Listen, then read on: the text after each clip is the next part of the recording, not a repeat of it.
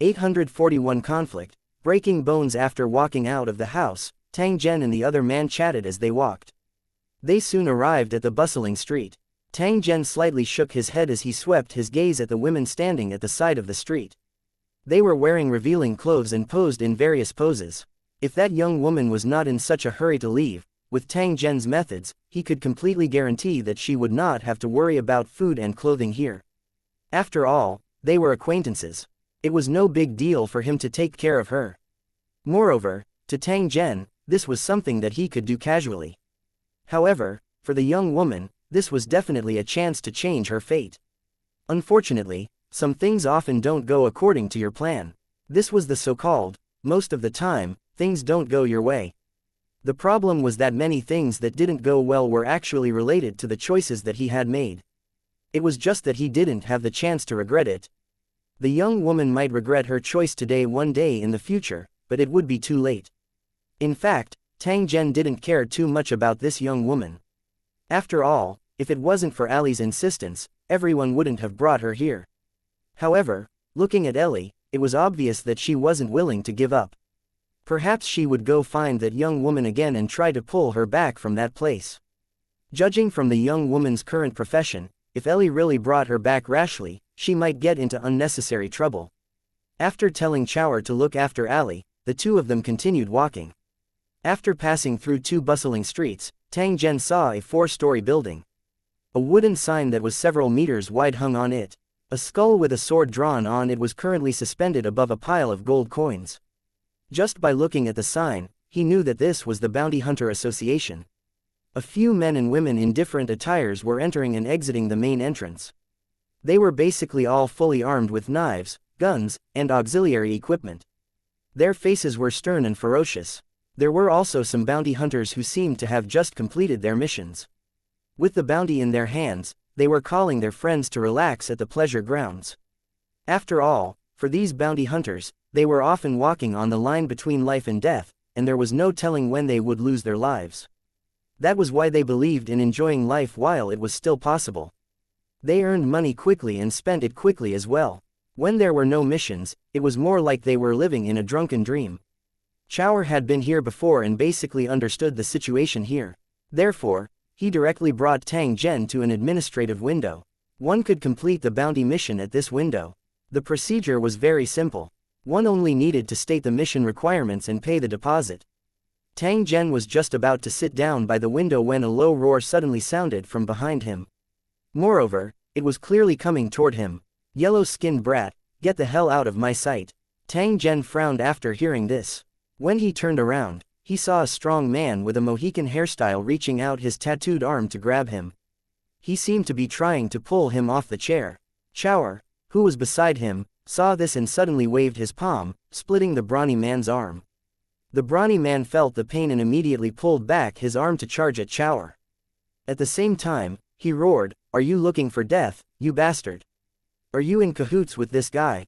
As he shouted this, 4 other men came up from behind the brawny man, and they were dressed exactly like the brawny man. There was no doubt that they were members of the same force. Tang Zhen did not know why this strong man had the guts to cause trouble in the Bounty Association. He was also too lazy to investigate the reason why the other party had targeted him. However, since the other party dared to provoke him, he could forget about ending it easily. Pushing the chair beside him, Tang Zhen and Chower moved to the side and squinted their eyes at the brawny man. The other party was also looking at him with bloodthirsty eyes and a sinister smile on his lips. "Yellow-skinned brat, if you kneel down and beg for mercy, I might consider letting you go. Otherwise, I'll break your bones today." After he finished speaking, the brawny man laughed wildly. The accomplices behind him also laughed without restraint, as if they had Tang Zhen in the bag. "Breaking bones. Actually, I know how to do it too." Tang Zhen had a smile on his face as he looked at the strong man and spoke in an extremely serious tone. However, there was a faint ridicule in his eyes. "Bastard, you're looking for death."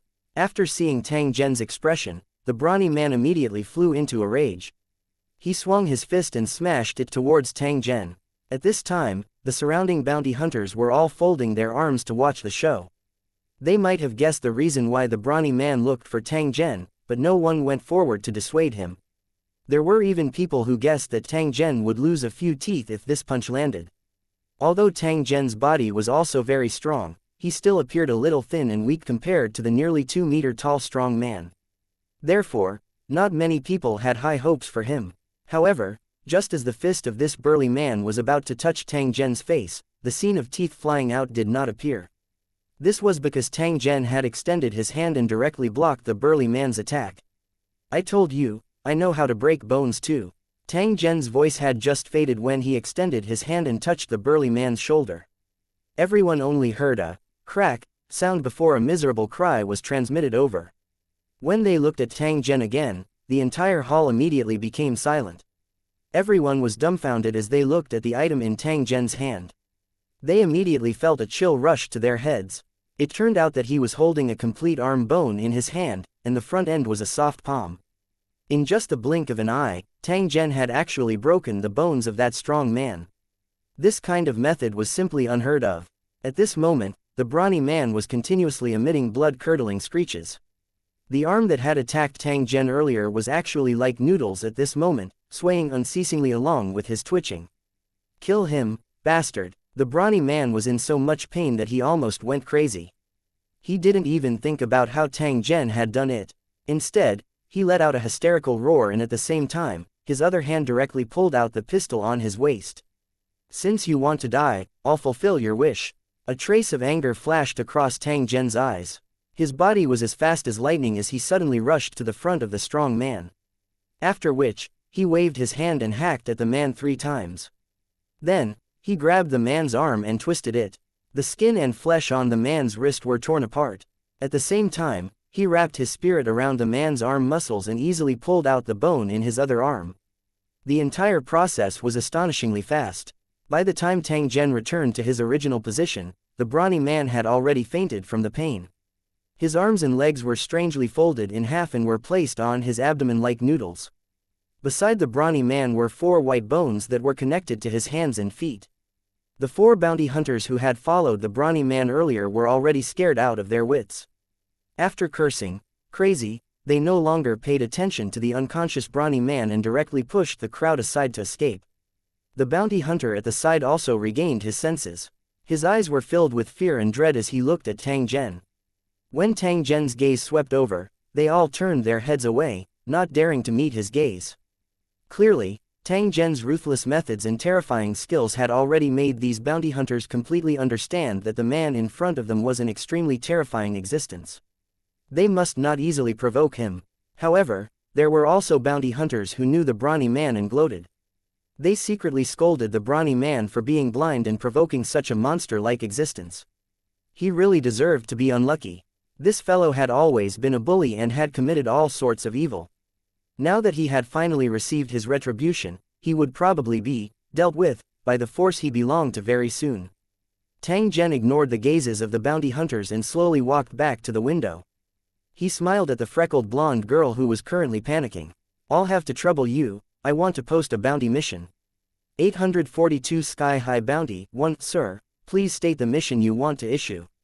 "I'll record it for you," the golden-haired girl said with a trembling voice after hearing Tang Zhen's words. After which, she quickly picked up a pen and paper and started to record. However, judging from her shaking shoulders and arms, he knew that the blonde girl was not calm. In the Bounty Hunter Association, there were often similar quarrels and fights, and even people would die from time to time. But in many cases, the Bounty Hunter Association would only expel them. Whenever they encountered a team seeking revenge, especially when a vicious fellow attacked, even the guild's guards would turn a blind eye to it. They would not take the initiative to cause trouble. This time, it seemed that it was still a team seeking revenge. As a result, the brawny man had his eyes on Tang Zhen. He originally thought that he did not have the mark of a bounty hunter on him and could easily humiliate him. However, he did not expect to kick an iron plate directly. The golden-haired girl swore that even though she had seen many bloody scenes, she had never seen anything as shocking as this. Although Tang Zhen did not directly kill that provoking strong man, he had directly pulled out the bones of his 4 limbs, causing him to wish that he was dead. Perhaps only the evil demons in the legends could have such chilling means. Thinking of this, the blonde girl's fingers trembled again, and she poked the paper that she was recording. Tang Zhen's words did not stop after taking a glance. He continued, "Yes, I'm looking for an item. Its form is not fixed, but it will disappear after seeing it." He described the behavior of the world's origin parasite in great detail, so that the bounty hunters could recognize it at a glance.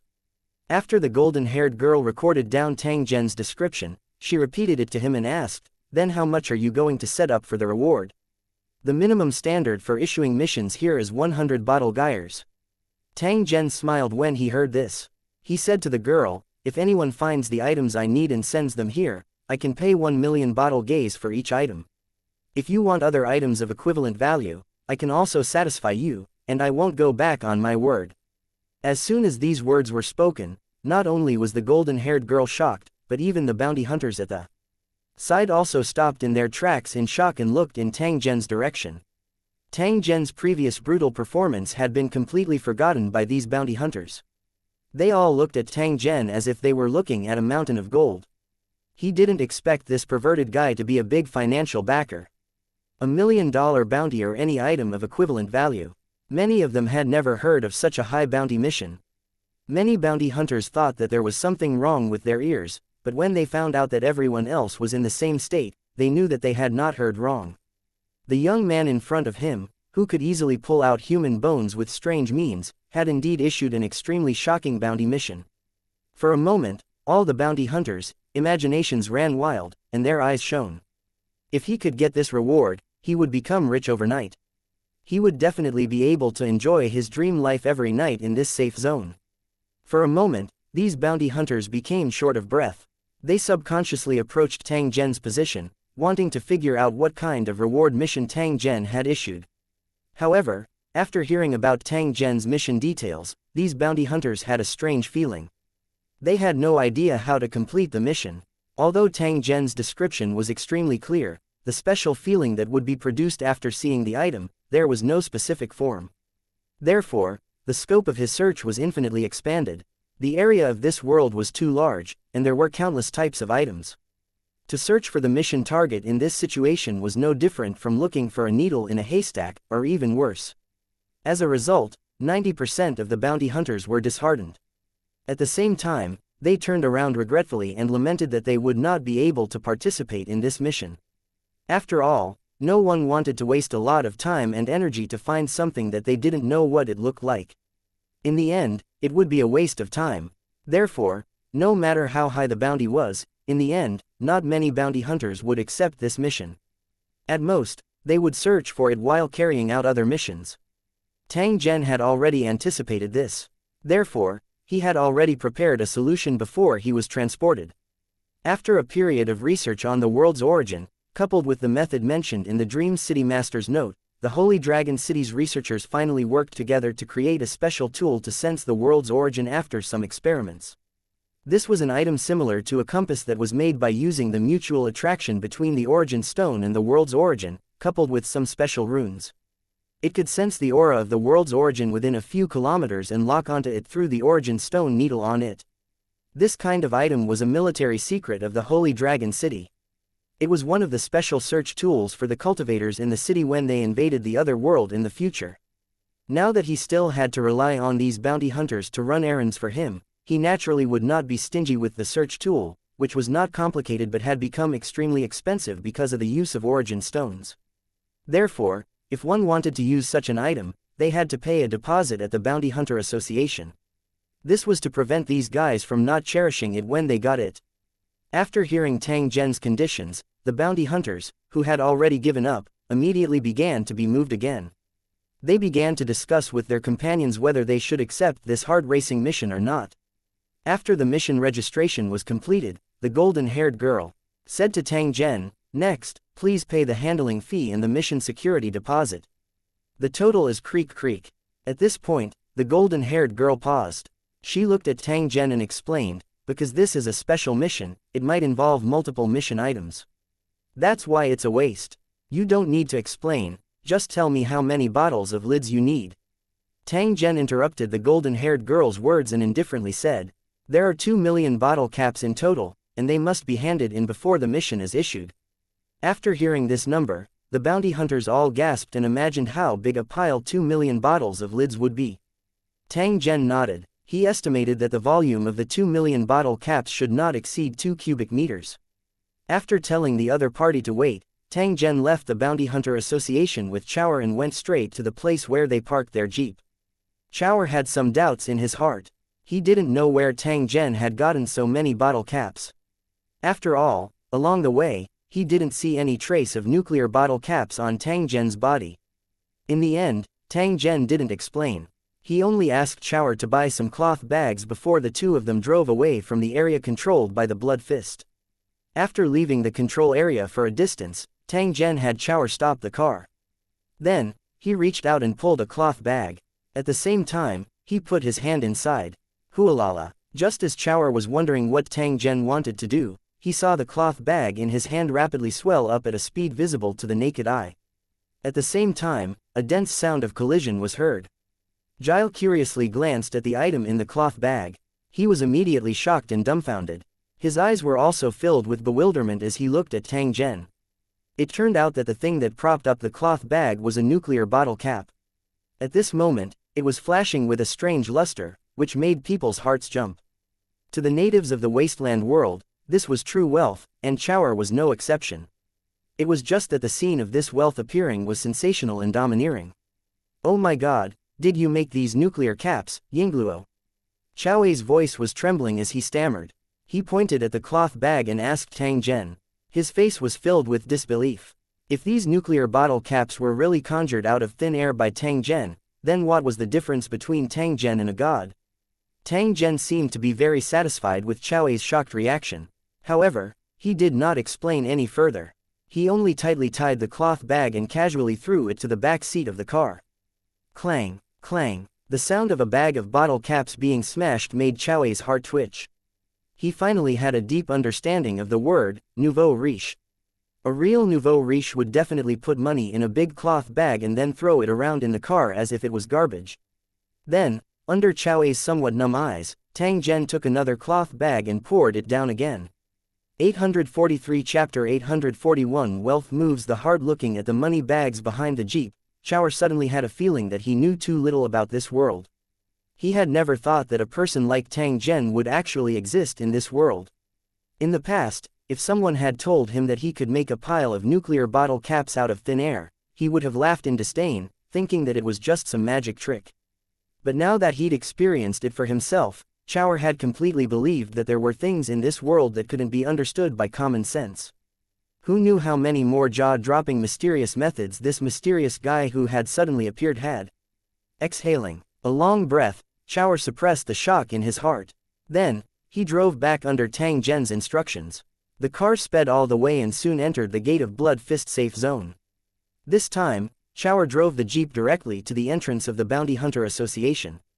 At this time, the Bounty Hunter Association was still crowded with people. When the jeep drove over, they all looked in their direction.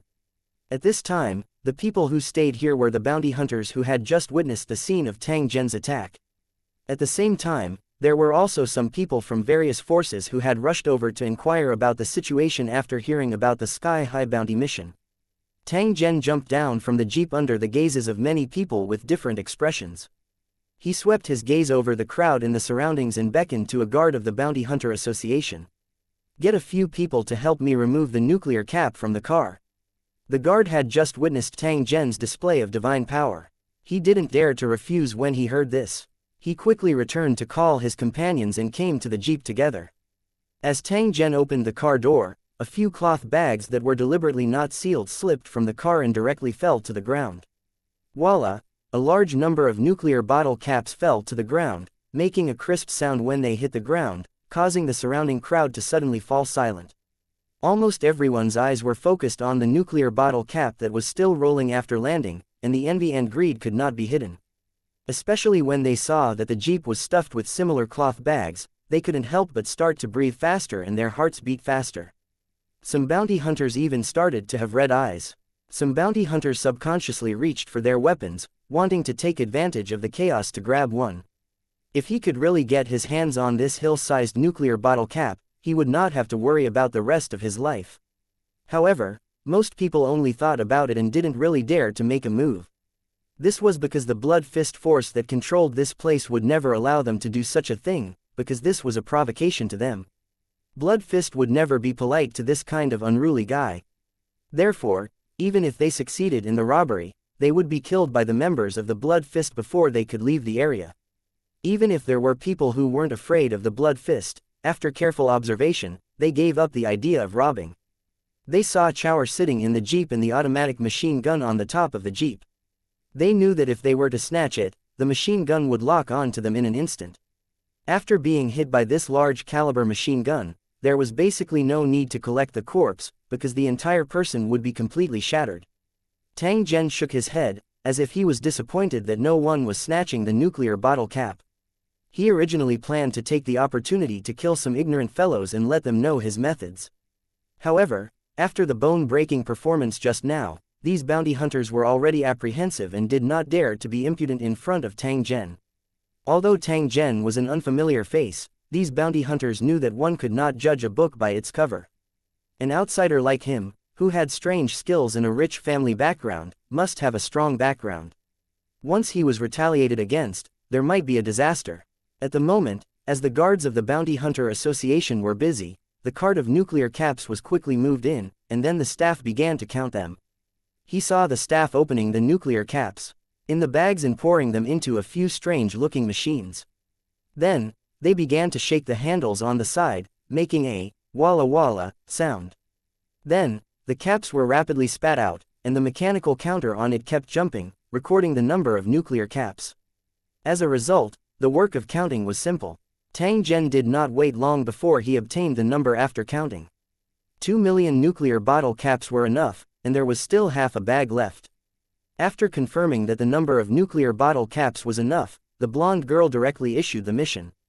The bounty hunters, who had been waiting for a long time, immediately swarmed forward and began to ask please like and share the video on the YouTube channel Cultivation Audiobooks.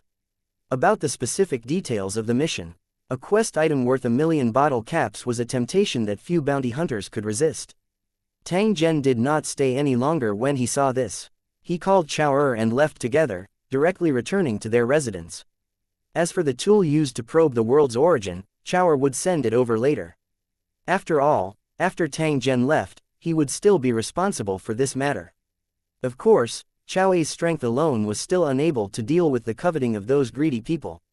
Therefore, Tang Zhen still had to find some helpers for him before leaving. If Tang Zhen's guess was correct, it was likely that the other party would come looking for him in a short time.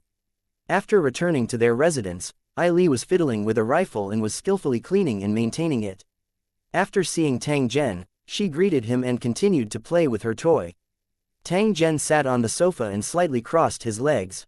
He seemed to be in deep thought. Chow'er sat on the balcony and habitually looked around to prevent any unexpected situations from happening. Time slowly passed. When night fell, a few oil lamps were lit in Tang Zhen's room, emitting a dim light. In the wasteland world, electricity was a very precious resource. Blood Fist would never use it for the residents to light up. However, the shops that were open at night and the streetlights on the side of the street were all lit up at this moment, shining on the people who were shuttling back and forth. The safe zone that seemed a little depressing during the day seemed to have come alive at that moment. It gave off a feeling of vitality and laughter could be heard from time to time. It was also at this moment that a few figures quietly arrived at Tang Zhen's residence and gently knocked on the door. "Who is it?" A deep man's voice came from behind the door. It was Chow'er, who had been guarding the door under Tang Zhen's orders. The person at the door was just about to reply when he heard Tang Zhen's voice, "No need to ask, let them in." As soon as he finished speaking, the door was opened. Chow'er, who was holding a large caliber pistol, glanced at the person and made a gesture of invitation. Two of them were standing guard at the door, while the other two walked in. With the help of the dim light, one could see that both of them were tall men wearing black jackets and had the same skin color as Zhen Tang. "Because of our matter this morning, we've implicated you. Please forgive us." The man in the lead was about 30 years old. He had a square face and his eyes flickered. At this moment, he was smiling as he explained to Tang Zhen. 844 Chapter 842 Deal, "You're welcome, please take a seat." Tang Zhen did not stand up. He merely randomly pointed to the sofa beside him. The other party nodded, took a few steps forward, and sat down. The young man next to him should be a bodyguard. At this time, he was holding a small box and guarding by the side. From time to time, he would also size up Tang Zhen. He was similarly extremely curious about Tang Zhen's methods. I don't like to beat around the bush, so just tell me your intention. Tang Zhen looked at the square-faced man and spoke in a faint tone. When the square-faced man heard this, he laughed. Since you're so straightforward, I won't waste any more time.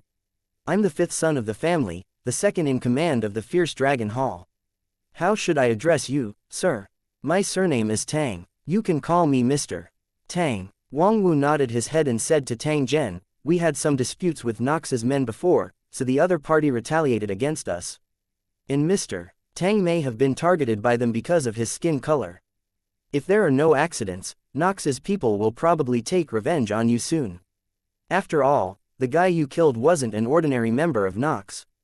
Tang Zhen nodded his head as he looked at Wang Wu. So, are you here to remind me, or do you have another purpose? It's secondary to remind you to pay attention to your safety. My main purpose is to get to know Mr. Tang and then cooperate with him in the future. Tang Zhen nodded his head and said to Wang Wu, my goal is very simple. I'm just looking for that special item. I'm not interested in anything else, and I won't interfere. If you can find that special item, I can consider cooperating with you. Even if it's helping you deal with your opponents, I can consider it. Wang Wu's eyes lit up when he heard that as he said to Tang Zhen, as Mr. Tang's words true. Tang Zhen glanced at Wang Wu and a trace of disdain was revealed in his eyes. I can say it, and I can do it. Of course, the premise is that you have what I want. When Wang Wu heard this, his face lit up. He waved to the young man beside him and the young man handed him the box. A surprised expression flashed across Tang Zhen's eyes when he saw this. At this moment, Wang Wu took the box and looked at Tang Zhen. After obtaining his permission, he slowly opened the box. As the box was opened, a strangely shaped metal box appeared before Tang Zhen's eyes. Mr. Tang, please take a look at this item first. Is it what you're looking for? In fact, Tang Zhen had already been attracted by the special runes on the surface of the metal box when it appeared. At the same time, he had carefully identified it. In different worlds, the appearance and shape of runes were different, but their effects were not too different. At most, the strength of their power was different. The metal box in front of him was engraved with a rune with a concealment function, which seemed to protect the item inside the box from being discovered. After Wang Wu confirmed his purpose, he took out the metal box. It was obvious that the thing inside was related to the origin of the world. When he thought of this, Tang Zhen flicked his finger. Soon after, the metal box was directly opened under Wang Wu's shocked gaze. Rays of light suddenly appeared, illuminating the top of the metal box. However, the light seemed to be solid. It only existed in a fixed area and then stopped abruptly. As for the object that emitted the light, it was a strange-looking bone. It was just like what Tang Zhen had described in the mission. With just a glance, one could tell that this bone was definitely not an ordinary object. Tang Zhen casually beckoned. That bone automatically floated up and landed in his hand. A trace of a smile surfaced on the corner of Tang Zhen's mouth after he sensed it slightly. He had searched high and low for it, but it had come back to him without much effort. He did not expect to receive such a surprise at night after he had just posted the task in the day. Tang Zhen nodded to Wang Wu as he sensed the world's origin energy contained within the special bone. The item is correct. Now you can state your request. The other party obviously didn't come for the nuclear bottle cap, so Tang Zhen simply didn't mention the money and directly asked Wang Wu about his true purpose. Wang Wu's face was filled with joy when he saw that the item he had brought was confirmed. He hurriedly explained his true intention to Tang Zhen. It turned out that after witnessing Tang Zhen's strange methods during the day, Wang Wu was shocked. At the same time, he immediately thought of the problems that the fierce Dragon Hall had encountered during this period of time. Some time ago, the members of the fierce Dragon Hall accidentally discovered an underground facility near the port of City X. After analysis, they confirmed that this should be a refuge that had not been used in time back then. This discovery made the members of the fierce Dragon Hall overjoyed. For the survivors of the wasteland world, this kind of unused sanctuary was undoubtedly a huge treasure. There must be a huge amount of resources hidden inside. If they could open up the sanctuary and obtain the material reserves inside, or directly use it as a base, then the fierce Dragon Hall's strength would definitely increase greatly and become one of the major forces in City X. However, the mutated parasite beast lurking near the entrance of the shelter poured a bucket of cold water over the heads of the excited fierce dragon hall. Out of the 50 members who participated in the exploration, only a few were lucky enough to survive. The rest were all killed by the mutated parasite. Unwilling to give up, the fierce dragon hall began to use various means to try and kill the mutated parasitic beast. In the end, not only did they not kill the monster, but they also lost a lot of people. The members of the Nox gang, who were already at odds with the fierce dragon hall, took the opportunity to launch a sneak attack on the fierce dragon hall. Who would have thought that the fierce dragon hall, which had suffered heavy losses from the mutated monsters, would rely on a batch of weapons found during the exploration to beat Nox members into a pulp? In the end, they could only escape in a sorry state. Unable to take this lying down, the Nox members started to cause trouble for the fierce dragon hall members in the safe zone. Fights would break out from time to time. The Blood Fist organization, which controlled the safety zone, was eager for all the members of these forces to die. Therefore, as long as it did not affect the operation of the safety zone, it would ignore them. That was why the brawny man provoked Tang Zhen, but no one came forward to stop him from the beginning. Of course, up until now, the other organizations still didn't know that the fierce dragon hall had discovered the fallout shelter. Otherwise, they would have long taken action to snatch it. However, there was no such thing as an impervious wall in this world. The other organizations would find out about the fierce dragon hall's discovery of the sanctuary sooner or later. Therefore, they had to take down the sanctuary before that happened. Wang Wu's real purpose here was to hope that Tang Zhen would kill the mutated parasitic beast. Only then would they have a chance to enter the shelter. 845 easily done. An unused shelter definitely had a huge attraction, enough to make countless survivors go crazy. This was a matter of great importance, so the fierce dragon hall was extremely cautious in their actions, hoping to keep this secret for a longer time. Therefore, even though he had invited Tang Zhen to help, Wang Wu did not mention anything about the sanctuary. This was to prevent Tang Zhen from having any ill intentions or leaking the information about the sanctuary. Fortunately, the cave that led to the sanctuary had collapsed and was completely covered by gravel. This way, when Tang Zhen was killing the mutated monsters, as long as he did not deliberately observe, he would not discover any abnormalities in the karst cave. The chances of the shelter being exposed would be greatly reduced. Of course, the most crucial point was how to invite Tang Zhen to take action. Tang Zhen wasn't lacking in money. One had to know that the car full of nuclear bottle caps made even Wang Wu feel a little shocked and envious. Even the treasury of the fierce dragon hall didn't have that much cash in reserve. Therefore, using money to invite Zhen Tang to take action was not within King Fifth's consideration. Moreover, he didn't know how much money was appropriate. However, when he saw Tang Zhen's mission requirements, Wang Wu suddenly had a flash of inspiration. He recalled an item stored in the nest of the fierce dragon hall. It seemed to be very similar to Tang Zhen's description. They had found it in the ruins of a museum. Other than its unique style and its unique feeling, it had no other use. Therefore, ever since it was discovered, it had been left in the storage room. It was only now that Wang Wu remembered it. With the intention of giving it a try, Wang Wu took out the dusty item. After confirming that it was the item that Tang Zhen was looking for, he paid a visit with the excuse of an apology. Now, it seemed that he had made the right move. Then, the next thing would depend on whether this Tang Zhen had the ability to kill the mutated monster. City X, somewhere about 20 kilometers away from the Blood Fist safe zone. Tang Zhen looked at the quiet port in the distance. He spoke to Wang Wu beside him. What's going on with those ships anchored by the shore? Are they occupied? Wang Wu was currently wearing a black combat suit with a bulletproof vest on the outside. When he heard Tang Zhen's words, he glanced at the direction that Tang Zhen was pointing at and explained with a smile, "It used to be a military port, but it has been abandoned for many years. No one has occupied it." Upon seeing the doubt on Tang Zhen's face, Wang Wu continued, "You may not know this, but there are many monsters near this military port, and there is a thick fog from time to time.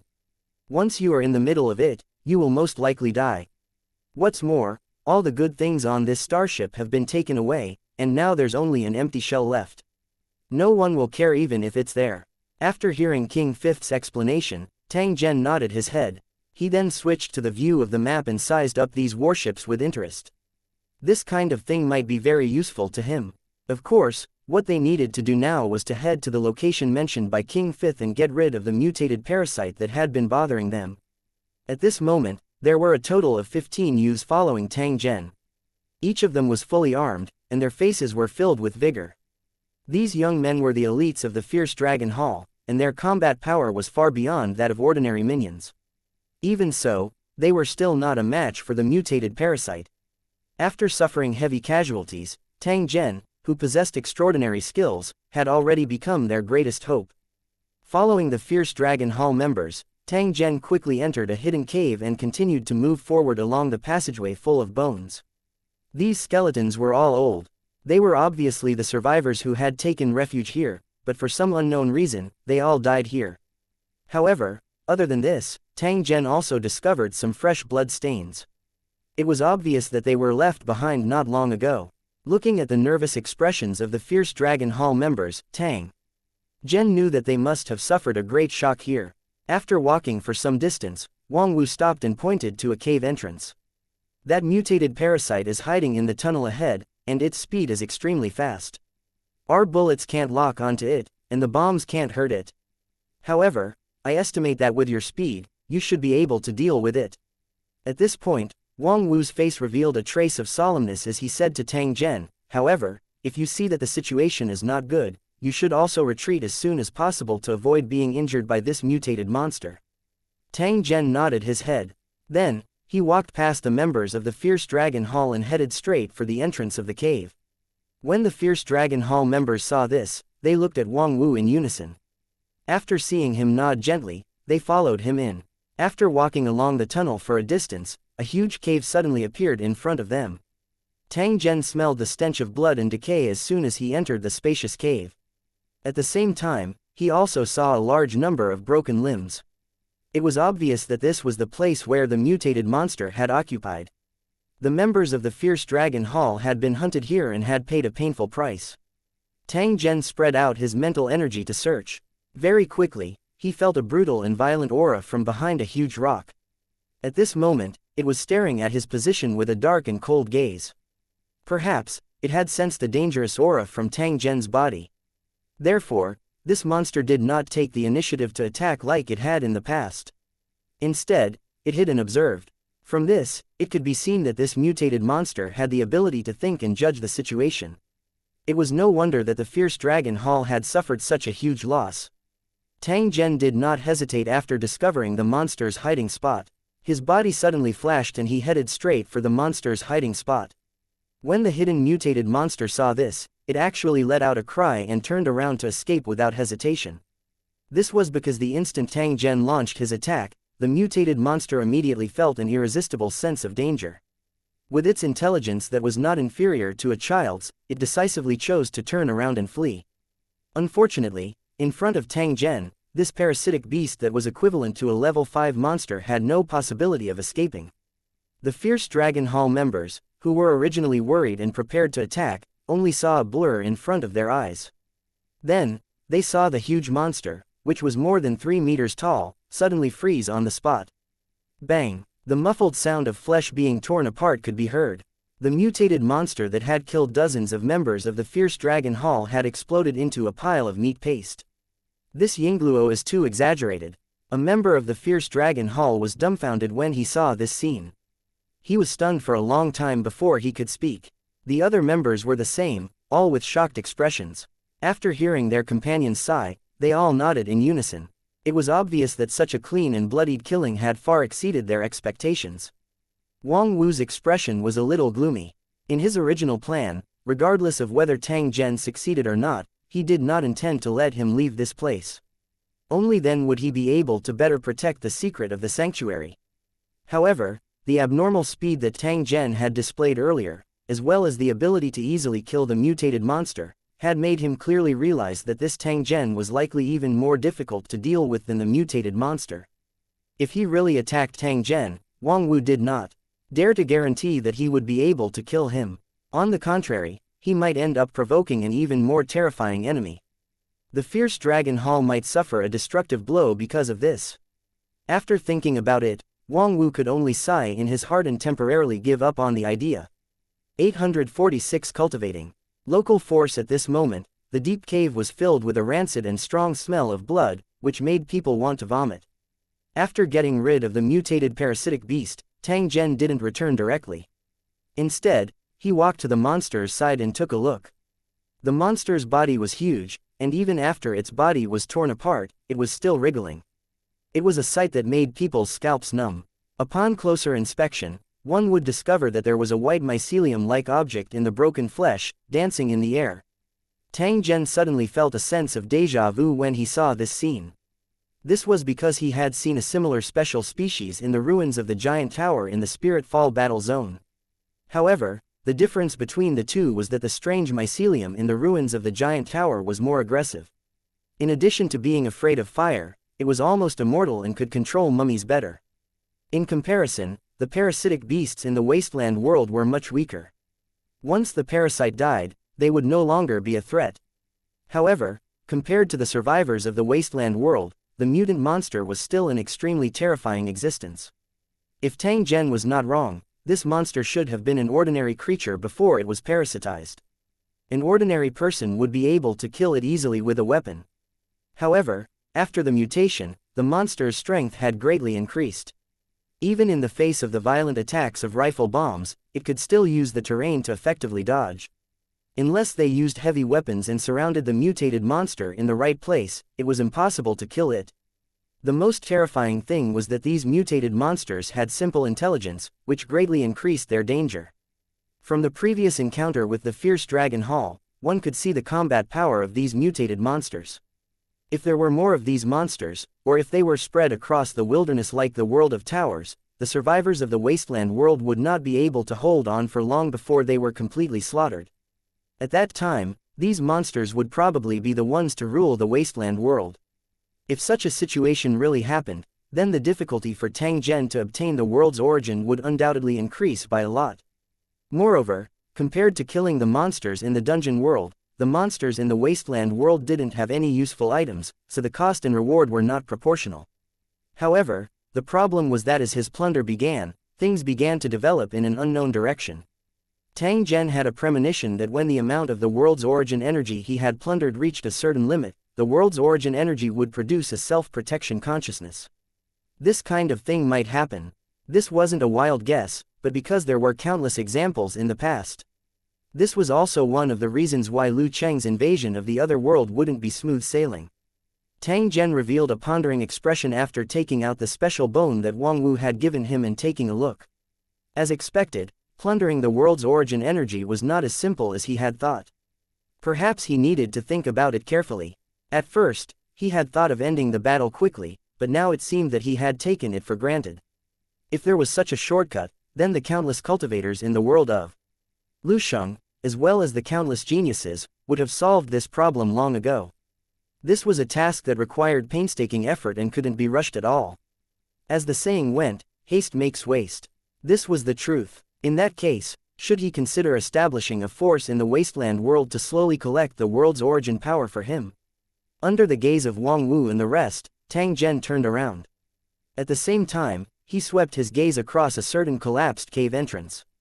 A trace of understanding was revealed in his eyes. There was indeed a reason why the fierce dragon hall wanted to take down this place even at the cost of their soldiers.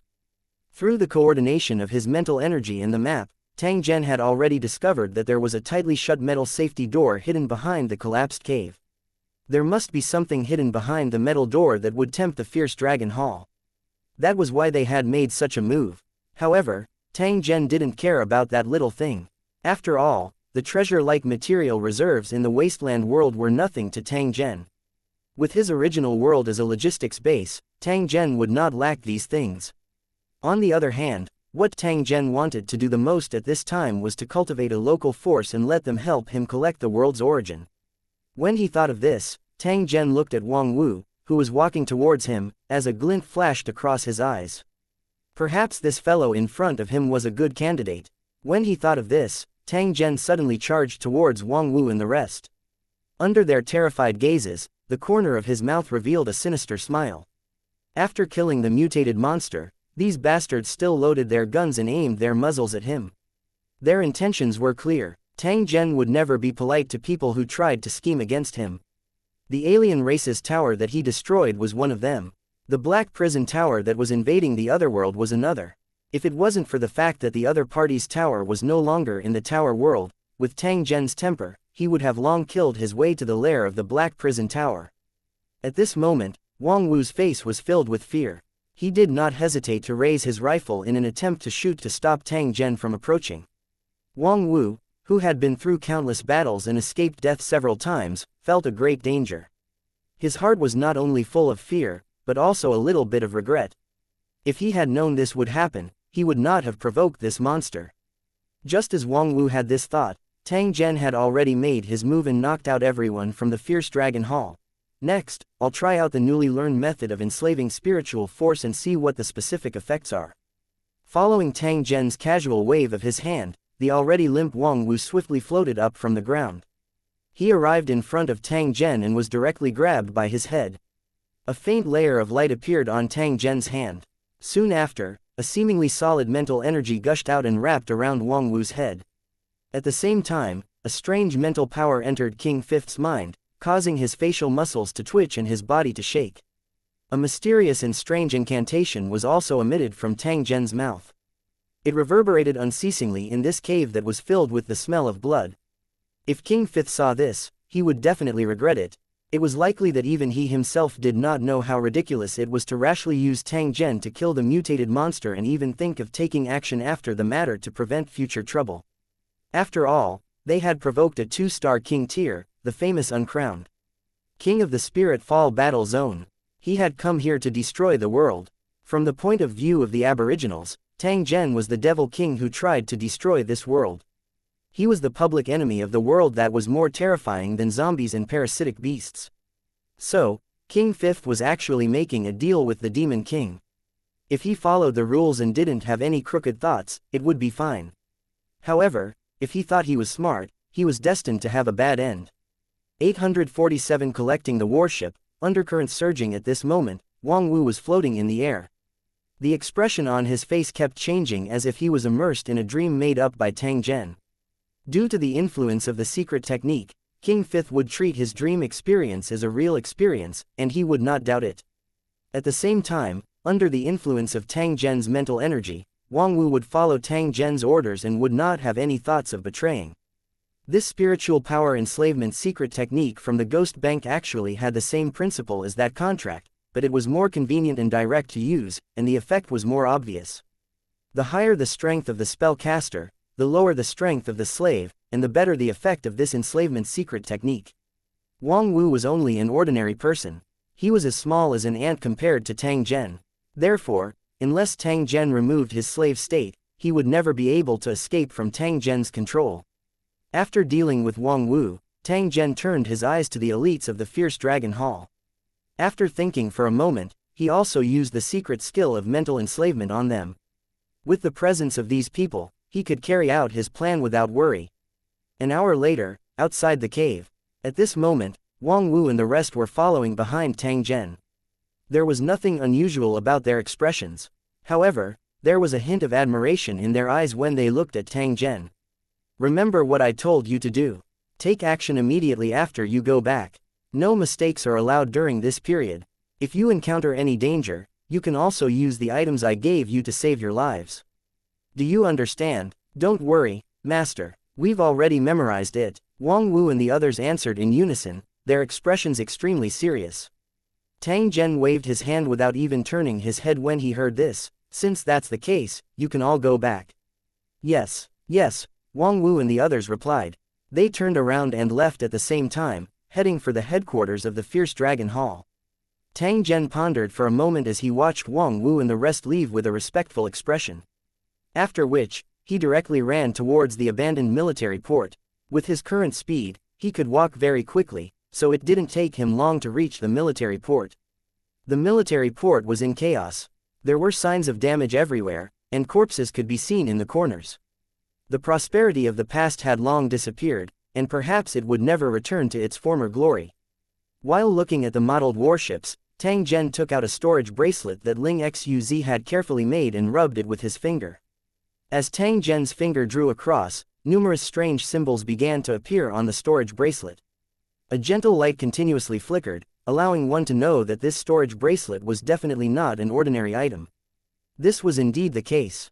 The space in this specially made storage bracelet was extremely large, and it could easily store 3 to 5 damaged warships in front of them.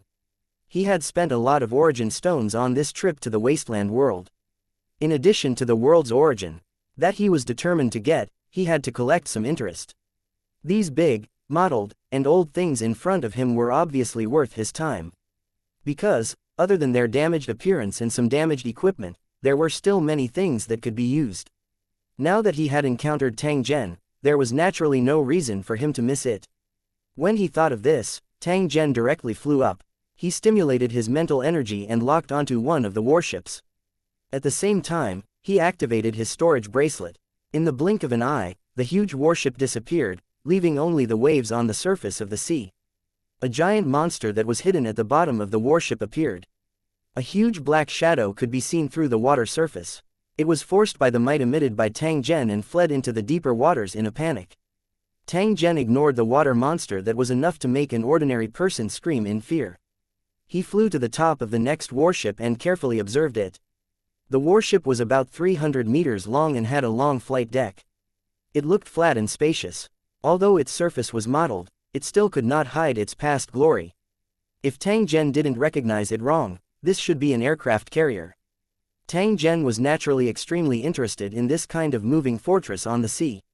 Therefore, he kept it into his storage bracelet without any hesitation.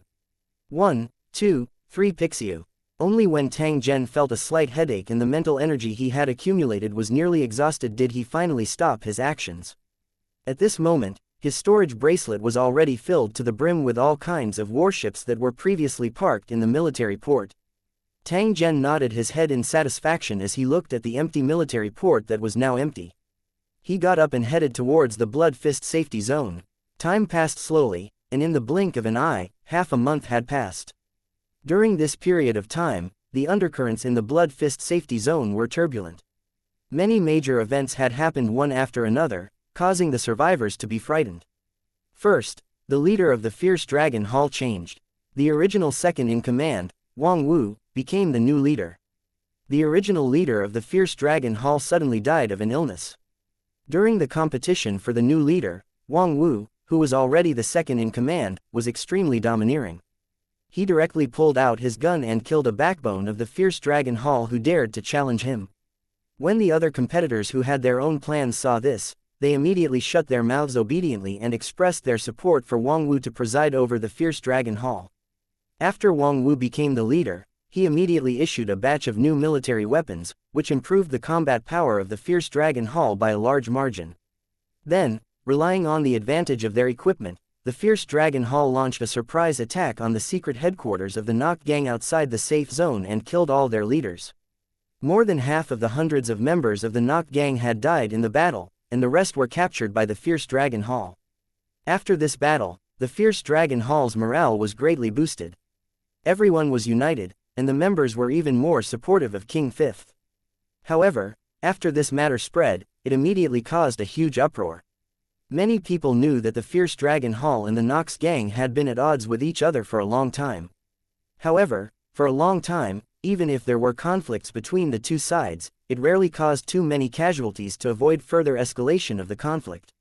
Some time ago, the Noct Gang launched a surprise attack on the headquarters of the Fierce Dragon Hall, but they returned in failure. Unexpectedly, the Fierce Dragon Hall launched their revenge in the blink of an eye, directly destroying the Noct Gang. It had been many years since such an intense battle had taken place. The last time it had happened was when the Blood Fist organization was fighting for the safe zone. It was also because of the powerful strength that the Blood Fist organization had displayed that the other forces had chosen to bear with it and silently acknowledged it as the controller of this area. However, this safe zone had great value. The Blood Fist organization had controlled this place for a long time and had constantly suppressed the other forces, which had long made many forces dissatisfied. Those with discerning eyes could already tell that the Fierce Dragon Hall was not content with being alone and wanted to fight with the Blood Fist. However, before the survivors could recover from their shock, the Fierce Dragon Hall had mobilized all of their members with great fanfare and entered the safety zone with weapons. They were really arrogant. The strangest thing was that during this process, the manager of Blood Fist did not come forward to stop it. Things were getting interesting. Although there were many members from different forces in the Blood Fist safety zone, it was the first time that someone had dared to do such a thing. How could they allow others to sleep beside their beds? Furthermore, the fierce Dragon Hall was in the limelight now. Letting them enter the safety zone just like that was almost equivalent to letting a fierce tiger in. Could it be that the bosses of the Blood Fist organization had collectively lost their minds and actually ignored this matter? 848 Chapter 846 Change of Master, Temporary Return. This extremely abnormal scene immediately attracted the attention of the survivors. An atmosphere of impending storm enveloped the entire safe zone. Many forces also began to quietly make preparations, trying to profit from the changes. As expected, on the night the fierce Dragon Hall entered the Blood Fist safety zone, there was a fierce battle. The gunshots did not stop all night, and corpses could be seen on the streets from time to time. However, what was surprising was that the powerful Blood Fist organization was actually being beaten back in this battle. They had no power to resist at all. At the same time, a huge metal monster appeared and turned the headquarters of the Blood Fist into a river of blood. Rapid gunshots were like a rain in the middle of the night, constantly ringing in people's ears. When the restless forces saw this scene, they immediately put away their unwanted thoughts and obediently watched the show. The next morning, when people saw the fully armed members of the fierce Dragon Hall on the streets, they realized that the Blood Fist safety zone had probably changed hands. As expected, the Blood Fist safety zone was soon renamed to City of Hope, and King Fifth became the new ruler of the city, but he was always followed by a strange man. This person was Chower. He would be responsible for assisting King Fifth in managing this safe zone. At the same time, he would help Tang Zhen collect the origin of the world. Under the leadership of Wang Wu, the members of the fierce Dragon Hall killed all the forces who dared to oppose them. They were extremely ruthless. Although many survivors escaped the safety zone during the whole process, as the situation completely stabilized, a large number of supplies from the fallout shelter were taken out and distributed. After a large number of survivors were recruited, the number of people here did not decrease but increased instead, and it began to become more and more lively. The Blood Fist organization's headquarters had now become the residence of Hope City's Castellan. Tang Zhen stood by the window and looked at the people on the street. Behind him were Wang Wu and Chower, who had already become the city lord. According to the plan I've given you, it won't take long for Hope City to become a paradise for countless survivors. I'll come here regularly to bring you enough supplies to ensure that the early development won't be affected. After Tang Zhen said this, he turned his head to look at Chower and Chower. His expression carried a trace of seriousness, and all my actions only have one purpose, which is to make it easier for me to search for the items I need. You must remember this. Therefore, no matter what you encounter, you must prioritize this matter. Understand? Beside him, Joel nodded. Even if Tang Zhen didn't say it, he had already guessed this. Although he was very curious about the purpose of Tang Zhen's collection of those items, Chower was also extremely clear that knowing too much might not be a good thing for him. The more one knew, the faster one would die, especially the secrets of a mysterious person like Tang Zhen. So, Chower only needed to run Hope City well and let Ali live a stable life. As for the other things, what did they have to do with him? Tang Zhen nodded his head in satisfaction after seeing Chower's reaction. With Chower and King Five's men running errands for him, in addition to the weapons and equipment he provided, the speed of collecting the world's origin would be much faster. Tang Zhen seemed to have thought of something as he continued to warn, "When I'm not here, don't come into contact with the other major forces for the time being to avoid any accidents. However, if the other party can help me collect the things I want, I can cooperate with him. But be careful not to fall into his trap. It's fine even if I suffer a little loss for the time being. When I come back, I'll definitely get back at you with interest." The reason why Tang Zhen said this was because although the wasteland world was vast and sparsely populated, there were still some powerful forces existing. Compared to them, Hope City was not their match at all. People like Umbrella and Inkly were powerful forces that could not be ignored in the wasteland world. Tang Zhen's purpose was not to fight with them for territory. Therefore, unnecessary disputes should be avoided. However, if the other party dared to obstruct his plan, Tang Zhen would definitely not let it go. The morning passed quickly. After Zhen Tang arranged everything, he left 10 more fighting robots and entered a secret room, temporarily returning to the Lusheng world. In Holy Dragon City, a plane transportation channel suddenly appeared. Tang Zhen's figure slowly appeared from within. Tang Zhen could not help but take a deep breath after he sensed his body and confirmed that there was nothing unusual. When he was in the wasteland world earlier, the energy there was really too thin. It caused Tang Zhen to have a feeling of having difficulty breathing at all times, causing him to feel extremely displeased. Now that he had returned to the world of Lusheng, the situation had finally eased. It was as satisfying as drinking a large bucket of ice water in the hot summer. Tang Zhen pushed open the door that had been closed for a long time. He appeared in his study and began to listen to the assistant's report on the events that had happened during this period. In the time he was away, the Holy Dragon City's situation was basically normal, and it had become even more lively. The reason was that more and more transmigrators had come to Holy Dragon City to participate in the testing of the real game, causing excited players to be seen everywhere inside and outside of Holy Dragon City. These transmigrators, who were curious about everything they saw, added a lot of vitality to Holy Dragon City. After upgrading to a Grade 8 city, Holy Dragon City had completely changed. It was like a paradise on Earth, making people forget to leave. These transmigrators had never seen such a beautiful scene before, so they were all shocked for a long time before they came back to their senses. They repeatedly said that this trip was not in vain. With this kind of mood, they participated in the game testing, so naturally, they were full of joy and laughter along the way. Other than this matter, the other two matters that the assistant had mentioned had also aroused Tang Zhen's interest. The first was the news from the Allied army in his original world. They had completely occupied the dog-headed people's tower area and were now clearing out the remaining enemies. The arrogant kobolds, who had dominated the rich land for countless years, had now become stray dogs. Almost all the members of the royal family had died in the most intense battle of the royal city. After this battle, the Alliance army won a huge victory. The Kobold King city was destroyed, and the ruins were everywhere. Perhaps it wouldn't take long for the dog-headed people, who were on the verge of extinction, to be completely annihilated. From the moment this arrogant race provoked the Holy Dragon City, they were destined to be destroyed. The next thing to do was to distribute their own benefits. Tang Zhen didn't have much interest in how his partners would divide this rich land. He only needed to manage the wildlands well and didn't want to get involved in other areas for the time being. As for the other matter, the residents of Holy Dragon City had asked him more than once to open the level 8 overseas battlefield as soon as possible. This would also speed up the upgrade of the tower. With the rapid development of the Holy Dragon City, the strength of the city kept increasing. The residents of the Holy Dragon City were full of confidence and had already begun to work hard to promote the city to a national level. Becoming a resident of a national level building was the wish of almost all the residents of the building. Because, in addition to the real benefits, it was also a very high honor for the residents of the building. It was a good thing that such a situation had occurred. Tang Zhen naturally wouldn't dispel the enthusiasm of the residents. Therefore, after some consideration, Tang Zhen made a decision to open the level 8 overseas battlefield soon. As soon as this news spread, the entire Holy Dragon City immediately burst into cheers. The cultivators in the towers excitedly arranged their equipment, preparing to earn a lot of battle merits in the overseas battlefield.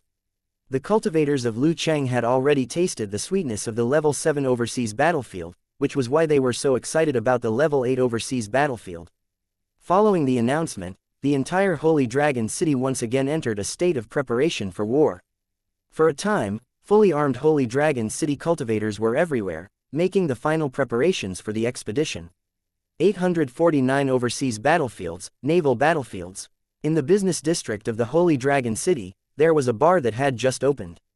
It was filled with guests who had come because of its fame, and many of them were transmigrators with curious expressions.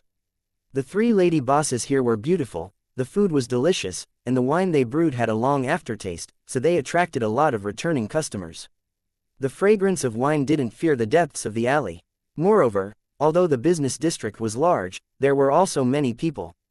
Of all kinds. Almost every street was full of people, so it wasn't difficult to find this small shop. Although the store was not big and had not been open for long, it was famous for its cheap and good quality dishes. Eating delicious food and listening to the music played by the lady boss was really a kind of spiritual enjoyment. At this moment, Tang Zhen brought his family, Qian Long, Tai Seng, and the others to a private room upstairs. They were eating and chatting. The table was full of sumptuous dishes, and everyone was full of praise. At this moment, the door was opened and 3 tall women walked into the room with smiles on their faces. Seeing this, everyone immediately stopped talking and looked at the 3 women, deep in thought. They were the 3 king-level spirit body cultivators from the overseas region. However, they no longer had any cultivation and were only a little stronger than ordinary people. However, looking at their expressions, they didn't look regretful at all. Instead, their brows were filled with the joy of being reborn. The woman in the lead was dressed in red. She bowed to the crowd and then brought out a few dishes and placed them on the table. "This is my specialty. Please have a taste and give me your valuable opinions." When she spoke up to this point, the red-clothed lady looked at Tang Zhen and revealed a grateful expression. "The city lord has helped us 3 sisters escape from the sea of suffering and even allowed us to live in Holy Dragon City. We will never forget his great kindness. We didn't have the chance to thank you before, but now that you've come to our store, we're very flattered. At the same time, we'd like to take this opportunity to thank you." When she spoke until this point, the red-clothed lady bowed to Tang Zhen. The black-clothed and white-clothed ladies standing behind him also did the same. Their expressions were solemn and sincere. "You're welcome. After all, you and I have an agreement. There's no need to say that we owe each other anything." Tang Zhen shook his head. He looked at the 3 spirit body sisters who were staying in the specially made bodies and spoke with a faint smile. When the woman in red heard this, she no longer mentioned this matter. Instead, she smiled and introduced the few dishes that had just been served to everyone. From time to time, she would raise her glass and toast. The white-robed lady took out a unique piece of music and directly performed it live to liven up the atmosphere for Tang Zhen and the rest. The wine was good, the dishes were fragrant, and the melodious music floated in the air, causing the room to be filled with joy. Holy Dragon City, Back Valley. Under calm circumstances, the Holy Dragon City's Level 8 overseas battlefield quietly opened. The whole process did not alarm too many people. Other than the residents of Holy Dragon City who had more important positions and were lucky enough to participate, the rest of the residents of the building did not know about this at all. The Holy Dragon City was now being watched by countless forces. Their every move would be reported by the spies, so some things had to be low-key. At this moment, Tang Zhen cut off the spiritual link with the cornerstone platform and turned to look at the giant teleportation gate that had just appeared in front of him. Compared to the teleportation gate of the Level 7 overseas battlefield, the teleportation gate of the Level 8 overseas battlefield was undoubtedly more majestic and mysterious. The Holy Dragon City's residents behind Tang Zhen were also unblinkingly sizing up the teleportation gate in front of them. From time to time, they would whisper to each other, "What do you think a Level 8 ocean land will look like?" "I don't know, but I heard that the area and danger level of the Level 8 overseas battlefields are different. I wonder what kind of battlefields will we be randomly assigned to?" "Hey, aren't you guys tired of guessing? Anyway, the portal is already open. You'll know when you go and take a look. Let's not talk about it for now. Look, the cultivators in charge of scouting the enemy have already entered." While the crowd was discussing, 20 fully armed Holy Dragon City Lord cultivators had already walked to the front of the transfer gate and cupped their fists towards Tang Zhen. Then, the Overlord cultivators stepped into the teleportation gate with excitement on their faces. It was an enviable honor for them to be the first to enter the rank -8 overseas battlefield and investigate the enemy's situation. At this moment, their fighting spirit was high, and they had already made up their minds. They had to complete this mission beautifully.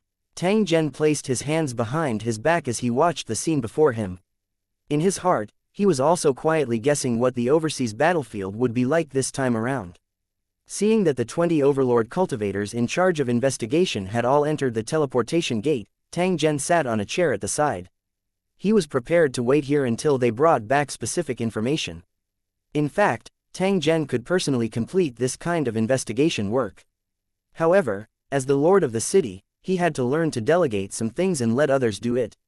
This way, the residents under him would be able to train and be able to take charge as soon as possible. After all, the strength of a city tower ultimately depended on its overall strength, and not the martial strength of the city lord alone. After all, the strength of one person was limited. However, in a powerful city, the cultivators were as strong as dragons and could definitely make the enemy cower before the battle. Just as he was thinking about this, Tang Zhen suddenly noticed that the light on the teleportation gate flashed slightly. His heart immediately jumped. This was obviously a sign that someone had sent a message back. However, the cultivator in charge of the investigation had just gone there, so how could he have sent a message back so quickly? Could it be that there was a great danger on the other side of the teleportation gate that even the Lord Cultivators couldn't resist? Tang Zhen suddenly sat up when he thought of this. His body flashed and he had already appeared in front of the teleportation gate. Once there was a change, he would immediately take action to help. The Holy Dragon City's higher-ups had also noticed the abnormality. They all stopped talking and looked at the teleportation gate. At this moment, a dozen Holy Dragon City cultivators suddenly rushed out of the teleportation gate and appeared in front of Tang Zhen. They didn't seem to be injured, but they were in a very sorry state. They were all wet from head to toe, and water was dripping from them. Tang Zhen was extremely curious. He opened his mouth and asked, "What's the situation on the other side? How did you guys end up like this?" The faces of the Overlord grade cultivators turned red as they explained to Tang Zhen, "City Lord, after we passed through the teleportation gate, we didn't even get a clear look at the situation." The result. Speaking up to this point, the Lord Cultivator paused for a moment. When he saw Tang Zhen staring at him without any intention of blaming him, he braced himself and continued, "In the end, we all fell into the water and struggled for a long time before we managed to swim back." The Lord Cultivator cried and said unwillingly, "We're all non-swimmers and can't swim at all. If it weren't for our cultivation levels, we might have been fed to the fish." Tang Zhen did not know whether to laugh or cry when he heard this. He looked at the other party and said, "Then won't you guys be suspended in the air for a while? This shouldn't be difficult for you, right? City Lord, you don't know this, but there's no way to fly on the other side. The water is vast and boundless, and there's no sign of land at all." When Tang Zhen heard this, he felt that things weren't as simple as he had imagined. He glanced at the Holy Dragon City's cultivators, who were all drenched, and said softly, "There are still a few people left. Why aren't they back yet? They know how to swim. They said they wanted to take a look and collect as much information as possible. Otherwise, it would be too embarrassing." The Lord Cultivator awkwardly smiled and explained to Tang Zhen, "Nonsense. What if we encounter a powerful water monster? We can't fly, so we'll just be courting death in the water." Tang Zhen snorted. Under everyone's gaze, his figure directly charged into the teleportation gate. "Don't act rashly, wait for me to come back and make a decision." After hearing Tang Zhen's words, the Holy Dragon City's people, who were originally planning to follow them in, immediately stopped in their tracks. It was just that their current expressions all became very strange and helpless. Before opening the Level 8 overseas battlefield, they had many speculations. However, no one had expected that the Holy Dragon City's Level 8 overseas battlefield was actually a vast and enormous water surface. This was too surprising. 850 The water world. One on the other side of the teleportation gate, Tang Zhen looked at the boundless sea surface before him. He was also shocked and surprised in his heart. He had never dreamed that the Holy Dragon City's Level 8 overseas battlefield would be in such a special terrain that would make people speechless. The terrain of the overseas battlefield was unpredictable, and the most troublesome thing for the cultivators of Lu Cheng was undoubtedly this special terrain, because it would cause a huge restriction to the battle. Although the foundation stone platform had a profound meaning, perhaps it was more to allow Lu Cheng's cultivators to adapt to different combat environments. It had to be said that this special terrain was really a scam. There was once a tower city that was randomly assigned to a battlefield full of volcanoes when the Level 8 overseas battlefield was opened. It was really dusty inside, like a steamer. Being assigned to the overseas battlefields with such a harsh environment, the tower city was also very unlucky. It spent a lot of manpower and resources, and it took a few decades to barely complete the advancement mission. Therefore, when completing the upgrade mission of the Level 8 tower, it would more or less depend on luck. If the terrain was not too restrictive, the mission would be easier to complete, and after the victory, they could get a good piece of land. However, if they encountered a special terrain, they would have no chance of getting the two mentioned above. However, the proportion of overseas battlefields in this kind of special terrain was not high. Tang Zhen could only blame his luck for being too bad. He had actually been randomly assigned to such a special battlefield by the cornerstone platform. Although he was depressed, since the teleportation gate had been activated, it meant that the mission had already begun. There was no reason to stop it. In that case, His next step would be to investigate the enemy and complete the promotion mission as soon as possible. Tang Zhen once again looked at the surrounding sea when he thought of this. Just as the cultivators of the Tower City had said, all they could see was the vast sea. Other than the teleportation gate standing on the sea behind them, there were no signs of islands or land. He tried to fly, only to find that even with his 2-star king tier strength, he could only fly about 3 meters. After that, he would feel a mountain-like pressure coming at him, forcing him to maintain his balance to prevent himself from falling. This place was indeed strange. It seemed that this Lusheng's advancement mission would be a bit difficult. When he switched to the map view, Tang Zhen discovered that he could only see as far as his line of sight could reach. This was clearly another restriction of some kind. Tang Zhen had already discovered this strange phenomenon when he was heading to the wasteland world. Now that he was entering the rank -8 overseas battlefield, this situation appeared again. It seemed that such a situation would appear when one entered an unfamiliar world. As Tang Zhen's floating range continued to expand, the area of the map would gradually expand. Therefore, in this case, if Tang Zhen wanted to activate the map teleportation function and run a few hundred kilometers at once, he must first unlock the map of that area. In other words, Tang Zhen had to personally go to the areas that were not shown on the map. Then, his mobile phone could be used to map and supplement the area, so that the area covered by the map would continue to expand.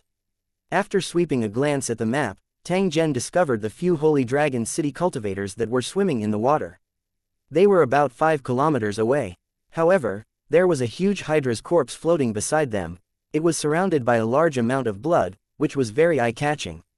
"You guys, come back immediately." The Holy Dragon City's cultivators had their own special communication tools. At this time, with Tang Zhen's order, the Holy Dragon City's cultivators, who had just joined forces to kill the water monster, immediately swam towards the teleportation gate like big fish. "Greetings to the city lord." A few lord cultivators swam in front of Tang Zhen and stood up from the water. They relied on their mental strength to support their feet, allowing them to stand on the water for a short period of time. As for the other lord cultivators who didn't know how to swim, they probably wouldn't use this move. That was why they fell into the water one after another and were in a sorry state. "The few of you, don't go back yet. Come with me to investigate first." As he said this, Tang Zhen waved his hand. The cultivators, vision blurred, and a military speedboat appeared on the sea. When it landed, it splashed a large amount of waves. When the cultivators saw this, they jumped onto the assault boat one after another. Tang Zhen also landed on it. The Holy Dragon City cultivators were already very familiar with this kind of equipment from the original world, so they activated it very easily.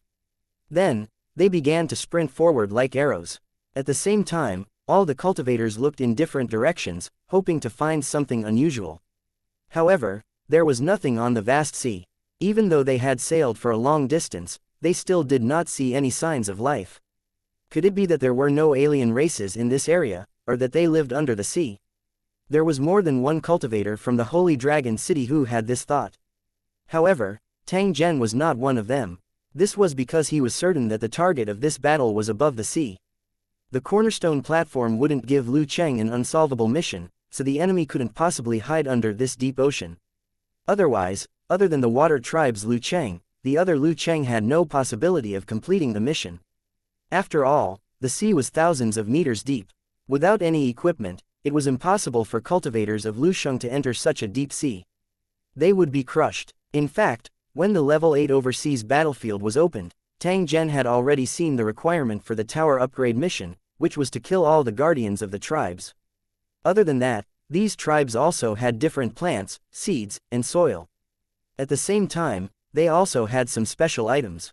If they obtained them, they could hand them over to the cornerstone platform and obtain a large amount of battle merits. As for the foreign tribes, they weren't included in the mission, and killing them wouldn't give them any battle merits. If the Holy Dragon City's cultivators heard this news, they would be very disappointed, because it meant that their gains from the war would be greatly reduced. Fortunately, the mission mentioned that some items from the foreign tribes could be exchanged for battle merits, and it was very generous, so the cultivators in Lu City still had a chance to make a fortune. Tang Zhen suddenly raised his brows while the military speedboat was aimlessly moving forward. He extended his hand and pointed in a certain direction. "There's a situation 30 miles ahead. Let's go and take a look." When the Holy Dragon City cultivators heard this, their spirits were instantly lifted. They looked in the direction that Tang Zhen was pointing in, their eyes filled with anticipation. The military speedboat was traveling at a speed of more than 100 kilometers per hour, quickly heading towards the target. It didn't take long for a strange but spectacular scene to appear in front of everyone. It turned out that on this vast sea, there were countless strange ships of different shapes and sizes. They were gathered together, and on them stood many alien races who were only wearing a few clothes. As soon as they got close, they would discover that these ships were completely pieced together with a variety of materials, looking extremely simple and crude. If it wasn't for the fact that they had the function of floating and carrying people, it would be more appropriate to call them floating garbage piles. In the middle of these ships, there was a huge monster the size of a small island floating. It was dark brown in color and covered in huge scales. A group of alien cultivators had gathered on top of the giant water monster.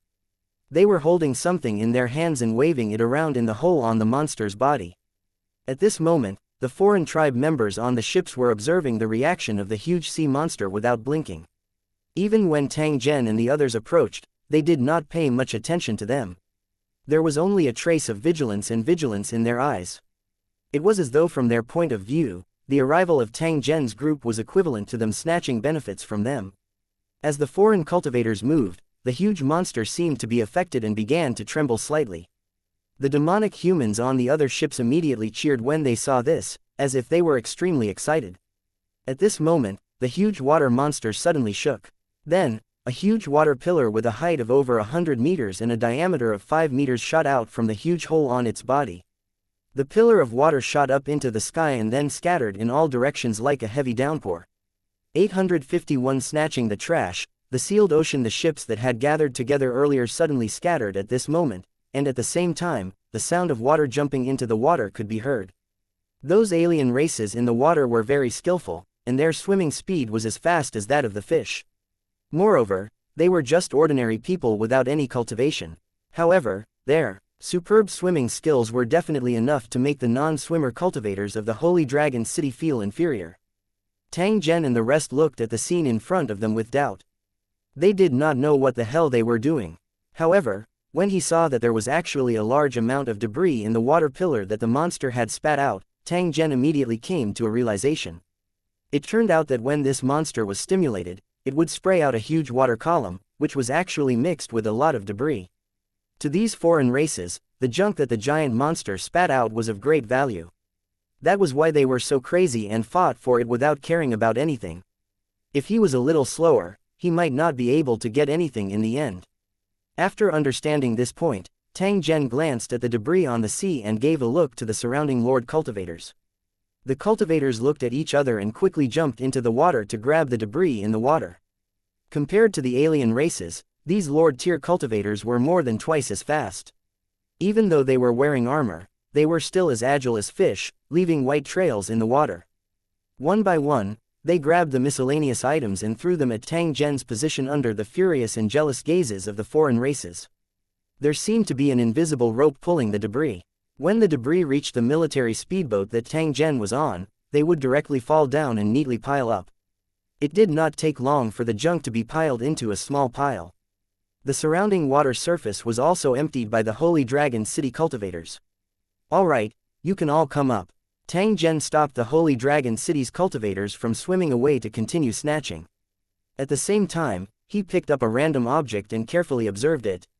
It was a rusty concrete block the size of a fist with two 20-centimeter steel bars on it. In the demolition site of his original world, these things were everywhere and were not worth a single cent. However, in this world of water, this unassuming concrete block was definitely a good thing. If not for the Holy Dragon City cultivators' quick reaction to catch this item, it would have fallen into the deep sea by now. Tang Zhen was certain that this item was definitely not an item from the world of Lusheng. He also did not know where this giant water monster had swallowed it. Tang Zhen threw this concrete block to the side and picked up a piece of black wood. He found that it was heavy in his hand. There were complicated monster patterns carved on the surface and it looked quite ancient. Tang Zhen had never seen the words on it before. However, after deciphering them, Tang Zhen knew that the words meant, ultimate. The bottomless valley in the sea, where all the water gathered, was called the ultimate. Tang Zhen was certain that these two items didn't belong to the same world. However, why did they appear in the stomach of the giant water monster at the same time? This was something that caused him to be puzzled. However, the world of Lusheng was incomparably vast, and there was more than one thing that was illogical. When Tang Zhen thought of this, he did not delve into it. Instead, he looked at a ship not far away. The ship was about 10 meters long and was also made of countless miscellaneous items. It could only barely float on the water. At this moment, there were a few youths with barely any clothes on them standing on the ship. They were squeezed in a narrow space and were looking at the junk beside Tang Zhen with yearning on their faces. They could not wait to rush up and snatch it. Voila! A man swam over from afar and climbed onto the broken boat with great difficulty. He sat on it and panted heavily. Tang Zhen had seen him jump into the water to grab the miscellaneous items earlier. However, from his empty-handed appearance, it was obvious that he had not gained anything. This situation was normal. After all, the items that the monster spat out were limited, and there were too many alien races participating in the fight. It was already very lucky to get 1 or 2 items. Most of the alien races were like him, not getting anything at all. A young child crawled over and pushed the dark-skinned man. He then pointed at the military speedboat that Tang Zhen was on.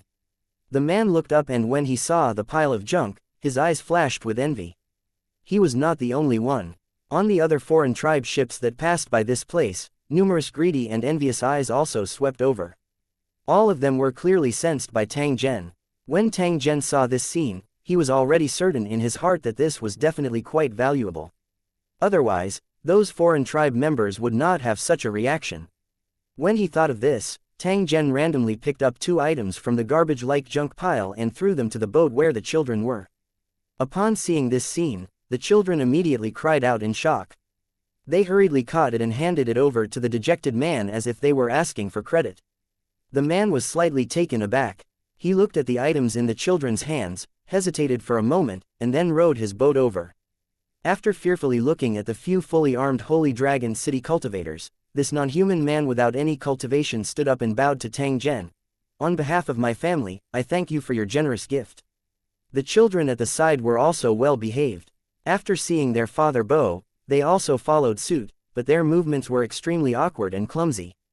You're welcome. I just have a few things to ask. Please like and share the video on the YouTube channel Cultivation Audiobooks. If you can answer them, I will reward you. Tang Zhen pointed at the miscellaneous items. Soon after, he seemed to have recalled something. He raised his tightly clenched fist and slowly loosened it. Soon after, a handful of candy appeared in his hand. This is candy. It tastes good. Give it to your child. Tang Zhen's voice had just sounded when those candies directly floated up and slowly flew towards the children. When the man saw this, his pupils shrank and he exclaimed in a low voice, "So it's Sir Cultivator. We were rude just now. We can't take your things. Cut the crap, just take it if I tell you to. What are you waiting for?" A Holy Dragon City cultivator at the side berated, putting on a dark face.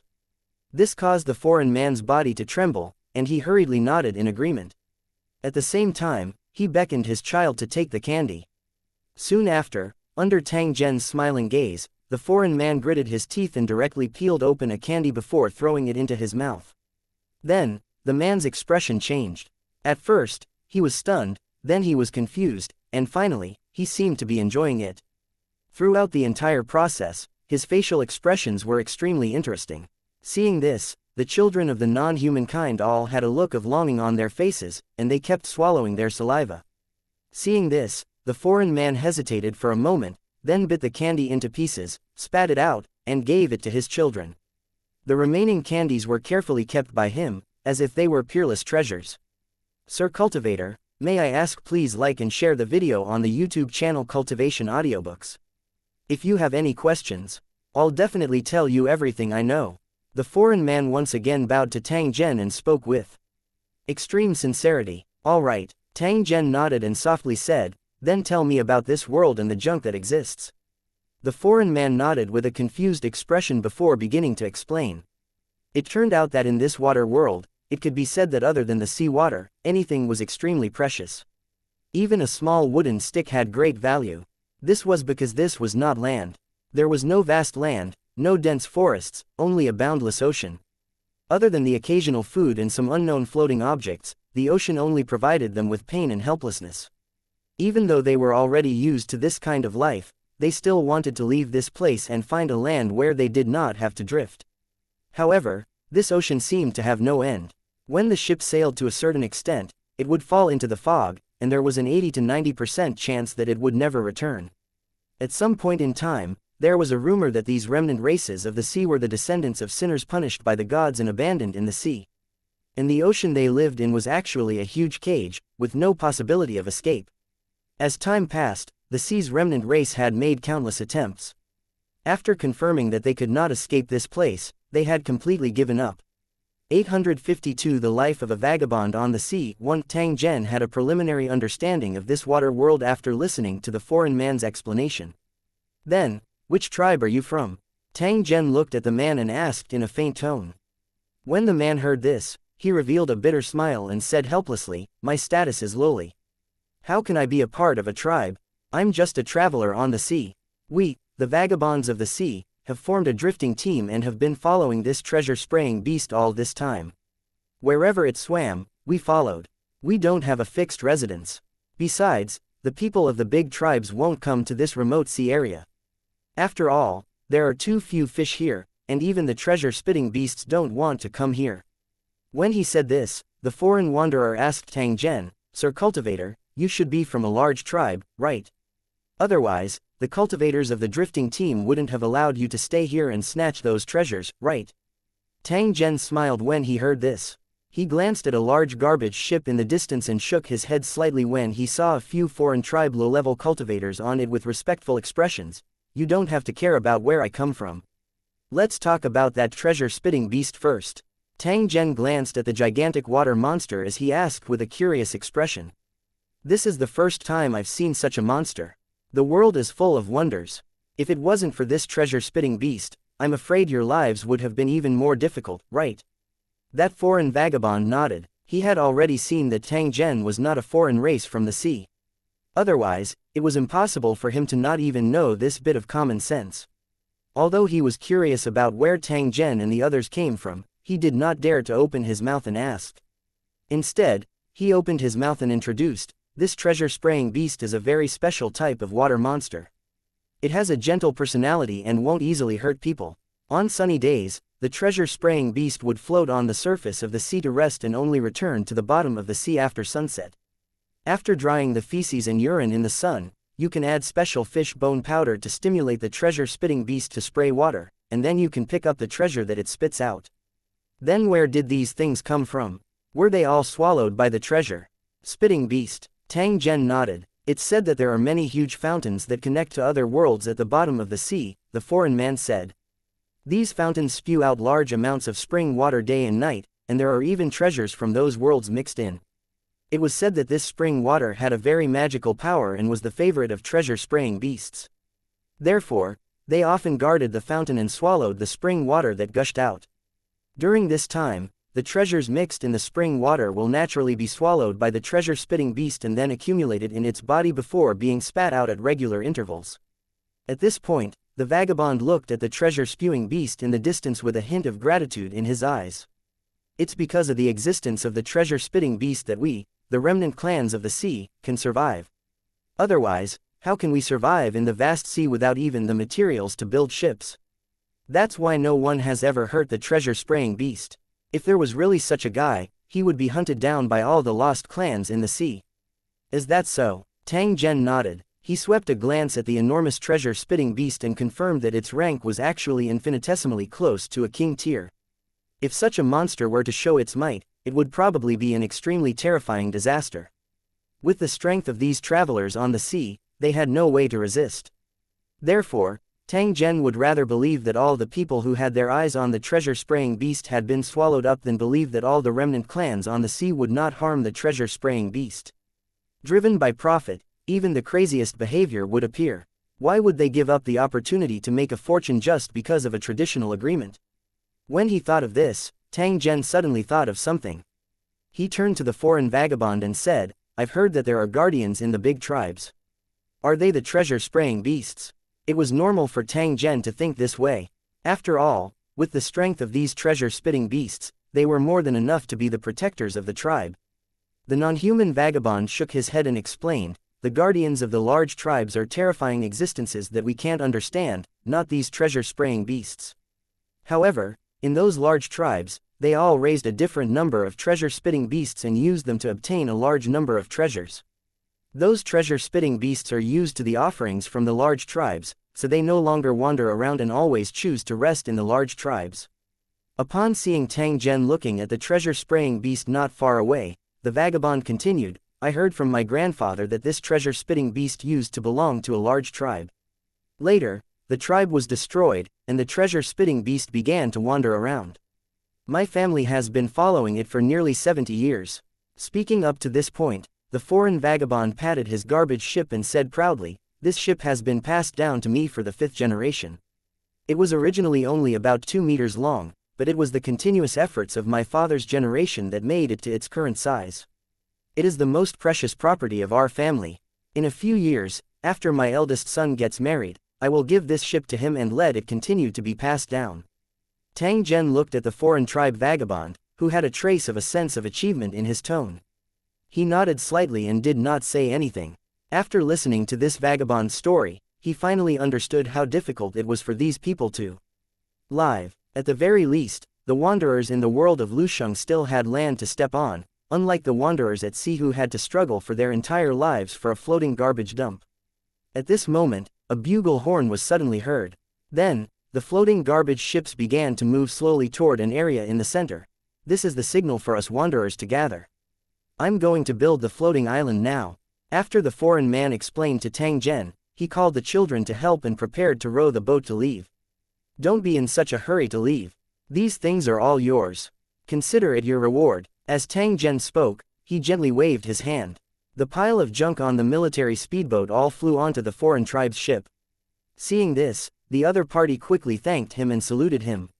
Then, he rowed the garbage boat and quickly ran to the gathering point. Tang Zhen was also not in a hurry to leave. Instead, he watched with interest as these vagrants built the so-called floating island. When the garbage ships of different sizes gathered together, ropes and gangplanks were taken out and connected the garbage ships together. Soon, a large mobile building on the sea was built. However, no matter how Tang Zhen looked at it, he felt that this was a huge pile of trash. At this moment, there was an empty sea area circled out between the floating islands. Then, some travelers on the sea threw a woven net cage into the sea. At the same time, they kept throwing feces and other things. He must have used it as bait to attract the fish. Many children were holding ropes with fishing hooks attached to them. They began to fish around the empty sea, and the sound of laughter and fun could be heard. Only at this moment did Tang Zhen realize why he had not seen the woman's figure earlier.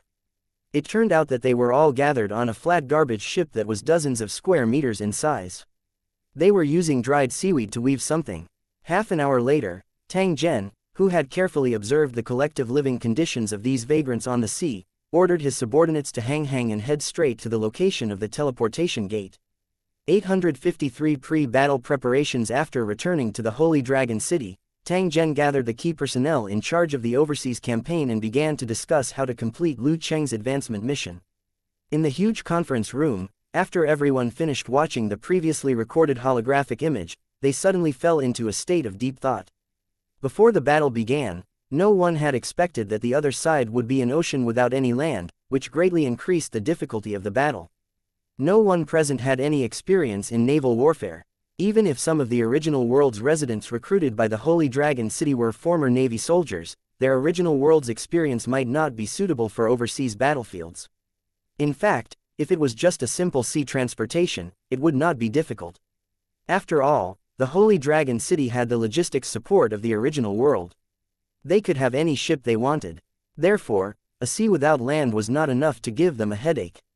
The most troublesome thing was that 90% of the Holy Dragon City cultivators were landlubber. Although the remaining 10% knew how to swim, they had no experience in fighting at sea. Under such circumstances, if they rashly entered the overseas battlefield, their combat power would definitely be greatly reduced. They would definitely suffer unnecessary losses when facing those lost clans who had been accompanied by water for their entire lives. Although the Holy Dragon City had a large business, they could not do such a losing business. Moreover, there were mysterious guardians in those tribes. Who knew what kind of abilities they had, and whether they would cause great harm to the Sacred Dragon Legion? Furthermore, there was a no-fly restriction in the sky above the Level 8 overseas battlefield.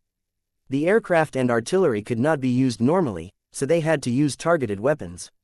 Time slowly passed. After everyone discussed for half a day, they finally formulated a plan.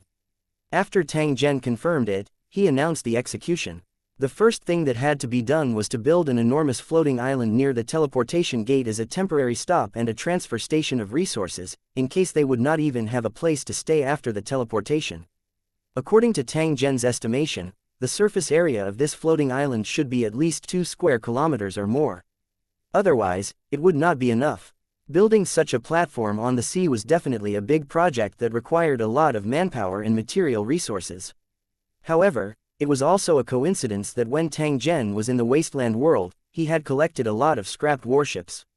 Because they could not be repaired in the short term, they were used to build a platform to modify the floating island. This kind of modification and construction was not troublesome, and the Holy Dragon City did not lack the corresponding technical personnel and labor force, so this work could be started immediately. If he didn't have enough materials for the ship, he could return to the original world or the wasteland world to collect more. After all, compared to a complete warship, the price of such a scrapped ship was much lower. The second choice was to choose a means of transportation on the sea. At first, some people suggested using warships, but considering the restrictions of no flight and the difficulty of operating warships, they eventually chose to use large flat-bottomed boats to connect into a mobile floating island and use it as a mobile sea base. Although it looked a little crude, it was easy to operate and had enough space to use.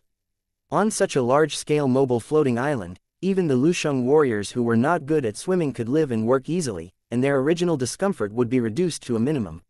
Moreover, long-range weapons could be set up on such a platform. Even if the use of aircraft and artillery would be affected, weapons such as close combat cannons and torpedoes, even laser and electromagnetic weapons could be used normally. Although they were unable to gain air superiority, the Holy Dragon Army's firepower advantage still existed and would not be weakened too much. As for the underwater defense, the Holy Dragon City already had countermeasures. They were not afraid of the enemy launching an attack from the bottom of the sea. Tang Zhen was prepared to build 4 of these floating islands that could move on the sea. He would then consider whether to increase the number depending on the situation. After all, it would cost money to build such floating islands, and once the battle on the Level 8 overseas battlefield was over, they would be reduced to scrap iron, so there was no need to build too many to cause waste. Of course, there were still some gunboats and patrol boats around this giant floating island. At the same time, a large number of water motorcycles and assault speedboats were also prepared to enhance the Holy Dragon Legion's mobile combat ability. As for the warship, it would require the mobilization of professionals from the original world. As it involved many things, it could only be temporarily delayed. The third was to select the Holy Dragon City cultivators and army soldiers who were familiar with the water to participate in the first batch of battle during the preparation period. At the same time, special training should be given to the combatants who did not know how to swim. They should change and manufacture weapons and equipment that were suitable for fighting on and under the water, and familiarize themselves with them as soon as possible. As for the fourth point, it was proposed by Tang Zhen. It was to send a certain number of tower worlds into the water world first and use benefits to rope in the travelers on the sea, making them work for the Holy Dragon City and become a servant army. With the help of these aboriginals who were familiar with the water, it would be much easier to complete the advancement mission. After Tang Zhen saw the life of the vagrants on the sea, he clearly understood that as long as he provided them with a place that was sufficient for them to live in and sufficient living supplies, they would choose to obey without the slightest hesitation. As for how to deal with these vagrants after the war, Tang Zhen had not considered it for the time being. After the meeting ended, everyone went back to their duties and immediately got busy. In the following period of time, the entire Holy Dragon City became unusually lively. In the middle of Pearl Lake and around the lake in the back valley, where swimming was forbidden, teams of cultivators and soldiers in sleeveless shirts and shorts were being driven into the water. From time to time, they could hear cries of pain. It was strange to say that this group of people who were fearless on the battlefield would constantly appear cowards during their swimming training and would not go into the water no matter what. Every time this happened, the officer in charge would throw him into the water with a dark face and let him struggle. Only when they were half drowned would they be dragged ashore by the swamp frogmen's temporary lifeguards and hung on a rack to control the water. By relying on this training method, it did not take long for the non-swimmers of the Holy Dragon City to learn how to ensure that they did not sink into the water. However, compared to the sea's lost race, their swimming skills were still far from good. Fortunately, with the help of technology and a large number of underwater breathing insects, the Holy Dragon City's basic combat ability had been formed. At the same time, Tang Zhen was also constantly traveling between the two worlds and bringing back a large amount of resources. This included 2 mobile bases on the sea that had been urgently manufactured. Such a large mobile base on the sea was completely modified from dry scattered cargo ships and container ships. Although the structure was simple, there were absolutely no quality problems. Carrying 10 to 20,000 combatants was a piece of cake. It was fortunate that Tang Zhen's storage bracelet had sufficient space. Otherwise, it would be impossible to move such a huge creature into the water. As for the floating island platform in front of the portal, it was currently in the process of being built. Now that they had a mobile base on the sea, it didn't matter even if it was built a little later. In addition to the mobile base on the sea, Tang Zhen also brought back a large number of small ships, various marine supplies, and supplies, which cost a considerable amount of money. Fortunately, to the current Holy Dragon Corporation, these expenses were nothing. After Tang Zhen took out the list of materials they needed, it only took 2 days to gather them. This was the advantage of having subordinates to run errands for him. Otherwise, God knows how much time would be wasted if Tang Zhen were to take care of it himself. When all the supplies were ready, the Holy Dragon City officially began the campaign on the Level 8 overseas. Battlefield 854. The descent of the floating island. Compared to the ocean of his original world, the ocean of this water world was undoubtedly much more stable. At the very least, Tang Zhen had come here twice and had never seen too big of a storm. Most of the time, it was sunny here, and there was rarely any rain. If it was in the original world, this would definitely be a rare good weather for the sea, but for the travelers on the sea, this kind of weather was a common occurrence. If there was really a storm, the sea travelers would definitely celebrate with songs and dances, because they would be able to enjoy a light bath and have the opportunity to collect a large amount of drinking water. To put it simply, living in the water world was not as poetic as going with the flow, but full of danger and hardships. At this time, on the boundless sea, there were more than a dozen garbage ships slowly floating, chasing a group of aquatic creatures that were discovered a few days ago. This jellyfish-like creature was a rare delicacy for the wanderers on the sea. Although it was very difficult to catch, the wanderers would not miss it easily once they found it. Food in the water world was hard to come by, and this barren area was even more so. Compared to the other travelers in the water world, most of the travelers here had a hard time. They were hungry for almost 9 out of 10 days. It was the same for drinking water. Although they could drink a small amount of seawater after a long period of adaptation, their bodies would still be damaged. Therefore, in the water world, there were a few items that maintained a high price. They were plants, miscellaneous items, soil, weapons, and food. No matter which one they encountered, it was worth the vagrants' desperate efforts to obtain it. At this moment, there were a few young children sitting on one of the garbage ships. Under the guidance of their father, they were using the fish bone grinding tools in their hands to throw the fish into the sea. When the fish sank to a certain depth, they quickly retracted the rope. This method was similar to anchor fish, but because there were very few aquatic creatures, the harvest rate was extremely low. Before this, the children had repeated the same action for hours, but to no avail. However, even though they were tired and thirsty, these children did not complain at all. They seemed to be quite sensible. In fact, the children of the vagabonds in the sea had learned how to make a living in the water world from a young age. After all, the cruel world would not let you off just because you were young. In the absence of food, it was not impossible for people to starve to death. However, in more cases, they drank too much unprocessed seawater to satisfy their hunger, which eventually led to poisoning and dehydration.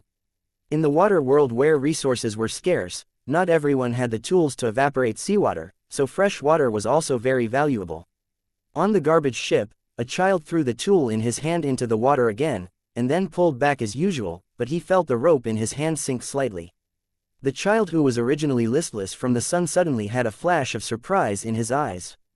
He shouted and quickly pulled the rope. The struggling feeling became more and more obvious. The other vagrants also noticed this scene and all turned their eyes in this direction. Voila! The sound of water splashing could be heard. Then, a translucent aquatic creature the size of a human head was dragged up by a hook made of fish bones. It was struggling in the hands of the child. Seeing this, the children beside him immediately revealed happy smiles. This was because after they caught this prey, as long as they ate sparingly, their family would not have to worry about food for the next 2 days. After all, under normal circumstances, there was no guarantee of a source of food, and the sea travelers could not be full at all. The other wanderers were also extremely excited. Because with this prey that had been caught, they could confirm that their previous pursuit route was not wrong. As long as he continued to work hard, he might be able to gain something in his next hook. However, just as the vagrants were getting ready to continue working, they suddenly heard an unusual sound in the distance. The most unique feature of the water world, other than the lack of land, was that it was extremely quiet. It was as if it was not an ocean, but a huge goldfish tank. All kinds of abnormalities were everywhere. When the vagrants heard the sound, they immediately became very alert and began to look around to determine the source of the unusual sound. After all, in addition to the large tribes, there were also pirates in the water world, and they were people who killed without blinking. They were all praying in their hearts that they wouldn't run into those brutal guys. Soon, they saw a huge black shadow on the surface of the sea in the distance. It moved slowly on the sea with a terrifying aura.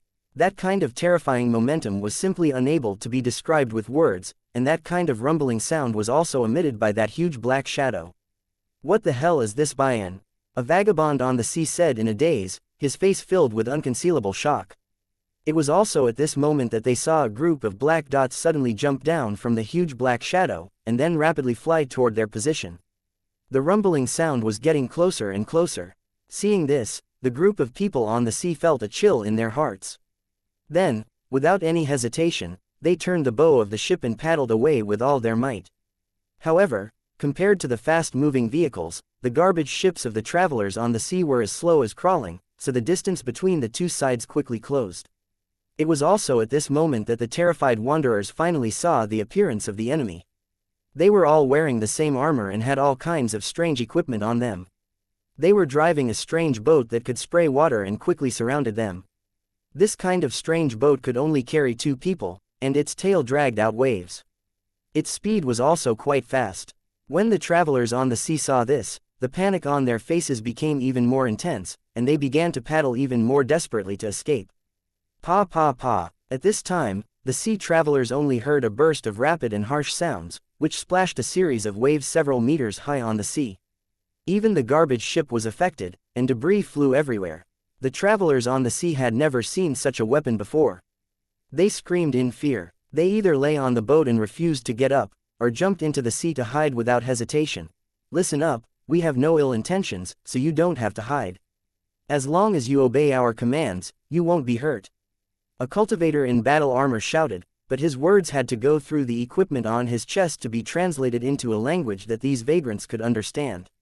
After hearing this shout, the sea travelers who were still in shock suddenly looked up blankly and quietly sized up these cultivators who were full of oppressive aura. This was the first time they had seen a stranger dressed in such a way. They felt that the other party's weapons and equipment were particularly impressive, but the killing intent he emitted was chilling. After comparing their strengths, the travelers on the sea gave up on resisting and sat obediently on the garbage ship, waiting for their punishment. As for those who had jumped into the water to escape, they were also pulled back by the rope after swimming a distance.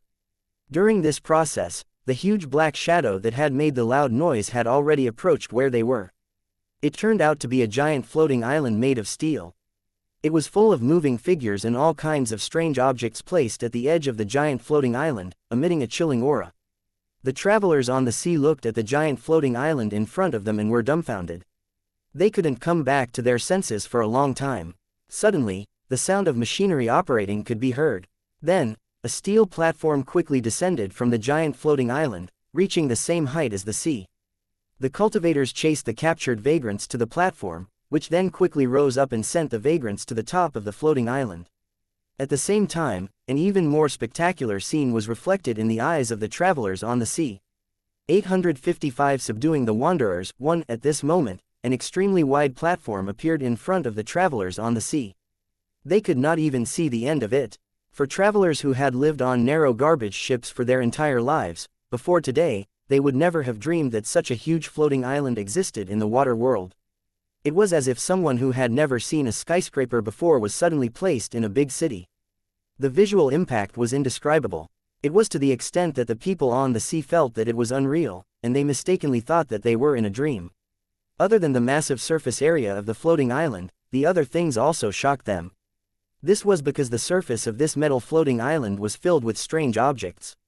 There were also elite warriors wearing the same battle armor, constantly shuttling back and forth. Upon seeing this scene, the vagabonds suddenly felt a sense of powerlessness in their hearts.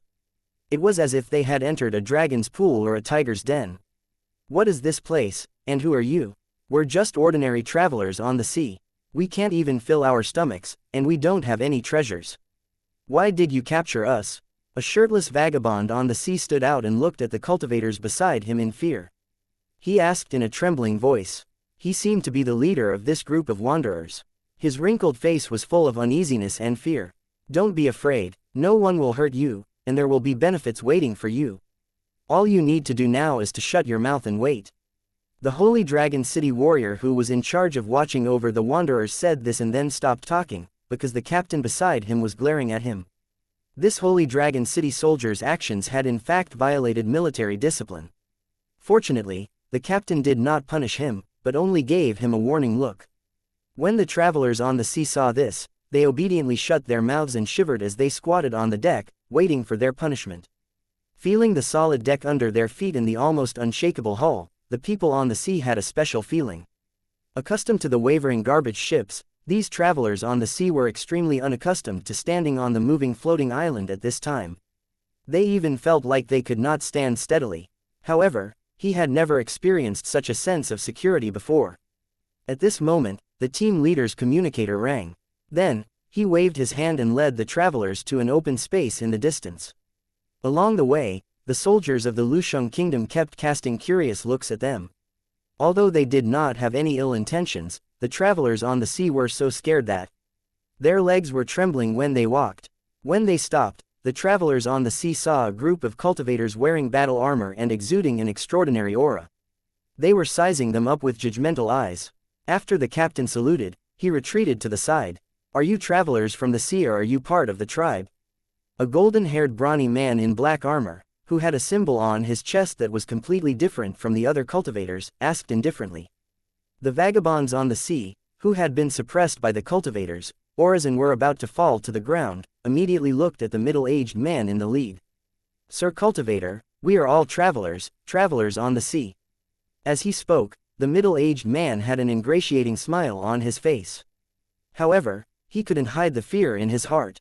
It was all seen by the surrounding cultivators. The golden-haired man nodded and continued, not bad. What's your name? I don't have a name, but everyone calls me Old Fish. Old Fish hurriedly replied and bowed even lower. Old Fish, I'm Tai Seng, the commander of the Holy Dragon City's army. I need to head to the nearest tribe. Do you know the exact location? As Tai Seng spoke up to this point, he saw a troubled expression on Old Fish's face and continued, if you can lead the way, I can give you a large amount of food as a reward. As soon as he finished speaking, Tai Seng pointed to the table beside him, which was filled with all kinds of food. Old Fish's heart skipped a beat when he saw the food, and his stomach let out a growl. Some of the young people beside him had not eaten for an entire day. At this moment, when they smelled the alluring fragrance of the food, they were already drooling and couldn't wait to rush up and eat.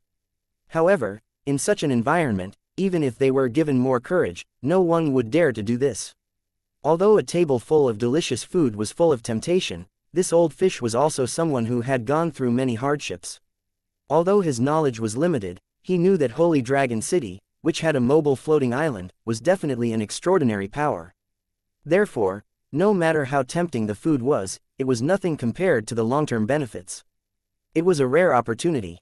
Instead of continuing to live a hard life without 3 meals, it was better to take this opportunity to fight for it.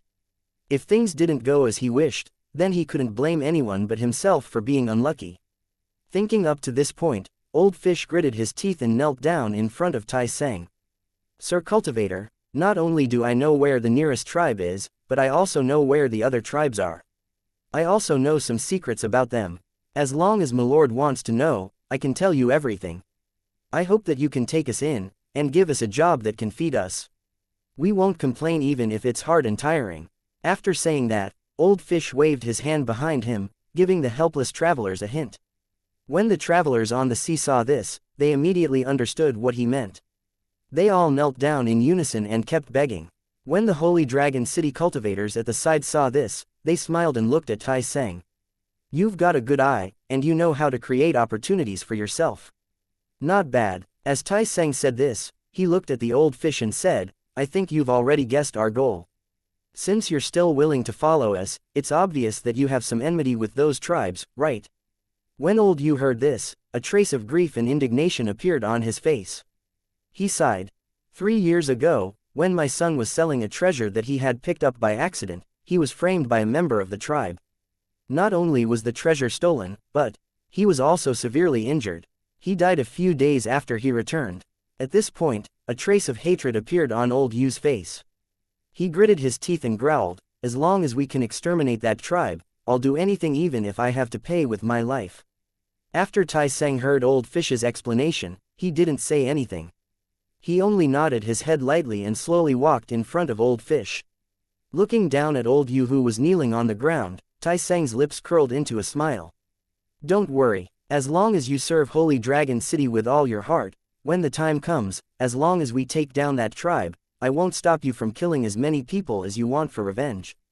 I can also give you the authority to recruit as many vagabonds as you want from now on. My Holy Dragon City can provide you with enough food to fill your stomachs, as well as the armor and weapons you need. We can even provide you with a ship. The more enemies you kill, the more rewards you will get." As he said this, Tai Seng looked at Old Fish and asked indifferently, "I've already given you the chance. Now, I'll ask please like and share the video on the YouTube channel Cultivation Audiobooks. You one more thing, are you going to do it or not?" Old Yu's body trembled when he heard this. He closed his eyes and remained silent for a moment. When he opened them again, he was filled with killing intent.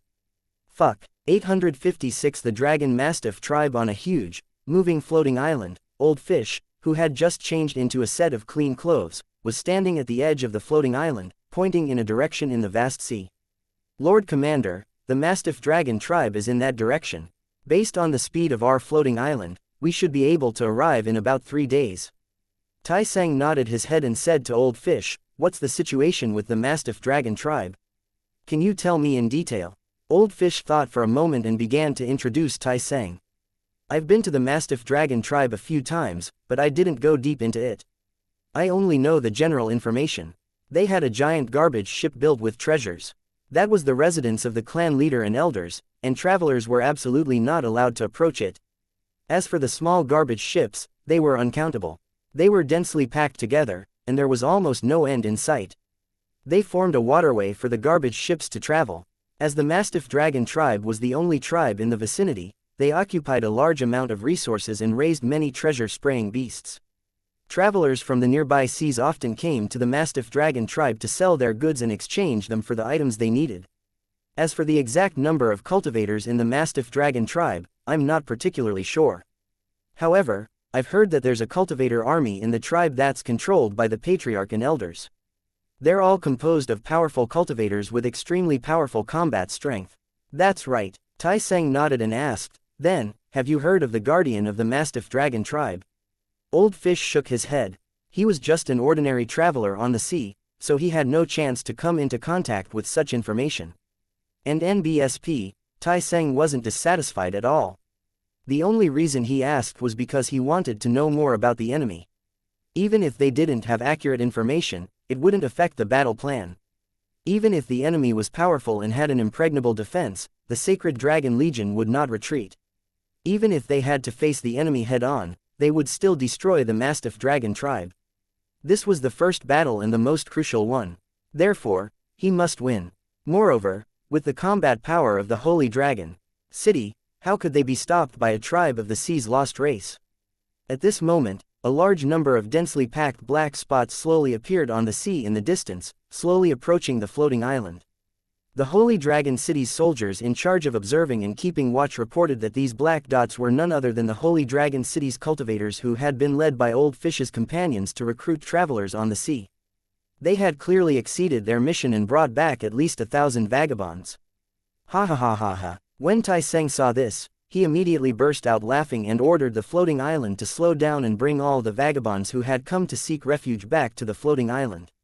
It didn't take long for these naked wanderers to land on the floating island with looks of reverence on their faces. They gathered together timidly, looking at the surrounding scenery with curiosity and envy.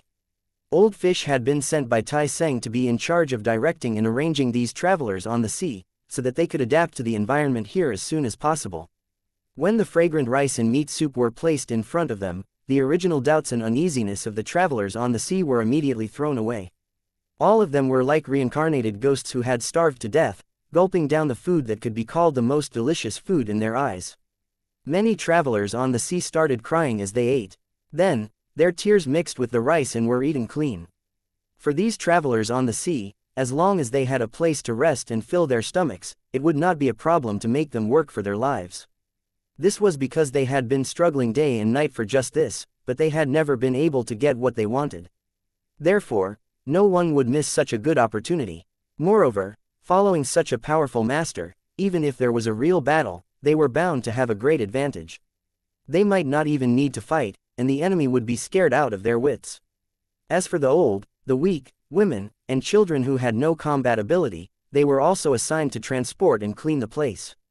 After all, this was a floating island used for combat, and it would never keep useless idlers.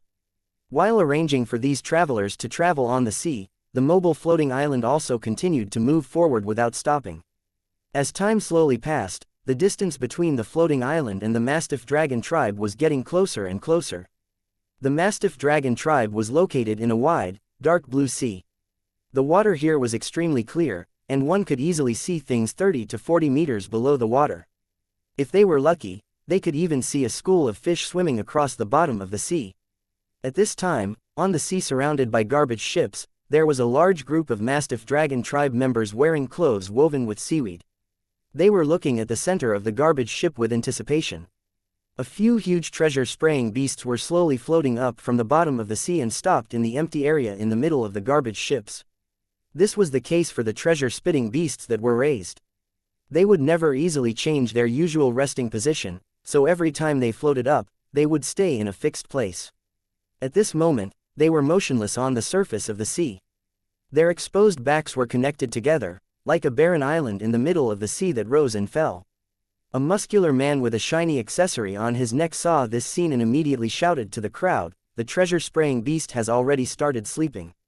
Set up the fishing net immediately and prepare to clean the parasites on the treasure-spraying beast. Everyone on the outside, get into the water and keep your spirits up. We must make sure that the treasure doesn't sink to the bottom of the sea. Whoever can't do it will be punished." After shouting this, the brawny man glanced at the patriarch's trusted aide, the expressionless supervisor, and waved his hand. The Mastiff Dragon tribe, which had been waiting for a long time, immediately began to move. The whole scene was very lively. The carefully woven fishing nets were shaken open in the air, covering the surrounding empty sea surface. Then, they slowly sank to a depth of about half a meter. The areas that were not covered by fishing nets were filled with children and women who had jumped into the water. There seemed to be nearly 1,000 people. Hundreds of soldiers jumped onto the back of the beast and began to clean up the parasites in the gaps of its scales, as well as the shellfish of different sizes. This made the beast feel very comfortable, which was the main reason why they stayed here for a long time.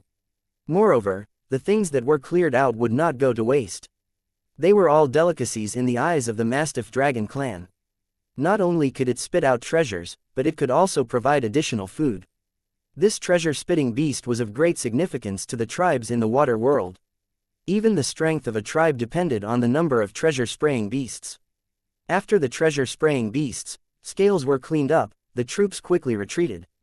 Then, a dozen cultivators holding wooden poles easily jumped onto the backs of the treasure-spraying beasts. They raised the tools that looked like mop boards and were covered in secret medicine. They began to smear and touch the holes on the treasure-spraying beast's back.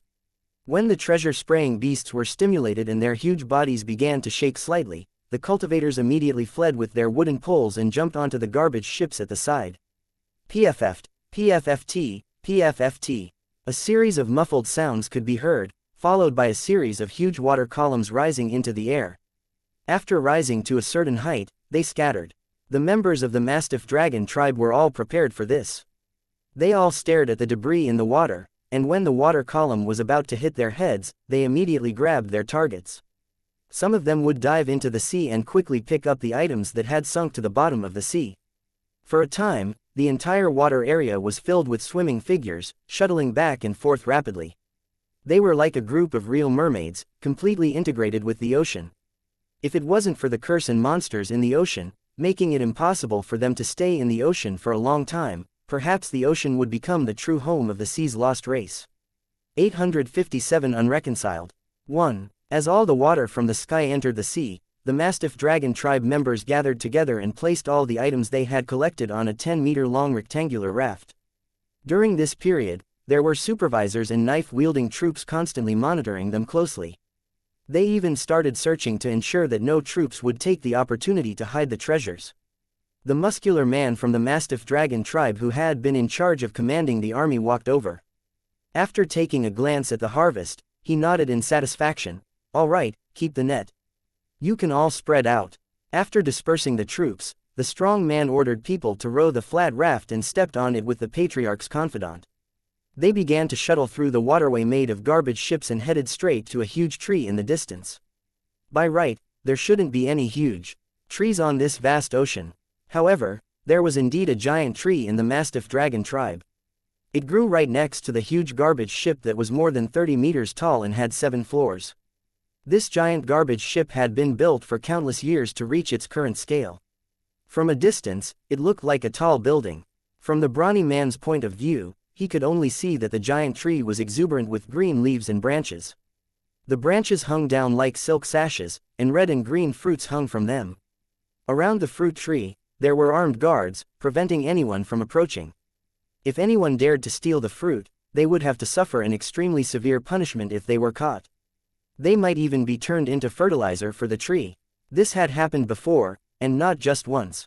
Every time he saw these fruits, the sour and bitter taste of the fruits would appear in the burly man's mind, and he would drool uncontrollably. Many years ago, when the old patriarch was still alive, he had eaten it twice, and it was still fresh in his memory. Even if he knew what nutrients the fruit absorbed, he did not have any disgust. After all, in this water world, it was already very difficult to eat fresh fruits, so why would he have any scruples? Unfortunately, these fruits belong to the new tribe leader and will not be given to the tribesmen easily. If they want to taste them again, I don't know when they will be able to. Thinking of this, the burly man revealed a trace of unwillingness, but he quickly disappeared. As the raft continued to row, the distance to the giant garbage ship where the clan leader was also getting closer and closer. The huge fruit tree was also completely revealed in front of the burly man. The giant tree had twisted roots and intertwined joints. Due to the lack of soil, most of it was exposed to the air and was tied up by ropes and other items. As for the roots under the tree, they were stuck in a mud-like pond, emitting a rotten smell. When the burly man passed by, he happened to see a naked body being thrown directly into the mud pond and slowly sinking in. This was a tradition of the Mastiff Dragon tribe. All the corpses of the deceased would be thrown into the mud pond and turned into nutrients for the giant tree to absorb. Who knew how many corpses had sunk into this muddy pond in the past years, and how many of them were alive? Other than that, there were also some troops squatting by the pond, grinding some stones and concrete into powder and scattering it into the mud pond. They were items selected from the treasures spat out by the treasure-spewing beast. Their greatest value was that they were ground into soil and used to cultivate plants and trees. Even if they didn't have any nutrients, the Mastiff Dragon tribe would do everything they could to turn them into normal soil, and they would never throw them away easily. Because in the water world, soil was very valuable, even more precious than food. It was an important resource that no tribe would easily miss. The brawny man was expressionless. He had long been accustomed to such things. He only glanced at it and turned his head back to continue looking at the waterway in front of him. Some children swimming in the water quickly climbed onto the nearby garbage ships when they saw the rafts coming over, looking at the debris with curiosity and greed. They were still young, but they already knew that each of these seemingly random items could be exchanged for a lot of food. It was a pity that these were all the property of the tribe, and the right to dispose of them completely belonged to the tribe leader. Bang! There was a slight sound of impact. The flat raft hit the dock, which was pieced together by all kinds of junk. Then, a group of men came over, put all the junk into the basket, and lifted it up to walk toward the tall garbage ship. After placing the big baskets under the garbage ship, a few ropes slid down and hung on the handles of the big baskets, pulling them up directly. The brawny man and the supervisor also quickly climbed up the steps on the side, and then took the big baskets to the top area of the garbage ship. Before they entered the room that was obviously exquisitely decorated, they heard a burst of women's laughter, mixed with a man's voice. The brawny man frowned and walked in. It was a hall with a floor covered with soft fabric, and the walls were decorated with all kinds of selected treasures, which looked dazzling. In the surrounding corners, there were some plants planted in flower pots. The flowers were gorgeous and the fruits were plentiful. In the water world, these items were very valuable. Not to mention the travelers on the sea, even the tribesmen rarely had them. However, all of them were the private property of the clan leader, and they were placed here to show off the clan leader's wealth. At this moment, a chubby, fair-skinned man was lying in the middle of a dozen beautiful naked women. He was teasing them while tasting the food that they brought to his mouth. Among them, there were fruits that the burly man couldn't stop reminiscing about. They were thrown everywhere, and many of them didn't want them after taking a bite. At this moment, the fat man's big hands were wandering around, and from time to time, they would fall on one of the women. Then, the woman's delicate humph and the man's smug laughter could be heard. A cold glint flashed through the burly man's eyes, but it quickly disappeared as he knelt down to the man. "Lord Clan Leader, the treasures have been collected. Please take a look." The chubby clan leader snorted coldly and slowly sat up. "Let me see it, but be careful not to dirty my floor, or I won't let you off." The mastiff dragon tribe leader tried his best to straighten his body. He glanced at the brawny man who was half kneeling in front of him, and a trace of disgust and impatience flashed in his eyes. "Yes, Chief." Hearing this, the burly man stood up from the ground and ordered someone to spread out a blanket. Then, he placed the items on it one by one. In fact, before these items were brought in, the soil and stones could be picked out. After all, they had only one purpose. Most of the time, they would be ground into powder and used as soil. However, perhaps the chief was worried that some of the tribesmen would take the opportunity to hide the benefits, so he strictly ordered that no tribesmen were allowed to pick and choose these miscellaneous items before he had seen them. If anyone dared to disobey, they would be severely punished by the clan leader. As the tribesmen displayed the miscellaneous items they had obtained, the clan leader would occasionally pick out some items that caught his eye and classify them as his personal property. If the women beside them saw anything they liked, they would also ask please like and share the video on the YouTube channel Cultivation Audiobooks. For it in a coquettish voice. At that time, the clan leader would also readily let them choose. When the brawny man standing at the side saw this scene, the disgust in his heart grew stronger, but he did not show it on his face. The chief of the mastiff dragon tribe only waved his hand after he had finished picking through all the miscellaneous items. He then ordered the brawny man, and NBSP, send the rest of the treasures to the elders. After they have seen them, the rest will be stored in the tribe's treasury. The brawny man nodded, but he was very clear in his heart that it would be good if half of these treasures were left after the elders had seen them, and among the remaining items, almost half of them were of no great use. They could only be used to repair the garbage ship and grind it into soil. Therefore, in the mastiff dragon tribe, the tribe leader and elders were extremely rich. Their private treasure vaults were almost filled with good things, while the ordinary members had to wait a long time before they could even get the materials to repair the garbage ship. However, no one dared to raise any objections, because this would anger the tribe leader and those elders. In serious cases, they might be directly expelled from the tribe, not even giving them a garbage ship. Under such circumstances, there was basically no possibility of survival. As soon as she brought people to carry the big basket out of the room, the delicate laughter sounded again, and it was even more unscrupulous than before. The brawny man clenched his fists and frowned. After a while, he slowly relaxed. Sighing helplessly, he walked towards the residence of the elders. 858 The mastiff dragon tribe covered a large area, and the waterways crisscrossed. For the sake of easy management, the people in power here had also divided up many areas. These areas were divided by the garbage ships that had been operating for many years. They were clearly divided. Clansmen of different classes would never mix in one area. The clansmen in the high-level areas enjoyed the support of the low-level clansmen all day long, but they rarely appeared in these low-level areas. In fact, from the appearance of these garbage ships, one could see the difference between the two. The garbage ships of the low-level clansmen were low and broken, while the garbage ships of the high-level clansmen were much more spacious and complete. Even if the survival in the water world was so difficult, there was still a clear distinction between the poor and the poor among these sea tribes that had been passed down for many years, and it was very obvious. Not far from the garbage ship where the chief lived, there was a sealed-off area. Around it were buildings that looked like watchtowers. The elite warriors of the Mastiff Dragon tribe were on guard. This was one of the important military areas of the Mastiff Dragon tribe. Normally, even the members of the Mastiff Dragon tribe were strictly forbidden from approaching. If they disobeyed orders, they would be severely punished. Behind the watchtower was a vast expanse of water. The water was extremely clear, and the surface was as flat as a mirror. At first glance, this place seemed calm and peaceful. However, if one were to observe from above, they would discover that there were a large number of black shadows shuttling back and forth under the water. From time to time, a ferocious-looking head would pop out of the water, constantly looking around.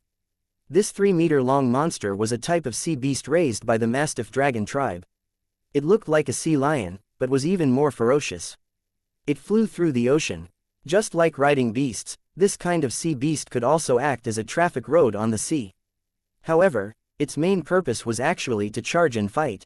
Usually, these sea lion war beasts would be raised in these waters, and they would be taken care of by special people. Whenever they needed to be used, each sea beast rider would use a special whistle to summon their own sea beast. After that, the warriors of the Mastiff Dragon tribe would ride on these sea beasts and gallop across the vast and boundless ocean. Regardless of whether it was on the sea or in the sea, these sea lion war beasts were like small speedboats, and their speed was amazing. The army of sea beasts that relied on these sea beasts to train only listened to the orders of the Mastiff Dragon tribe leader. The sea beast riders who rode the sea beasts also had an extraordinary status in the entire tribe. Ordinary troops simply didn't dare to provoke these sea beast riders, or else they would just be waiting to be dealt with. At this moment, the sun was high up in the sky. The sea beasts were lazily hiding at the bottom of the sea to avoid the high temperature. The sea beast riders were also hiding in the shade, looking at the ordinary troops who were still busy under the sun with disdain. To the ocean beast riders, these ordinary clansmen were not on the same level as them at all. Therefore, they usually looked down on them. On a spacious garbage ship, a few sea beast knights were gathered together, drinking some kind of alcohol made of some kind of seaweed, their faces full of comfort. They had just obtained an unexpected fortune, so they were in a particularly good mood. It turned out that this morning, when these sea beast riders were patrolling, they had accidentally encountered a group of flustered travelers on the sea. In the end, he was surprised to find that these guys had hidden a large pile of miscellaneous items and were planning to sell them at the Mastiff Dragon tribe. God knew what kind of luck they had, to have encountered a wild treasure-spitting beast, and just in time for it to spray water to clean their stomachs. Looking at the various items that the refugees had hidden away, the oceanic beast riders exchanged glances and laughed ferociously in unison. They raised their battle blades and spears without hesitation.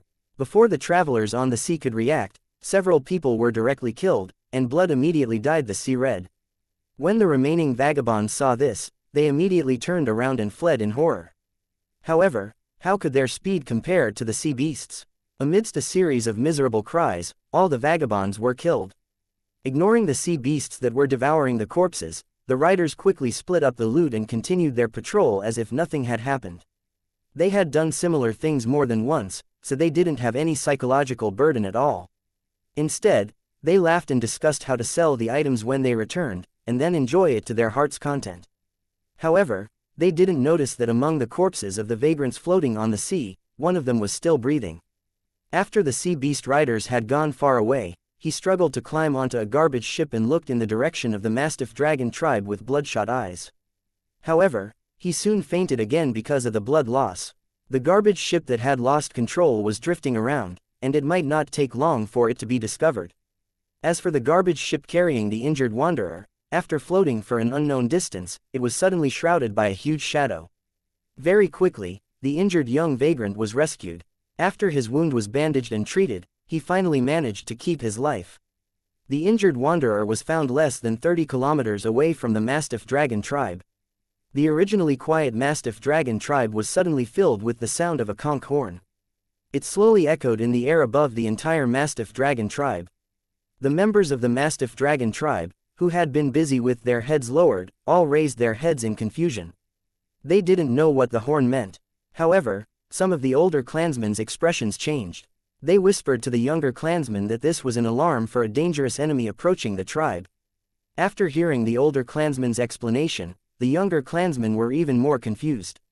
As far as they knew, the Mastiff Dragon tribe was the largest and only tribe in the nearby sea. Ever since they were born, all they knew was that the Mastiff Dragon tribe bullied others. They had never seen an enemy that dared to provoke the Mastiff Dragon tribe. Could it be that the other party was tired of living, or did he eat a bear's heart and leopard's courage? Thinking of this, the tribesmen all chose higher positions to try and see what the attacking enemy looked like. Unfortunately, because of the garbage ships, many of the members of the Mastiff Dragon tribe couldn't see what was going on. Otherwise, they would have been like the other members of the tribe at the edge of the tribe, frozen and petrified. This was because an incomparably huge metal floating island was currently heading toward the Mastiff Dragon tribe. Looking at the other party's aggressive appearance, he knew that they definitely did not come with good intentions. The Mastiff Dragon warriors, who had received orders to drive the garbage ships to the edge of the tribe, suddenly felt a sense of powerlessness as they looked at the approaching metal island. Before this, they had always thought that no ship in the entire sea area could surpass the Mastiff Dragon tribe leader's ship. But now, as they looked at the rapidly approaching metal island, the Mastiff Dragon warriors were shocked to find that their clan leader's ship was nothing compared to it. At the same time, the sound of bugle horns rang out again, more urgent and desolate. The waterways were quickly cleared out, and countless sea beast riders rushed out, all of them fully armed. Soon after, a group of sea beast riders rode the wind and broke through the waves, charging out of the Mastiff Dragon tribe with endless killing intent. They headed straight for the huge metal floating island in their original world. 859 The first battle. 1. The cost of raising sea beasts was very high, and it required a large investment of resources to train a sea beast knight. Even the Mastiff Dragon tribe could not afford such a huge consumption. Almost half of their resources had been invested in this project. However, no one raised any objections to this. First of all, these sea beast riders were the clan leader's private army, and were his greatest reliance to maintain his rule. If anyone were to speak too much about this matter, they would inevitably be suppressed and retaliated by the clan leader, and it would not be strange for them to be killed. Secondly, the powerful sea beast riders were a useful method to intimidate the enemy. There were very few pirates around the Mastiff Dragon tribe, and it was precisely because of the bloody massacre that the sea beast riders had once caused that the pirates were terrified and didn't dare to approach this place. Therefore, the necessity of the existence of the sea beast knights was absolutely unquestionable. According to the strength classification of the world of Lusheng, the combined combat power of these sea beast knights and sea beasts should be equivalent to that of a level 4 cultivator. It sounded very ordinary, but for the water world, which was poor in resources and energy, this was a powerful force that could not be ignored. The Mastiff Dragon tribe had a total of 1,000 sea beast riders. This was already the tribe's limit. For many years, they had maintained this scale, without any increase or decrease. These 1,000 sea beast riders were divided into 10 large squadrons, and each squadrons had 100 sea beast riders. A large team would then be divided into 10 small teams, each responsible for patrolling and guarding. During normal battles, only a large group of sea beast riders would be sent out each time, while the rest would stay behind and wait for orders. This wasn't because the Mastiff Dragon tribe was conceited, but because even so, there were still many sea beast riders who were in a state of watching the battle. After a battle, they would only need a dozen or so sea beast riders to completely defeat the enemy. In fact, in the past few decades, small groups of pirates had disappeared from the sea area where the Mastiff Dragon tribe was located. Even the large pirate groups did not dare to approach it rashly. This was because the pirates' equipment and means of transportation could not compare to the Mastiff Dragon tribe's sea beast riders. Once they engaged in battle, the pirates would be the ones to lose. The outcome of a pirate being defeated was extremely miserable. It would be fine if they died on the spot, but if they didn't die and were captured, they would inevitably suffer endless abuse and slowly die in endless pain. Therefore, in the hearts of the Mastiff Dragon tribe, these sea beast riders were a symbol of invincibility. But today, as the metal floating island approached, those sea beast riders actually chose to mobilize all of their forces. When the members of the Mastiff Dragon tribe saw this, their jaws dropped. They had never before seen these sea beast riders fight in such a fashion. This also proved that the sudden appearance of this floating metal island had brought a great deal of psychological pressure to the people in charge of the Mastiff Dragon tribe. A sense of uneasiness immediately crept into his heart. Just as these sea beast riders began to attack, the rumbling sound of war drums suddenly rang out from the giant garbage ship that the Mastiff Dragon tribe's chief was on. After that, armored garbage ships covered in iron sheets, lined up in long lines, suddenly appeared from the waterway and rushed out at an extremely fast speed.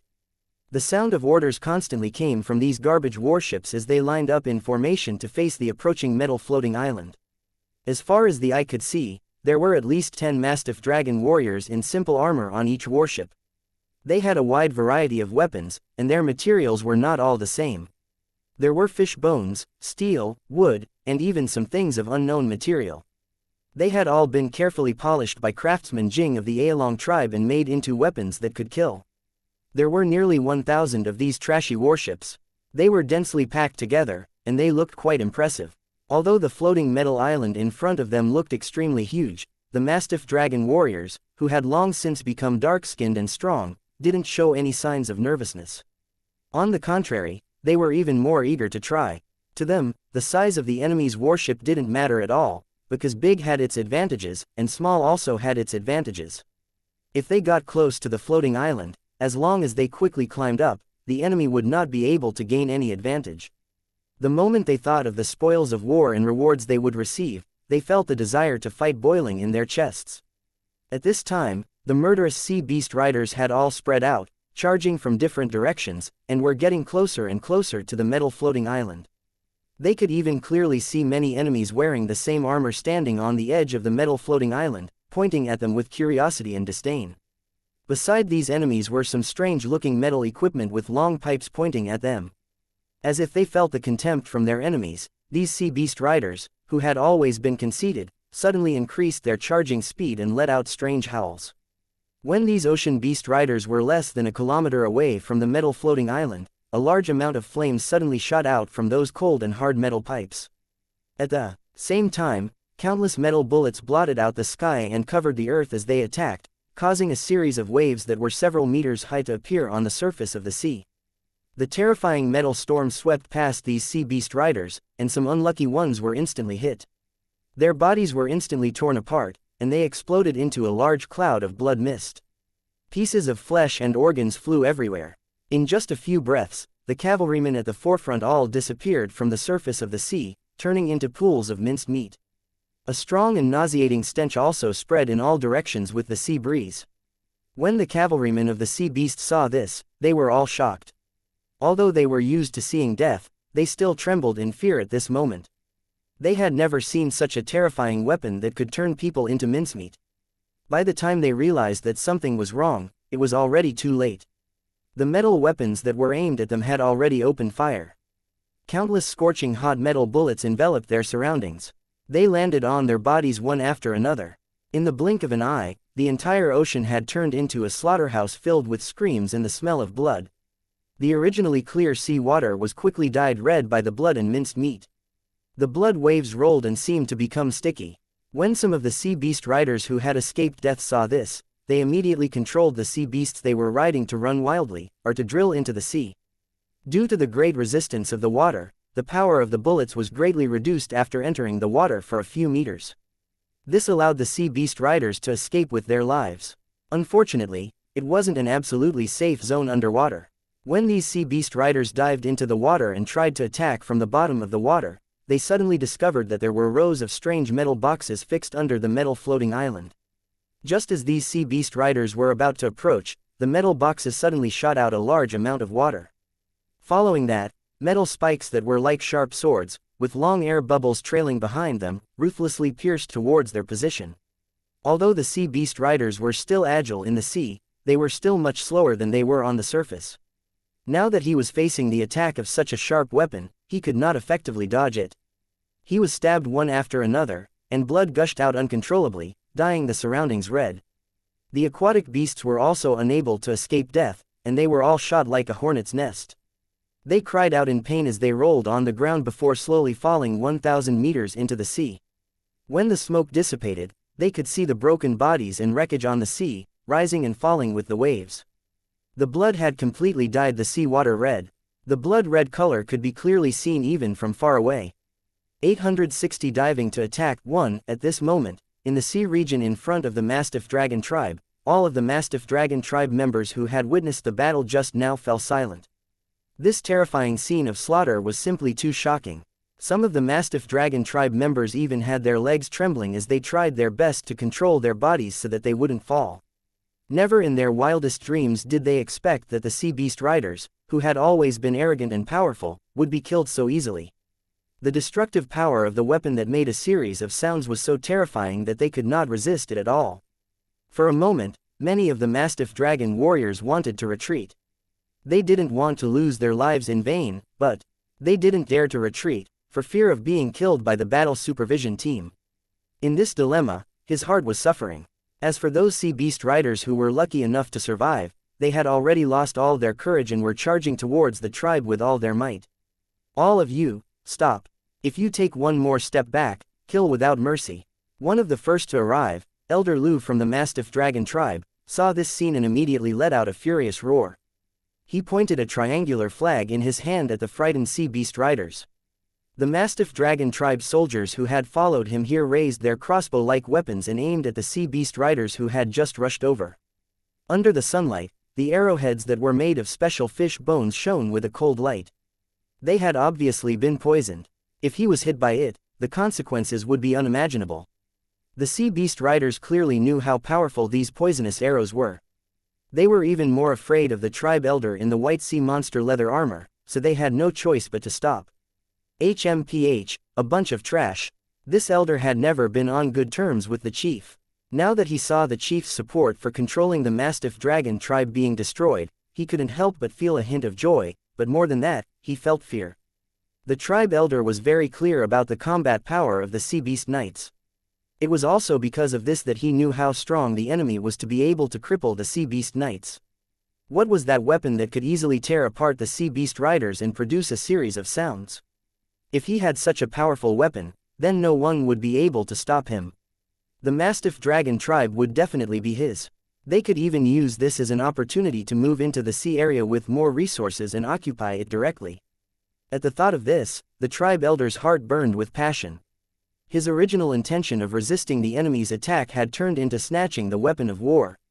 Seeing that the other leaders of the tribe had yet to arrive, the tribe elder knew that this was an opportunity that could not be missed and suddenly gave the order to attack. Everyone listen up, abandon ship, dive deep, climb up the enemy's ship and fight to the death. As soon as he finished speaking, the elite soldiers under his command held daggers in their mouths and jumped into the sea in unison. They swam quickly toward the metal floating island like fish. Looking from the surface of the sea, one could only see a dark mass of human figures under the water. Their aura was extremely shocking. What are you all waiting for? Hurry up and attack. Seeing the warriors of the Mastiff Dragon tribe hesitating, the elder of the tribe was furious. He leapt a dozen meters away and landed on one of the garbage ships. Blood splattered as the blade fell, and a few heads flew into the sky. If you dare to hesitate, kill without mercy. Kill him, the tribe elder shouted as he coldly looked around with his blood-dripping saber. The Mastiff Dragon tribe soldiers, who had been frightened by the slaughter just now, no longer dared to hesitate. They tied their weapons and jumped into the sea one after another. Seeing over 1,000 people heading straight for the metal floating island, the tribe elder's eyes flashed with a sharp light. No matter how big your body is or how powerful your weapons are, you can't block the collective attacks of these warriors. Once they hit that giant warship, those weapons will be mine. At the thought of this, the tribe elder laughed wildly and waved his saber again, driving the warriors on the garbage warships into the sea. Under the surface of the ocean, Mastiff Dragon tribe warriors could be seen everywhere. For the ocean vestigial tribe who had been with the ocean for their entire lives, playing in the water was as easy as walking. Even a young child could dive for a very long distance at the bottom of the ocean. At this moment, the ocean between the Mastiff Dragon tribe and the metal floating island was filled with armed Mastiff Dragon tribe warriors. They were like a huge school of fish. The Mastiff Dragon warriors at the forefront had gradually approached the edge of the metal floating island. Not only did they see the remains of the sea beast knights floating in the water, but they also saw the underwater weapons that looked like iron boxes. Just as the Mastiff Dragon warriors approached, the metal box was activated. Whoosh, whoosh, whoosh. Countless metal spikes suddenly shot out, easily piercing through the body of a Mastiff Dragon warrior, and then hitting the warrior behind him. For a moment, there were figures struggling everywhere after being shot. While they struggled, blood gushed out like a fountain. The originally clear seawater suddenly changed color, becoming blood red. The Mastiff Dragon warriors following behind saw this and dived deeper into the water to avoid the attacks of these underwater weapons. As for floating to the surface of the sea, they didn't have the courage to do so. They were afraid that they would be shot to death by the weapons that would make a series of sounds. Fortunately, the range of these underwater weapons was limited, and the number was not endless. After a few waves of firing, there was no more sound. The Mastiff Dragon warriors, who had been on tenterhooks, were instantly overjoyed when they saw this. They swam toward the metal island with all their might, imagining the scene of killing the enemy after climbing up. There was a fire burning in their hearts, and they were eager to vent it. However, at this moment, a few huge black shadows suddenly descended from the sky and smashed into the sea. The Mastiff Dragon warriors saw this and a bad feeling rose in their hearts. Boom! Just as the Mastiff Dragon warriors were in a state of shock, the black object suddenly exploded, releasing an earth-shattering boom. It seemed to only create sound waves and shock waves, so the fragments formed were almost negligible. Because the speed of sound underwater was extremely fast, the moment the explosion occurred, the Mastiff Dragon warriors in the sea were in deep trouble. The Mastiff Dragon warriors were knocked unconscious by the terrifying explosion, and many of them were even killed. At this moment, almost half of the Mastiff Dragon warriors were bleeding from their eyes, nose, and mouth. Some of them had even jumped out of the water like frightened flying fish. The Holy Dragon City's soldiers on the floating island could only see a few huge pillars of water shooting up into the sky. Then, they saw the waves rolling. Countless fainted Mastiff Dragon warriors floated to the surface of the water, floating with the waves like dead fish. Fish out the ones who are still breathing. Don't care about the ones who are dead. A major cultivator from the Holy Dragon City stood at the edge of the floating island and ordered Old Fish beside him. Old Fish nodded his head and waved his hand at the group of vagabonds behind him. Immediately after, they jumped into the sea and dragged the Mastiff Dragon warriors who were still breathing onto the metal floating island. The sea travelers in charge of pulling the rope cooperated with each other and threw the fainted unlucky people aside, no longer paying attention to them. As for whether they could survive, it would depend on their own fortune. 861 The conditions. 1. The elder of the Mastiff Dragon tribe trembled when he saw his thousands of subordinates being so easily disposed of, floating on the surface of the water like dead fish. He almost fainted from anger. Where did the other party come from? How could he possess such a terrifying weapon? Why had he never heard of it before? He had previously thought of snatching his opponent's weapon, but now it seemed that he had overestimated himself. As soon as he woke up from his sweet dream, the tribe elder immediately realized that something was wrong. The enemy's strength was far beyond his imagination. First, the sea beast knights were instantly crippled, and then the tribal warriors who were diving to attack were all killed in one fell swoop. In the face of such an unusually fast harvest method, he really didn't know what to do. Perhaps the Mastiff Dragon tribe would not be able to escape this time. After this thought appeared in his mind, the tribe elder was shocked. He secretly glanced around. After making sure that no one was paying attention to him, he quietly hid in a garbage ship and disappeared in the blink of an eye. It was also at this moment that the patriarch of the Mastiff Dragon tribe and the other elders arrived. They stared at the floating metal island, which had already stopped moving, with wide eyes. As far as the eye could see, the floating metal island was like a super monster, quietly crouching on the surface of the sea, ready to swallow the Mastiff Dragon tribe in one bite. What are these things? Where did they come from? The Mastiff Dragon chief's fat arms kept waving, and his face was twisted as he pointed at the floating metal island and asked loudly. However, no one could answer his question. A bunch of trash, trash. The Mastiff Dragon tribe leader roared in anger, pointing at one of his trusted subordinates and saying, "Go over immediately and ask please like and share the video on the YouTube channel Cultivation Audiobooks. Them what they want." The henchman trembled in fear and almost knelt on the ground. He had also seen the corpses floating in the sea. They almost filled the surface of the water.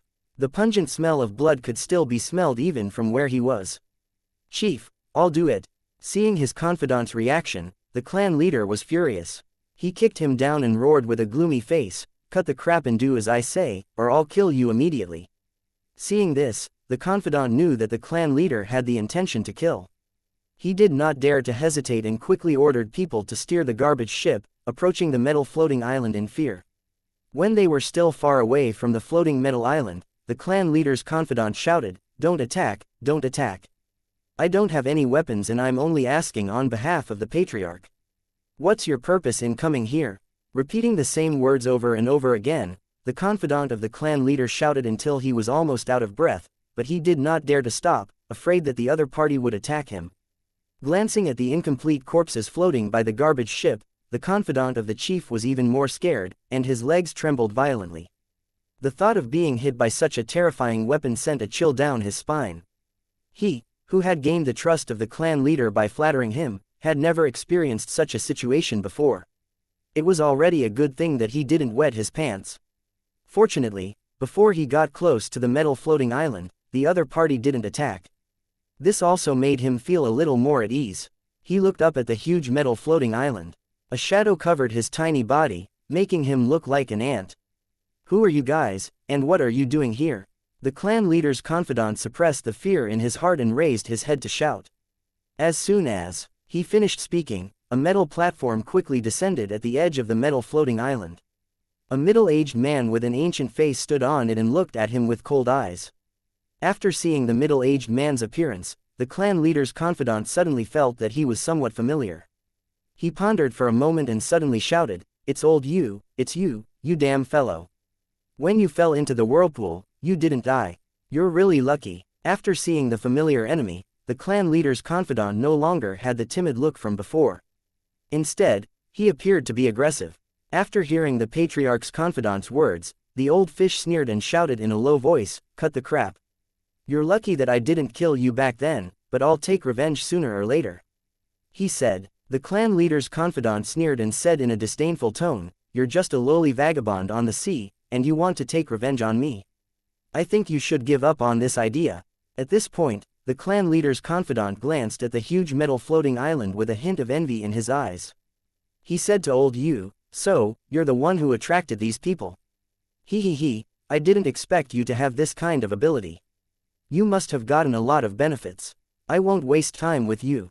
Just tell me, what is your purpose in coming to my Mastiff Dragon tribe and killing my warriors?" "What's the purpose?" Old Yu sneered. "Of course, I'm going to kill all of you." The clan leader's confidant was shocked when he heard this. "Old Yu, is this true? What, are you afraid? If that's the case, then quickly betray the Mastiff Dragon tribe and come to me, just like how you betrayed our chief." Old Yu sneered, his face full of disdain. The clan leader's confidant blushed and argued, "You can't blame me for what happened back then. It's that guy's fault for not opening his mind. Sooner or later, he'll suffer a big loss, and in the end, he'll even implicate us. So you betrayed us, took the treasure to the Mastiff Dragon tribe, and killed us all. I fell into the whirlpool and didn't die, but after you saw my son, you ordered people to beat him up, right?" Old Yu's face was frighteningly gloomy as he spoke. He clenched his fists, making cracking sounds. Looking at the clan leader's confidant who was avoiding his gaze, Old Fish suddenly laughed and pointed at him. "Let's not talk about the past for now. I can tell you now that my master has come here for only one purpose, and that is to destroy your Mastiff Dragon tribe. Of course, if you can kill the protector of the tribe and hand over all the treasures, my master can consider letting you live. If you still don't make a decision in an hour, my master will launch an attack. Once the battle starts, not a single blade of grass will be left. That's all I want to say. Hurry up and go back and tell your clan leader. As for the enmity between us, we can slowly settle it when the time comes." After temporarily suppressing the killing intent in his heart, Old Yu no longer paid any attention to the clan leader's confidant. He sat on the metal platform and quickly rose into the air, returning to the metal floating island. Seeing old Yu's disappearing figure, the patriarch's confidant's eyes flashed with killing intent, but it was quickly replaced by fear. He knew that old Fisher was not joking. If he did not follow the other party's request, a battle would be inevitable. In the blink of an eye, thousands of Mastiff Dragon tribe soldiers had been killed. Who knew what other methods they had and how terrifying their killing power was? If the Mastiff Dragon tribe really failed and he fell into old Yu's hands, then with the new and old grudges between the two of them, he was afraid that he would be better off dead. As if he had thought of something, the patriarch's confidant's body suddenly trembled. He glanced at the floating metal island with a complicated expression, then quickly returned to the Mastiff Dragon tribe. 862 Human Wave Tactics 1. In the Mastiff Dragon tribe, the chubby chief was sitting on a chair, eating the food offered by the woman beside him. The confidant who had just returned was telling him the Holy Dragon City's conditions in full detail, not daring to falsify or hide anything. After hearing that the Holy Dragon City wanted him to kill the Protector and hand over all the treasures, his fat body suddenly jumped up from the chair and slapped his confidant's face, causing blood to flow from his mouth and nose. Trash, you're all a bunch of trash. You've completely disgraced the Mastiff Dragon tribe. Not seeing the venomous eyes of his confidant, the clan leader sneered and looked in the direction of the floating metal island. It seems that the other party's goal is not small. It is definitely not something that can be dismissed with a little benefit. I'm very curious. I don't know where this group of people came from, I don't know what their abilities are, but their tone is not small. At this point, he glanced at the corpses floating on the sea and seemed to think of the power of the terrifying weapon. He then shouted coldly, "Since these guys want the treasure of my Mastiff Dragon tribe, then they'll take it with their own abilities. As for the Guardian, they'll have to be able to defeat it first." At this point, the clan leader coldly glanced at the influential members of the tribe around him and sternly shouted, "The enemy is now blocking the door. From the conditions they put forward, it is clear that they want to force us to our deaths. I admit that they're very powerful, but that's definitely not a reason for us to retreat. If we don't force them back, when they break into the tribe, none of you will be able to escape." Seeing the complicated expressions on the faces of the nobles, the Mastiff Dragon clan leader continued with a dark expression, "I know you're not convinced that I'm the patriarch, and some of you even spread rumors that I'm the one who killed the old patriarch. He, I'll tell you today, no matter how I got my position as the clan leader, as long as I'm the clan leader, you have to obey my orders. The enemy is right in front of us. If anyone dares to slack off or try to stop us, I'll make sure he's better off dead." The Mastiff Dragon chief's facial muscles were almost twisted together as he said this. His squinted little eyes revealed a terrifying light. The four cultivators who had been following him all this time also clenched their sabers tightly, as if they were ready to kill at any moment. When the influential people of the tribes who were scheming saw this, their hearts trembled. They all said that they would go all out and fight to the death with the enemy. They had no choice but to express their stance, because from the clan leader's attitude, if anyone dared to disobey his orders, he would definitely pull them out and kill them to intimidate everyone. After seeing the reactions of the nobles, the clan leader snorted coldly. He then turned to a sea beast rider beside him and said, "Since the other party is so arrogant that he gave us time to think, then if we don't make good use of it, wouldn't we be too tactless? Weren't their weapons very powerful?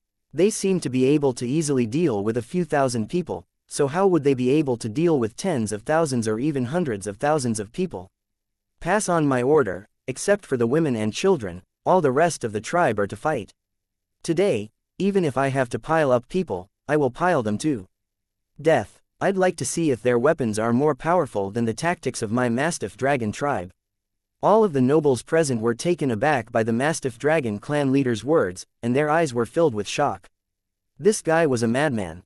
He would actually use this kind of human wave tactic of sacrificing his life to try to repel the enemy's attack. Even if the enemy was defeated in the end, the Mastiff Dragon tribe would suffer a great loss. Who knew how many of their tribesmen would die because of this? Would the Mastiff Dragon tribe be able to recover its former strength without its large numbers of tribesmen? Would those who had been secretly coveting the Mastiff Dragon tribe, and even those who had long since become mortal enemies with them, miss this opportunity for revenge? This was something that the Mastiff Dragon tribe had to consider after defeating the enemy. But what if the enemy won and really destroyed the tribe? If it really came to this point, what should he do? For a moment, the hearts of the nobles were filled with all kinds of worries, but when they saw the Mastiff Dragon clan leader's gloomy face, no one dared to speak. If anyone were to surrender now, they would definitely be killed immediately. At this time, the sea beast riders who had received the order had already led their remaining companions into the tribe. They galloped through the waterway and spread the order of the tribe leader. The Mastiff Dragon tribesmen who had received the order were all dumbfounded. After a moment of silence, they took out all kinds of strange weapons from the garbage ships and gathered outside the tribe. In the Mastiff Dragon tribe, no one was allowed to disobey the orders of the chief, or they would die. It was even more so in the face of a great enemy. Moreover, if the enemy really attacked, they wouldn't be able to escape, so they might as well take the risk. As for whether he would live or die, that would all depend on luck. In the midst of the shouts and cries, streams of people moved along the waterway and quickly gathered into a dense pile, filling the waterway outside the tribe. In just a few minutes, tens of thousands of Mastiff Dragon tribesmen had gathered, and the number was still increasing.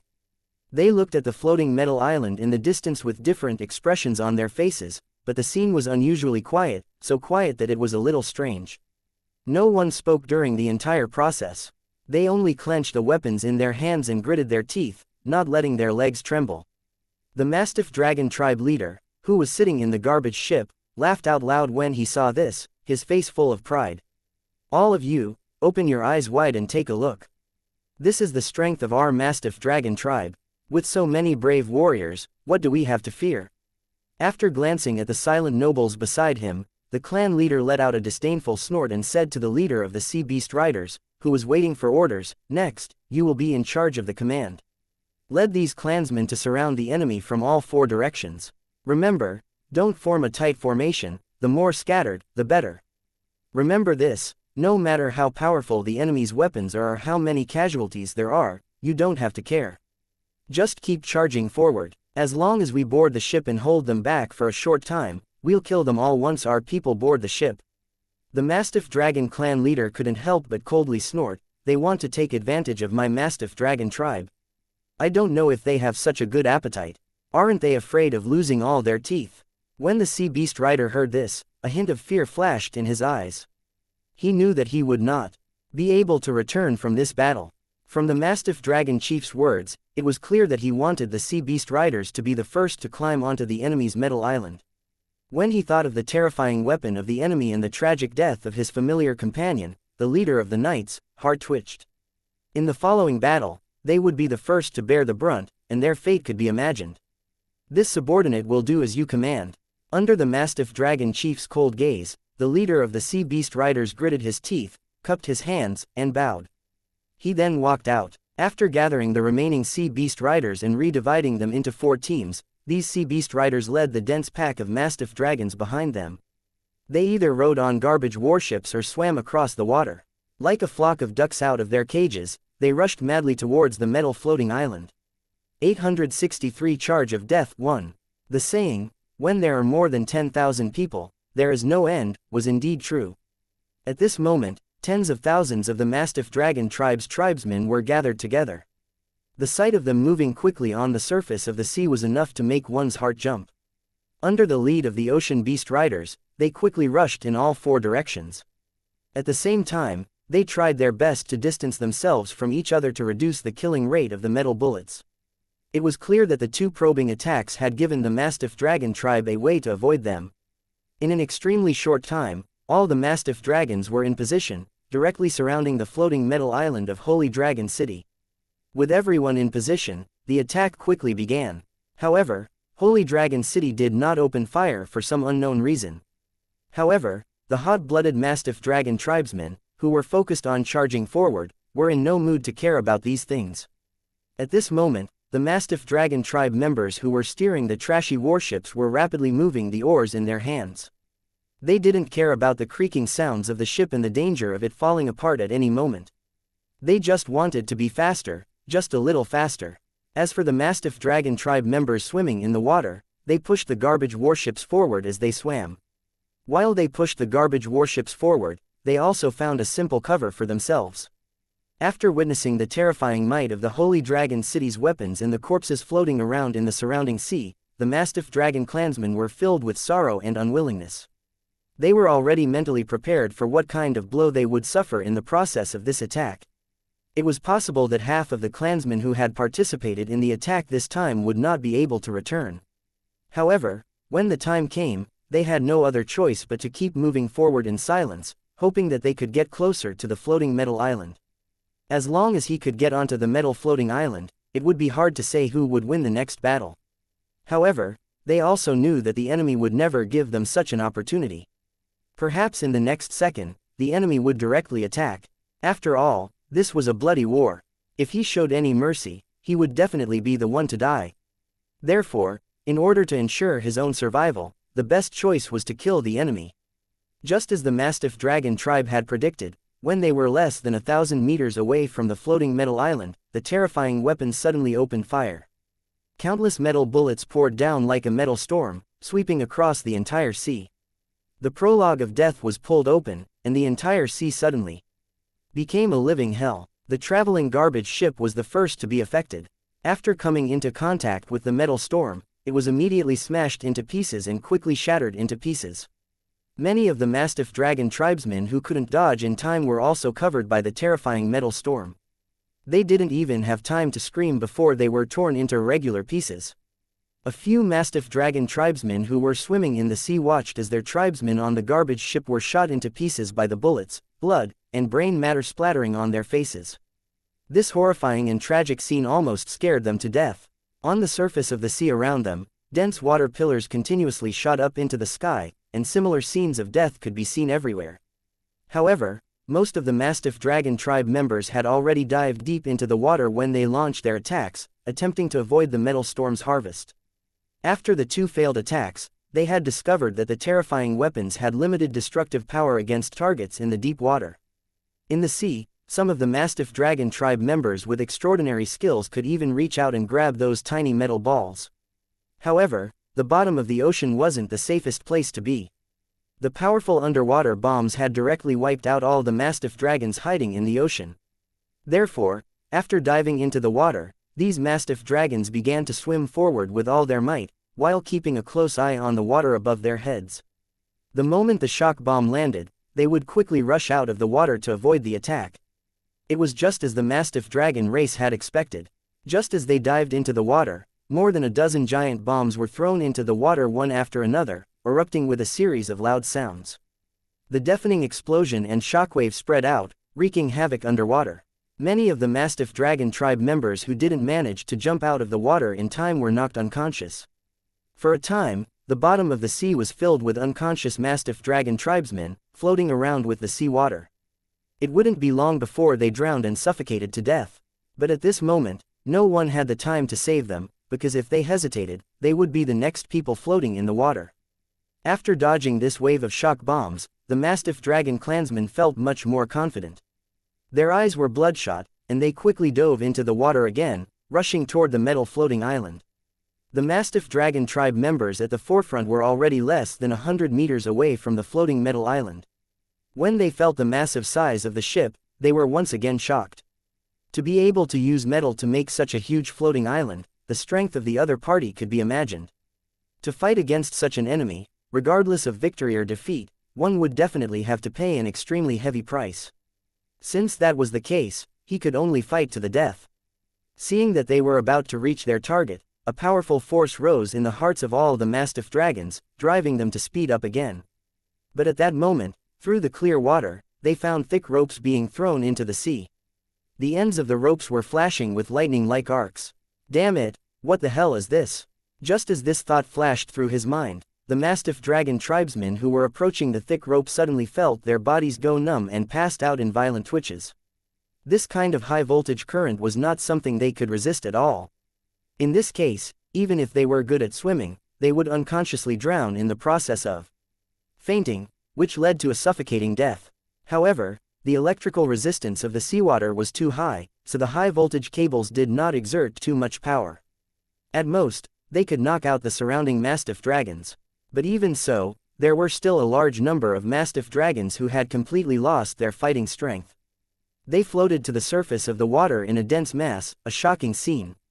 However, most of the Mastiff Dragons managed to avoid all of the attacks, and safely reached the bottom of the metal island. As they leapt, their hands and feet hung on the metal hull. This situation was beyond the Holy Dragon City's expectations. It turned out that even though the metal hull did not have any pressure points, the Mastiff Dragon tribe had already prepared a way to deal with it. This was because there were suction cups on their palms. As long as they controlled the contraction of their muscles, they could easily attach themselves to the hull. In the end, they were still aliens, and all of them had some special innate abilities. Although they were restricted in the water world, at this moment, they were just in time to come in handy. This was also the reason why the nobles of the Mastiff Dragon tribe didn't have to worry about climbing up the floating metal island even though they knew that it was tall and smooth. This was because they had the special ability to absorb and climb. The situation on the battlefield was ever-changing. Under the threat of death, all the participants would unleash their potential, and their speed was almost unbelievable. And the current situation was obviously very unfavorable for Holy Dragon City.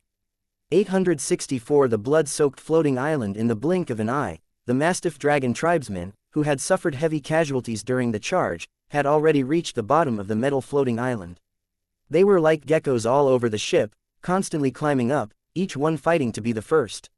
When the Mastiff Dragon clan chief saw this from a distance, he immediately clapped his hands and laughed, his face full of pride. He could already see the Mastiff Dragon tribe landing on the metal floating island and completely defeating Holy Dragon City. When the other influential members of the tribe saw this, they were also full of smiles. They had more or less a trace of confidence in winning this battle. They were very familiar with the fighting strength of their own people, and with the use of the human wave tactic, it was hard to say whether the enemy could resist them if they swarmed up later. However, what happened next made their faces turn ugly. It turned out that on the floating metal island, other than the terrifying weapons that were firing wildly, a group of enemies had suddenly appeared. They were holding strange weapons that were about a meter long. They were constantly shooting out dense and terrifying metal bullets, shooting down the Mastiff Dragon clansmen who were climbing up. Even though the Mastiff Dragons tried their best to dodge and counterattack, the effect was still not obvious. The Mastiff Dragons who were shot let out blood-curdling screams and fell into the sea. From a distance, the Mastiff Dragon tribe members were like dumplings being dropped into the sea. They kept crashing into the sea, splashing water everywhere. It was very dangerous to fall into the water from such a height.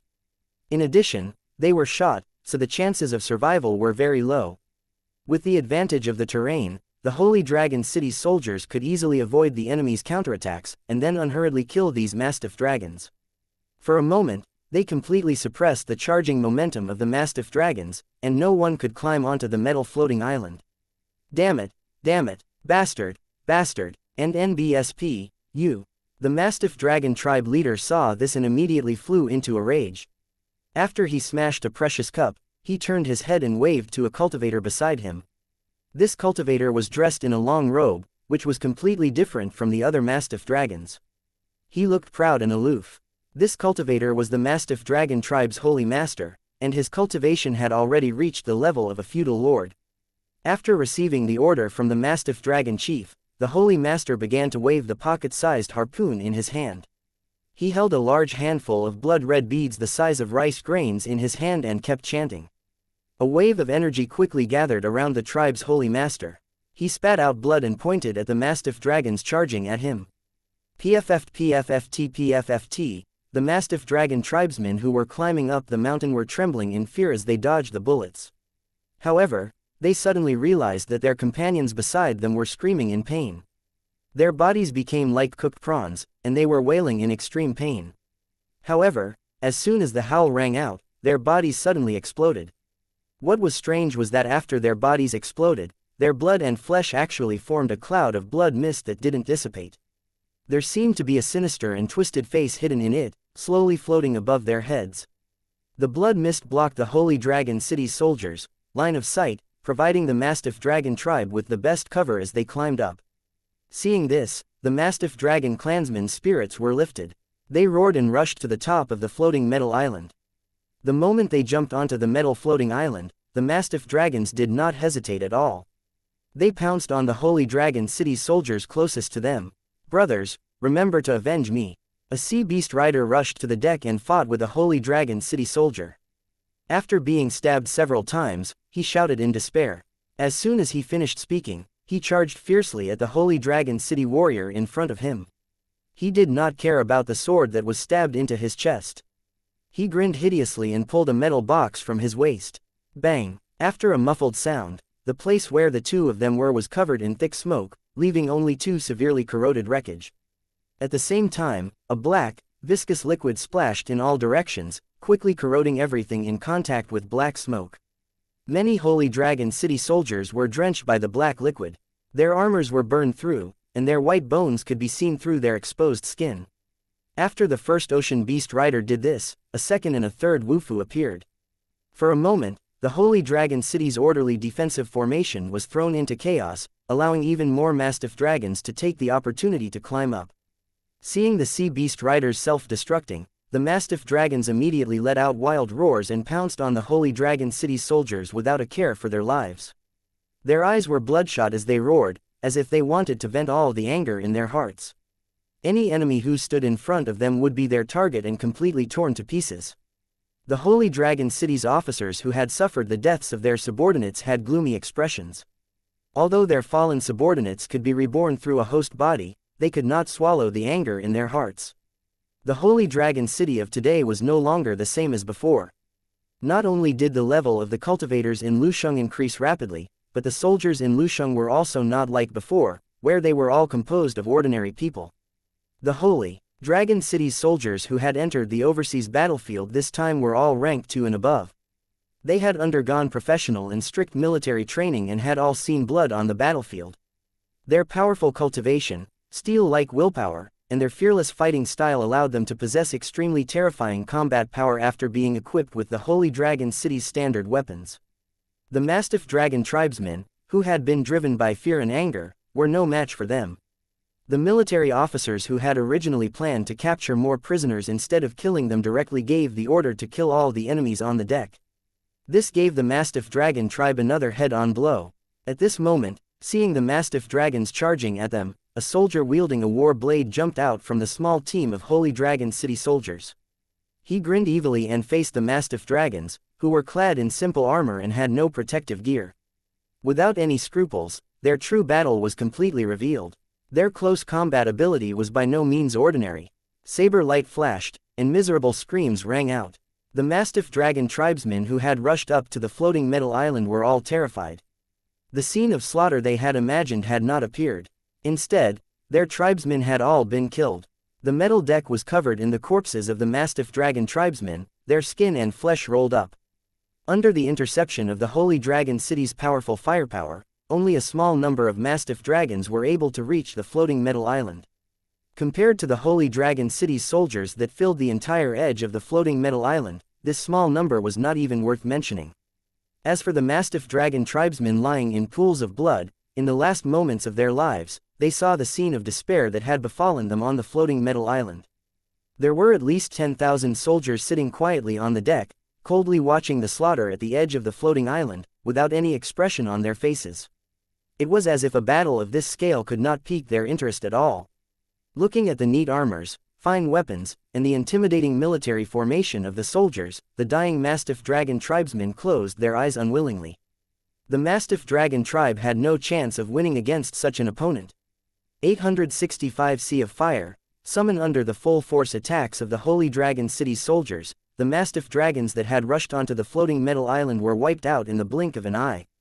Compared to the Holy Dragon City soldiers, the Mastiff Dragon tribe's fighting strength was not even worth mentioning.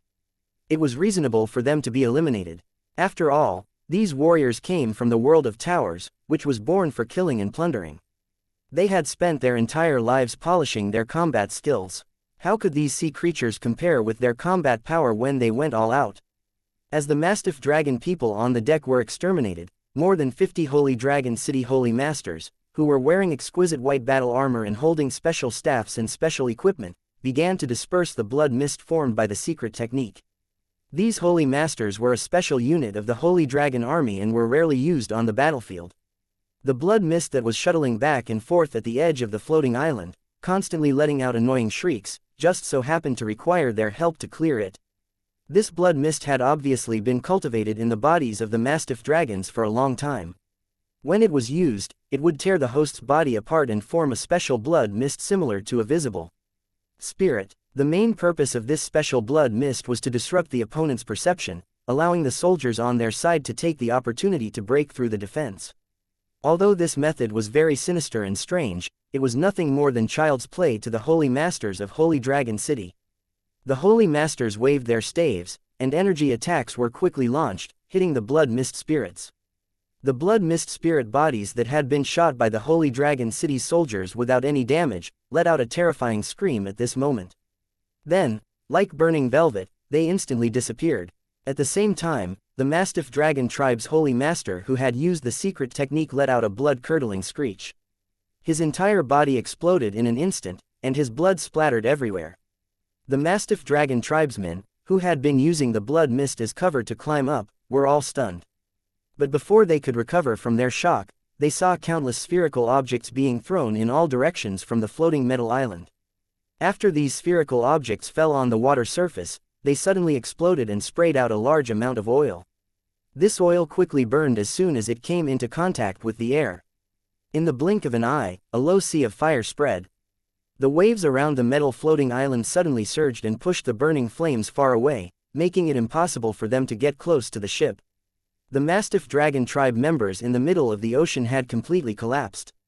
Who knew what those mad scientists of the Holy Dragon City had added to the bomb, causing the temperature of the flame to be extremely high and difficult to extinguish? Once contaminated, it would burn for a long time even in water. Once again, the Mastiff Dragon race was in deep trouble. They had nowhere to hide in this sea of fire. People were constantly caught in the terrifying flames, and they screamed in pain. All of the Mastiff Dragon tribe members who were surrounded by the sea of fire immediately dove into the sea and rushed toward the areas that were not burning with all their might. Even if they were painfully suffocated underwater, no one dared to come up to the surface to breathe, because that was almost equivalent to seeking death. The scorching flames had completely destroyed the Mastiff Dragon tribe's momentum. The only thing they needed to think about now was how to escape the sea of fire and save their lives. In fact, if the Holy Dragon City wanted to destroy the Mastiff Dragon tribe, they would not need to go through so much trouble. Just a few torpedoes would be enough to turn the entire tribe upside down. However, due to several considerations, there was this kind of control of firepower output and a battle situation where they exchanged blows. First of all, the Holy Dragon City wanted to use this opening battle to test some newly developed weapons and battle tactics. If they were to directly cripple it, the testing would not be able to continue. The second reason was that there were a large number of items that could be exchanged for battle achievements in the Sea Tribe. If they crashed into it directly or blew it up, they would undoubtedly lose a lot of battle achievements, which was not worth it. As for the third point, it was to force the tribe's guardian to appear and then wait for an opportunity to kill it directly. The Holy Dragon City attached great importance to the target of the tower's advancement mission. However, they did not have any information about the guardian, so they had to take a cautious approach and launch an attack outside the Mastiff Dragon tribe. However, judging from the current situation, the Mastiff Dragon tribe would really be destroyed if the guardian didn't make a move. The Mastiff Dragon clan leader, who was watching the battle from a distance, also realized this. Seeing the tens of thousands of clansmen he had sent being devoured like this, his eyes turned red. "Damn it, you bastards, you're forcing me." The Mastiff Dragon chief growled as he pulled out a dagger from his waist and pulled hard on his wrist. Blood spurted out, but the Mastiff Dragon chief didn't seem to care. He knelt down and put his wrist into the sea, muttering something. For some unknown reason, the blood that flowed into the sea did not dissolve. Instead, it quickly formed a strange rune, floating quietly under the water. As the Mastiff Dragon chief's blood flowed out more and more, the surface area of the rune grew larger and larger. Suddenly, the rune glowed, and under everyone's gaze, it shot into the sea like lightning. And NBSP, the Mastiff Dragon tribe leader saw this and immediately fell to the ground, his face as white as a sheet of paper, and he began to pant. Obviously, what he did just now was not as simple as losing a large amount of blood. "Damn it, when the guardian arrives, I'll tear you into pieces and make you the guardian's sacrifice. Only then can I relieve the hatred in my heart." The Mastiff Dragon clan chief gasped for breath, looked in the direction of the floating metal island, and roared with a fierce tone. The noble members of the Mastiff Dragon tribe were also holding their breath and looking at the calm sea. They naturally knew that the Mastiff Dragon chief had just used a secret technique to summon the tribe's protector. It probably wouldn't take long for this mysterious protector to arrive. In fact, none of the influential people present had ever seen what the guardian looked like. Ever since the Mastiff Dragon tribe had been established, countless years had passed, but the number of times the guardian had been summoned could be counted with one's fingers. After all, after the guardian appeared and completed the mission, a large number of flesh and blood sacrifices and treasures were needed. Otherwise, it would go crazy and cause a terrible disaster. If the clan leader who summoned the guardian violated the agreement, he would also suffer a backlash and suffer a pain worse than death. Therefore, the guardian was a double-edged sword. It could hurt the enemy and also hurt the user at the same time, so one had to be very careful when using it. But even so, there were still countless sea remnants who wanted to have a guardian. In the water world, without a guardian, one would not be qualified to establish a tribe. The threat of the pirates and other tribes alone was enough to destroy any tribe without a guardian. The ability to summon a guardian required a special bloodline talent. This talent was extremely rare. It was said that before the sea tribe entered this water world, only the nobles of the ancestral land had a special ability. It was just that this legend was too long ago, and many of the sea's remnant races had basically forgotten about it. Just as the nobles were having their own thoughts, a large amount of waves suddenly began to surge in the sea in front of the Mastiff Dragon tribe. Dark clouds began to gather in the sky, and lightning flickered. There seemed to be a huge object rushing toward the surface of the sea. This is the guardian of the Pai Shu. A noble of the Mastiff Dragon tribe couldn't help but mutter to himself after seeing this scene. His face was filled with shock. At this moment, a deep roar that was filled with the sound of metal and stone suddenly spread out. At the same time, a huge figure leapt out from the bottom of the sea and floated above the sea. Because the water world could not fly, it could only stay above the sea, barely maintaining its flying posture. Its body was 50 meters long, and its entire body was covered in dark-colored scales. Its huge wings flapped continuously, and when its huge head moved, black smoke constantly spewed out of its mouth. The great dragon king of the mountains has descended and summoned my contractor. Where are you? The giant black dragon that looked like a giant lizard spoke in a strange tone. It arrogantly looked at the Mastiff Dragon tribe members who were dumbfounded, and asked in a thunderous voice. 866 Chapter 864 Nothing more than this one. The noble members of the Mastiff Dragon tribe were completely shocked by the appearance of the giant dragon. Although they knew that the tribe's guardian was an extremely powerful existence, they did not expect it to be a ferocious black dragon. Just by looking at the black dragon's huge body, one could tell that its combat power and defense were absolutely extraordinary. Judging from the dragon's aura, it had clearly surpassed the Lord tier and was at the King tier.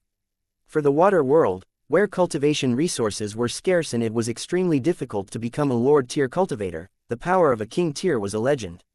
It was also because of this that the nobles of the Mastiff Dragon tribe were collectively speechless. Their hearts were filled with great shock and joy, and their hearts that had been hanging in the air finally returned to their original position. The protector was so powerful that the enemy couldn't possibly be his match. The Mastiff Dragon tribe would definitely be saved. When they thought of this, those rich and powerful people almost cried. After all, they were used to a life of luxury and did not want to become poor vagrants on the sea, living a precarious life. If it really came to that, he might as well just kill them. I am here, Lord Protector. I am the chief of the Mastiff Dragon tribe. The Mastiff Dragon tribe leader, who had been lying in the maid's arms, immediately jumped out and bowed respectfully to the dragon. He had heard about the things to pay attention to when summoning a guardian. Being polite and humble to a guardian was definitely something he had to pay attention to. Therefore, even though the Mastiff Dragon tribe leader was usually extremely arrogant, at this moment, he was still subservient and had a fawning expression on his face. Tell me, what do you need me to do? The giant dragon that called itself the king of the mountain stared at the Mastiff Dragon chief with cold eyes and asked in a language that only the summoner could understand, "There is a group of enemies behind you. They are trying to destroy my tribe, so please destroy them." The Mastiff Dragon tribe leader kept the long story short and directly explained the whole matter. The giant dragon glanced at the floating metal island in the distance with a hint of disdain in its eyes. This kind of metal object could not withstand the burning of its dragon flames at all. As for the Holy Dragon City's soldiers standing on the metal floating island like ants, they were not even worth its attention. It only needed to wave its sharp claws and it could crush a large number of them. Such a weak enemy could not pique the dragon's interest at all. It just wanted to complete the mission as soon as possible, then return to its world and get a good sleep in the sea of gold coins in the cave. I'm going to exterminate the enemies now. You should prepare the sacrifice immediately, or I won't let you off. After the giant dragon let out a roar, it immediately turned around and charged towards the floating metal island of Holy Dragon City. The mastiff dragon chief immediately fell to the ground after the dragon turned around. He didn't even want to move a finger. The dragon's aura was really terrifying. The short conversation just now had consumed a lot of his energy. It was already good enough that he hadn't fainted. However, even though his body was extremely tired, his eyes were still burning with a burning flame. He looked in the direction of the floating metal island, and his face flashed with unconcealable excitement. He wanted to see the dragon guardian kill the enemy with his own eyes, and then take the huge metal floating island for himself. With this floating metal island, it wouldn't take long for his tribe to become even stronger, and all enemies who dared to disobey his orders would be wiped out. At that time, there would definitely be a large area of the sea that belonged to the mastiff dragon tribe in this water world. The more the mastiff dragon patriarch thought about it, the prouder he became. He couldn't help but laugh out loud. The distance between the mastiff dragon tribe and the floating metal island wasn't very far. At this moment, the giant dragon was already rapidly approaching. If it wasn't for the fact that flying was prohibited here, which prevented it from climbing any higher, the dragon wouldn't have allowed itself to stay at the same height as an ant. At the same time, a mysterious power of law kept invading, trying to change the life form of the dragon and turn it into a monster in the world of buildings.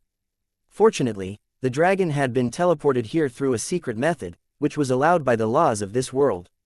It would not be a big problem for it to stay for a short time, but if it stayed for a long time, even it would not be able to resist the changes.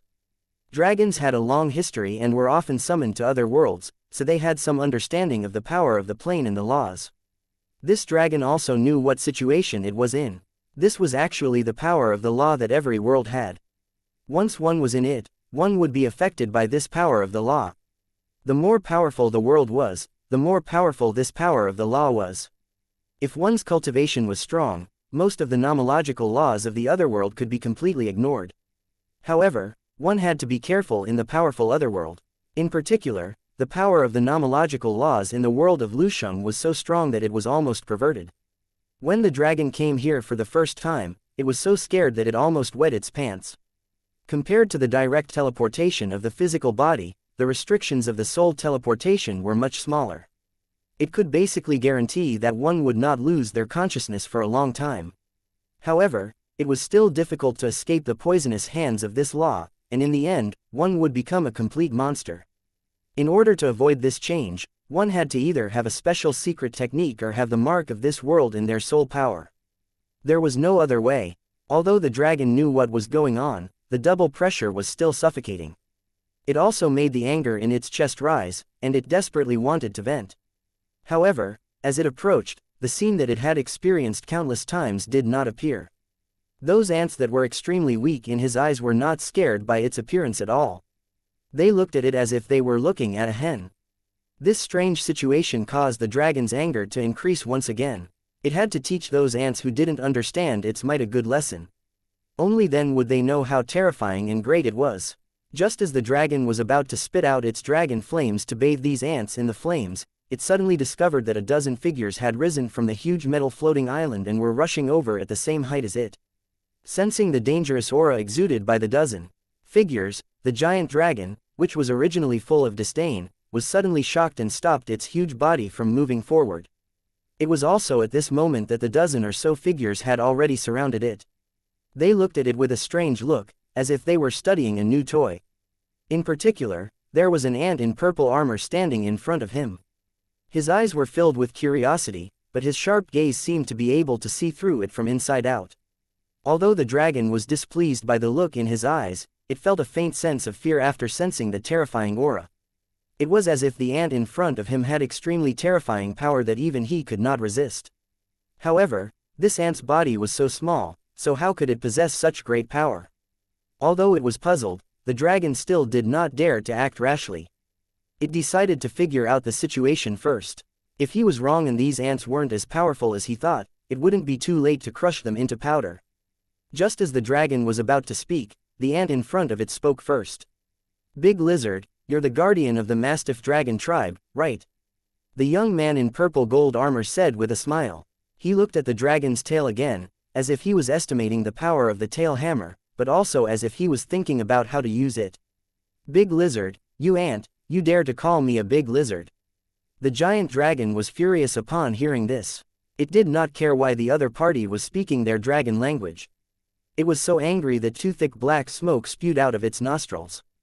And NBSP, this ant was actually comparing him to those low-level bugs.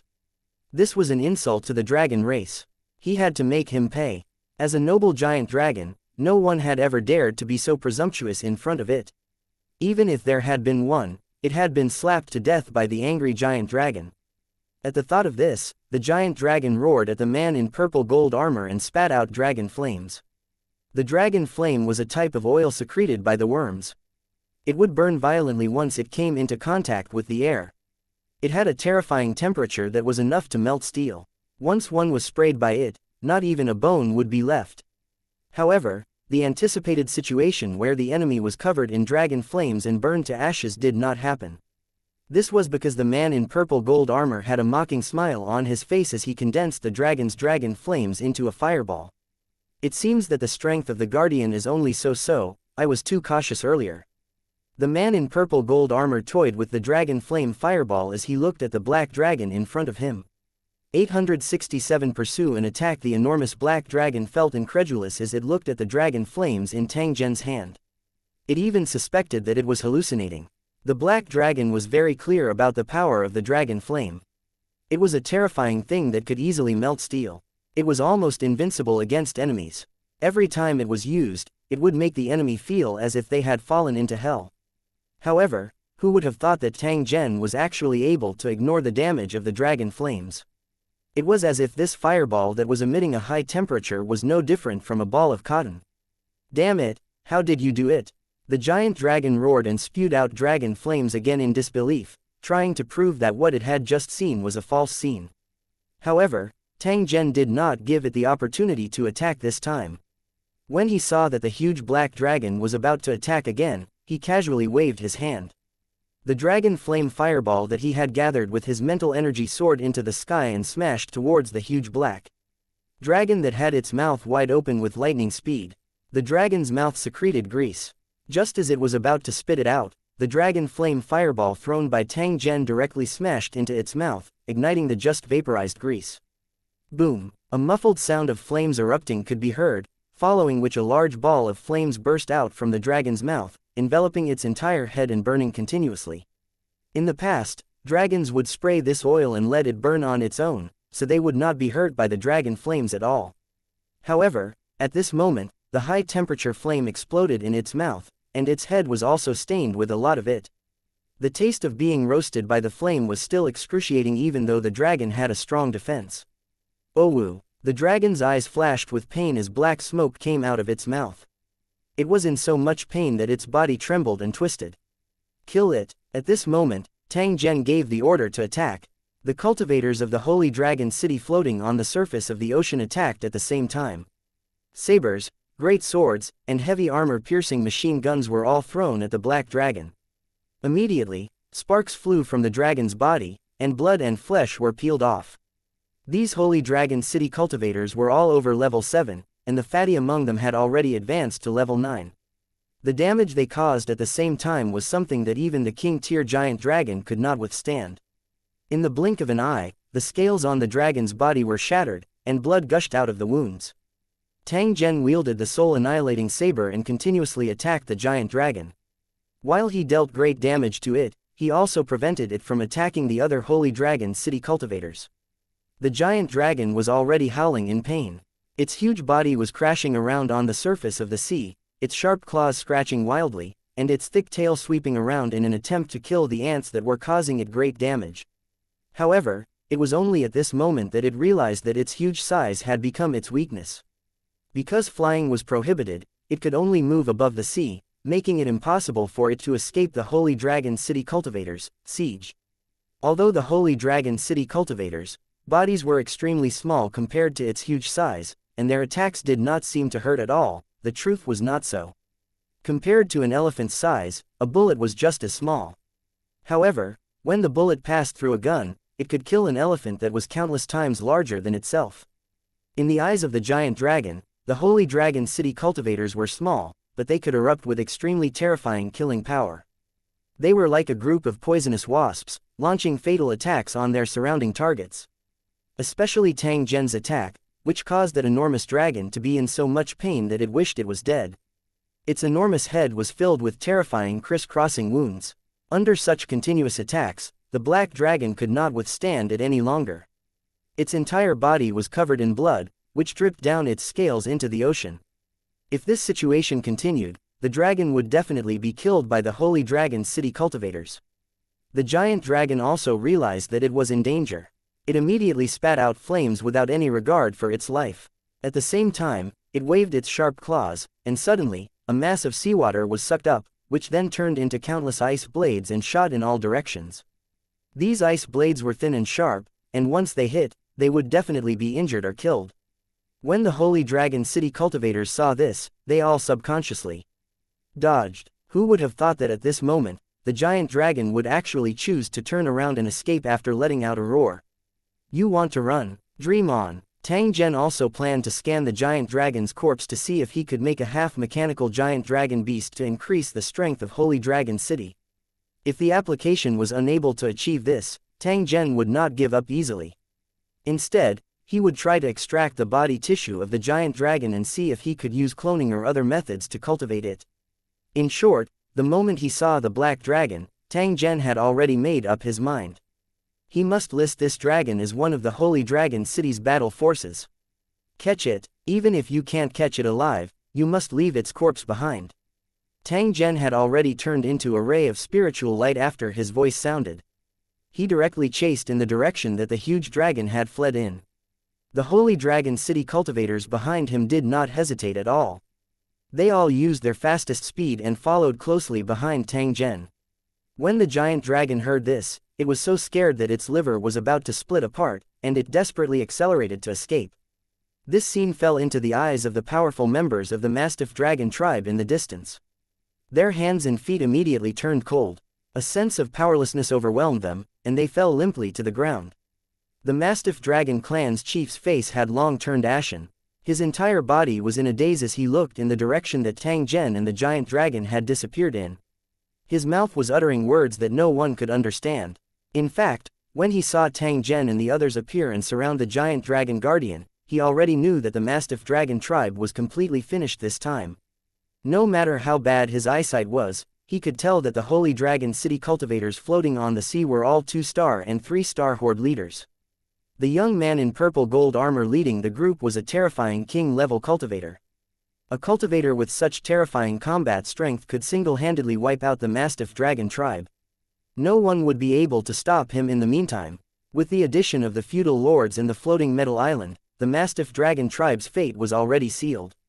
Why, Yingluo, the Mastiff Dragon chief seemed to have lost his soul. He looked around at the fleeing nobles, then suddenly rose to his feet and let out a loud roar. I can't accept this. We still have countless people. As long as we charge together, even if we can't defeat the enemy, we'll make them pay a heavy price. Pass on my order, all the clansmen are to retreat. The Mastiff Dragon tribe leader suddenly realized that his surroundings were completely silent. He turned around and saw that all of the tribe's nobles who had been gathered together a moment ago had all disappeared in the blink of an eye. Even a few of his most trusted confidants had fled the place in a hurry. They were paddling a garbage ship with all their might to leave, obviously preparing to pack up their belongings and escape. And NBSP, the Mastiff Dragon chief's face turned red with anger as he saw this. He spat out a mouthful of blood, staining his chest red. He turned around with a bitter smile. He barely supported his swaying body and looked in the direction of the metal floating island. At this moment, at the edge of the metal floating island, there was a tall, golden-haired man. He seemed to be looking at him coldly as well, and their gazes met in an instant. Then, the golden-haired man waved his hand and looked away into the distant sea. Following Tai Seng's order, the originally still metal floating island suddenly extended a series of slanted metal slides. Rows of jet bikes were lifted up from the cabins of the metal floating island. The Holy Dragon City's soldiers mounted them neatly and directly slid into the sea along the metal slide, heading toward the Mastiff Dragon tribe. One after another, jet ski was lifted up, and one after another, Holy Dragon City warriors rushed down from the metal floating island.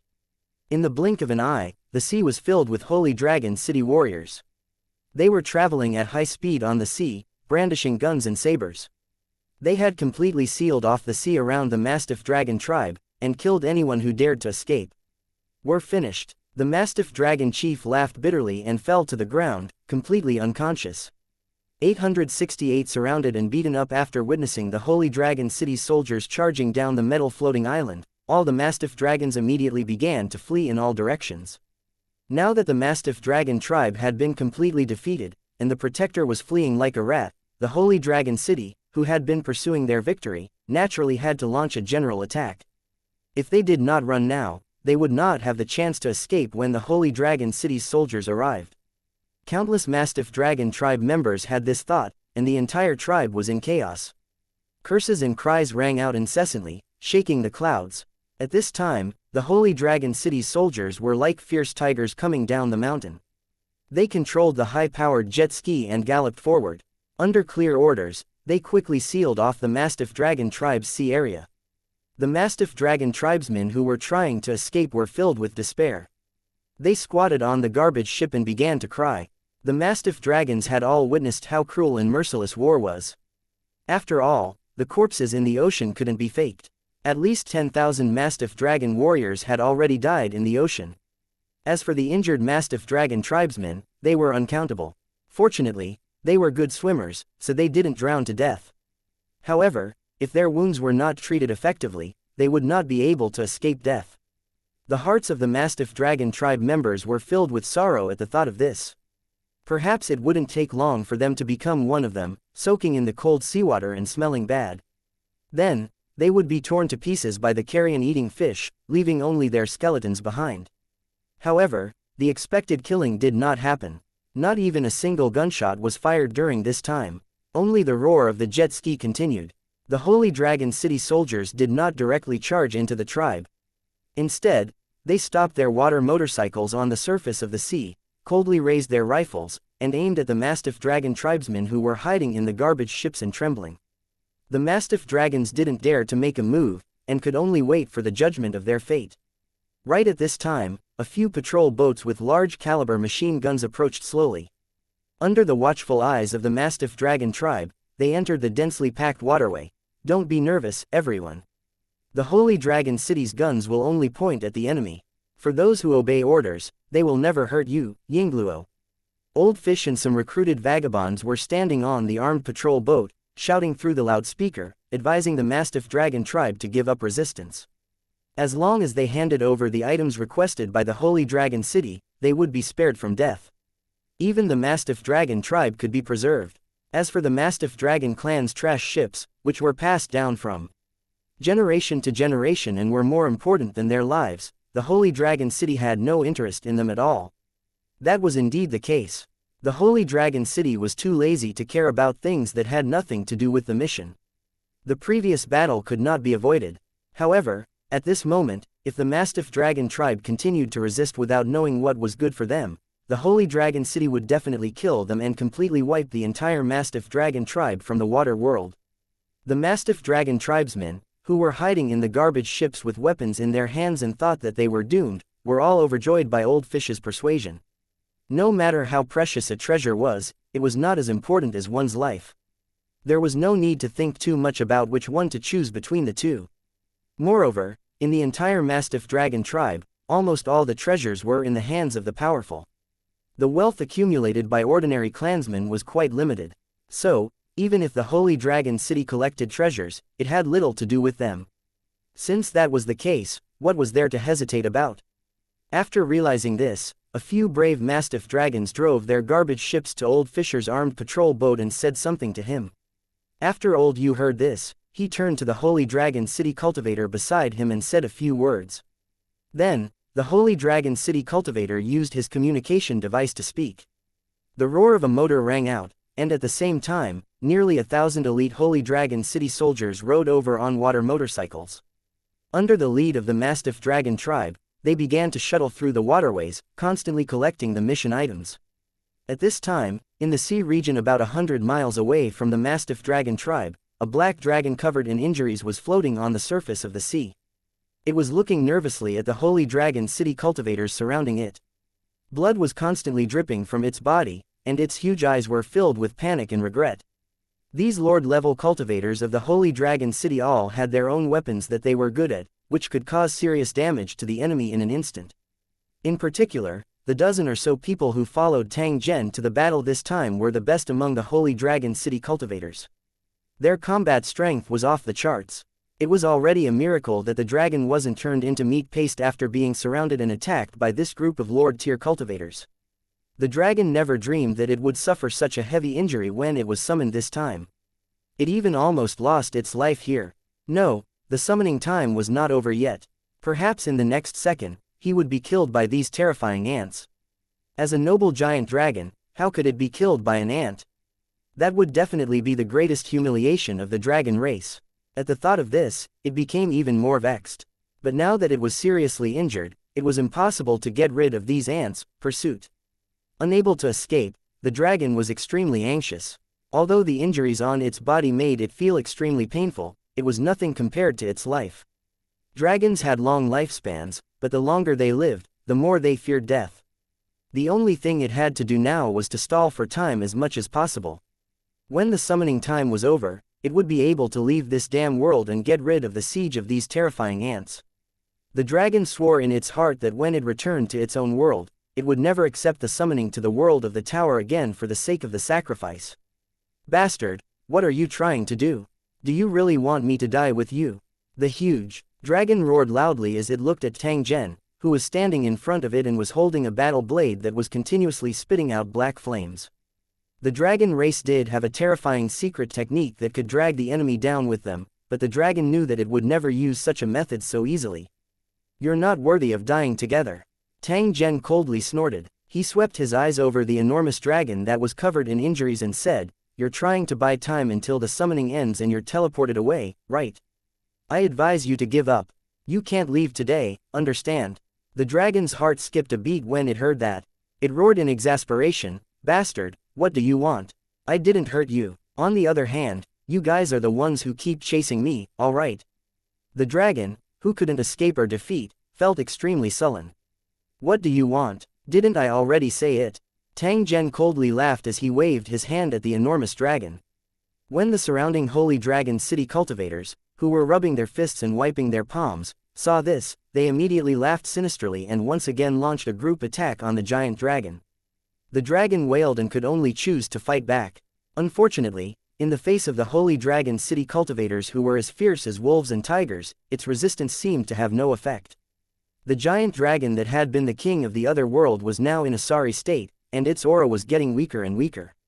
If this situation continued any longer, the dragon would probably really die. 869 Chapter 867 Surrender, Solution 1 Stop.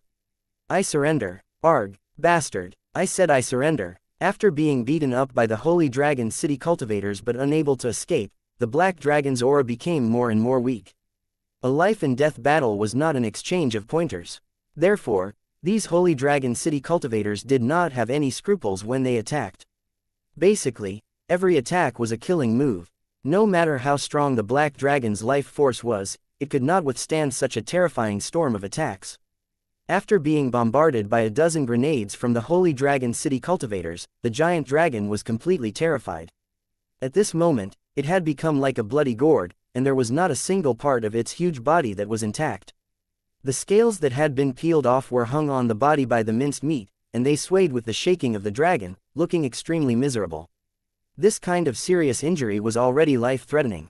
If it was not treated, the bleeding alone was enough to kill it. Therefore, it could only stop resisting and loudly beg for mercy from Tang Zhen. Tang Zhen waved his hand when he heard this. Those holy dragon city cultivators then retreated to the side, still unsatisfied. They sized up the huge dragon with eyes full of ill intentions, as if they were trying to figure out where to cut their next attack from. After seeing this scene, the giant dragon's body trembled again. "You can't even surrender. I only want your body for my experiments. In the end, I still have to kill you." Tang Zhen smiled at the huge dragon. His face was filled with regret. However, that smile seemed to contain ridicule, causing the huge dragon to wish that it could bite him to death. Bastard, do you have to kill a dragon for your damn experiment?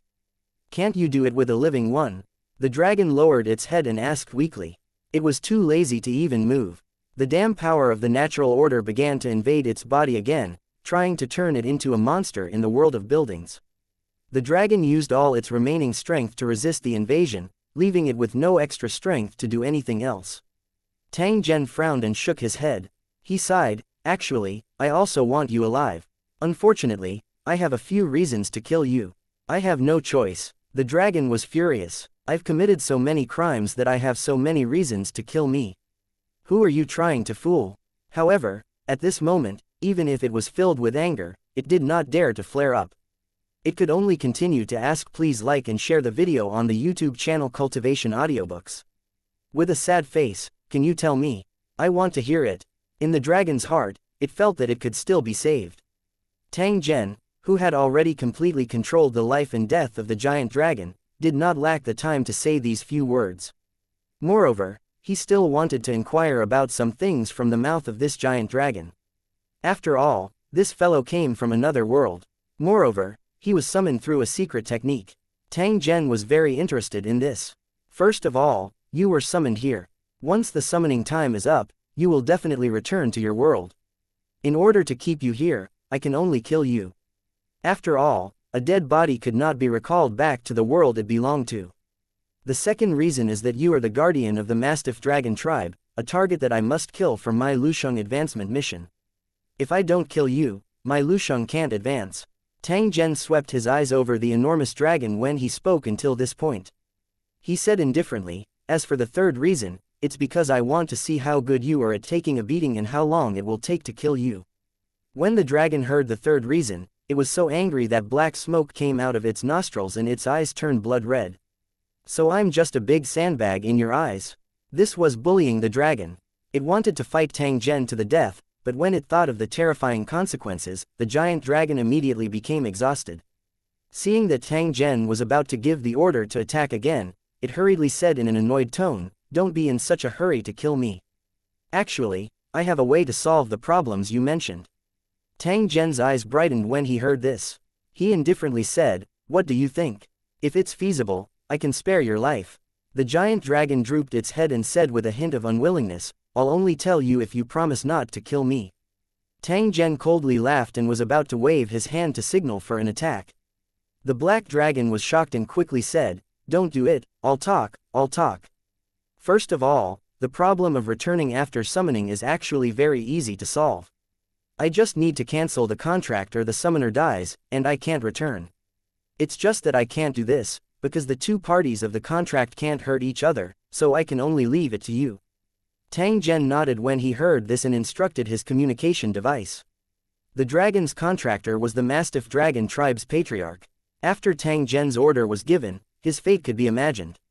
After settling this matter, Tang Zhen casually waved his hand and took out a watermelon-sized object from his storage ring. This bomb can easily blow up a small mountain. It will receive a specific signal at all times. Once the signal is interrupted, it will explode immediately. After using his mental energy to lift up the specially made bomb and bring it to the front of the giant dragon, Tang Zhen sneered, "I don't trust you, so you should swallow it. If you really teleport away, this bomb will instantly blow you up into a meat paste." The huge dragon immediately roared furiously when it heard this. It seemed to be extremely dissatisfied with Tang Zhen's actions. As a result, Fatty, who was floating at the side, immediately aimed his machine gun at the giant dragon and hit it until it screamed in pain. "Don't hit me, I'll swallow it, okay." Helplessly, the dragon swallowed the bomb and continued dejectedly, "As for Lu Cheng's promotion mission, I actually have some understanding of it and have a way to solve it. As long as you take out more than half of my soul power and hand it over to the cornerstone platform, it will be regarded as a completed mission. The most important thing is that after using this method, not only can you successfully complete your Lusheng advancement mission, but I will no longer be invaded by the laws of the world of Lusheng, and I don't have to worry about turning into a monster." There's actually such a method. How did you know about it? Tang Zhen was greatly surprised. The giant dragon scoffed. "Your world of Lusheng has a bad reputation. Many powerful foreign worlds know about you. Besides, We dragons have memory inheritance. What's so strange about knowing about this? The curiosity in Tang Zhen's heart became increasingly dense as he continued to ask, you said that many foreign worlds know of the existence of the world of Lusheng. Then, what does the world of Lusheng look like in the eyes of those natives? What else can it be? In other worlds, your world of Lusheng is a den of devils, and the cultivators of Lusheng are called fiends, otherworldly demons, fiend race, and so on. In short, nothing about you guys has anything to do with good things. There are many people who hate you. When the dragon said this, it felt extremely depressed. Although it knew that there were powerful cultivators in the world of Lusheng, such a terrifying expert would never appear in these abandoned lands. There shouldn't be any 2-star king tier cultivators in a normal level 8 city either, which was why it accepted the summoning and descended into the water world. Who would have thought that such an unforeseen event would occur? If he had known earlier, he would not have accepted the summoning even if he was beaten to death. On the other hand, a glint flashed across Tang Zhen's eyes after he heard the ridicule in the giant dragon's words. At the same time, there was also a faint pondering expression. He had always wanted to figure out one thing. What kind of existence was the mysterious and strange world of Lusheng? However, being in the mountain, he was unable to see the entire mountain. Therefore, Tang Zhen had never been able to find a clear answer. However, the black dragon's words gave Tang Zhen the possibility of finding the answer. 870 Resolve, clean up the solution given by this huge dragon was indeed feasible. It was precisely because of this that Tang Zhen did not directly kill it. As he had said before, a living dragon was more valuable. Tang Zhen was undoubtedly more interested in the things that the huge dragon had said about the tower world. He wanted to ask, please like and share the video on the YouTube channel Cultivation Audiobooks.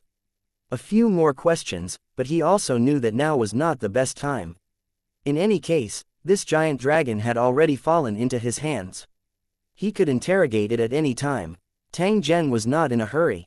At this moment, the communicator showed that someone was calling, and Tang Zhen answered it with his mind. City Lord, it's been settled. A man's deep voice came from the communication device. At the same time, an image appeared. The person being filmed was the chief of the Mastiff Dragon tribe. However, this guy had already reached the end of his life and was lying on a garbage ship like a dead dog. It was a huge contrast from his previous arrogant and overbearing appearance, which was particularly miserable. Because summoning the dragon had consumed a large amount of blood essence and yuan qi, in addition to the anger, the Mastiff Dragon chief was actually already in a state of exhaustion. However, while he was being rescued, there was no one around him. Everyone had abandoned him and fled for their own lives. The cultivators of the Holy Dragon City did not even need to make a move. The Mastiff Dragon clan leader died silently on the garbage ship, and no one paid any attention to him. The winner was noble and the loser was bandit. The death of the Mastiff Dragon tribe leader might not be a bad thing. At the very least, it would save him from humiliation and suffering. However, even he had not expected that at the tribe's critical moment, at the end of his life, no one would be by his side to protect him. Although the Holy Dragon City's power was indeed frightening, the main reason was that the Mastiff Dragon clan leader's daily actions were not popular. In this life-and-death situation, no one was willing to face the crisis with him. After Tang Zhen took a glance, he shifted his gaze away from the communication device and turned to look at the huge black dragon. Since your summoner is dead, the next thing to do is to take half of your soul power, right? The black dragon nodded helplessly. Now that things had come to this, it could only hope to keep its life, and other things could only be considered later. However, it would be extremely weak after having its soul power split in half. It would probably not be able to recover for hundreds of years. Next, under the gazes of Tang Zhen and the rest, the huge dragon used a secret technique to split half of its soul strength. In other words, it directly handed the condensed energy body to Tang Zhen. After the energy body was violently cut in half, the giant dragon immediately became even more dispirited. It looked sickly, as if it would die at any time. Soon after, Tang Zhen directly grabbed half of his spiritual strength under the heartbroken gaze of the huge dragon. Sure enough, it was as Tang Zhen had expected. Although this enormous dragon's body was large, the condensed energy body was only the size of a basketball. It was just like the void snake cultivator he had seen before. Although its body was huge, the condensed energy body was only a meter long. The contrast was extremely obvious. Tang Zhen held this energy body in his hand. After observing it for a moment, he directly kept it into his storage space. You guys look after it, I'll go back and verify it. As soon as he finished speaking, Tang Zhen's figure disappeared without a trace. He had obviously used the teleportation ability that only king-level cultivators could use. Oh my god, this bastard finally let me go. The enormous black dragon heaved a sigh of relief after seeing Tang Zhen disappear. Its heart, which was originally hanging in the air, was finally at ease. This enormous black dragon had been on tenterhooks for every second when it was facing Tang Zhen earlier. It was afraid that Tang Zhen would turn hostile and kill it. After all, a dragon's entire body was a treasure. In the world it lived in, there were countless people who had designs on it, and killing it was a supreme honor. Fortunately, from Tang Zhen's point of view, it was more valuable alive. Otherwise, with the methods of these holy dragon city cultivators, killing it would not be a big deal. However, when it thought about how it would be trapped in the tower world for the rest of its life and cooperate with Tang Zhen to do all sorts of experiments, the giant dragon's heart was filled with endless sorrow. However, the saddest thing for it was that it could no longer see the shiny treasures that it had collected over the years. Thinking of this, the dragon, who was covered in wounds but did not cry out in pain, could not help but blink a few times and squeeze out 2 drops of crystal tears. By the time Tang Zhen returned from the Holy Dragon City, the entire Mastiff Dragon tribe was already under his complete control. Items that could be exchanged for battle credits were found one after another and carefully moved to the transport ship. The members of the Mastiff Dragon tribe were gathered and imprisoned in the middle of the sea, surrounded by Holy Dragon City soldiers armed with guns. In the face of the powerful Holy Dragon City, these Mastiff Dragons were powerless to resist, so they could only leave it to fate. Tang Zhen boarded the transport ship and nodded at the Holy Dragon City's soldiers who saluted him. Then, he turned his gaze to the treasures in the eyes of the sea's remnant race. He picked up a plant that he had planted in a flower pot. He glanced at the carefully taken care of plant, wanting to see what was so special about it. He didn't know why the cornerstone platform made such a rule that these items had to be exchanged for battle credits. After all, no matter how he looked at it, he felt that the plant in his hand was very ordinary. The only special thing about it was that it was very likely to come from another world. After handing this plant to the Holy Dragon City soldier beside him, Tang Zhen glanced at the other items and a look of understanding flashed in his eyes. Perhaps he was overthinking it, but the cornerstone platform's goal was actually very simple. This was because these plants and other items that could be exchanged for battle merits were extremely precious in the water world. Every remnant race at sea cherished them. If the Holy Dragon City wanted to obtain these items, it was inevitable that there would be friction between them and the lost clan of the sea. In that case, a battle would be inevitable. This way, the possibility of Holy Dragon City using other means to obtain these items was eliminated, and Holy Dragon City had no choice but to use force. Not to mention, using brute force to plunder was indeed the most energy-saving and convenient way. Tang Zhen shook his head. He was a little disdainful of the method used by the Foundation Stone platform. If this thing had intelligence, it would definitely be a bloodthirsty and battle-loving lunatic. Tang Zhen swept a glance at the Mastiff Dragon clansmen, whose faces were filled with fear but whose eyes were filled with hatred. He waved his hand and called over an officer from the Holy Dragon City. Next, we'll follow the previous plan and recruit a servant army from these remnant clans on the sea. The more the better. With our conditions, I don't think these remnant races of the sea will refuse. When the Holy Dragon City officer heard this, he saluted Tang Zhen and called for his subordinates to arrange this matter. Tang Zhen swept his gaze over the sea region that was covered with corpses and those sea monsters of various sizes that had rushed over after smelling the scent of blood. He directly moved towards the enormous black dragon's location. The method that fellow had mentioned was indeed useful. After Tang Zhen had handed over half of the energy body, the mission progress displayed on the cornerstone platform had indeed advanced by a portion. Tang Zhen laughed out loud after seeing this scene. He became even more curious about this enormous black dragon. Although this guy acted like a coward, even a little rascal, he really had a lot of useful things in his head. If he put in more effort, he might be able to get more information from it. 871 Material Supply 1. In the valley behind the Holy Dragon City, cars with new power passed through the portal and entered the water world. This type of car used the brain as its energy source, and had a long endurance. However, because of the complicated manufacturing process of the power unit, it was rarely used in civilian facilities. These cars were just experimental products. They had been operating well and were quite popular with the residents of the Holy Dragon City. After all, compared to vehicles that used electricity and fuel, vehicles that used brains had more advantages. After glancing at the boundless sea around them, the drivers turned around and stopped on a platform built with several warships. The Holy Dragon City's residents who came along with the truck worked together to sort out the spoils of war that had just been transported here and load them into the truck. Because there were many plants among these spoils of war, in order to prevent them from withering and dying, which would cause a loss of battle achievements, they had to be sent to Holy Dragon City as soon as possible to be dealt with. During the entire process, the residents of the city were very careful, afraid that they would damage the fragile plants and other things, which would affect the exchange of battle merits. After half a day's work, they packed up the spoils of war that looked like rags and drove back to Holy Dragon City. He drove out of the teleportation gate and slowly walked along the road in the valley behind the Holy Dragon City until he reached the front of the tower in the inner city. After the car stopped, a group of Liu Cheng's warriors immediately surrounded the car. Then, boxes of loot were unloaded and sent to the room where the foundation stone platform was. Some of the Holy Dragon City's residents also stopped to watch after seeing this scene. "Shito, you guys should be careful. Try not to bump into anything. If you break it, I'll teach you a lesson." A middle-aged resident of Lu City stood by the road and couldn't help but reprimand them nervously when he saw the young men's clumsy actions. The young men nodded and replied, "Uncle Son, don't worry.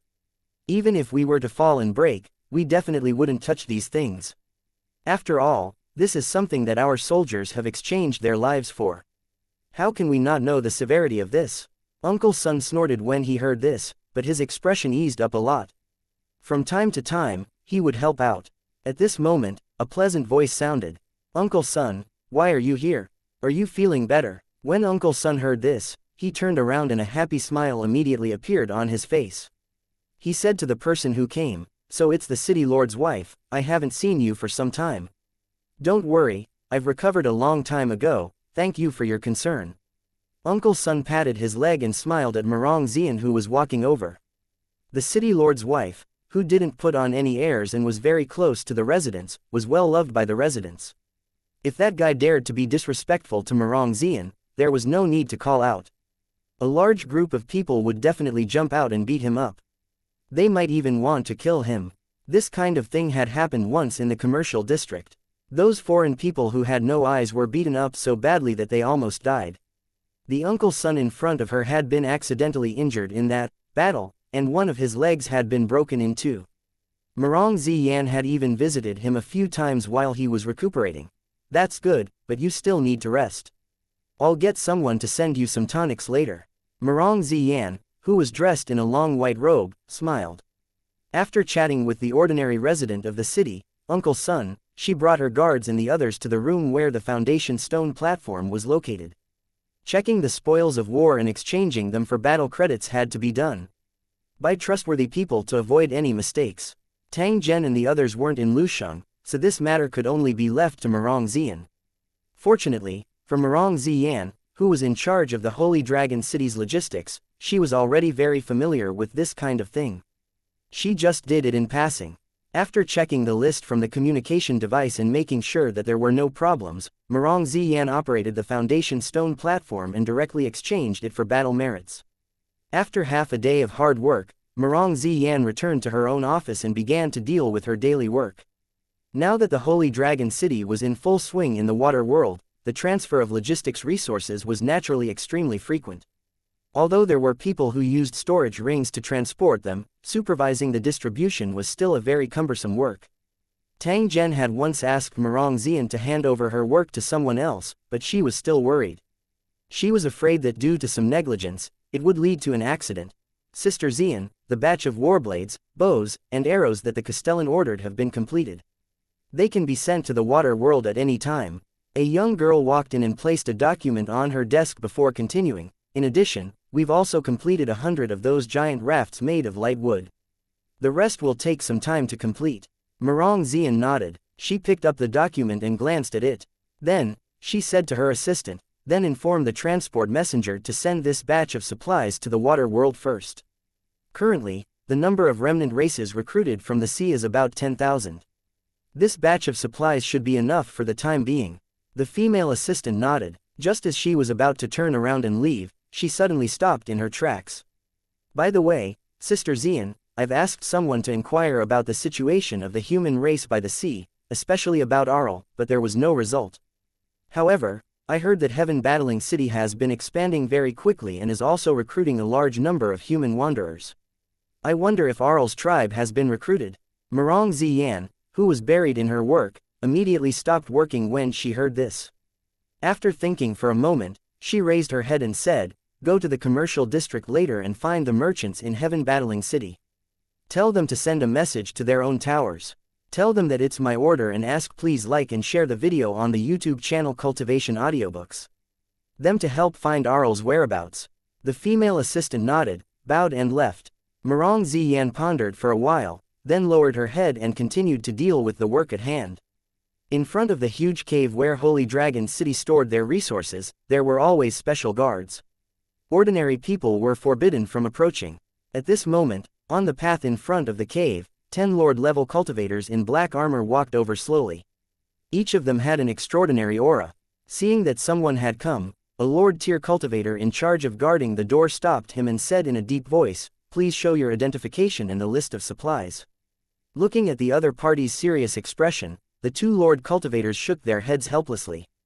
They raised their communicators and scanned the equipment at the entrance of the cave. Identity verified.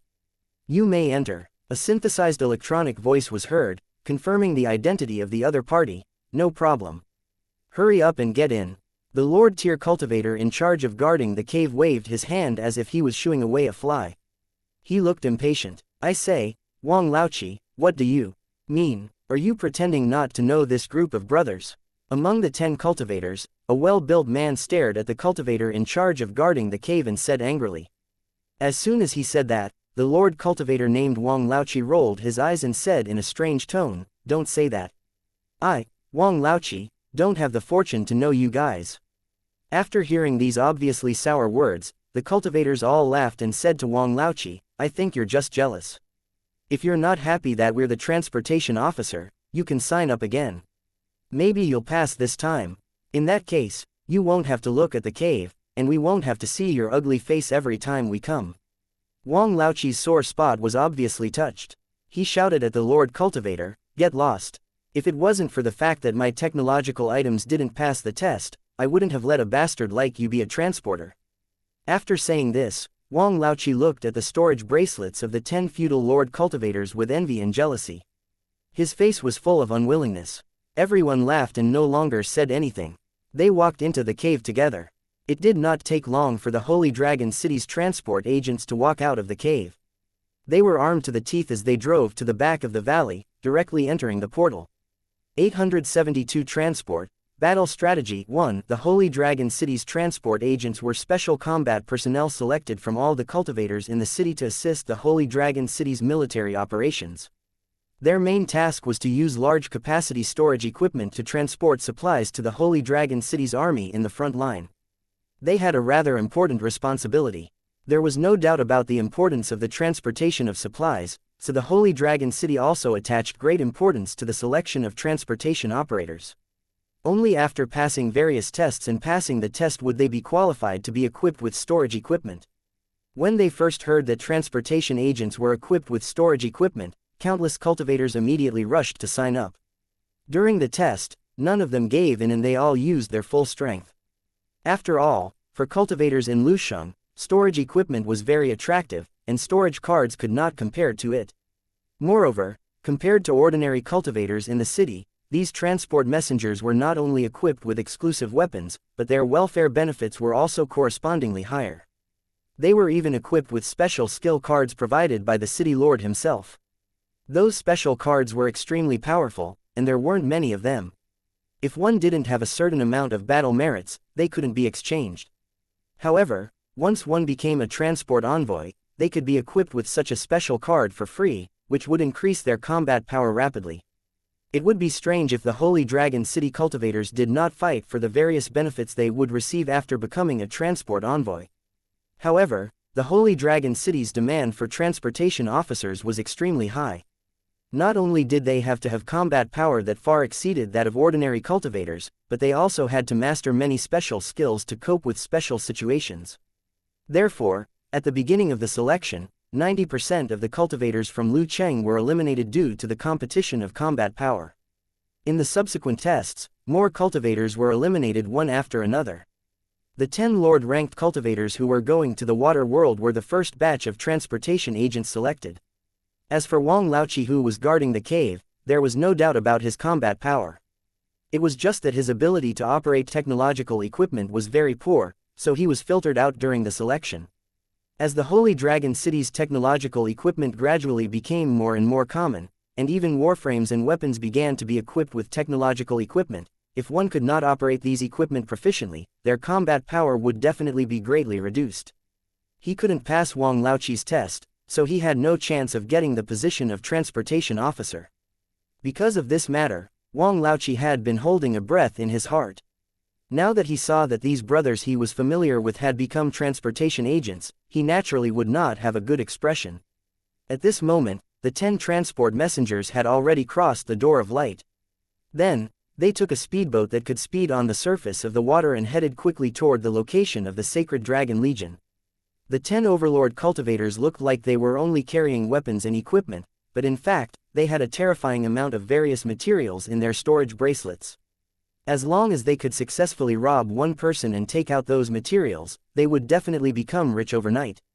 Of course, compared to those resources, the most precious thing was the storage bracelets that these cultivators carried. In the current Savage War zone, it was definitely a treasure that was hard to find even with 10,000 gold. In the vast sea, the floating metal island of the Holy Dragon City was quietly anchored, looking like a super monster crouching on the sea. The Holy Dragon City's floating metal island didn't continue to advance. Instead, it stayed in the sea area where the Mastiff Dragon tribe was. They gathered and organized all kinds of information they had just obtained to formulate their next battle plan. They also trained the newly recruited servant army. At first glance, the Holy Dragon City seemed to want to use the Lost Clan at sea as cannon fodder to reduce the casualties and material consumption on their side. However, if one were to analyze it carefully, the matter was not that simple. It was true that using the servant army in battle could indeed reduce some unnecessary casualties. However, with the Holy Dragon City's current long-range attack ability, they would not give the enemy a chance to approach. Moreover, compared to obtaining battle credits, the Holy Dragon City could afford the consumption of such weapons and ammunition in the short term. However, the problem was that the water world's area was extremely large, and there were also many remnant races from the sea. Once they faced the Holy Dragon City's threat and joined forces to launch a counterattack, even the Holy Dragon City would not be able to withstand it. Once such a situation occurred, Holy Dragon City would be in a very passive position. According to the information he had just received, the Mastiff Dragon tribe wasn't very strong, and the sea they were in was a remote area with pitifully few resources. The tribes with rich sea areas had stronger combat power and were more difficult to deal with. They definitely couldn't be taken down as easily as the Mastiff Dragon tribe. Most importantly, it was impossible for Tang Zhen to put hundreds of thousands of Holy Dragon City's soldiers here. If that were to happen, the consumption of logistics and resources would reach an extremely terrifying amount. After a long time, Holy Dragon City would not be able to support it. As for the use of weapons like nuclear bombs, Tang Zhen directly rejected it. Firstly, this would destroy the items that could be exchanged for battle points. Secondly, if the number of nuclear bombs detonated exceeded a certain amount, it would cause an unknown change, which might make the advancement mission even more difficult to complete. Therefore, Tang Zhen didn't have many choices. This was also something that gave him a headache. When the other towers faced the level 8 overseas battlefields, they would use the means of nibbling away at them and complete the advancement mission bit by bit. It was absolutely normal to spend decades for this. Tang Zhen did not have much time to waste. Therefore, after careful consideration, he decided to use another method. That was to recruit a large number of the sea's remnant races, provide them with weapons and food, and make them work for the Holy Dragon City. At the same time, the Holy Dragon City would also act as a merchant, allowing the sea's lost race to use those special items to exchange for various resources. They would gradually train those vagrants on the sea to become pirates. When these pirates possessed sufficient strength, they would take the initiative to attack those tribes and snatch the items that Tang Zhen needed without Tang Zhen's guidance. As long as the entire water world was in chaos, and all the tribes were dragged into it, then the Holy Dragon City would be able to fish in troubled waters. They would definitely receive unexpected results. In order to carry out this plan, the cooperation of these remnant clans on the sea was necessary. Therefore, Old Fisher and some other sea travelers entered Tang Zhen's sight. These travelers on the sea were extremely hostile to the tribe. If they were given enough benefits, it would not be difficult to get them to cooperate. If they were the ones to take action, with the Holy Dragon City's secret support, the plan would undoubtedly progress even more smoothly. Tang Zhen had already ordered people to do this. It was estimated that in a few days, Old Yu and the rest would secretly set off to carry out the operation. At this moment, a Holy Dragon City cultivator walked in and informed Tang Zhen that the transport envoy had arrived. Tang Zhen stood up when he heard this. This was the first time the Holy Dragon City's transport messenger was taking action. As the lord of a city, he had to show his face no matter what. When they arrived at the center of the floating island, the 10 transport agents were already standing together and respectfully saluted Tang Zhen. "Everyone, you've worked hard." Tang Zhen looked at the 10 transport agents in front of him and greeted them with a smile.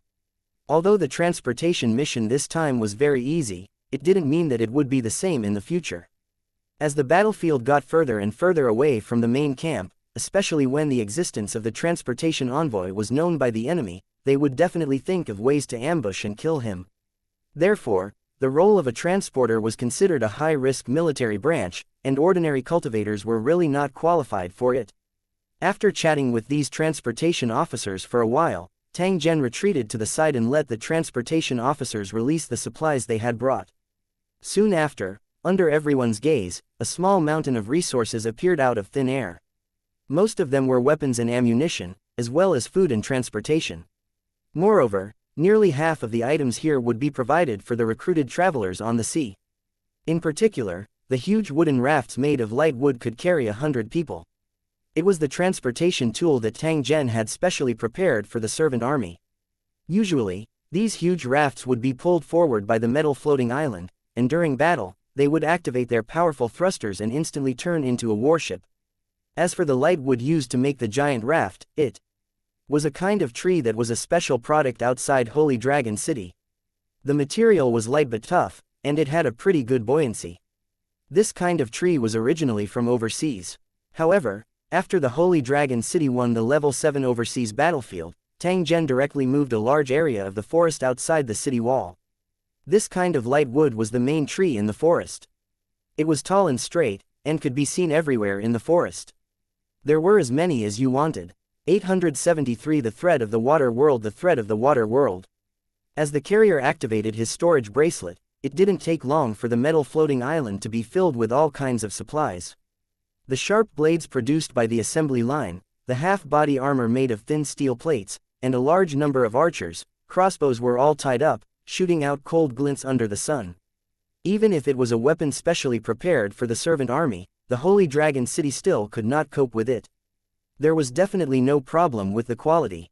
Looking at the small mountain of weapons, the Holy Dragon City soldiers showed no interest. Compared to these cold weapons, the equipment they had was many times better.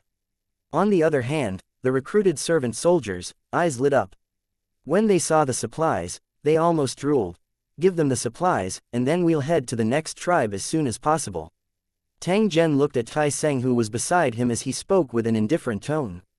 Tai Seng nodded his head. He also wanted to quickly settle the matters of these servant soldiers and then quickly set off on his journey. When the next battle began, these servant soldiers would also participate in the battle. He believed that with these weapons and equipment, their combat effectiveness should be greatly improved. Until they gained the Holy Dragon City's complete trust, the servant army could only use these cold weapons. As for weapons like guns and cannons, they would not be given any for the time being. Even so, it was far better than the weapons used by the sea's lost race. After all, the resources in the water world were limited, and it was impossible to use metal to forge weapons on a large scale. "All of you, come here and collect your weapons and equipment." A Holy Dragon City cultivator roared at the sea remnants who were accepting the recruitment. They quickly gathered and formed a long line on the deck, walking up one by one to receive their weapons. In addition to the weapons and equipment, there was also a portion of food enough for their family to eat for a few days, which was filled with bags sewn with coarse cloth. After seeing the food, the vestigial tribe at sea revealed a look of joy. The gloominess on their faces that had been shrouded by the war also dissipated at this moment. Then, under the command of the leaders selected from the sea's lost clans, giant rafts made of cork were put into the sea one after another, becoming the rest and combat tools of the servant army in the future. As for their families, they also approached without being stopped by the Holy Dragon City soldiers, driving the garbage ships to surround these giant rafts. The food distributed by the Holy Dragon City was mainly to take care of the family members of these servant soldiers, so that they would not starve to death without a source of food. Using such measures was also beneficial in increasing the acknowledgement of these servant troops, and even forming a reliance on them. It was estimated that when Holy Dragon City set off, many garbage ships would choose to follow, because only by following the metal floating island could their safety be effectively guaranteed. After all, the water world that looked calm on the surface was actually full of danger. Under the sunlight, it didn't take long before the laughter of children could be heard from the raft, easing the originally oppressive atmosphere. Tang Zhen's expression became much gentler when he saw this scene. Tang Zhen wasn't too wary of these recruited remnant clans from the sea. Even if some of the Mastiff Dragon clan members were unwilling, they couldn't cause much of a stir in the face of absolute strength. What he was really worried about now was the potential danger hidden in this water world. According to the information he obtained from interrogating the powerful members of the Mastiff Dragon tribe, Tang Zhen had a deeper understanding of the water world. The water world was not as simple as it looked. It could become a level 8 overseas battlefield not only because of its special terrain, but also because it was full of all kinds of dangers. A large number of sea monsters swam in the water world and attacked the sea tribe from time to time. Only the tribes with guardians emitted a special intimidating aura and were spared from the sea monsters' attacks. As for the vagrants who didn't have guardians to rely on, they were naturally much more miserable. They would be swallowed up by sea monsters from time to time. These tribal guardians were all powerful existences from another world, and there were many more who were more powerful than the Black Dragon. They were the main enemies of Holy Dragon City's advancement. If they wanted to complete the mission issued by the Cornerstone platform, they had to get rid of them one by one. It was also because of the existence of these guardians that the level 8 overseas battlefields were worthy of their name. As for the sea's remnant race, their danger level could only be ranked at the back. In addition to the sea monsters, there were all kinds of dangerous areas in the water world. It was full of undercurrents and unknown dangers. If one accidentally entered it, it was definitely a deadly situation. After learning of this information, Tang Zhen also shifted his attention to those guardians and tried to figure out their specific origins. Tang Zhen also had some gains after sorting out the information he currently knew. It turned out that the sea tribe didn't belong to this world. They had entered the world of Lusheng by mistake countless years ago during a siege. Due to the special ability of the world of towers, the defeated tower and the outsiders were all exiled to the ocean and imprisoned in a boundless sea. The ancestors of the sea tribe were very powerful. The moment they entered the world of Lusheng, they had already realized that something was wrong. Therefore, they used a secret technique to slow down the speed of their transformation into monsters and then quickly bred the next generation. Because this batch of newly born sea vestigial creatures didn't carry the aura of the other world, they wouldn't be rejected by the power of the law. They could be considered the aboriginals of the Lusheng world. But even so, they still couldn't leave this water world, because there was no exit in this sea. As a result, these newly born sea vestigial tribe began to live and multiply in this water world. In the blink of an eye, it was unknown how many years had passed before they finally reached the scale they had today. In order to fight against the sea monsters in the water world, these sea remnants who had inherited the knowledge of their ancestors began to use secret techniques to summon powerful creatures from the other world and make them the guardians of the tribe. The higher the concentration of the inherited bloodline, the more powerful the summoned guardian would be. Because of the different concentration of the inherited bloodline, the strength of the guardians of each tribe was different. Of course, the existence that could be called a guardian was at least at the king level. Otherwise, it would not be able to form a deterrent force.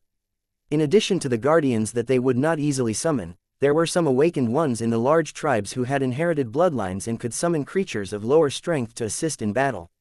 Compared to ordinary tribal cultivators, these cultivators with summoned creatures were stronger. The abilities of these summoned creatures were still unknown, so they had to be careful. Compared to those tribes, the Mastiff Dragon tribe, which was located in the Barren Sea, was nothing. The only thing they could bring out were their sea beast knights.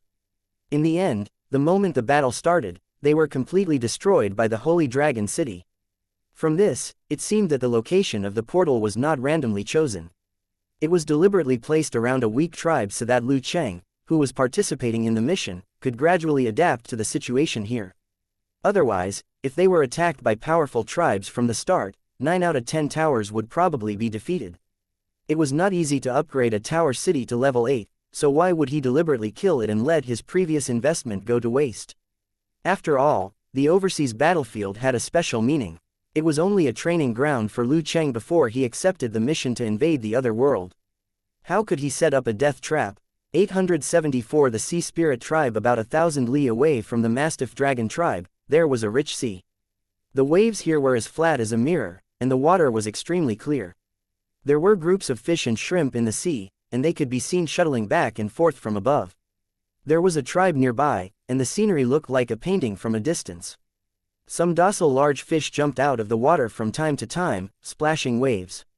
Some naughty children were not afraid of these big fish at all, and even swam and chased them in the sea.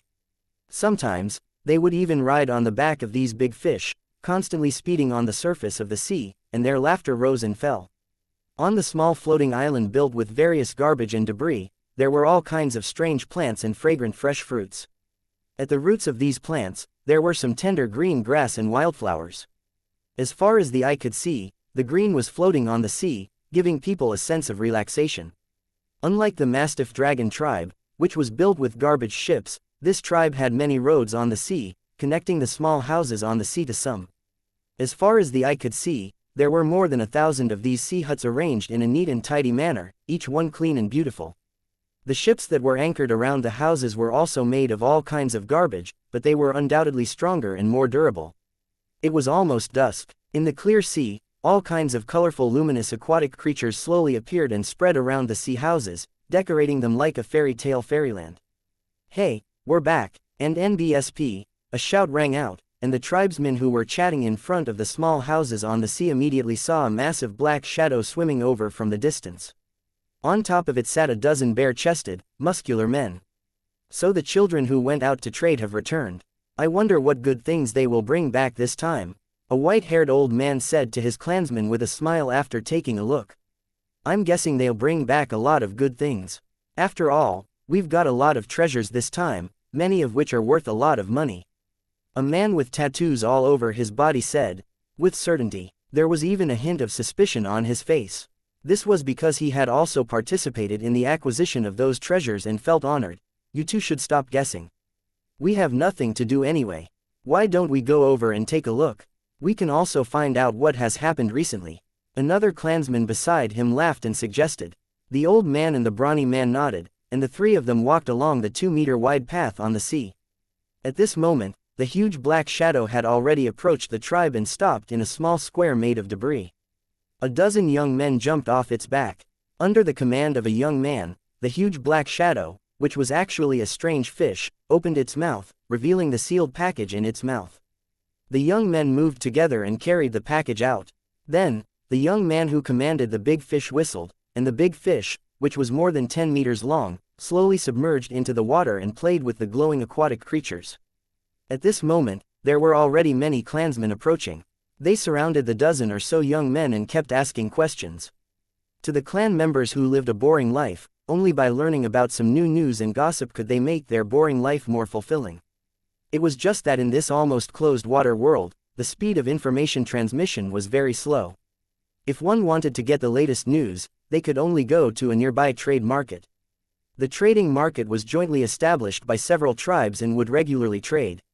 At that time, not only would the surrounding tribes participate, but even the travelers on the sea would also rush there.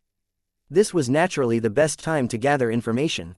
These youths from the Sea Spirit tribe had just returned from the market.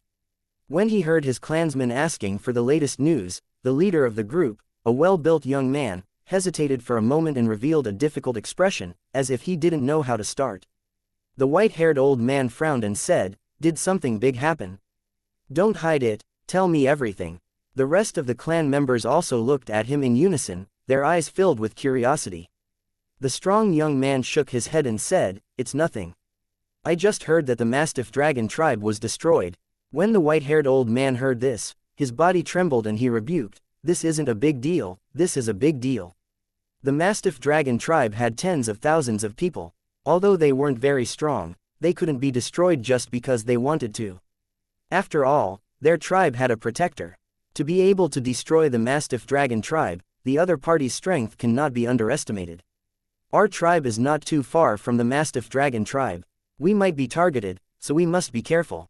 At this point, the old man sighed and asked the strong young man, "By the way, did you find out what destroyed the Mastiff Dragon tribe?" In the white-haired elder's heart, he hoped that it was the sea monster that had destroyed the Mastiff Dragon tribe. Which of them had such powerful guardians? Perhaps they wouldn't follow in the Mastiff Dragon tribe's footsteps. It's said that it's a group of people who came out of nowhere. They have a huge metal floating island, many powerful weapons, and a large number of cultivators. The Mastiff Dragon tribe wasn't their match at all. It didn't take long for them to defeat them. I heard that even their protectors were killed. When the white-haired old man heard this, his body trembled and he asked, "You said those guys even killed the guardians? Are you sure you heard correctly?" "I'm absolutely sure. I heard this from two sea beast riders who escaped from the Mastiff Dragon tribe. They shouldn't be lying." The white-haired old man nodded and pulled the strong young man out by the arm. "Hey, Uncle Hai, why are you pulling me? I still have a lot of things to distribute." Although the well-built young man was quite strong, he did not dare to use brute force against the white-haired elder. After all, he was the previous patriarch and the father of the current patriarch. "Cut the crap. This matter is too important. You must inform the patriarch immediately and tell him everything you know. You can't miss anything, understand?" The white-haired old man's expression was extremely serious at the moment. His brows were tightly knitted together as he spoke in a very serious tone. Seeing this, the well-built young man also realized that this matter might not be simple, so he quickly nodded. Under the illumination of the luminous aquatic creatures and the bright moon in the sky, the surrounding scenery was clearly visible. The two of them moved quickly along the sea path, and it didn't take long for them to arrive at a water house with an area of nearly 100 square meters. At this moment, the room was emitting a faint light. Several men and women were gathered near a glowing bead, discussing something in a low voice. The cultivator in charge of guarding the door saw someone rushing in and was about to reach out to stop them, but when he saw the white-haired old man in the lead, he immediately turned his head to the side.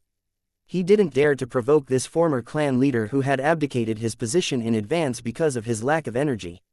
After all, when he was young, he had been punished by this old man many times because of his mischievousness and trouble. It had left a psychological shadow. The white-haired old man ignored the guard at the door and pulled the strong young man into the house. Then, under the puzzled eyes of the crowd, he slowly said, "The Mastiff Dragon tribe has been destroyed. If I'm not wrong, our Sea Spirit tribe is in grave danger." Everyone was stunned by his words. 875 The worry of the Sea Spirit tribe. After hearing the white-haired old man's words, the men and women in the room were stunned and revealed looks of disbelief. They also knew about the Mastiff Dragon tribe, and how powerful they were. In fact, they had even communicated with each other before. The Mastiff Dragon tribe's giant fruit tree was a sapling that they had bought from the Sea Spirit tribe many years ago. It had grown to its current size after careful cultivation. Therefore, when they heard that the Mastiff Dragon tribe had been destroyed, they were all very surprised. It must be known that destroying a tribe that had tens of thousands of people and a guardian was definitely not an easy task. If they were not careful, they might even be killed by the Mastiff Dragon tribe. Compared to the Sea Spirit tribe, which had many cultivators and special techniques, the Mastiff Dragon tribe had the advantage in numbers. They were evenly matched. However, such a tribe had been destroyed just like that. This proved that there must be a powerful enemy. Therefore, regardless of whether the enemy was a sea monster or a cultivator, they were still a threat to the Sea Spirit tribe, which was the closest to the Mastiff Dragon tribe. "Father, what exactly happened? Sit down and explain clearly." The leader of the group, a tall and strong man, stood up and spoke to the white-haired old man with a serious expression. At the same time, he gave up his seat. He was the patriarch of the Sea Spirit tribe, and he was father and son to the white-haired elder. He had only taken over the position for a few years, but he had won the support of the Sea Spirit tribe because of his calm and fair conduct. He knew his father's style very well, and he knew that he wouldn't have such an expression if it weren't for the urgency of the matter. Although the Sea Spirit tribe leader was curious and nervous, he didn't show it, so as not to affect his people. This was also the experience that the white-haired elder had specially taught him, and it had always been engraved in the heart of the Sea Spirit clan leader. "You brat, tell me everything you've heard. You can't hide anything." The white-haired old man nodded and turned to the strong youth. He sat on a chair at the side and thought about something without saying a word. "Tell me, what happened? What's going on?" The Sea Spirit clan leader turned around and asked the strong youth with a trace of dignity. Seeing that everyone was looking at him, the strong young man quickly told them what he had heard in the ocean market. At the same time, he also said that the two sea beast riders were still in the ocean market because they had nowhere to go. If it was necessary, he could go and bring it back now. After listening to the strong youth's story, the Sea Spirit clan leader and the others all looked solemn and exchanged glances. Through the destruction of the Mastiff Dragon tribe, they had indeed sensed the approaching danger. The destruction of the Mastiff Dragon tribe was a wake-up call for the people of the Sea Spirit tribe. If the mysterious force that destroyed the Mastiff Dragon tribe turned their sights on the Sea Spirit tribe and launched an attack, the Sea Spirit tribe would suffer great losses regardless of the outcome of the battle. How could the Sea Spirit tribe, which already had a small population, allow such a thing to happen?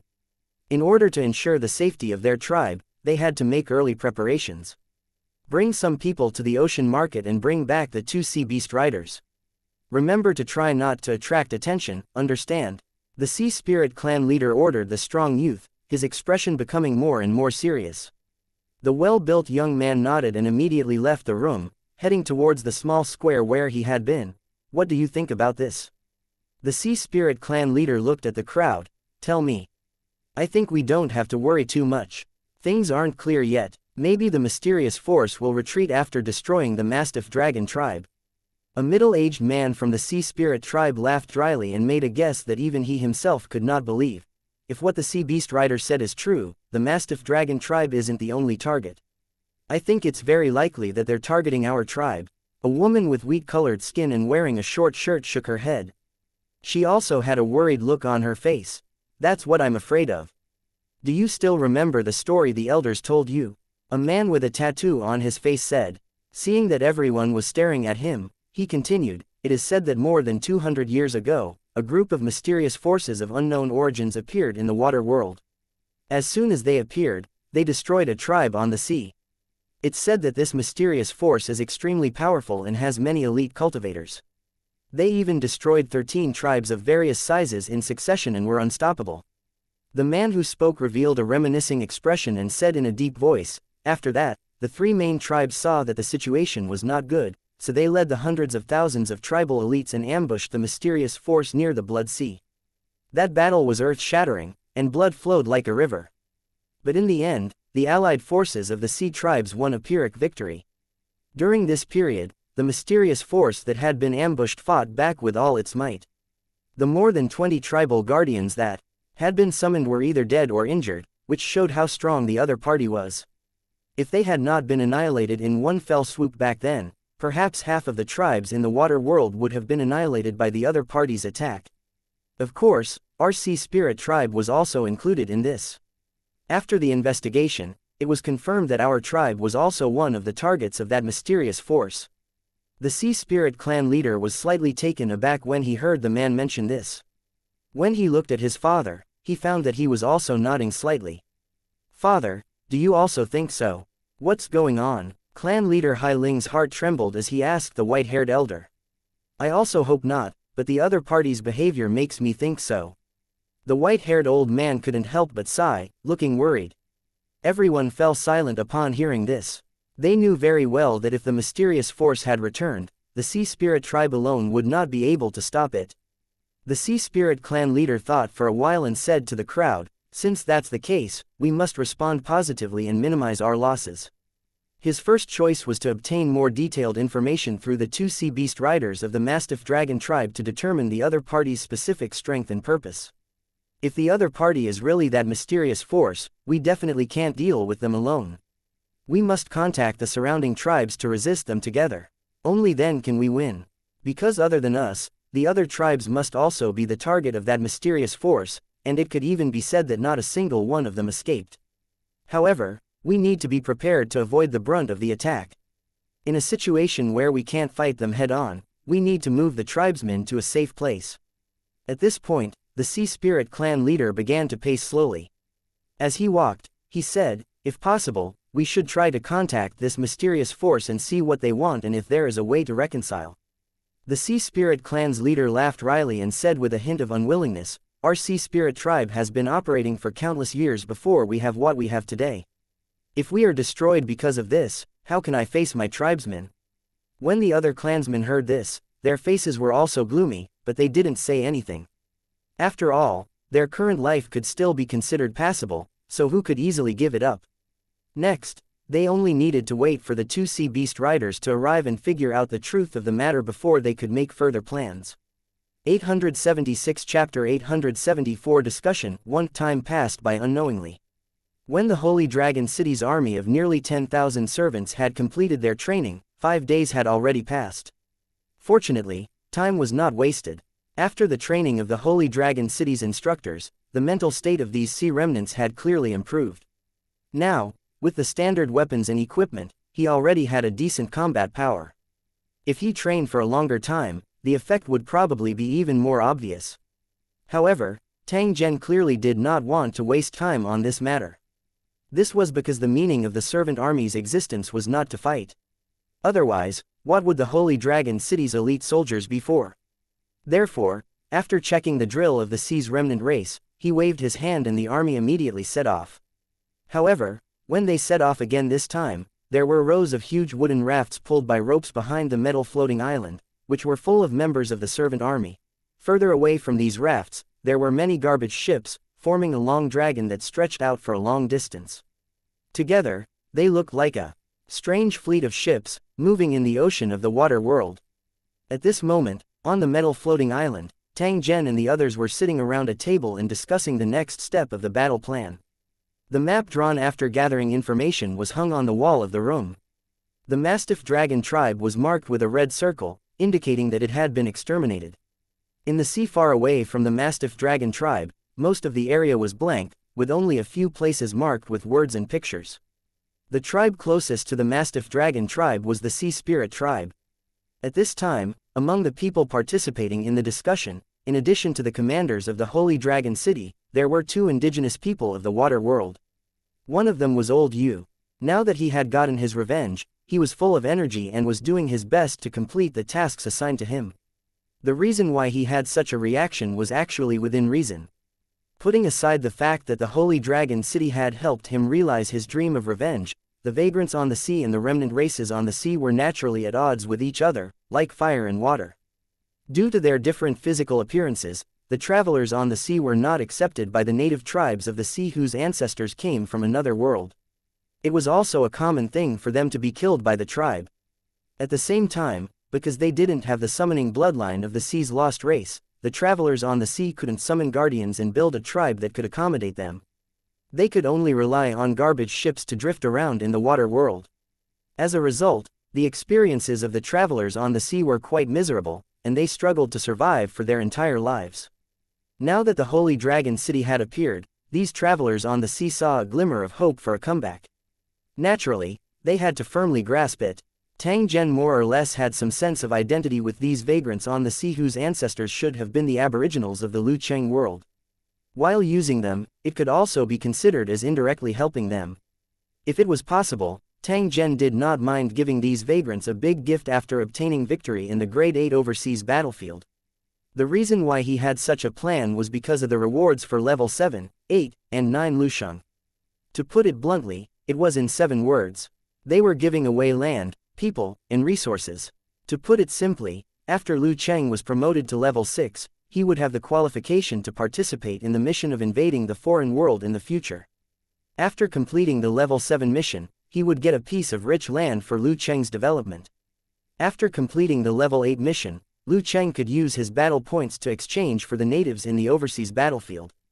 This would allow them to get rid of their shackles and become Lu Cheng's affiliated residents. They could also be considered as the cornerstone platform's soldiers to supplement Liu Cheng. Therefore, the more spoils of war he collected, the more overseas aboriginals he could exchange for in the future. If he could really exchange for a large number of talents, it would be extremely beneficial to the development of Lu City. As for the level 9 mission, it was to deliver resources and equipment. This could be put aside for the time being. Therefore, if these servant soldiers performed well, Tang Zhen did not mind giving them a chance to completely turn things around. It all depended on how they grasped it. As for the other person, he was a pure remnant of the sea. He was the brawny man in charge of managing the treasure-spraying beast in the Mastiff Dragon tribe. When they were collecting the spoils of war in Holy Dragon City, he was the one who had jumped out to comfort the stubborn Mastiff Dragon tribe members, which had prevented more casualties. It was also at that moment that Tang Zhen realized that this brawny man had a great influence in the Mastiff Dragon tribe. This was because almost all the members of the Mastiff Dragon tribe would listen to his commands. This was not a good thing, because the greater his influence, the more Holy Dragon City would fear him. The best way to deal with such a dangerous person was to kill him directly to prevent him from instigating the Mastiff Dragon clan to cause trouble. However, this brawny man was rather straightforward. After appeasing the Mastiff Dragon tribesmen, he actually took the initiative to request to join the servant army. He wanted to use the secret information he had to help the Holy Dragon City deal with the other remnant tribes on the sea. His only request was for the Holy Dragon City to keep their promise and not raise their butcher's knife against his clansmen after clearing up the spoils of war. As for whether the brawny man had any other purpose, it was still unclear. In truth, Tang Zhen originally did not have the intention to start a massacre. Now that he could gather a hidden danger and obtain the information he wanted, he naturally nodded his head and agreed. Therefore, when they were formulating the battle plan, the brawny man named Nu Dao was directly called over. At this time, Nu Dao was wearing a sea blue camouflage suit and speaking to everyone with fervor and assurance. The Sea Spirit tribe doesn't have many tribesmen, no more than 5,000, but we can't underestimate them just because of this. As far as I know, the Sea Spirit tribe has a very high proportion of cultivators, almost 1/5 of them. This is extremely rare among all the tribes in the water world. Moreover, because of the high degree of awakening of the innate bloodline, this tribe also had quite a number of summoners. With the help of the aquatic creatures they summoned from the other world, they could easily bring up the treasures near the underwater fountain. By selling these treasures, the Sea Spirit tribe is one of the richest tribes in the world. At the same time, they must have discovered some powerful weapons from the bottom of the sea. We must be careful. When Nu Dao said this, he looked at the surrounding Holy Dragon City cultivators, especially Tang Zhen who was meditating. He continued, compared to the other tribes, the Sea Spirit tribe has a very good reputation among the travelers on the sea. They have never bullied the travelers on the sea. If we were to start a war with them, the Sea Spirit tribe would probably recruit a large number of travelers on the sea to fight against our attack. Moreover, because they were not weak, other tribes did not dare to provoke them easily, only maintaining long-term trading relations with them. If the Sea Spirit tribe works together with the other tribes that were on good terms with to resist us, the battle will be even more disadvantageous for us. After Nu Dao finished speaking, he sat down in his chair. His expression was as calm as water, and it was impossible to see what he was thinking. Tang Zhen swept his eyes over everyone in the surroundings and said indifferently, "From what Nu Dao told me, we really do need to pay attention to the Sea Spirit tribe. Although they didn't like to fight with others, they might not be willing to compromise when it involved their own interests. After all, what we need is their tribe's guardian and almost all of their property. Under such circumstances, the possibility of a battle erupting is extremely high, so we must remain vigilant." After Tang Zhen said this, he looked at everyone and said, "This is my opinion. What do you think?" Everyone was frowning and deep in thought. At this moment, Old Yu suddenly opened his mouth and said to Tang Zhen, "City Lord, I actually have an idea, but I wonder if it'll work." "It doesn't matter, tell me." Tang Zhen looked at the somewhat apprehensive Old Yu as he spoke with an encouraging tone. 877 Chapter 875. Creating another strange path. After hearing Tang Zhen's words, Old Yu no longer had any concerns and spoke his thoughts. "First of all, I would like to ask, please like and share the video on the YouTube channel Cultivation Audiobooks." The City Lord one question. That is, why are we attacking these tribes on the sea? This question was not easy to answer. After all, it was related to the secret of Lu Cheng's promotion. It was best not to let these overseas aboriginals know. Therefore, Tang Zhen raised his brows and said indifferently, "You don't need to know what I'm doing. You just need to know that I'm not here to kill. If possible, I won't even kill a single person. I had no choice but to fight in the Mastiff Dragon tribe. Didn't you see that I didn't hurt the remaining members of the Mastiff Dragon tribe after I achieved my goal? However, the things I want are regarded as treasures by you, and you will not let me get them easily. At the same time, the protectors of the tribes are also targets that I must kill. There is no room for discussion. That's why a battle is inevitable." Old Yu nodded his head when he heard this. He said to Tang Zhen, "Then, can we use other methods, such as using similar or better items, to exchange for the treasures of those tribes?" Tang Zhen's brows were slightly raised when he heard this. The corner of his mouth revealed a trace of a smile. "Although I don't know where you're from, but from what I know, the things we see as treasures are almost endless for you. This is our advantage, and we can use it to trade with those tribes.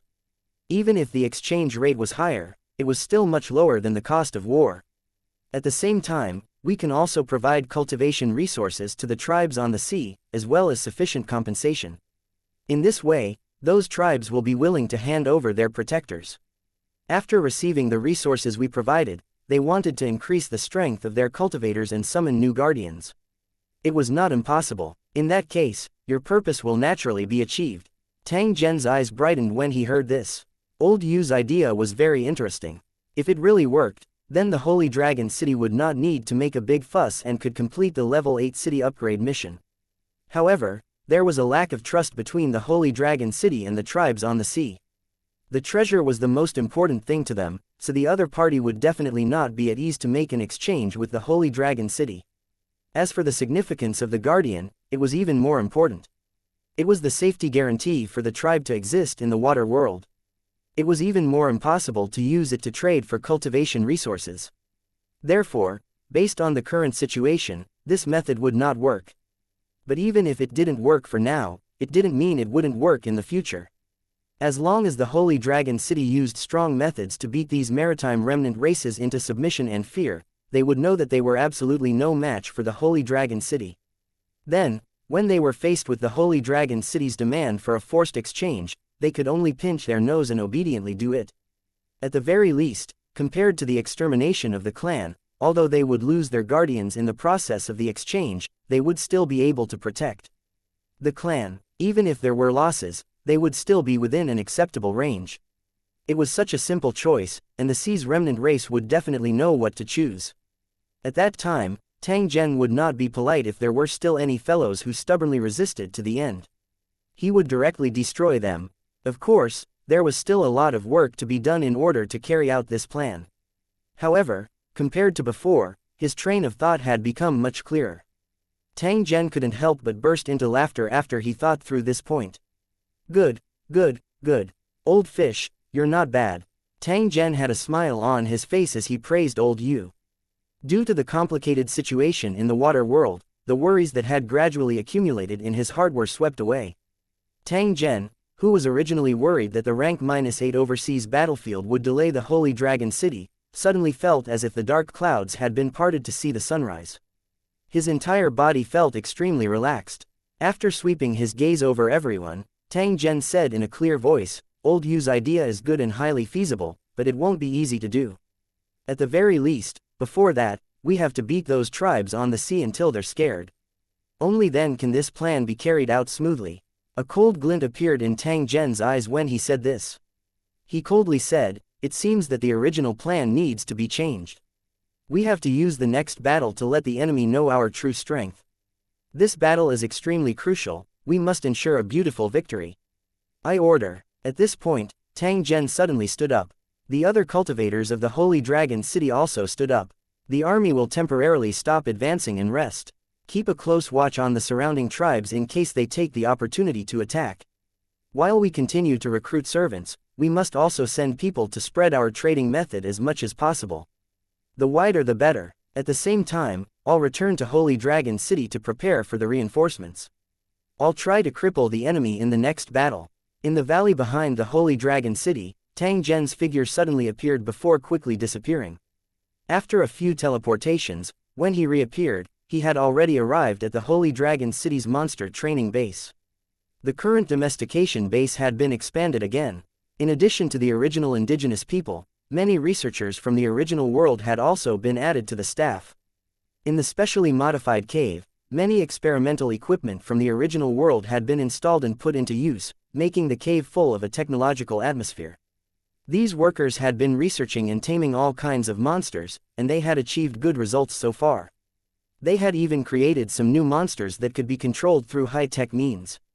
These were the capital that Holy Dragon City had accumulated. Once they were thrown into the battlefield, they would definitely become the enemy's nightmare. At this time, in an open space in the domestication base, a huge black dragon was tied up by the neck with rune chains, and was lying on the ground weakly, sleeping. Even when the Holy Dragon City's researchers extracted its blood, the black dragon did not react at all. After splitting its soul power in half, the black dragon, which was no longer restricted by the rules of the Tower World, was driven directly to the Holy Dragon City and then imprisoned by special means. With its current strength, there was no way it could escape. In fact, in order to save its life, the black dragon had no choice but to use a secret technique that had a great backlash. Now, it had become extremely weak and quickly fell into a deep sleep after being imprisoned. Who knew when it would wake up? Who knew why this guy was so bold? Wasn't he afraid that he would be killed in one strike? However, this way, it would be much more convenient for the Holy Dragon City's researchers to collect the flesh. After looking around and making sure that the black dragon was not up to any tricks, Tang Zhen left and returned to his original world. 878 Borrowing troops. Abnormal teleportation. Tang Zhen's return to his original world this time was to borrow troops. According to his plan, he would need to invest at least 200,000 combatants to form an overwhelming advantage in this battle with the vestigial tribe at sea. However, in this case, transportation and fire suppression would become a big problem. Just relying on the floating metal island would no longer be able to meet Tang Zhen's requirements. Therefore, the warship that was listed as a backup choice due to operational problems had become Tang Zhen's best choice. However, to their partners in the original world, the importance of warships was beyond doubt. No matter how close the cooperation between the two sides was, they could not easily hand over a large number of warships to Tang Zhen. Of course, if they could transfer a few small warships to support them, it would not be a problem. However, this kind of warship was not suitable for combat in the water world because the cannonballs and missiles could not fly far there. Therefore, even if these warships were handed over to Tang Zhen, they must be modified. If this was the case, it would be even more troublesome. It was better for Tang Zhen to think of a way to get a warship himself. After that, his partner would send professional naval personnel to operate it. Of course, if they were willing to give it to him, Tang Zhen would not reject it. This was an employment-type transaction. Tang Zhen must also pay a certain price for this. Tang Zhen didn't care about the money. Moreover, his business partners wouldn't ask. Please like and share the video on the YouTube channel Cultivation Audiobooks. For money, at most, they would fight for more favorable conditions for themselves in terms of cooperation. After all, the expansion of their business partners in the Lusheng world could not be done without an important figure like Tang Zhen. They would not be too excessive. Perhaps increasing the number of teleportation personnel was the condition they were going to propose. The discussion process didn't waste too much time. After Zhen Tang communicated with Director Tang, Smith, and several others through the holographic communication device, they quickly received a reply. This time, the 5 major cooperation partners would jointly send professional naval personnel in charge of operating the warship to assist the Holy Dragon City in battle. In addition to these Navy soldiers, the partner would also give away a batch of small warships for free and help complete the modification to adapt to the special circumstances of the water world. As for the modified weapons and ammunition, they were also free of charge. The service was absolutely on point. There was no such thing as a free lunch in this world. After Tang Zhen's request was satisfied, the next thing to do was to discuss the price he had to pay. The matter was indeed as Tang Zhen had expected. The only request of the business partner was to open up another 100,000 combat personnel quota and be responsible for transporting the logistics supplies on a regular basis. Although Tang Zhen had already guessed the other party's request, he still revealed a difficult expression. Currently, the number of combatants from the original world who were permanently stationed in the world of Lusheng had exceeded 500,000. It had long reached the agreed limit. Therefore, Tang Zhen no longer allowed his partners to increase the number of troops to prevent unnecessary hidden dangers and burdens. At least, before the Holy Dragon City was upgraded to a national-level city, Tang Zhen would not allow the number of soldiers in his original world to exceed 1 million. This was not because he was afraid of being schemed against, but because the pressure on the logistics was too great. With so many troops, the amount of resources consumed would be extremely terrifying. Before the material transmission experiment was successful, Tang Zhen could only be in charge of transporting between the two worlds. As the Holy Dragon City's city lord, there were many things that Tang Zhen needed to deal with. He simply didn't have much free time to transport supplies for the army. If that was the case, would he be able to do anything? As such, he had never given in to the idea of increasing the number of troops, and his partners had no choice. However, because the dog-headed people's city had been completely occupied, the division of land had also been completed. Next, the partner would carry out further actions.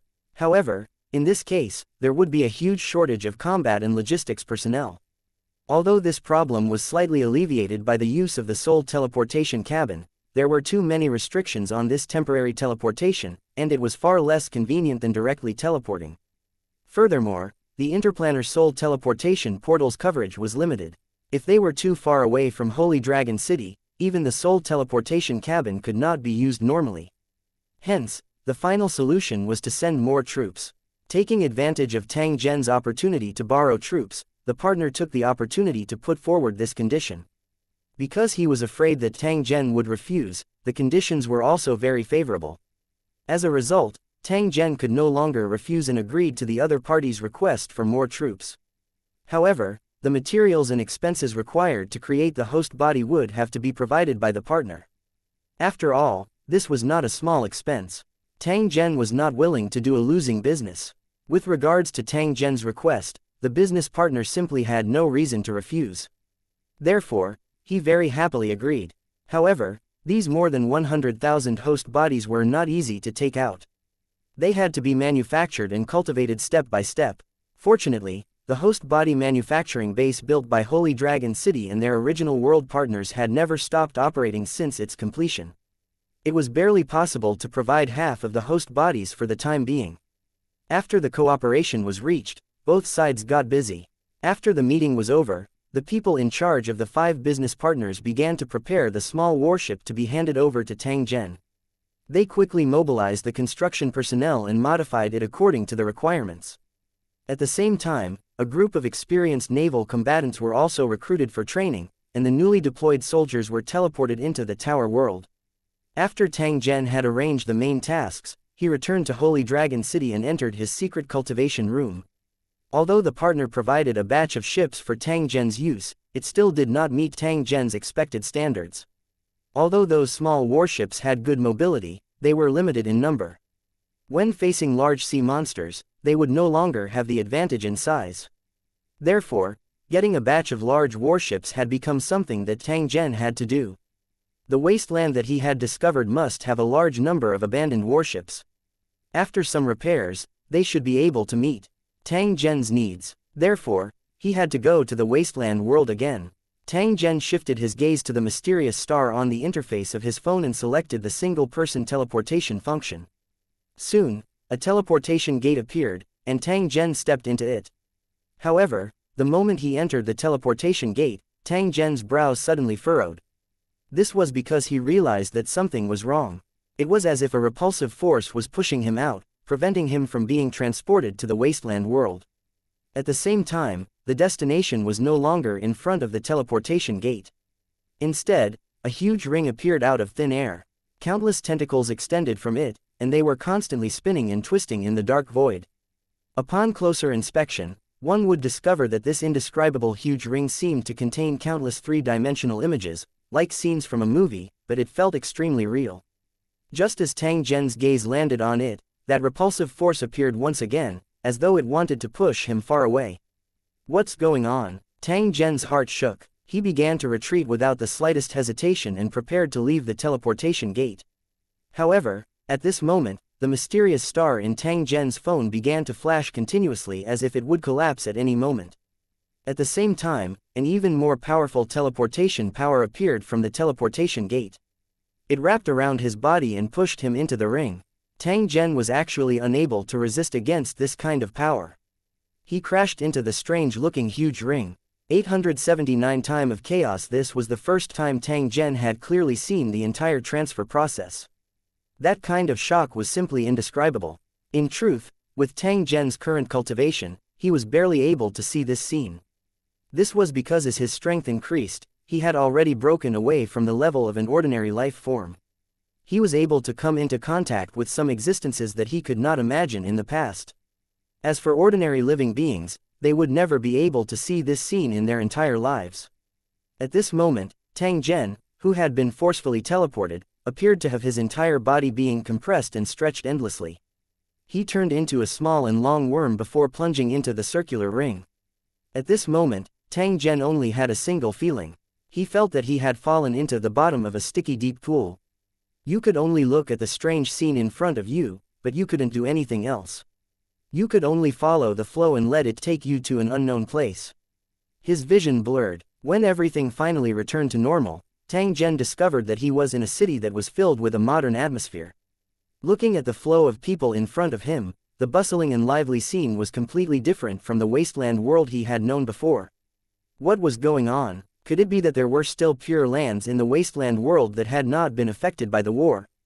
A trace of doubt rose in Tang Zhen's heart. He immediately activated the all-purpose electronic kit and started to connect to the surrounding network in order to collect the information he wanted. Groups of data that only he could see were flashing rapidly and finally stopped after a few seconds. Tang Zhen frowned as he looked at the data that had been sorted out. According to the information he had gathered, the world he was in was indeed a wasteland world, but it had not been destroyed yet. In other words, he had arrived at a time before the world was destroyed. The zombies and parasite beasts that were everywhere might not have started wreaking havoc at this moment, but only existed in the laboratory. Tang Zhen had never expected that he would encounter such a situation even after countless calculations. He immediately felt at a loss. He glanced at the crowd around him and saw that they were all looking at him with strange eyes. Some of them even took the initiative to take a photo with him. After all, Tang Zhen was currently wearing a purple gold battle armor and looked abnormally mighty. This caused everyone to think that he was a street artist. They kept sizing him up as they passed by. Tang Zhen shook his head when he saw this. He changed his clothes while no one was paying attention and directly walked into a coffee shop a short distance away. After finding a table and sitting down, Tang Zhen began to analyze the abnormal situation he had encountered today. First, he switched to the interface of his mobile phone and confirmed that the mysterious star could still start the return transmission, which meant that he could return to the world of Lusheng at any time as long as he had enough origin stones. Tang Zhen could more or less guess why he had appeared at a time that was so far away from the last teleportation. However, he was not certain. The Dream City Master's note had mentioned that there was a special world that existed among the countless other worlds. Because the laws were not complete, it would always repeat the same thing. In other words, the natives of this world might have experienced countless lives and deaths, but they didn't know about it. This cycle was not long, at most a few hundred years. As for how this special world was formed, the Dream City Master had no idea. However, he once mentioned that in order to perfect such an incomplete world, special mental power was needed. In this case, the special world would intercept a part of the projection of the cycle and spread it to other foreign worlds, presenting it in various forms. When the natives of other worlds saw the contents of the projection, the spiritual energy that spread out would also be absorbed. At the same time, it would affect the special world that was far away, making the special world more perfect. One day, this abnormal world would become perfect, from the original endless cycle to a normal world with a beginning and an end. The wasteland world that he was in might be a special circular world, which was why Keishi waited for him to appear at a time that was completely different from the last time. If that was the case, as long as Tang Zhen grasped the law of its operation, he could enter any time period to practice driving. However, this special world was extremely unstable. Once it was destroyed, it would mutate and in serious cases, it might even cause the world to collapse. Tang Zhen had a faint guess.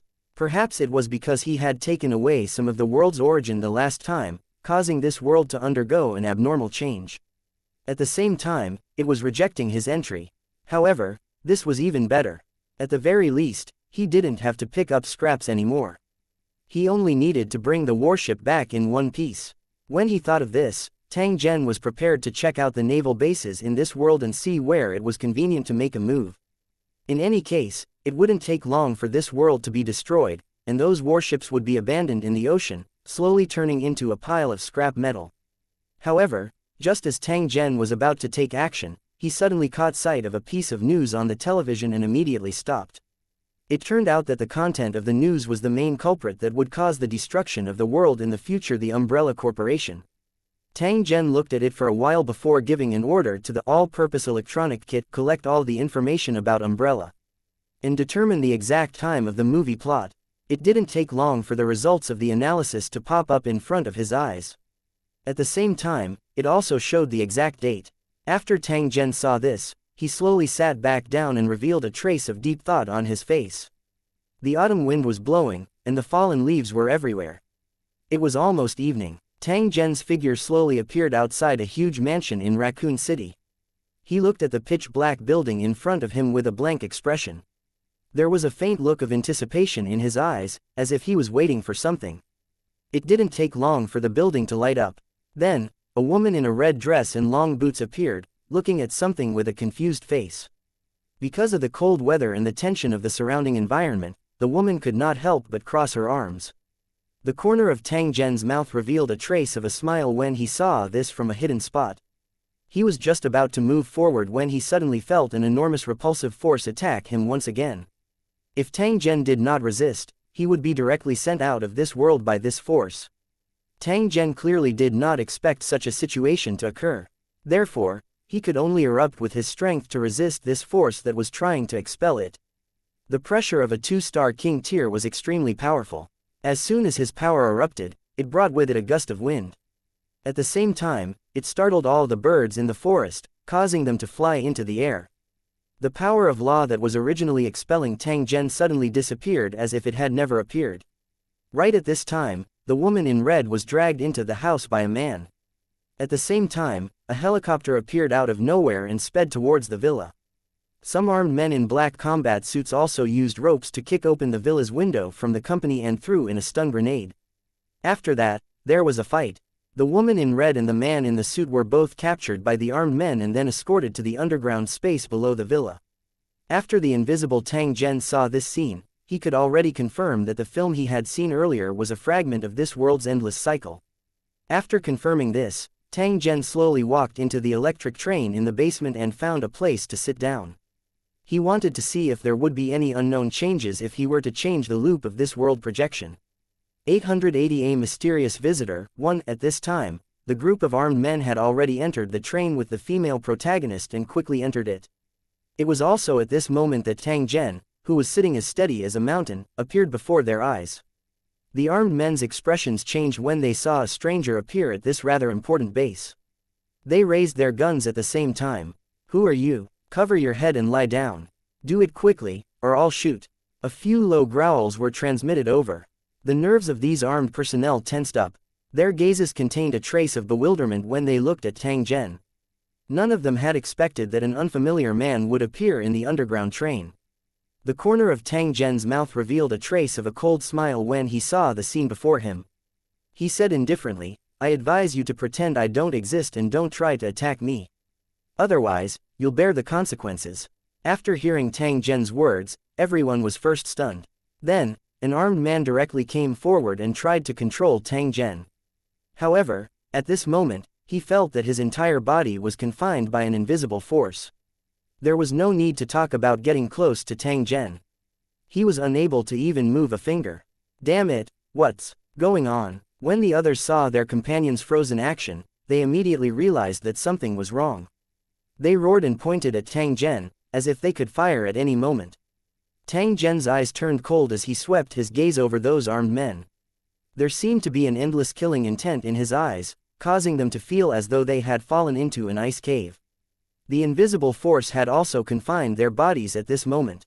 It was as if they were trapped in solidified concrete, and even breathing became extremely difficult. This strange scene caused the woman in red and the man in the suit, who were not restrained by the side, to turn pale with fright. They looked at Tang Zhen as if they were looking at a demon. I said don't provoke me, or I don't mind killing you directly. Tang Zhen coldly snorted. He retracted the mental energy that was imprisoning these armed men and had an indifferent expression on his face. The armed men, who had finally regained their freedom, had a look of fear on their faces. After what they had just experienced, the guns in their hands could no longer give them a sense of security. Everyone's eyes were filled with doubt as they looked at Tang Zhen. This was because the other party's mysterious and strange methods were something that they were unable to resist at all. If Tang Zhen had wanted to kill them earlier, they would not have the strength to resist at all since they were completely imprisoned. After realizing this point, the armed personnel also realized that they were unable to reject Tang Zhen's request. All right, sir, we'll do as you say. But please don't affect our operation. The bald captain nodded at Tang Zhen and gave his companions a look, indicating that they should not act rashly. Because of the sudden appearance of Tang Zhen, an uncontrollable person, in the carriage, the atmosphere immediately became subtle. While they were secretly nervous, they were also constantly guessing Tang Zhen's identity. In the following time, Tang Zhen didn't say a single word. This also caused the matter to not change. It continued to develop according to the content of the movie that Tang Zhen had watched. Another man appeared. After being questioned, he explained that he had encountered danger. Then, the train slowly drove into the first party's mother's hearing. Everyone carried a complicated expression as they swept their eyes over Tang Zhen. However, they saw him slowly walk out and stand behind everyone without saying a word. Everyone felt uneasy as they sensed Tang Zhen's seemingly tangible gaze. It was as though there was a man-eating ferocious beast standing behind them that could take their little lives at any moment. This was especially true for the armed personnel who were more sensitive to danger. At this moment, they all felt as if there were needles on their backs. If it wasn't for them trying their best to control their emotions, they would have long been unable to resist shooting at Tang Zhen under the drive of such an enormous sense of danger. Although there was a mysterious person with an unknown identity, Tang Zhen, the mission still had to continue. So, these armed men, who were Umbrella's mercenaries, could only continue to break down the door of the experimental center. Everyone walked in after the door was opened. Tang Zhen naturally followed behind. Tang Zhen glanced at his surroundings with interest. His face revealed a trace of satisfaction. This thing is not bad. This one is good too. I'll take it with me when the time comes. Compared to the technology of the original world, the technology of this world was much more advanced. Therefore, before Tang Zhen entered this place, he had already made preparations to clean up this top-secret laboratory. Once the Holy Dragon City's monster taming base obtained this equipment information, it would definitely be like a tiger that had grown wings, and they would be able to cultivate more powerful biological weapons. However, everyone was surprised when they heard Tang Zhen mumbling to himself. This was because from Tang Zhen's tone, he was clearly planning to move all the items here. However, he was deep underground, and he was alone. How could he move those heavy instruments and equipment? Suppressing the doubts in their hearts, the group began to move forward.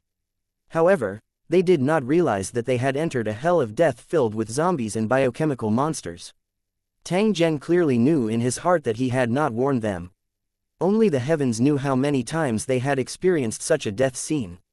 In that case, it wouldn't be much of a difference if they did it today.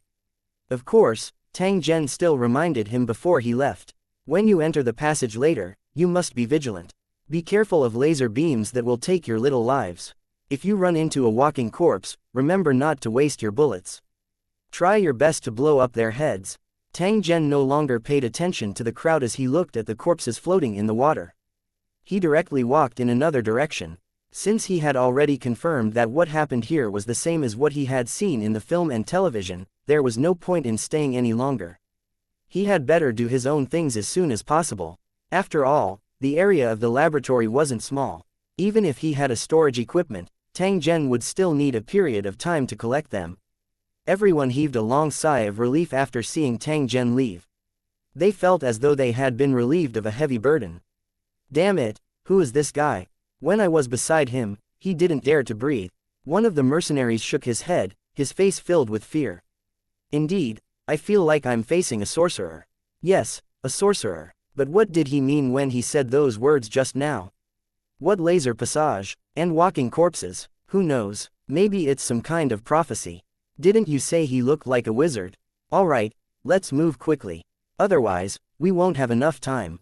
As everyone was talking, they were walking deeper into the laboratory. They didn't notice that the body in the water suddenly opened its eyes. 881 Chapter 879. Collection. Tang Zhen's purpose for coming here was very clear. First of all, he wanted to see if what happened in reality was consistent with the plot in the film. After confirming this, if he encountered similar special worlds in the future, he could make use of the convenience of knowing the future direction in advance to carry out a plan. The second thing he had to do was to take away all the equipment and research materials from the research base. Every time he was teleported to this world, he had to consume a large number of origin stones. This was not a small amount of wealth, so he had to make up for it no matter what. Relying on the powerful function of the all-purpose electronic kit, Tang Zhen had already grasped the accurate terrain of this place. He was also clear about the functions of each house, so the cleaning work could be considered smooth. Even if zombies kept appearing, it didn't affect his movements at all, because those disgusting guys couldn't even get close to him. Wherever it passed, the heads of the zombies exploded one after another. It was a cruel sight. With the strength of a 2-star king tier, he was practically an invincible existence here. Even more powerful biochemical weapons, such as terrifying creatures like the crawlers, were similarly unable to cause any damage to Tang Zhen. Every time they tried to attack, they would be directly blasted apart by Tang Zhen, turning into a pile of minced meat. Unknowingly, Tang Zhen had already collected quite a number of instruments and equipment. He had practically collected all the scientific research information in the entire experimental base. After making sure that he didn't miss anything, he clapped his hands in satisfaction and walked toward the room where the smart computer was stored. Tang Zhen was also very interested in the smart computer that controlled the operation of the entire experimental base. Tang Zhen had never seen such an existence before. He did not know when he would meet such an existence again. Therefore, this item could not be missed. In fact, it was the most valuable item in the entire experimental base. However, just as he passed through a corridor, Tang Zhen unexpectedly bumped into those mercenaries. At this time, they were being chased by a group of zombies. They were all in a sorry state, and several of them had signs of being scratched and bitten by zombies. It was only a matter of time before they turned into zombies. A few of them were missing, probably killed by the zombies. As for the woman in red, she was safe and sound, and there was not much panic on her face.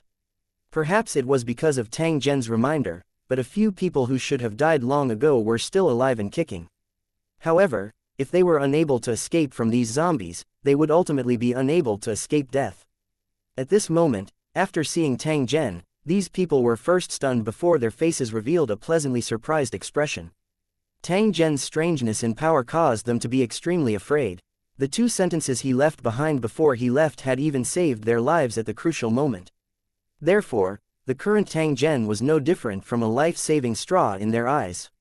"Sir, please help us," the woman in the red dress shouted at Tang Zhen. At the same time, she raised her gun and killed a zombie that was pouncing over.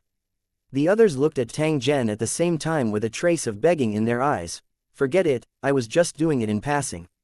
I'll help you again." As Tang Zhen spoke, he waved his hand at the ferocious zombies. A terrifying pressure descended, followed by a series of explosive sounds. The heads of the zombies that were chasing after them exploded at the same time, and they fell to the ground. The ground, the walls, and everyone's bodies were all covered with blood, flesh, and yellowish-white brain matter, giving off a pungent smell. This bloody and disgusting scene almost made everyone puke. However, what happened next almost made their eyes pop out. After Tang Zhen snapped his fingers, a pile of firearms appeared out of thin air in front of everyone. There were also boxes of bullets piled up beside them. Such a magical scene made them feel like they were dreaming. However, because they were too nervous and tired, they didn't reveal too exaggerated of an expression. However, their dazed eyes could still prove how much shock they had suffered in their hearts. "I'll give you these weapons, and the price you'll have to pay will be armadillos." Tang Zhen beckoned to one of the men. The backpack on the man's body directly flew up and landed in Tang Zhen's hand. That man revealed a shocked and furious expression. However, he did not dare to say anything in the face of Tang Zhen, who had a strange technique. His eyes were filled with unwillingness. This was because only he and Tang Zhen knew what was inside the backpack. "You'd better leave as soon as possible, or you'll stay here forever." After saying this, Tang Zhen no longer paid any attention to the stunned crowd as he walked towards the room where the artificial intelligence motherboard was stored. "Outsider, please leave this place immediately, or I will attack you." A little girl's voice suddenly sounded just as Tang Zhen was walking forward. Her words were filled with a warning tone. The voice obviously came from the AI, Red Queen, who was in control of the Beehive experimental base. However, compared to the calmness it had when facing the mercenaries, there was an obvious hint of panic in its tone. In this experimental base that was filled with cameras, nothing could escape the Red Queen's surveillance. Therefore, Tang Zhen's performance just now was not missed by her.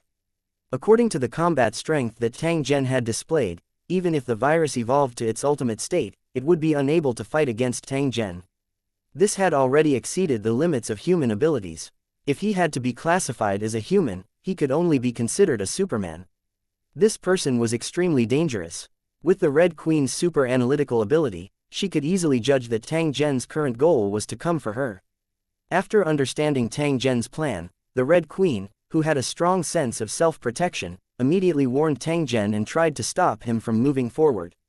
In the face of the Red Queen's warning, Tang Zhen smiled disdainfully and continued to walk forward. Seeing that Tang Zhen was ignoring her, the Red Queen's voice became urgent and even had a trace of the sharp tone unique to a little girl. "Stop advancing, or you will die." However, Tang Zhen continued to ignore it. He was getting closer and closer to the area where it was located. The situation was getting worse and worse, and the Red Queen had realized that danger was right in front of her. It was also at this moment that the Red Queen began to lure the zombies and biochemical beasts to attack Tang Zhen desperately for the sake of self-protection. At this moment, Tang Zhen's path was filled with zombies. They dragged the broken bodies and roared unconsciously as they pounced on Tang Zhen. The creeper and zombie dog-like biochemical beasts jumped around agilely like a group of annoying flies as they attacked Tang Town one after another. "Do you think you can stop me with such a method? What a joke." As soon as his voice fell, Tang Zhen's entire body suddenly rushed forward like a prehistoric monster. He directly collided with the dense zombie crowd. Everywhere he passed, broken limbs flew everywhere. In the blink of an eye, a bloody tunnel was plowed out by Tang Zhen. The blood and flesh that piled up in the path of the sword had actually submerged the feet of the people. The mercenaries who happened to see this scene from behind were already dumbfounded. This was because Tang Zhen's current appearance was like an all-conquering vehicle that was charging forward. Regardless of whether it was a biochemical monster or a rain of bullets, none of them could stop him from advancing. It didn't take long for him to reach his destination. "I beg you, please let me go." Looking at the Red Queen that was constantly begging in front of him, Tang Zhen activated the all-purpose electronic kit. He hacked it in an extremely domineering manner and then shut it down completely. 882 Chapter 880. Shocked Tang Zhen had always been very satisfied with the magical ability of the all-purpose electronic kit. Although it couldn't have the same thoughts as an ordinary person, like after the brain became red, it was still able to perfectly execute the orders given by Tang Zhen. Nothing seemed to be able to stop this application.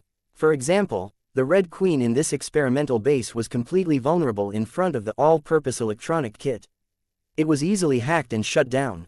With its existence, Tang Zhen was no different from a tiger that had grown wings. Besides, this was just an underground experimental base controlled by a smart computer. The only things that could be considered powerful were those biochemical monsters. To the indigenous people, this kind of monster was almost impossible to resist. In front of Tang Zhen, it was extremely weak and couldn't even withstand a single blow. It could be said that this experimental base was an unguarded existence for Tang Zhen. He could come and go as he pleased. Now that he had taken the Red Queen's motherboard, there was no need to stay in this experimental base. Therefore, Tang Zhen turned around and left without hesitation. As for those mercenaries who were still fighting with the biochemical monsters, Tang Zhen was too lazy to care about them. Whether they lived or died would depend on their own luck. Moreover, Tang Zhen had already saved them more than once. He could be considered to have done his best. However, because of Tang Zhen's previous reminder and the weapons he gave them, in addition to the fact that Red Queen, who had tried to kill everyone, was shut down by Tang Zhen, those who were supposed to die might really be able to escape this place. After Tang Zhen left, another group of elite mercenaries from Umbrella appeared and captured all those who were lucky enough to escape. They then disappeared into the night in an aircraft. No one knew what would happen to them, but one thing was for sure, and that was that Umbrella would not let them go easily. It did not take long for a hard disk that stored the videos of the honeycomb laboratory to be taken out and sent directly to a more hidden underground base. And a disaster that spread all over the world had also begun. There were less than 100 people in the world who knew the precise location of the Umbrella Corporation's headquarters. In the conference room of the headquarters, when the video of the honeycomb experimental base was played, everyone present was shocked, and then their faces showed fanatical expressions. Their gazes were all focused on Tang Zhen and did not move in the slightest. The ability to blow up a biochemical weapon's head from a distance and instantly conjure up a gun was not an ability that ordinary people could possess. After seeing the magical ability displayed by Tang Zhen, the person in charge of the base did not have any hesitation.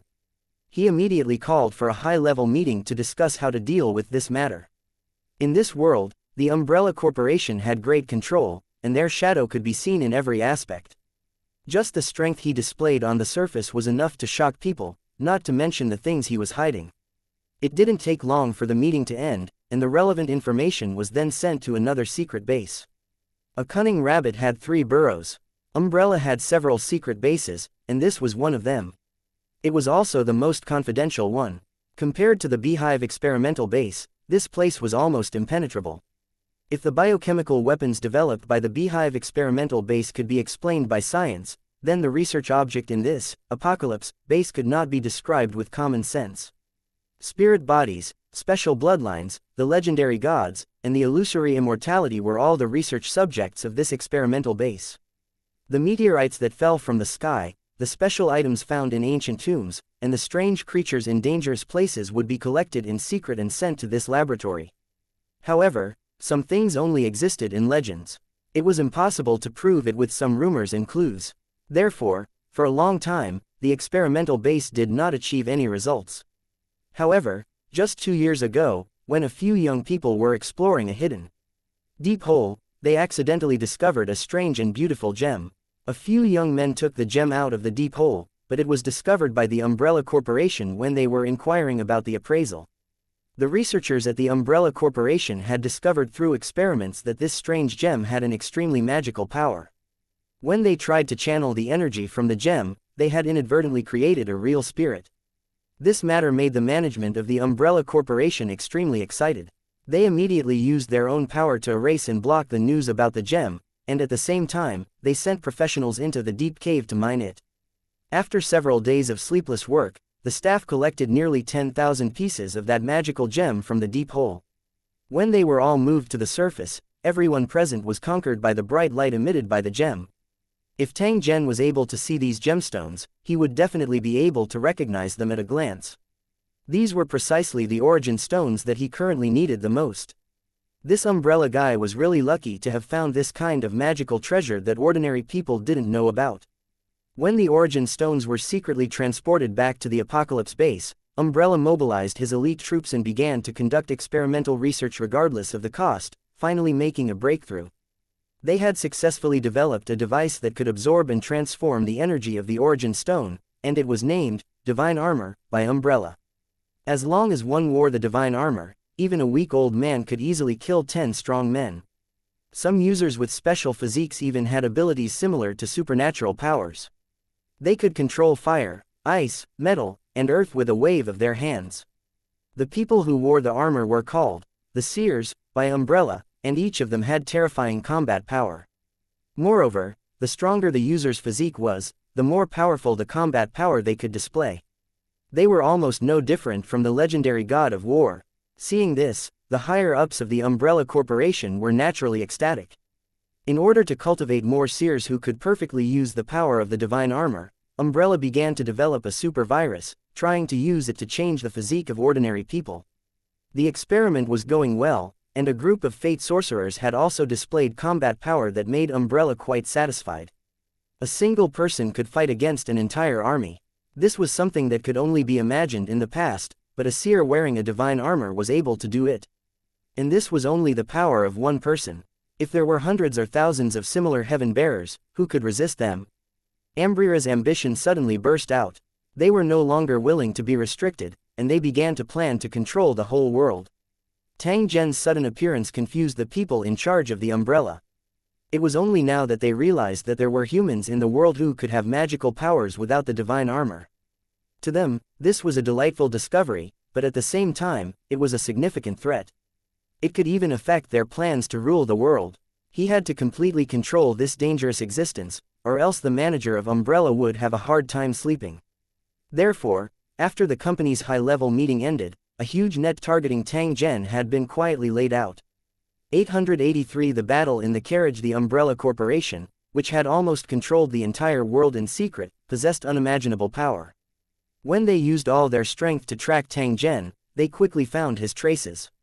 At this moment, Tang Zhen was seated on a train and was preparing to head to a certain naval base in this world. Because the energy in this world was thin, it was extremely difficult to replenish it once it was consumed. Therefore, Tang Zhen did not use his cultivation skills and chose to travel like an ordinary person.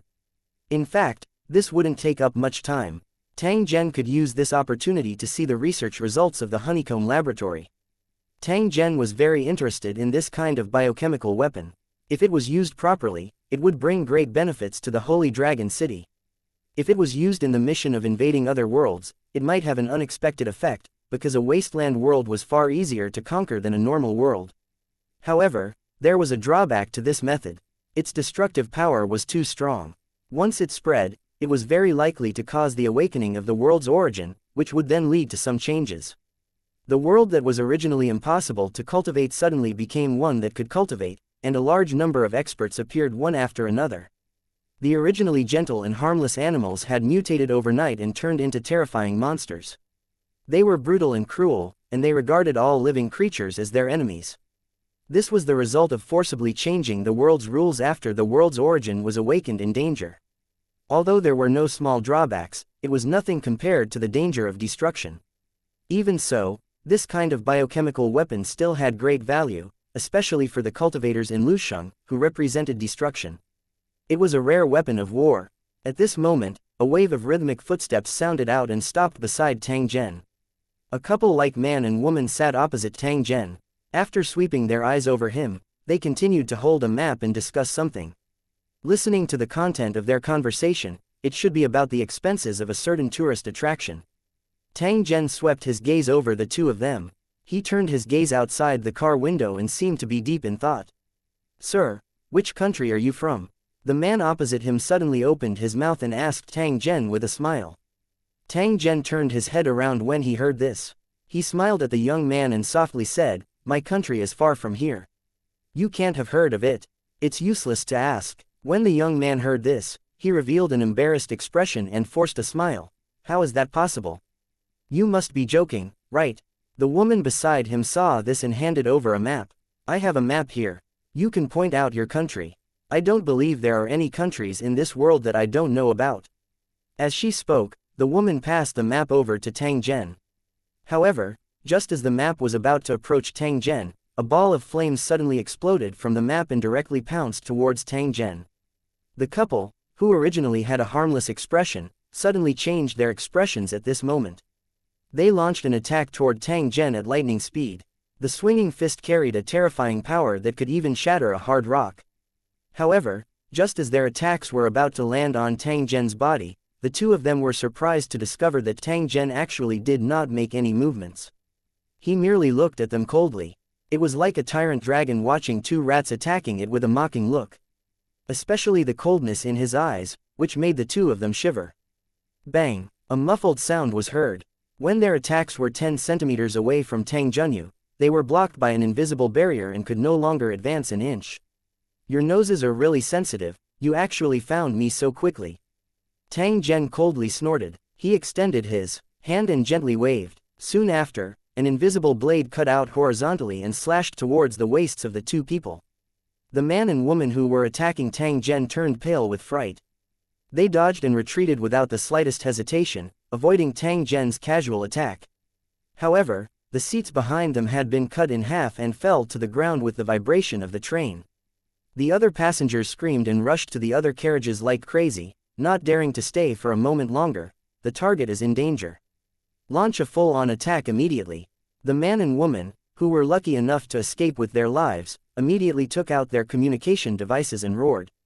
Then, They looked at Tang Zhen, who was slowly standing up, with a face as if they were facing a great enemy. Bang bang bang, a series of loud sounds could be heard, followed by the rapid arrival of figures, who either knocked the doors of the train flying or tore the metal sheet of the windows apart, and quickly rushed into the carriage. In the blink of an eye, the carriage was already full of holes. Over a dozen men and women with fierce expressions surrounded Tang Zhen and launched an incomparably sharp attack at the same time.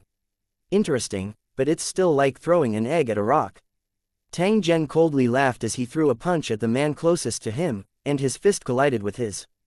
Crack, arg, the strong man screamed as his entire arm exploded. Then, his body exploded into a cloud of blood mist. With just one move, he had killed the enemy. The enemy was dumbstruck, while Tang Zhen revealed a puzzled expression. With such speed and strength, why is his body so weak? There must be a problem here. Let me try again. As he said this, he threw another punch at a woman with tattoos all over her face. A look of despair appeared on the woman's face.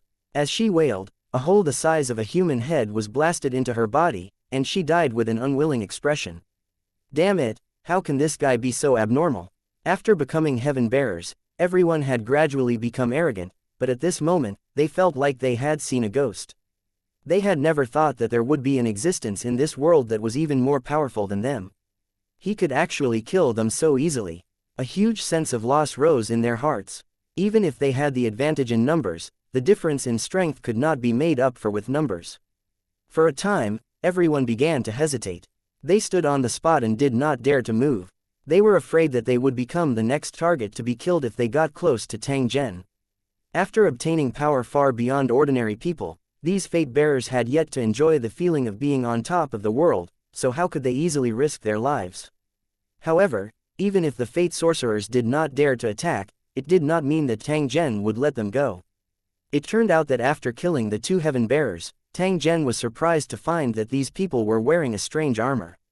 With a casual wave of his hand, the battle armor that was covered with blood and minced meat floated up and was sucked into Tang Zhen's hand. After a little observation, Tang Zhen surprisingly discovered that there was an origin stone hidden on this armor.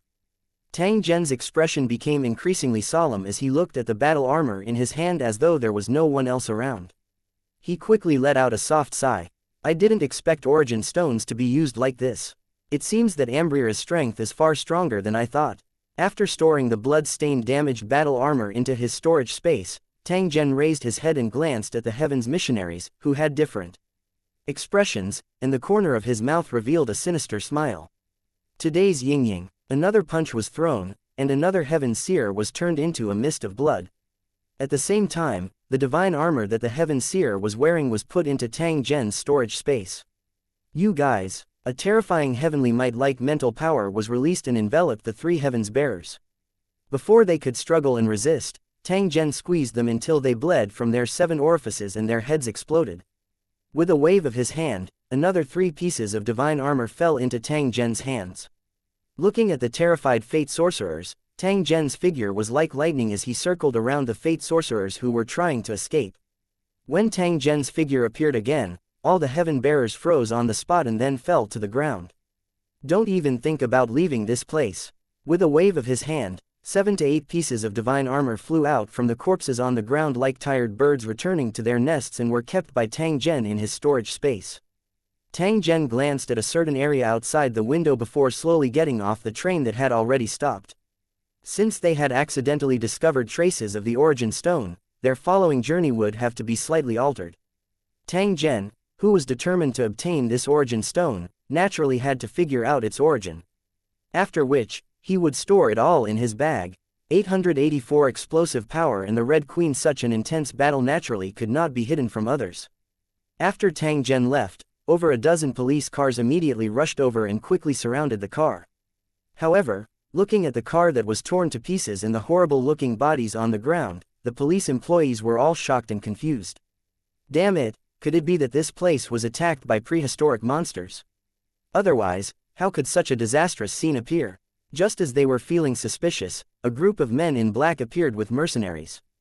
They said they were Umbrella's employees and took over the crime scene.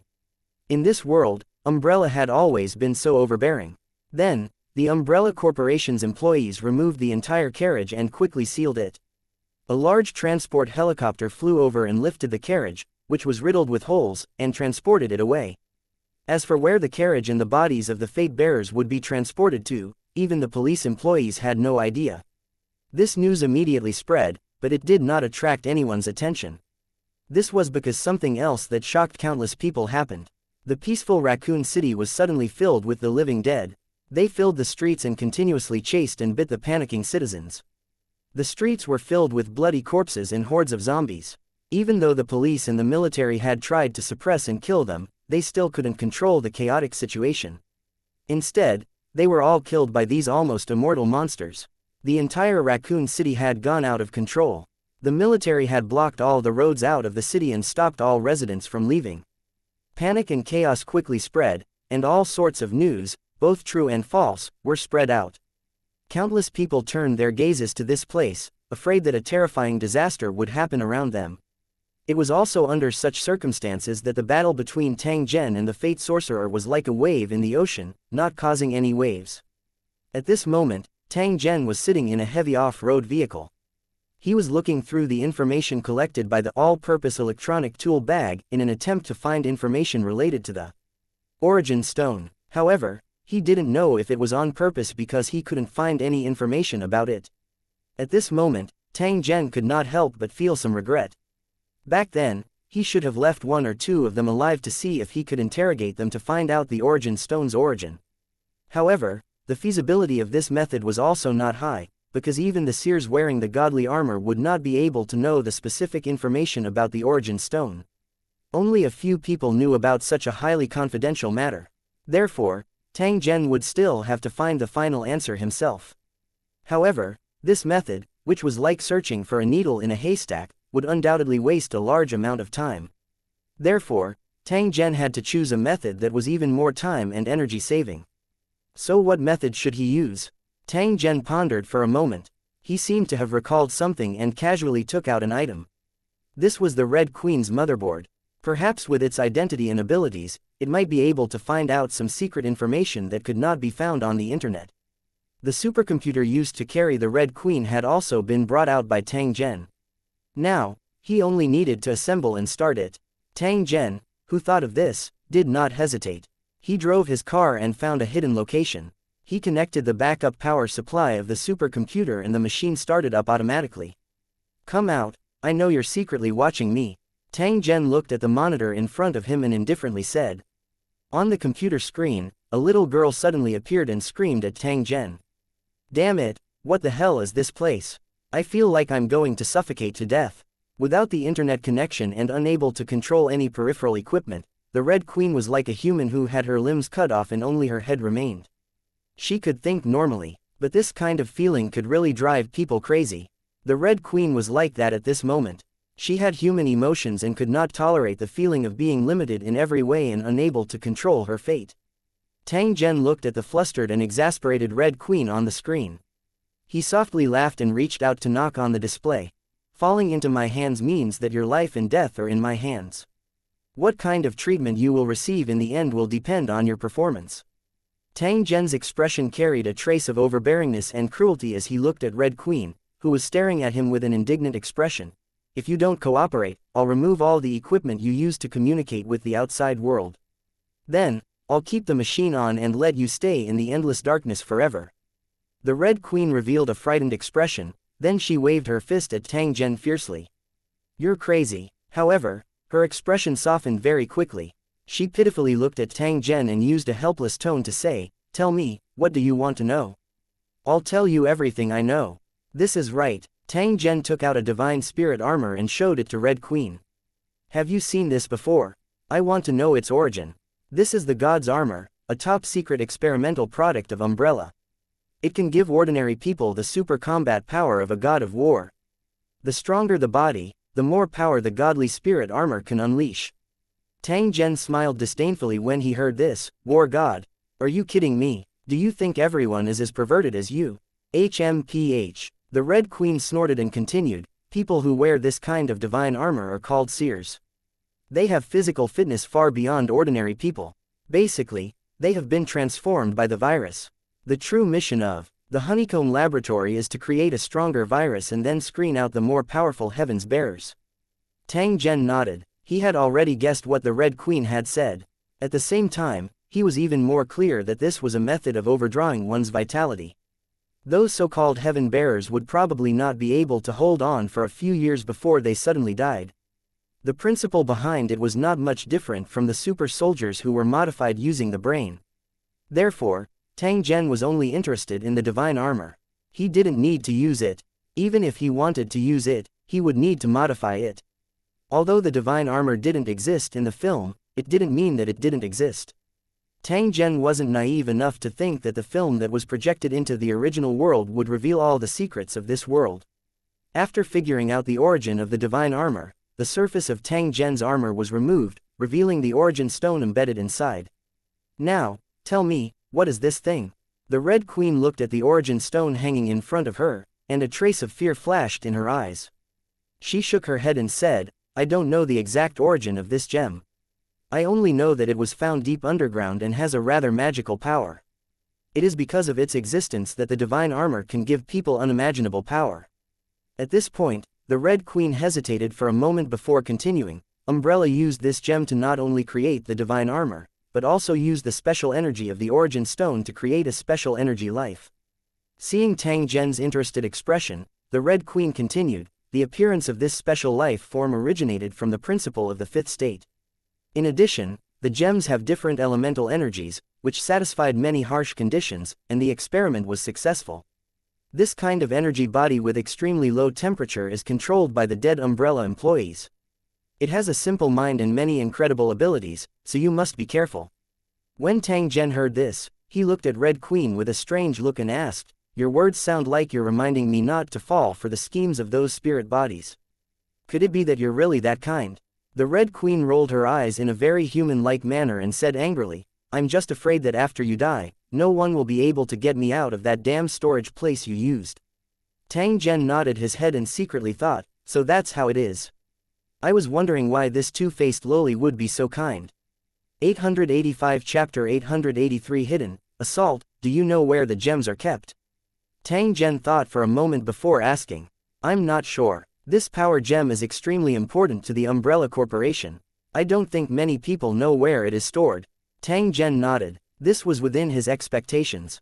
Thinking about it, it made sense. The origin stone that contained magical energy must have been very important to Umbrella, and he wouldn't let others get it so easily. Even if it was used for experiments, the management would be quite strict. As for the security personnel responsible for transporting the origin stones, they probably didn't know what they were transporting from the beginning to the end. It seemed that he would need to use some special means to find the origin stone. Then how many people in the higher-ups of the Umbrella Corporation, especially those who might know where the power gems are stored? I only know 2 of them. This is the general information about them. As soon as the Red Queen finished speaking, an image popped up on the monitor. It showed the photos and some basic information of 2 of the higher-ups of the Umbrella Corporation. Tang Zhen nodded his head in satisfaction. After obtaining this information, he had a direction for his next action. By the way, how did you know about these things? Tang Zhen suddenly thought of something. He looked at the red on the monitor and asked in a puzzled manner. In order to prevent confidential information from being leaked, the entire Honeycomb Bases network was isolated from the outside world. By right, it was impossible for the Red Queen to know this information, which was obviously top secret. I only used some small tricks. The Red Queen explained and added, you also know that it's very boring to be locked up in one place for a long time. Clearly, the Red Queen wasn't being honest.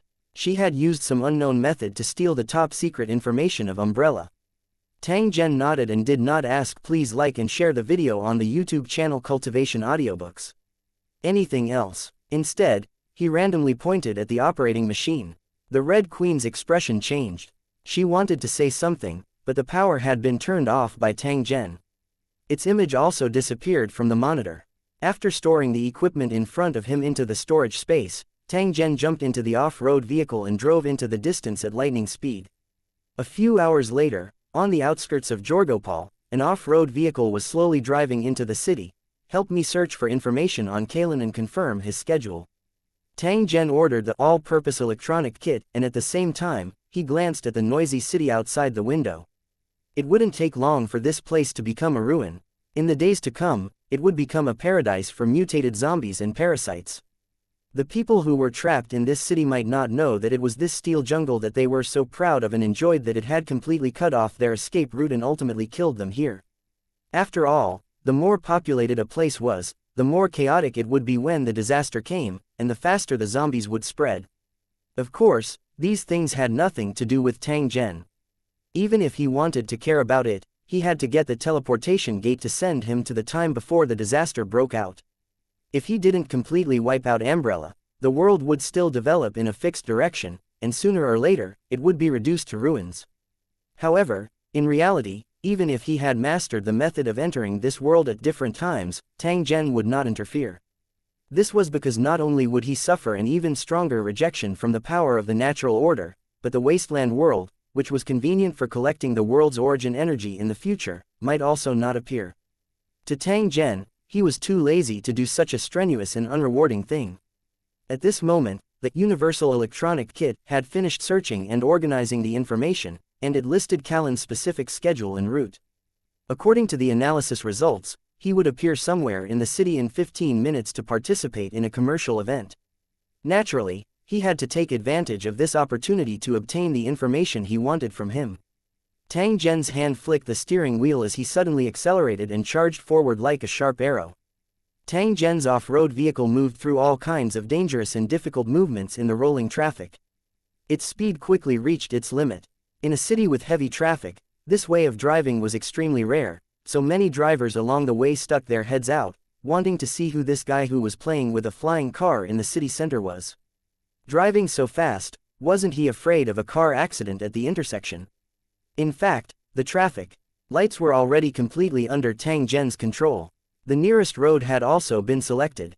Every time Tang Zhen's car passed the intersection, the green light would be on. Therefore, Tang Zhen arrived at the destination without any obstacles. Creak. The off-road vehicle stopped steadily on the side of the road. Tang Zhen, who was wearing a black trench coat, jumped out of the car and then took a pair of sunglasses and put them on. After sweeping his gaze over the surrounding environment, Tang Zhen walked toward a building not far away. At this time, there was already a group of people standing in front of the building. They seemed to be welcoming someone. The security guards in black suits next to them looked serious and vigilantly looked at the passers-by around them. Just as a bodyguard saw Tang Zhen and nervously observed him, a row of luxury cars slowly drove over from not far away. The people who had been waiting were invigorated. They straightened their backs and their faces were filled with warm and kind smiles. The car door was opened and some bodyguards jumped out and blocked the car. Their hands were close to the place where the weapons were placed. At the same time, a few men and women of different ages also got out of these cars and shook hands with each other. The security guard who had been staring at Tang Zhen earlier seemed to have sensed that something was wrong with Tang Zhen. He was about to walk over and ask please like and share the video on the YouTube channel Cultivation Audiobooks. When his eyes suddenly widened, Tang Zhen, who was originally empty-handed, suddenly rushed towards the VIP seats. At the same time, he pulled out 2 automatic rifles from under his trench coat. The bodyguard had no time to think about anything else. Without hesitation, he reached for his waist and tried to take out his weapon to stop the attack. However, at this moment, Tang Zhen grinned hideously at him and directly pulled the trigger. A clear and rapid gunshot suddenly sounded. The 3 security personnel in front of Tang Zhen were shot until blood spurted out and they directly fell to the ground. The moment the gunshot rang out, the people nearby knelt down in fear. They were protected by the bodyguards as they got into the bulletproof cars beside them. Although Tang Zhen was using an automatic rifle, he was unable to penetrate this high-grade bulletproof car. Even changing to a large-caliber sniper rifle was quite difficult. At the same time, the security guards also began to attack Tang Zhen. Bullets rained down on Tang Zhen's position. Easily avoiding the bullets that could no longer cause him any harm, Tang Zhen quickly counterattacked and knocked down all the gunmen in his field of vision. Then, like a ghost, he suddenly approached one of the bulletproof cars and pulled it back. The driver looked at Zhen Tang as if he had seen a ghost. He never dreamed that there would be someone who could control a specially modified car with just one arm. Tang Zhen, who had pressed down on the car, completely ignored the frightened eyes of the surrounding passers-by. He directly threw an automatic rifle that had been emptied of bullets at the car window. Crack! The bulletproof glass that could withstand a sniper rifle was easily pierced through by an automatic rifle, and the driver was nailed to the driver's seat. He turned around and walked to the side of the car. Tang Zhen suddenly stretched out his hand and pulled.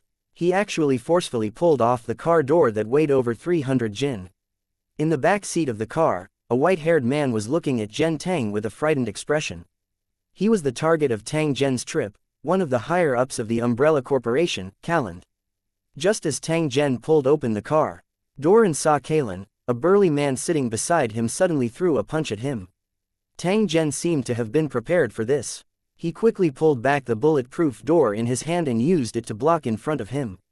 Bang! After a muffled sound, a clear fist mark half an inch deep was left on the heavy car door. 886 Chapter 884. Address: Return, a heaven's messenger. Go to hell. The door in Tang Zhen's hand swept across and directly hit the brawny man who had half his body out of the car. Immediately, the sound of bones breaking and tendons snapping could be heard. After that, the brawny man was thrown far away like a tattered cloth bag. All right, now we can sit down and have a good talk. Tang Zhen, who was sitting beside Callan, faintly smiled at him and greeted him as if he was an old acquaintance. Who are you? What do you want? At this time, Callan was very calm. Perhaps he knew that he couldn't escape from this man who could easily kill a heaven's messenger, so he didn't even think about escaping. Once he angered the other party, his life might really be in danger. It doesn't matter who I am, but I can tell you clearly that I'll give you 10 seconds to think about it. Tell me where the power gems that power the divine armor are. If you tell me, I'll let you go. If you don't, I'll kill you. Tang Zhen swept his eyes over the security personnel and police employees who were slowly approaching. He used a calm tone and said, "The time starts now." Callan took a deep breath and stared straight at Tang Zhen, as if he was thinking about something. I know you and I'm interested in you. You don't need the divine armor to have extraordinary powers. Callan suddenly opened his mouth and said. A trace of inquiry flashed in his eyes as he continued to speak to Tang Zhen, maybe we can work together. You know how awkward the Umbrella Corporation is. You still have 3 seconds, okay. Time's up. Speaking up to this point, Tang Zhen raised his palm in front of Callan, and an extremely sharp demon dagger appeared out of thin air. Feeling the chill from the dagger, Callan couldn't help but swallow his saliva. He didn't need to guess to know that this dagger could easily cut his neck open. All right, you win, I can tell you. The threat of death that was so close to him finally made Callan give in. He then told him an address. After hearing Callan tell him the location, Tang Zhen revealed a trace of surprise and coldly snorted, "Old man, are you kidding me?" Callan shook his head and explained, "It's indeed in a place. I have no need to lie to you. In fact, we have to move it immediately. After all, it's not safe there right now. I think the special forces should be arriving soon. I'll believe you just this once, and only this once." Tang Zhen kept the dagger, got up, and walked out of the car. He turned around and patted Callan's shoulder, saying, "You'd better be telling the truth, or I guarantee you'll die a terrible death." As soon as he finished speaking, Tang Zhen's figure suddenly disappeared, leaving behind a shocked security guard and a gloomy-looking Callan. After a few seconds of silence, Callan took out his communication tool and said in a deep voice, "I'm Callan. Inform all the members of the council. The target has just appeared and is heading to the location of the energy gem. I suggest that you immediately mobilize the Purification Knights and the Spirit Army to surround and capture him." There was a moment of silence on the other side of the communicator, then the voices of several men came out. "I agree." At this moment, Zhen Tang had already ended the teleportation and was now in the outer region of Raccoon City. Raccoon City was in chaos. All the roads had been blocked, and countless people had gathered at the edge in a panic, trying to escape. However, in the face of the steel-like defensive blockade and the cold soldiers, the desperate citizens were unable to escape. They could only protest loudly and cry. However, there were helicopters in the sky from time to time, quickly flying over the city that was covered in thick smoke. He hadn't expected that Ambrier would put the origin stone in Raccoon City, so he had to use the map teleportation function to teleport here. Fortunately, he had set off from Raccoon City and had passed through a known area, which was why he could use this energy-consuming skill. In this way, a quarter of the energy accumulated in his body was directly consumed. Only the heavens knew when he would recover in this world with thin energy. However, time was of the essence and Tang Zhen did not have much of a choice. He had to grab the origin stone before the special operation group. As he gave the order, a map of Raccoon City appeared in front of Tang Zhen. The location that Kalen had pointed out was clearly marked. Soon after, Tang Zhen's figure flashed. He swept forward like lightning and directly crossed over the tall metal protective wall. After entering Raccoon City's restricted area, an apocalyptic scene appeared before Zhen Tang's eyes. Cars were thrown everywhere, and from time to time, incomplete corpses could be seen on the ground. Blood and organs were all over the place. Groups of zombies in different clothes were wandering on the streets, attacking any creature that was not of the same kind. From time to time, survivors would appear, screaming and running desperately, trying to avoid these man-eating monsters. Then they would hide in a certain area and shiver, praying for the arrival of the savior. Unfortunately, they didn't know that this place had been completely abandoned. It wouldn't take long for this place to be razed to the ground by nuclear bombs. Tang Zhen did not have the time to care about these people who were going to die. Instead, he directly ran toward the target area. With his current speed, even if he were to walk, he would still be astonishingly fast. If someone were to look up at the sky at this moment, they would see a shadow rapidly passing through the high-rise buildings. Not long after, Tang Zhen had already arrived at the target location. It was a 6-story white building. This was also one of Umbrella's properties. It looked ordinary, but there was something else inside. There was also an underground space under the building, which was built around the same time as the honeycomb. The original purpose of building this underground space was purely to store some valuable items, so the defense level was even higher. According to what Calland had said, the origin stone was stored in this place. Tang Zhen swept his eyes over the surrounding environment before directly rushing towards the building. He did not encounter any obstruction during this period of time. Obviously, when the crisis broke out, all the staff in the building had fled.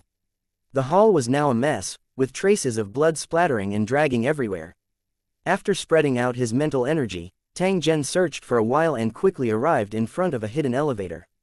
Although Raccoon City was in chaos and the power supply had been cut off, the building had a backup power supply, so the elevator could still function normally. After opening the elevator, Tang Zhen stretched out his hand and swiped across the elevator. Soon after, a hidden panel popped out. There were a number button and an LCD screen on it. He activated the Universal Electronic Kit and cracked it quickly. The screen showed the words, "Pass." The elevator, which originally only had an up button, went down directly, and then a new floor popped out to cover the hole. Tang Zhen expressionlessly stood on the slowly descending ground. He walked out after it stopped. In front of him was a simple and clean underground building, about 50 square meters, with cameras and electronic equipment everywhere, as well as a hole that looked like a window. Other than these items, there were no traces of human existence. It was strangely clean. According to Tang Zhen's judgment, this place should be completely controlled by a computer. The items stored here should be behind the thick alloy wall. However, Tang Zhen had a bad premonition. He might have arrived a step too late. Crack the program here immediately and check the information of all the stored items. After the command was issued, the cracking process officially began and was completed in a few seconds. With the level of defense here, it could not resist the invasion of mobile applications. A list of items appeared before Tang Zhen's eyes the moment he completed the decoding process. His expression immediately sank after he glanced at it. There were origin stones in the list, but the records showed that they had all been taken away a day ago. Kalen, you're looking for death. 887 Chapter 885. Punishment. Tracking. It was impossible for Kalen to not know that the origin stone had been taken away in advance. In the end, he even gave Tang Zhen the wrong information. This was clearly a deliberate lie. Perhaps, there would be a series of methods waiting for him after Tang Zhen arrived. However, the other party would not be able to guess that Tang Zhen had the ability to travel 1,000 miles in an instant. Therefore, it would be too late to make any last-minute arrangements. Of course, Tang Zhen had long guessed that there might be an error in his information. However, even if this was the case, he still had to try and verify it. Fortunately, after the Special Operation Group arrived, they had already left behind a video recording. Tang Zhen, who had the use of black technology, had a relatively high certainty of locking onto their whereabouts. As long as the target showed his face, he would not be able to escape from his eyes. As for that Callan who had deceived him, he could forget about having a good ending. This was because Tang Zhen had already left a backup plan when he patted his shoulder. It was a secret technique from the Magus world that could kill people from thousands of miles away. Tang Zhen extended his hand and took out half a leech-like worm from his pocket. He sneered and directly burned it with flames. The temperature of the flame was extremely high, but the half of the bug that was burned didn't die. At the same time, it constantly writhed and struggled in the flame, even letting out a faint sharp cry. At the same time, in another location, Callan, who was in the middle of a meeting, suddenly felt a slight numbness in his chest, as if something was blocking his heart. If he could see through his own body, he would have found that there was half a strange insect in his heart, and it was desperately discharging tiny insect eggs. Even though it was far away, the bug could still feel its upper body being destroyed.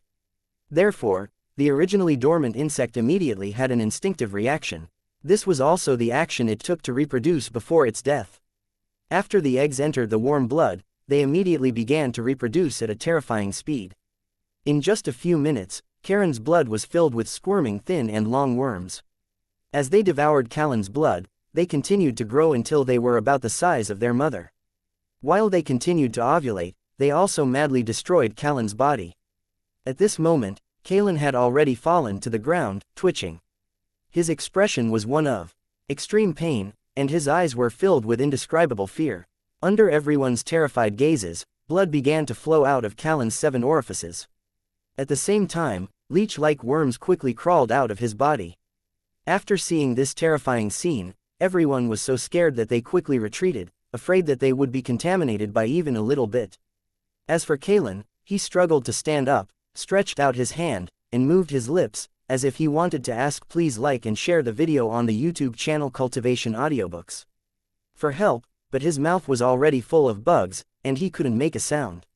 Bang! After a muffled sound, Callan's abdomen exploded, and the meeting room was filled with a rotten smell.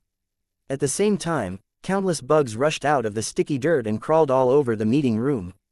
Callan powerlessly fell to the ground. Before he lost consciousness, Tang Zhen's figure suddenly appeared in his mind, as well as the words he had left behind. "You'd better be telling the truth, or I guarantee you'll die a terrible death." As if he had thought of something, a bitter smile of unwillingness appeared at the corner of his mouth, and he died. After Callan died, Tang Zhen threw away the charred insect corpse in his hand and let out a disdainful cold snort. "Get the Special Operations Group's video records and track their movements. I want to know where they went." After giving that universal electronic kit an order, Tang Zhen took out the purple electric short sword and directly cut a large hole in the incomparably hard alloy wall.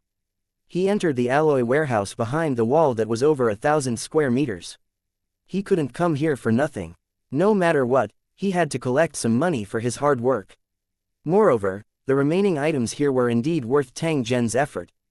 After Tang Zhen finished cleaning up, the edited video recording also appeared in front of him. There was a total of over 10 small images, and the content was all related to the Special Operations Group.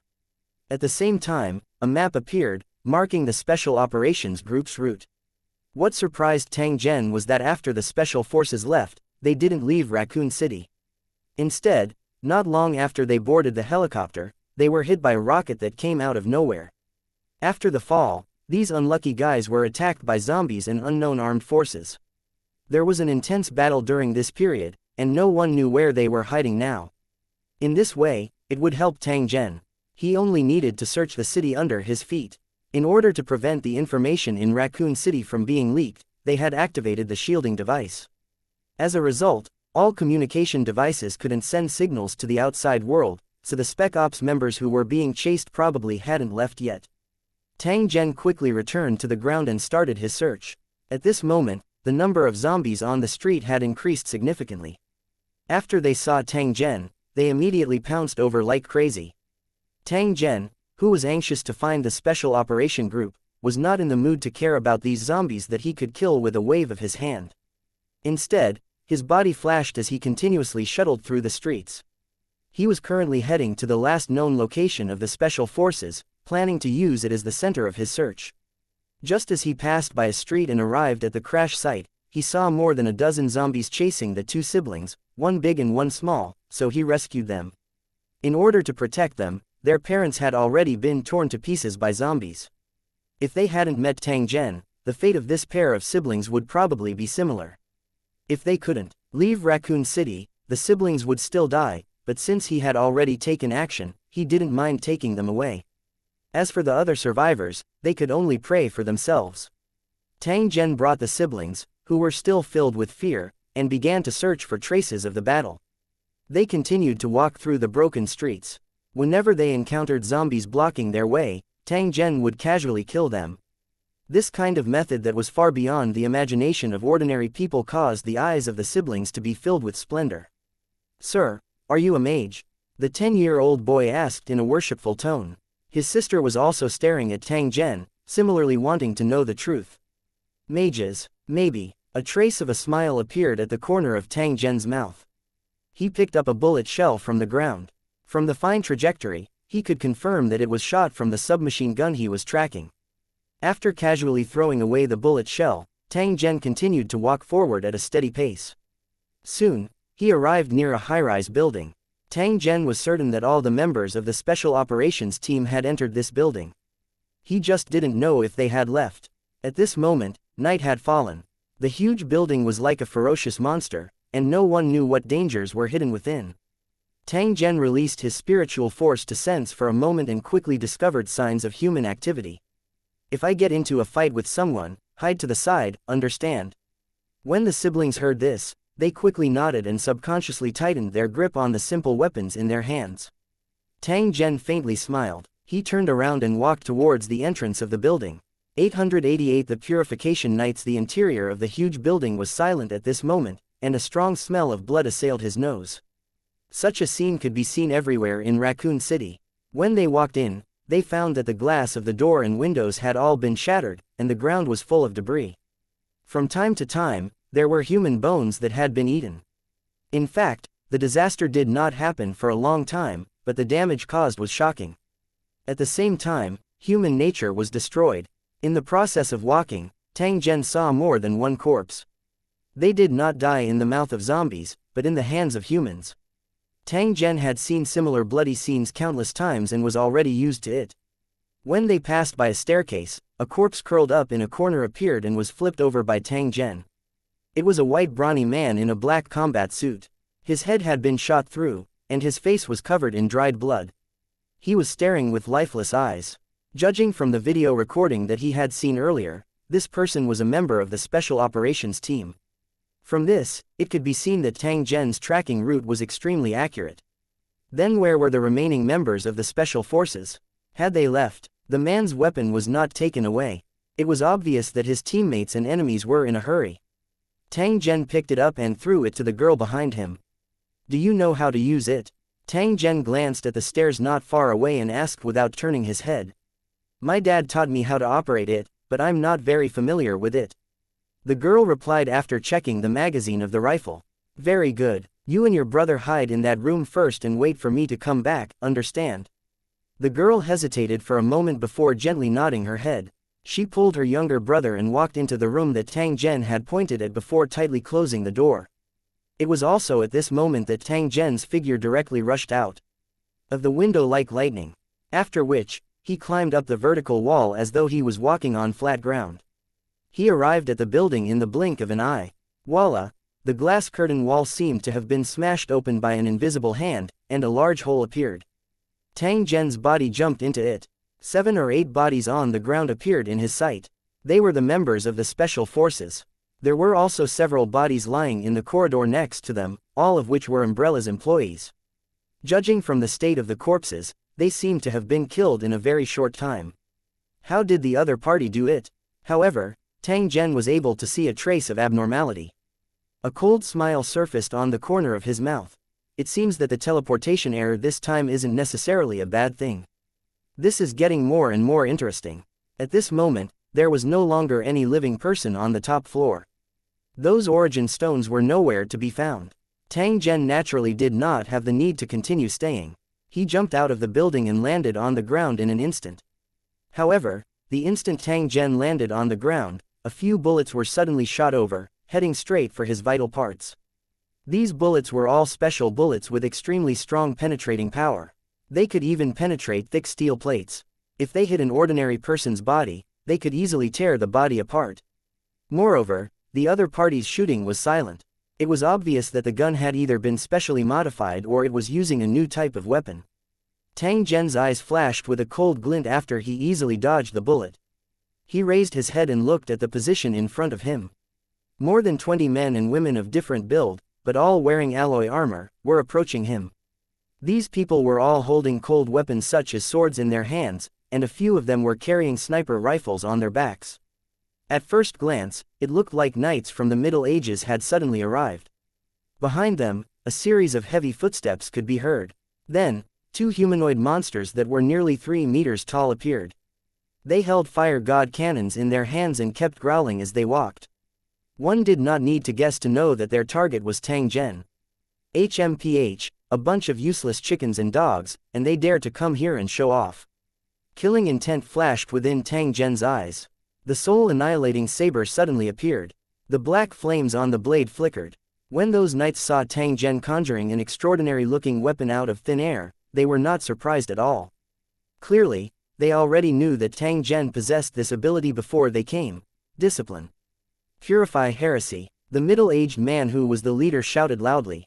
The door-sized sword in his hand was pointed at Tang Zhen. The people behind him responded in unison. Purification Knights, attack. As soon as he finished speaking, more than 20 people rushed over like the wind. Compared to ordinary people, their speed was indeed frighteningly fast. There was practically no one who could dodge them. However, in Tang Zhen's eyes, this kind of speed was not worth mentioning. You came just in time, I'll send you to hell. Tang Zhen laughed out loud when he felt a wave of mental energy wrapping around him.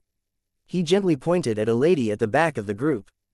Go to hell. As soon as she finished speaking, the golden-haired woman suddenly let out a scream and immediately fell to the ground, holding her head.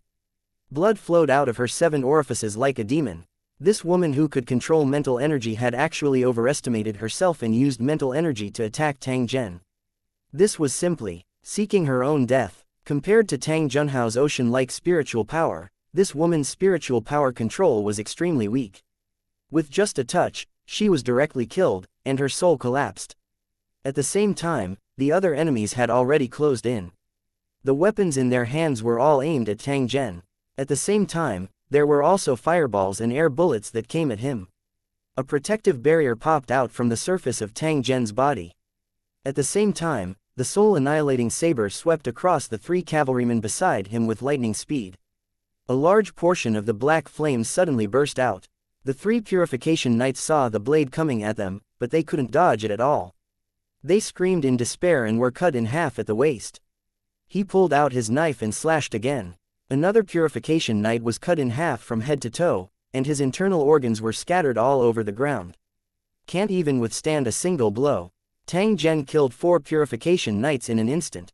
The other purification knights were so scared that they didn't dare to move forward.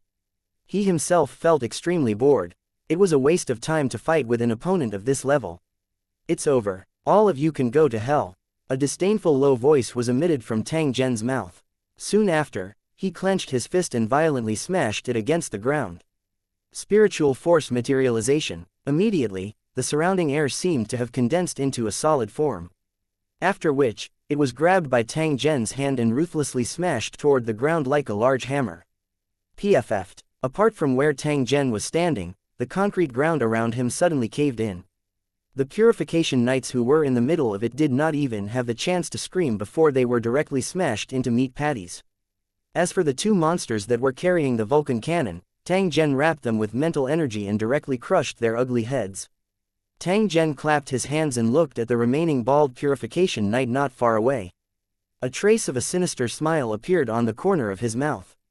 At this moment, the other party was already scared out of his wits. When Tang Zhen looked at him, he turned around and fled without the slightest hesitation. You want to run? It's too late. Tang Zhen stretched out his hand and grabbed at the air. The purification knight's feet left the ground and flew back. His neck was firmly grabbed.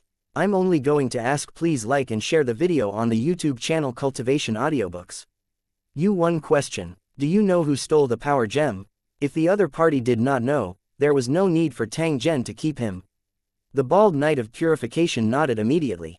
Very good, you temporarily have the right to live.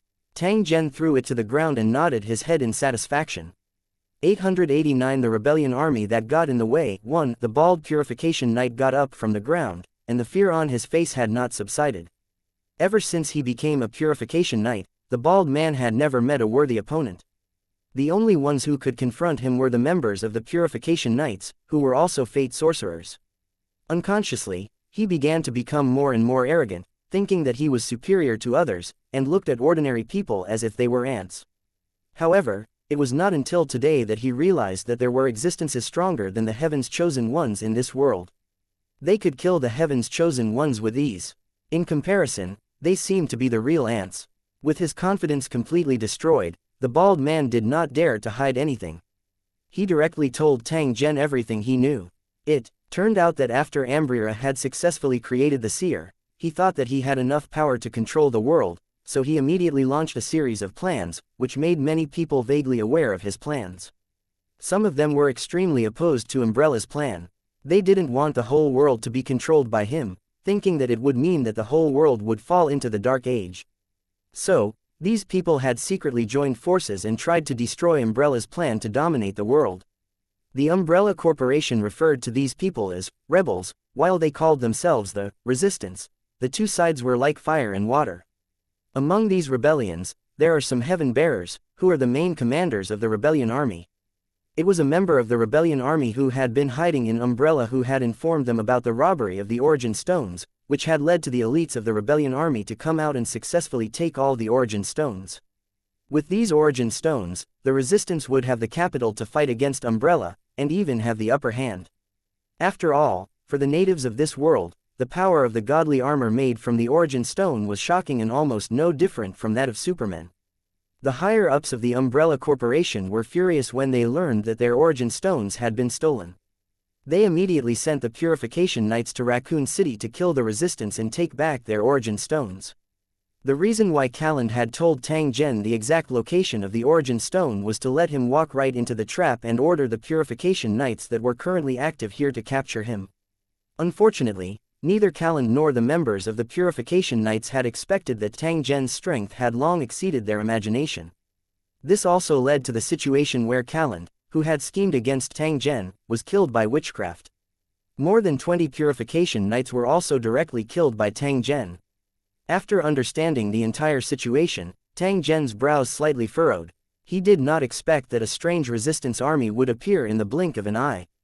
Tang Zhen didn't have a good impression of this organization that was trying to stop Umbrella from dominating the world. If their operation was successful, it would be much more difficult for Tang Zhen to collect the world's origin. The resistance obviously didn't succeed, because Tang Zhen, who had been to the future, knew very well that the future would be a wasteland, but Umbrella would still exist. After the rebellion army had stolen the Origin Stone, they had disappeared without a trace. It was obvious that the clues had been cut off. If it wasn't for the fact that the Origin Stone was too important to him, and he didn't know when he would be teleported to next time, Tang Zhen would have already gone to the naval base to collect the warship and return to the Tower World as soon as possible. Now it seemed that he had to stay for a while longer. "Come with me. If you're obedient, I might spare your life." As he spoke, Tang Zhen's mind moved and a trace of mental energy attached itself to the bald man's mind. Under the effect of a secret technique, it could easily blow up the bald man's cerebral vessels. The bald man also felt the abnormality in his body. His strong body trembled slightly. Soon after, he resigned himself to his fate and followed behind Tang Zhen. Tang Zhen and the bald man went to the place where the siblings were hiding and called them out after they collected the fragments of the divine armor from the corpses. "From now on, keep an eye on these two little fellows. If anything happens to them, you can forget about living." Tang Zhen looked at the bald man and spoke with an expressionless face. When the brawny man heard this, he immediately patted his chest, indicating that he would definitely do it. At the same time, he also squeezed out a flattering smile to the siblings. However, this smile was too destructive, making it difficult for people to have a good impression of it. It even made people tremble in fear. The siblings subconsciously took a step back and quickly hid behind Tang Zhen when they saw the fierce-looking burly man. The bald man was a little embarrassed. He dryly laughed at Tang Zhen and extended his hand to rub his bald head. "All right, let's go around the city and see if we can find any traces of the resistance." The bald man revealed a trace of hesitation when he heard this. However, he still gritted his teeth and said to Tang Zhen, "Before we started, we received orders that if we couldn't find the power gem in time, Umbrella would use a nuclear bomb to attack this place. This way, not only could the spread of the virus be controlled, but the resistance army would also be eliminated. The most important reason is that the power gems aren't afraid of the high temperature of a nuclear explosion. Even if they were in the center, they couldn't be vaporized. So, after the attack is over, Umbrella will use a special detection device to find the power gems." Tang Zhen's eyes immediately brightened when he heard this. He looked at the bald man and said, "You said that Umbrella has a device that can detect power gems. What's that about?" The bald man shook his head and explained, "I only know this much. After all, there are some things that we can't get in touch with." Tang Zhen nodded his head. He knew that the bald man did not lie to him. However, he still remembered this kind of instrument that could detect origin stones. At this time, the three of them had already walked far along the chaotic street. Along the way, whenever they encountered zombies, the bald man would rush forward and swing the battle axe in his hand, killing until blood and flesh flew everywhere. The bald man was putting in so much effort. Clearly, he had the intention of showing off in front of Tang Zhen. After all, his little life was still in the other party's hands. Only by satisfying Tang Zhen would his life be guaranteed. At this moment, a public phone booth by the roadside suddenly rang. It was extremely ear-piercing in the night. Tang Zhen took a glance and ignored him. He continued to walk forward. However, he had only taken a few steps when the other two phone booths rang again. It was obvious that someone had done it deliberately. After glancing at the camera not far away, Tang Zhen walked over and took the phone in his hand. "I can help you escape this city, but you have to help me find a person, Yingying." A man's voice was transmitted over as he continuously spoke to Tang Zhen. His tone contained a trace of urgency. "Are you done? If you are, I'm leaving. I'm sorry, but I'm not interested in your reward." After Tang Zhen said this, he was about to throw the phone away and let it continue to sway in the air. "Don't hang up, I'm an expert in Umbrella. I have the virus serum and cash. I can give you anything you want, as long as you help me find my daughter," he said. The man roared in despair. He really didn't want to miss this powerful four-man team in front of him. To be exact, it was Tang Zhen and the bald brawny man. As for the sister and brother, they were obviously citizens that they had helped in passing. Their combat power could be completely ignored. He had already seen the bald man and Tang Zhen's perverted actions through the camera he was in control of. He knew that if they attacked, his daughter would be able to safely leave Raccoon City. Tang Zhen had just taken 2 steps when he suddenly stopped. He gently waved at the phone, and then the phone flew up and landed in his hand. "If you can help me get the data on the detector, I can help you find your daughter." Tang Zhen had only asked with the purpose of probing. In fact, he did not have much confidence in his heart. However, since this was an opportunity, Tang Zhen would naturally not let it go. 890 Search, encounter again. When the man opposite him heard this, his spirit immediately jolted as he anxiously said to Tang Zhen, "I know that kind of equipment and where the information is. Don't worry, I'll do my best, but it will take time. Before that, please save my daughter, or it'll be too late." "Alright, I hope you'll keep your promise." Tang Zhen hung up the phone, switched to the map, and searched for the address given by the other party. Raccoon City Junior High School wasn't too far away from him. Waving at the bald man and the 2 siblings, the 4 of them slowly walked toward their destination. 10 minutes later, a screeching sound of a car braking was heard. Then, a police car stopped at the school gate. Tang Zhen's group of 4 jumped down from the car. Each of them casually pulled out a rifle, a standard police weapon. This was actually a support vehicle. The trunk was filled with weapons, and there were even grenades. The siblings seemed to lack a sense of security and were also fully armed. It was unknown if they could handle the weapons. The bald man in armor slung the rifle over his shoulder, took out a cigarette, and lit it up. At the same time, he handed one to Tang Zhen in a flattering manner. Tang Zhen did not refuse. He carried his weapon on his shoulder and coldly sized up his surroundings with a cigarette in his mouth. From the bald man's words, Tang Zhen understood the true strength of Umbrella. He also knew that their idea of controlling the world was not unrealistic, but really possible. After all, 90% of the natives in this world were customers of the Umbrella Corporation, and they couldn't live without the products they made. With such strength, it would be very difficult to control the world. At most, the time would not be ripe, and they would suffer a large number of casualties when they encountered resistance. There were several super force organizations similar to the Purification Knights in Umbrella. In addition to those high-tech weapons, even Tang Zhen would not be able to withstand the attack if all of them were to launch a concentrated attack. Therefore, in order to save energy and ensure that he would have sufficient combat strength in the event of an accident, Tang Zhen had also temporarily chosen firearms as his weapon. With his strength, even if he were to use an ordinary gun, it would be enough to display extremely terrifying destructive power. "Sir, I'm studying here. Is there anything I can help you with?" The girl behind him walked forward and asked Tang Zhen. "Is that so? That place is so lucky." Tang Zhen swept his gaze over the messy corpses around the school and smiled at the girl. "Let's go. Take care of your little brother. Don't shoot your own feet." Tang Zhen could not help but make a joke as he looked at the boy who was carrying a rifle that was about the same height as him. "Don't underestimate me. I'm a real hunter and I once killed a wild turkey." The little boy felt that he was being looked down upon and immediately opened his mouth to defend himself. At the same time, he rolled up his sleeves and indicated for Tang Zhen to look at his muscles. "You are indeed strong, my warrior. Let's go." Tang Zhen laughed out loud when he saw this. He continued to walk forward. In truth, Tang Zhen's main goal was still to search for traces of the origin stone. Therefore, the scanning of his mental energy did not stop from the beginning. He would even switch to the perspective of the map from time to time to observe. Unfortunately, they had not found any clues so far. It was obvious that the resistance had hidden themselves perfectly, and they would not be found easily in a short time.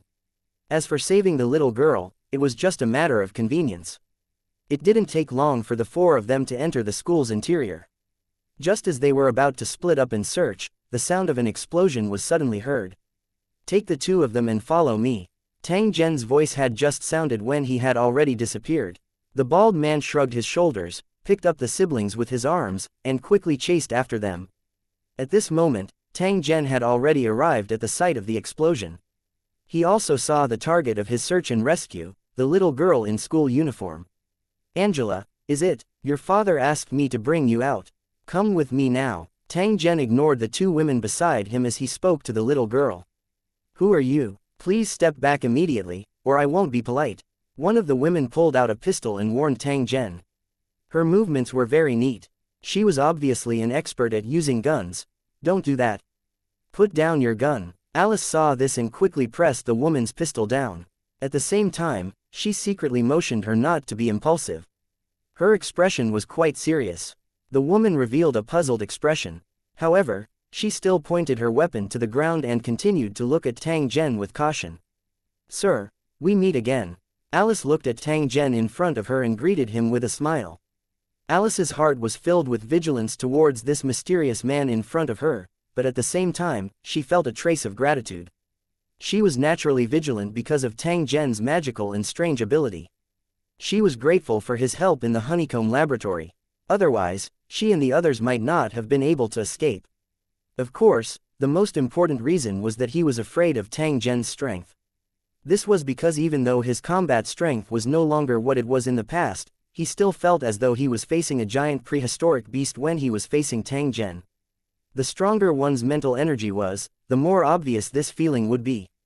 On the other hand, ordinary people would feel more at ease when facing Tang Zhen due to their slow and obscure perception. Tang Zhen glanced at Alice in front of him and nodded. "You also received a call from his father, so you're here." "That's right, sir." "All right, let's leave together." Tang Zhen turned around and walked out after he finished speaking. At this moment, two men suddenly appeared at the door. One of them was a mercenary in a combat suit who raised his gun and aimed at Tang Zhen. "Don't move, or I'll shoot." An arrogant voice was heard. After which, the man who was aiming at Tang Zhen was stunned for a moment before he slowly raised his hand. The bald man poked his head out and scanned the room before walking in with the siblings.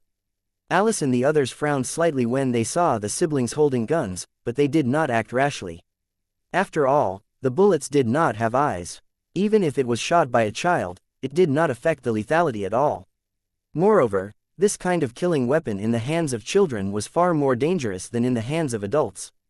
"Boss, should we kill them?" A bald man wearing alloy armor and holding a rifle asked Zhen Tang after taking a glance. He had a fierce appearance, dressed in a different way, and was full of murderous intent. Alice and the others knew that he was a character to be trifled with at first glance. Therefore, other than Alice, the woman and the other two men were extremely vigilant against the bald man and were ready to attack at any time. Buddy, we're on the same side. Please don't shoot. The black man of the two men looked at the two siblings pointing their guns at his younger brother and quickly explained in fear that they would accidentally fire and hurt him. All right, put down the gun. We're leaving this place now. Tang Zhen had already made up his mind. After he sent the little girl back and obtained the detailed information of the origin stone detector, he would immediately make one. No matter what, he had to find it before the nuclear explosion. The bald man immediately put down his rifle and returned the mercenary's weapon. The brother and sister learned to put down their weapons, and the little boy even glanced at the black man with disdain. Not long after they left the school, the phone rang again.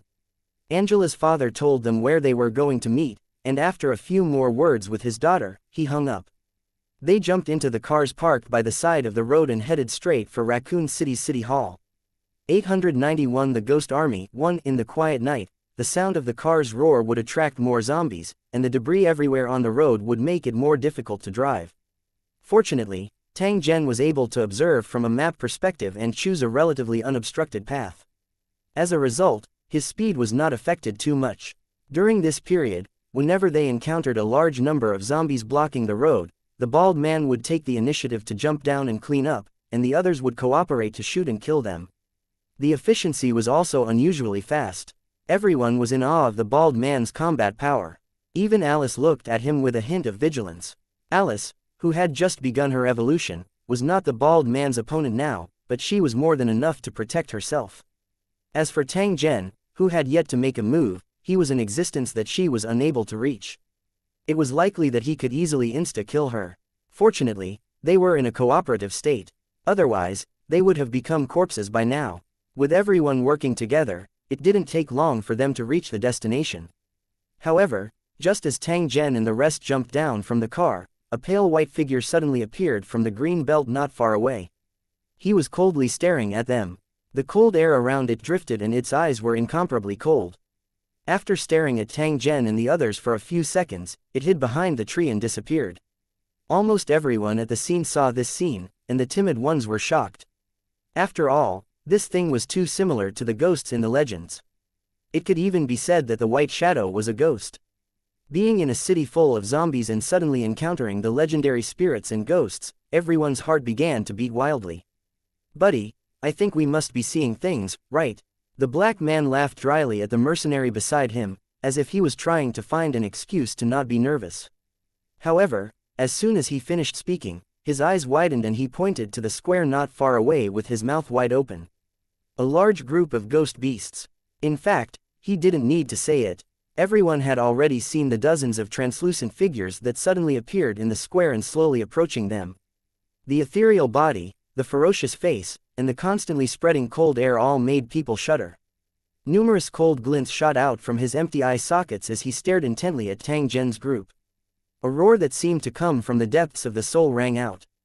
Behind the Roman pillar next to them, a pale energy body suddenly appeared and rushed toward them. Like the wind. Stop it. Remember not to touch its body. Tang Zhen's voice was transmitted over as he gave an order to the bald man. The bald man didn't dare to disobey. He immediately let out a loud roar and swung the battle axe in his hand directly at the spirit body, cutting it in half as it approached. Ayo, I'm freezing. The bald man who had cut the energy body in half cried out in alarm. The battle axe in his hand also fell to the ground, and at the same time, a crisp sound was heard. Everyone looked down and saw that the extremely hard alloy battle axe had shattered like glass, and its surface was covered with a thick layer of frost. Seeing this scene, Alice and the others suddenly gasped. Be careful, this thing's body temperature is close to absolute zero. Once you're touched by it, you'll immediately become a popsicle. Tang Zhen looked at the half-corpse that was continuously wriggling on the ground as he spoke in an indifferent tone. After hearing Tang Zhen's reminder, everyone immediately revealed a cautious expression. The weapons in their hands were also pointed at the energy bodies on the square. After all, the firearms in their hands were their greatest life-saving reliance. Unfortunately, This kind of energy body made up of metal atoms was not afraid of bullet attacks at all. Even the energy body that had been cut in half by the bald man was still alive and kicking, crawling around. So this is the ghost army of Umbrella, interesting. Tang Zhen swept his eyes over the energy bodies that were continuously approaching. However, he revealed a disdainful smile and waved his hand at the bald man's group. Wait for me at the back. Don't act rashly. They've already set up a trap for us. The bald man, Alice, and the others immediately retreated in the direction of the city hall and got ready for battle. Since Tang Zhen said that there was an ambush here, he naturally had to be careful. In this short period of time, the ghost warriors had already crossed the square and were getting closer and closer to Tang Zhen. Let's see if you man-made ghost warriors or my spirit body army is stronger. After Tang Zhen's voice sounded, a black object suddenly appeared and floated between Tang Zhen and those spirit bodies. It looked like a strange sculpture, and its surface was carved with strange runes. It constantly emitted an aura that made the undead warriors' hearts palpitate. With a flash of light, a crystal-clear mirror suddenly appeared in front of an undead warrior, reflecting its appearance. The undead warrior looked at the mirror that had appeared out of thin air in front of him. Just as he was about to take a closer look, he was shocked to find that behind the mirror, there were countless ferocious faces stuck to it. They looked at the world outside the mirror with greedy eyes, and their lips curved into a bloodthirsty and strange smile. The undead warrior's heart thumped wildly, and it subconsciously dodged to the side to avoid the feeling that made its heart jump. Voila! With a crisp sound, the mirror door shattered, and a group of ghosts swarmed out. Their silhouettes were continuous, like a torrent, spiraling up and spreading over the square of the city hall. For a time, there were gusts of cold wind and ghostly howls. As far as the eye could see, there were spirits of all shapes and sizes everywhere, constantly circling and dancing. These spirits were nourished by the reincarnation mirror and their levels rose like a rocket. Now, they could even reveal their physical forms and let ordinary people see them. Compared to them, these man-made ghost warriors were as weak as children. At this moment, they were surrounded by thousands of ghosts and were trembling in despair. Kill them, then spread out and search. Even if you have to dig 3 feet deep, you have to find the origin stone. Tang Zhen gave an order to the guard beside him. The latter hurriedly smiled and agreed. After which, he waved his hand at his subordinates. The spirits who had received the order immediately laughed hideously and pounced directly at the energy bodies that had turned around to escape. As the undead warriors screamed in pain, they tore them apart and swallowed them. The ghost warriors that could easily freeze anyone who came into contact with them were completely vulnerable in front of these true spirits from the world of towers. They had even become the food of these ferocious spirits, being devoured without leaving any residue behind. The secret weapon that Ambrier thought could dominate the world couldn't even withstand a single blow from Tang Zhen. After devouring the man-made spirit warriors, the spirits turned their gazes to Alice and the others. After all, to them, the blood essence and vitality of living creatures were the true delicacies. However, following Tang Zhen's cold snort, these spirit bodies immediately became well-behaved. They all quietly floated around the square, waiting for the next instruction. Under the guard's orders, the spirits laughed and flew around Raccoon City to search for the origin stone. The appearance of these spirits would make Raccoon City even worse. After all, with the nature of these spirits, they definitely wouldn't let go of this opportunity to feast. Tang Zhen was naturally aware of this. However, he had no way to control it. He could only choose to turn a blind eye. However, if this group of people only cared about filling their stomachs and were unable to find the origin stone, Tang Zhen would have plenty of ways to deal with them. Tang Zhen turned his head and glanced at the dark city hall. He knew that Ambriera had set a trap for them, but so what? In this world, there seemed to be nothing that could stop him. 892 Chapter 890. Success. Departure. Sure enough, as Tang Zhen had expected, as soon as they entered the parking area, the armed personnel of Umbrella could not wait to come out. At the same time, a biochemical monster carrying a 6-barreled machine gun appeared in front of everyone's eyes. It roared at Alice in a deep voice. But different from the original plot, besides Alice, who had begun to evolve, there was also Tang Zhen and a purification knight among the people that Ambriera had to deal with. If they were ordinary people, it would be fine. With the firepower of the Umbrella Organization's armed forces, they could definitely subdue them easily. Unfortunately, Tang Zhen and the bald man were not ordinary citizens. Facing 3 extremely powerful enemies, the armed personnel of Umbrella were doomed. Although they kept pulling the trigger, it didn't take long for them to be put down one after another, and broken limbs were all over the place. Even the biochemical monster that was modified from the honeycomb survivors was knocked to the ground by Tang Zhen's punch. It struggled for a long time but couldn't get up. Since the mission was completed, the next step was simple. Tang Zhen had obtained what he wanted. Although it wasn't the real information from the origin stone detector, he still had a way to obtain it. As for Alice and the others, they all boarded the plane. The siblings and the bald man also boarded the plane under Tang Zhen's orders to prevent it from affecting their next action. Tang Zhen swept his eyes over Alice, who was sitting in the cabin. He knew that this woman would accidentally lose her life in a short time. Perhaps, the Alice that would appear in front of Tang Zhen would become her clone when they met again. But then again, this woman was also a clone, just that she didn't know it. Tang Zhen wasn't interested in Alice's background. Instead, he was very concerned about the clone cultivation equipment. If there was a chance, he would naturally get his own Lusheng back. Because even he had to admit that the level of technology in this world was ahead of the original world in many places, so he naturally had to make use of it. Tang Zhen glanced at the person in charge of Umbrella beside him, and a trace of disgust flashed in his eyes. He opened the sealed iron door. Under the terrified gaze of the person in charge, countless zombies were rushing towards him. Experience the feeling of being torn apart bit by bit. You will never forget it even in death. Tang Zhen's figure suddenly disappeared after throwing down these words. Damn it, don't leave me behind. In the pitch-black night sky, the person in charge of the Umbrella Corporation suddenly screamed, but it soon stopped. Only the low growls and the sound of zombies eating could be heard. Tang Zhen slowly walked on the street.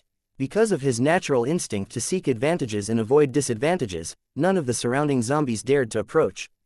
The next thing he had to do was naturally to continue searching for origin stones.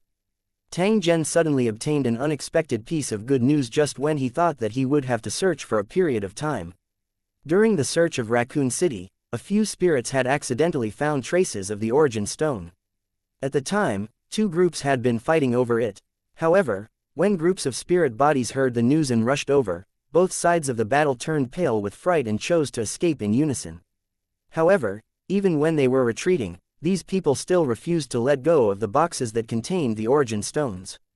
As a result, they were targeted by the ferocious spirit bodies. After tearing several people apart, the combatants immediately realized that the true target of these spirit bodies was the origin stone. In order to save their lives, the combatants could only abandon the boxes and flee for their lives under the pursuit of countless spirit bodies. As the overseer said this, the spirit bodies returned one after another, bringing back the boxes. As the boxes were very heavy, it was very difficult for the spirit bodies to move them. Therefore, they controlled some zombies to act as the porters. Tang Zhen looked at the row of zombies carrying alloy boxes and seemed to have thought of something. He turned his head and gave a few instructions to the guard. His eyes lit up and he nodded his head vigorously, as if he was very excited. At this moment, the zombies had already put down the boxes. Tang Zhen opened one and the dazzling origin stone inside immediately appeared in front of Tang Zhen. However, Tang Zhen's expression changed slightly after he saw these origin stones. He picked up an origin stone with a solemn expression and carefully sensed it in his palm. A few seconds later, Tang Zhen's face revealed a trace of surprise. He didn't expect that this batch of origin stones from the Umbrella Corporation weren't ordinary low-grade origin stones that only contained a small amount of magical power, but top-grade origin stones that had yet to mature. Origin stones were divided into different grades. Low-grade origin stones only contained a small amount of power of laws, while mid-grade origin stones contained more power of laws and even a trace of the world's origin. However, compared to supreme-grade origin stones, they were not worth mentioning. This was because they were real origin stones. Because among these supreme-grade origin stones, there was the world's origin that had yet to break out of its shell. It was absolutely priceless. In fact, it was only possible to find this kind of top-grade origin stone in this kind of incomplete world. Unfortunately, the probability of being discovered was extremely small. Even Tang Zhen himself did not expect that he would actually obtain this kind of top-grade origin stone by accident. Suppressing the excitement in his heart, Tang Zhen opened the rest of the alloy boxes. The joy on his face became more and more intense.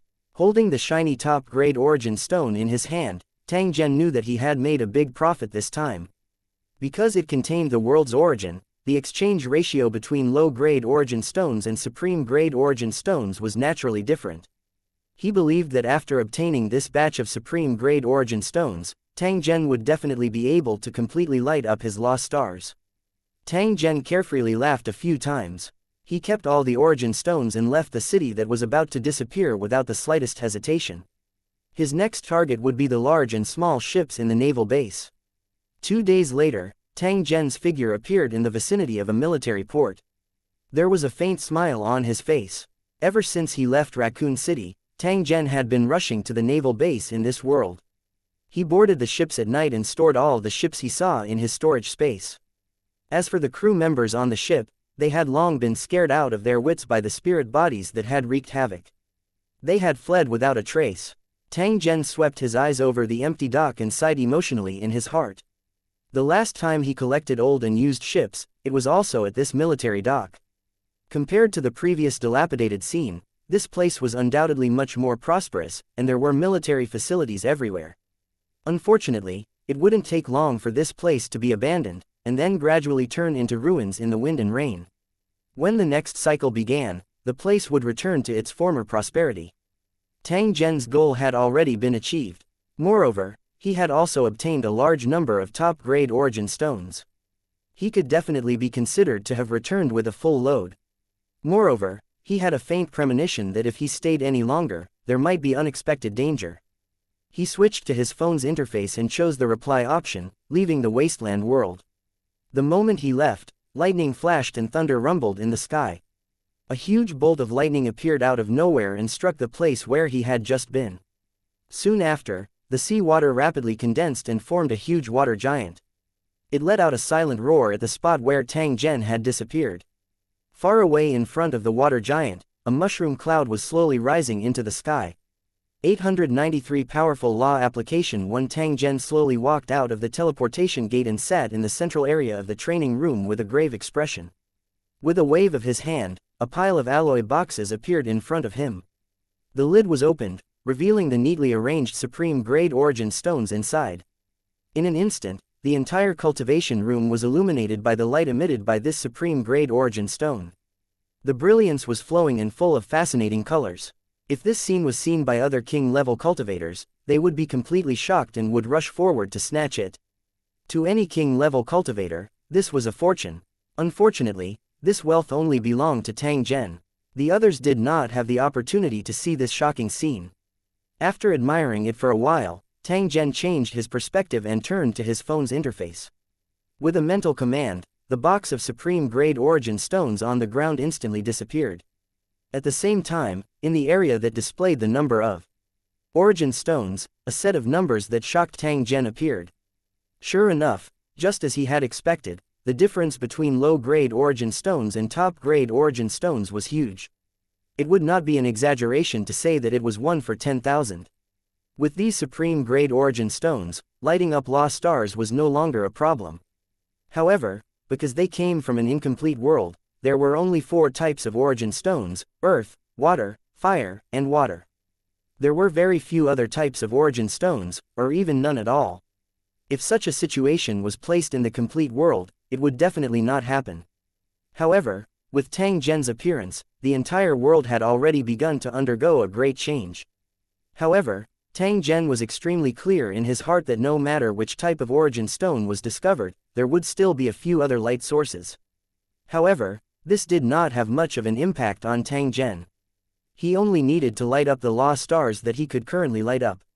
As for the origin stones required by the other lost stars, he could slowly collect them in the future.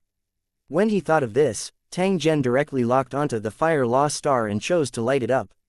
The origin stone that had just been filled in immediately shrank. At the same time, the runes on the fire lost star shone brightly. At the same time, Tang Zhen seemed to hear a loud sound and his consciousness space was instantly enveloped by a sea of fire. Tang Zhen seemed to be in the middle of it as he continuously comprehended the wondrous aspects of the fire-type laws. A smile that seemed to have been enlightened appeared on his face. A layer of 7 colored flames rose from the surface of his body, like a small dragon constantly swimming, appearing extremely lively. An unknown amount of time had passed before the flame slowly disappeared. Tang Zhen finally opened his eyes. There seemed to be 2 balls of 7-colored flames burning in his pupils. However, they disappeared in the blink of an eye. The fire elemental star on the interface of the phone was completely lit up at this moment, emitting a scorching light. Tang Zhen's gaze swept past this fire law star and looked at the star that extended behind it. Immediately, groups of words appeared in front of his eyes. Sea of Fire upgradable elementary use of the law of fire. Conform a sea of fire with a radius of 5 kilometers, burning everything. Exchange price, 100,000 origin stones. Smelting furnace upgradable elementary usage of the fire rule. Sticky flames will turn into liquid, sealing a designated area. Exchange price, 100,000 origin stones. Fire slave upgradable basic use of the law of fire. Conform a flame giant about 20 meters tall, lasts for 10 minutes, exchange price 100,000 origin stones. Burning body of desire, mid-grade use of the law of fire. Ignite desire and burn broken bodies.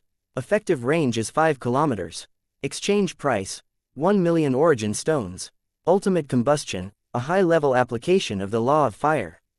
Within sight, metal, water, and stone can all be burned, incinerating the world. Exchange price, 10 million origin stones. The smile on Tang Zhen's face grew wider and wider as he looked at the introduction of the fire attribute laws that continued to appear in front of his eyes as his gaze moved. When he finished reading the introduction of the fire law, he was immediately shocked by the terrifying power it contained. This was because even the basic law of fire application wasn't something that ordinary cultivator skills could be compared to. No wonder all king-level cultivators were determined to master the power of law. It was so powerful. Tang Zhen glanced at the remaining number of origin stones. Without any hesitation, he chose to top up the remaining half of the fire attribute supreme grade origin stones. Looking at the skyrocketing number of origin stones, Tang Zhen chose the 2 basic applications of Sea of Fire and Flame Slave. At the same time, he also chose the Burning of Desire and an intermediate law application called Fire Domain, Intermediate Rule Application. In the area, other than retaining fire-type energy, it will repel all other energy. It can increase the power of the fire rule by several times. Exchange price, 1 million origin stones. At this point, Tang Zhen had already consumed more than half of the fire attribute origin stones he possessed. The remaining ones were left behind in case of an emergency. Tang Zhen, who had grasped the application of 4 different levels of fire-type laws, was not in a hurry to test the power of these laws.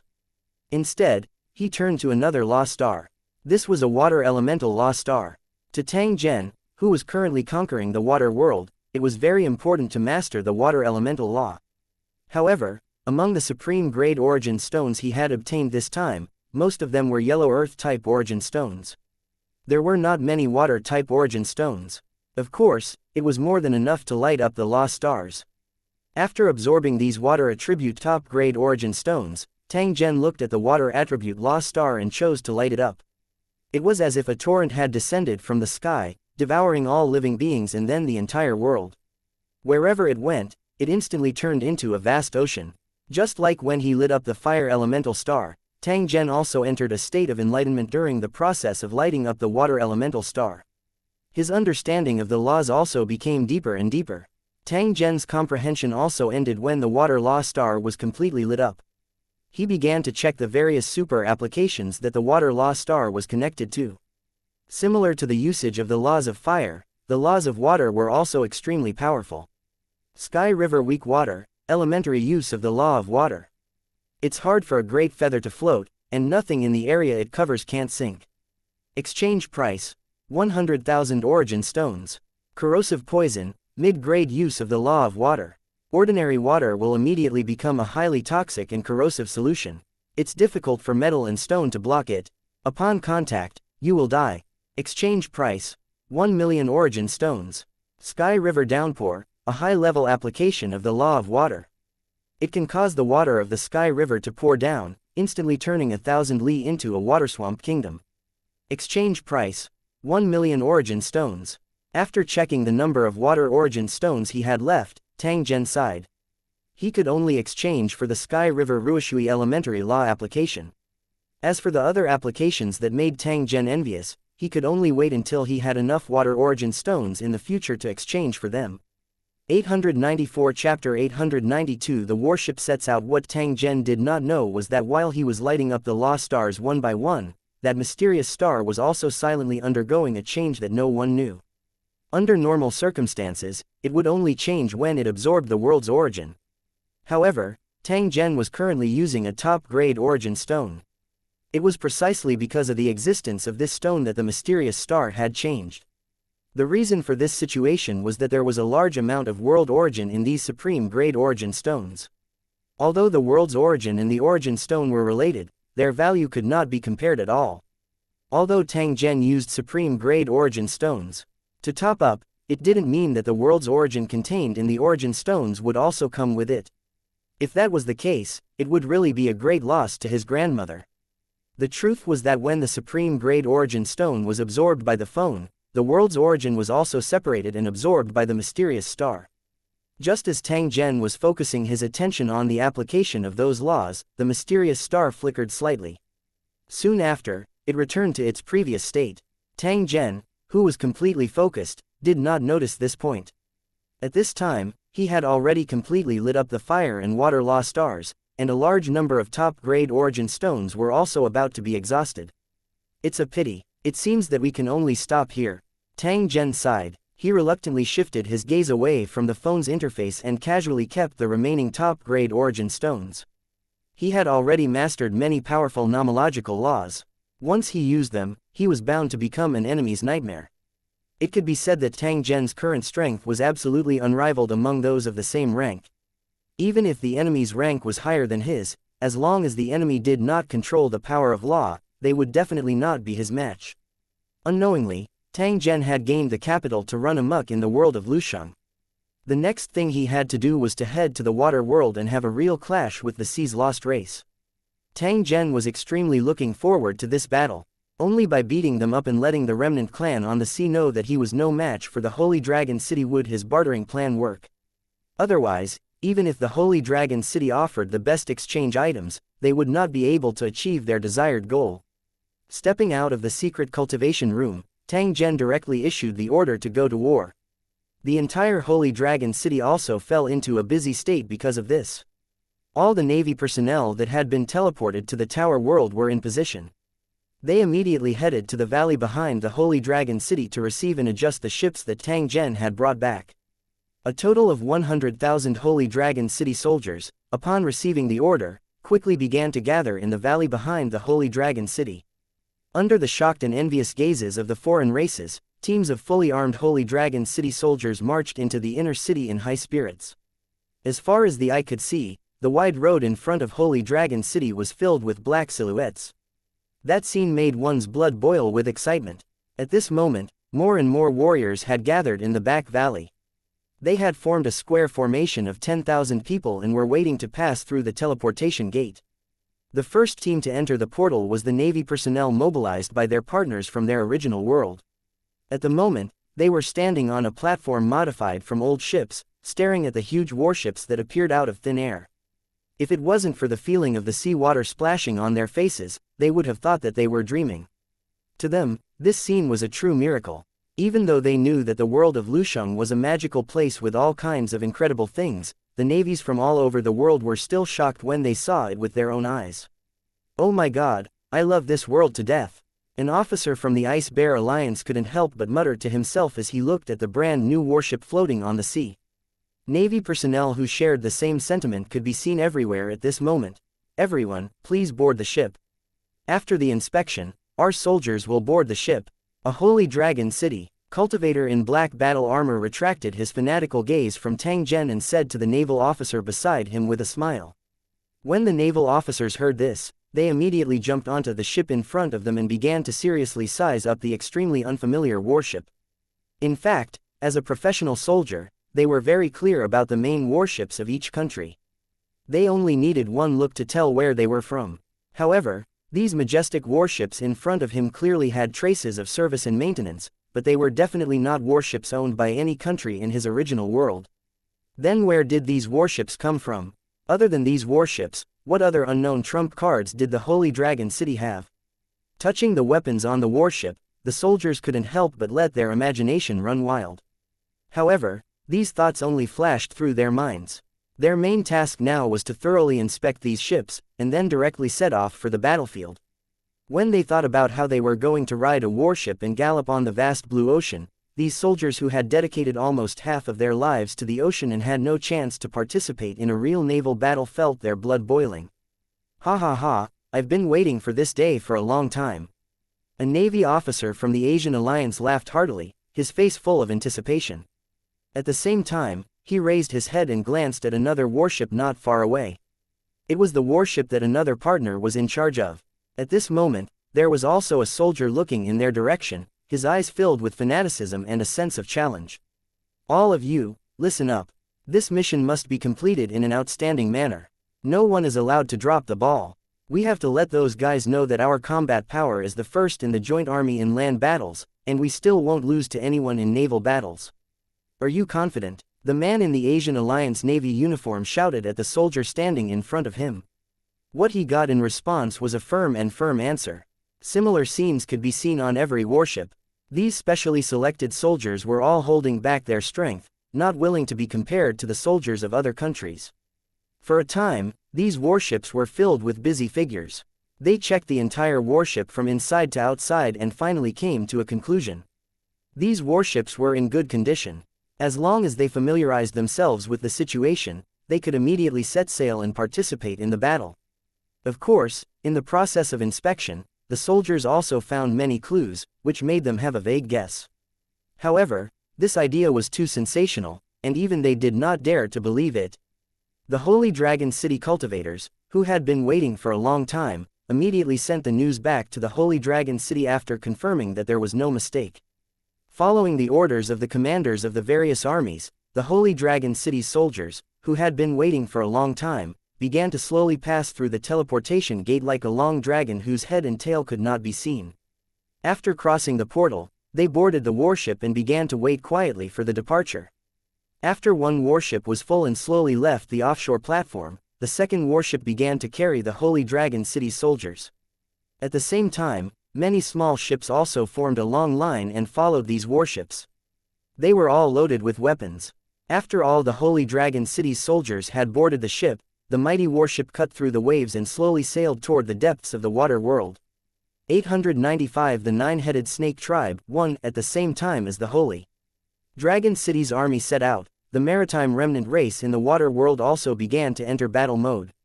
As the news of the Mastiff Dragon tribe's destruction spread, coupled with the widespread propaganda of the fleeing sea beast riders, many sea tribes learned of the Holy Dragon City's existence. The other tribes were extremely cautious of this unknown enemy who had easily destroyed a tribe on the sea. While they sent out scouts to investigate, they also made preparations for war. In the end, the information that the spies had sent back was basically the same, and it also confirmed the existence of this mysterious force. However, at this time, the metal floating island did not continue to move forward. Instead, it quietly stopped in the middle of the sea. It was unknown what it wanted to do. Since the existence of the enemy had been confirmed, it was obviously an extremely stupid thing to passively wait for the enemy to attack. Therefore, the best way was to take advantage of the fact that he had yet to gain a stable foothold and give him a head-on blow.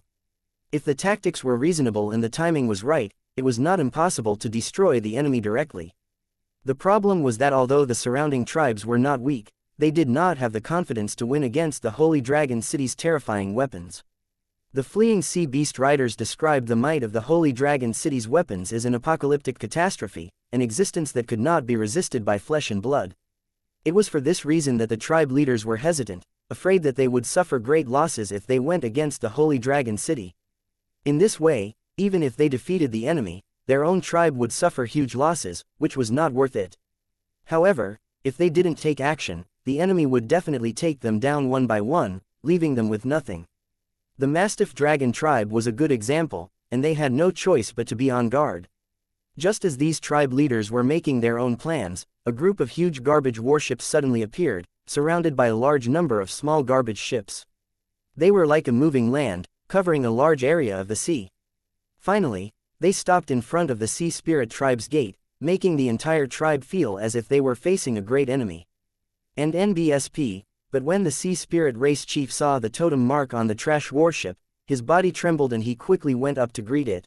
"Welcome, lords of the nine-headed snake tribe. Please enter the tribe and rest for a moment." Several cultivators with astonishing auras nodded their heads slightly and jumped off the huge garbage warship. Some of the sea spirit tribe members who knew the origin of these trashy warships couldn't help but whisper among themselves, trying to guess the other party's goal. As one of the three strongest tribes in the water world, the nine-headed snake tribe would definitely not come here for no reason, let alone dispatch such a large number of warships. Just as everyone was guessing, someone suddenly noticed that there were more shadows of ships appearing on the sea around them. They seemed to be densely packed. It didn't take long for these garbage ships of different sizes to approach, filling up the sea around the sea spirit tribe. All kinds of totem symbols also appeared in their eyes. Seeing the familiar patterns, the sea spirit people couldn't help but gasp. Only now did they realize that all the nearby sea tribes had sent a large number of warships and warriors. Are these tribes going to join forces to fight against those mysterious enemies? The clansmen of the sea spirit tribe thought in horror as they looked at the sea surface that was filled with the remnant races. After roughly estimating the number of people in these tribes, the sea spirit tribesmen could not help but be shocked to discover that the number of people gathered here had already exceeded 100,000. However, this was not the final number of people who were participating in the battle. At the intersection between the sea and the sky, there were still a large number of trash warships that were approaching the sea spirit tribe. At this moment, the square in the sea spirit tribe was already filled with the patriarchs of various tribes who had arrived one after another. Many of them were familiar with each other and were discussing something in low voices with solemn expressions. Even some of the tribe leaders who had grudges with each other in the past pretended not to see it. Instead, they looked at the few cultivators sitting in the center of the square, who had powerful auras and nine-headed snake tattoos. They were the important figures sent by the nine-headed snake tribe to take charge of the situation. Each of them had a cultivation level that exceeded the horde leader level, and the leader was even a 4-star horde leader. It was said that the cultivators of the nine-headed snake tribe all had noble bloodlines and could summon powerful creatures from other worlds to help them in battle. The strongest summoned creature of their tribe was a nine-headed snake. It had a terrifying body and unimaginable power. It was for this reason that they named their tribe the Nine-Headed Snake, which showed how much they valued and trusted the nine-headed snake. In fact, even without the summoned creatures, the strength of a 4-star horde leader was enough to make these tribal chiefs not dare to take him lightly. After all, such a terrifying cultivator was already a legendary figure in the water world, and it was impossible to see him on normal days. But now, he had appeared here. This was enough to prove how important this matter was to the nine-headed snake tribe. This was a matter of life and death, so the nine-headed snake tribe had to take it seriously. Besides, they had other plans. If anyone dared to disobey at this time, they would definitely be punished by the nine-headed snake tribe. They might even be killed by the nine-headed snake tribe before the Holy Dragon City arrived. When they thought of this, the tribe leaders who had been forced to come here immediately put out their dissatisfaction and acted very cooperative. When the 4-star horde leader saw this, he couldn't help but nod his head slightly. He seemed to be very satisfied with the performance of these clan leaders. However, he was not as calm as he looked on the surface.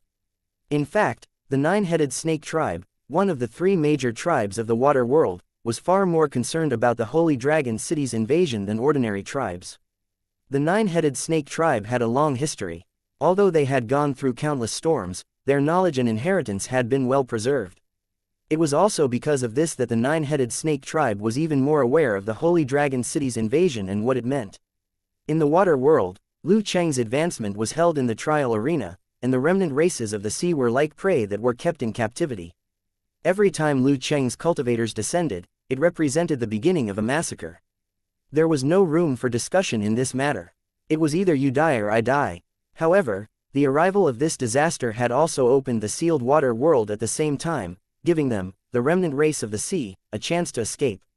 If they could grasp this rare opportunity, the nine-headed snake tribe would no longer be trapped in this world of water, and they would be able to escape from this cage-like place. According to the records passed down by their ancestors, the Holy Dragon City was not the first city to enter the water world. In the past, there had been other cities that had entered the water world. The most recent one was more than 200 years ago.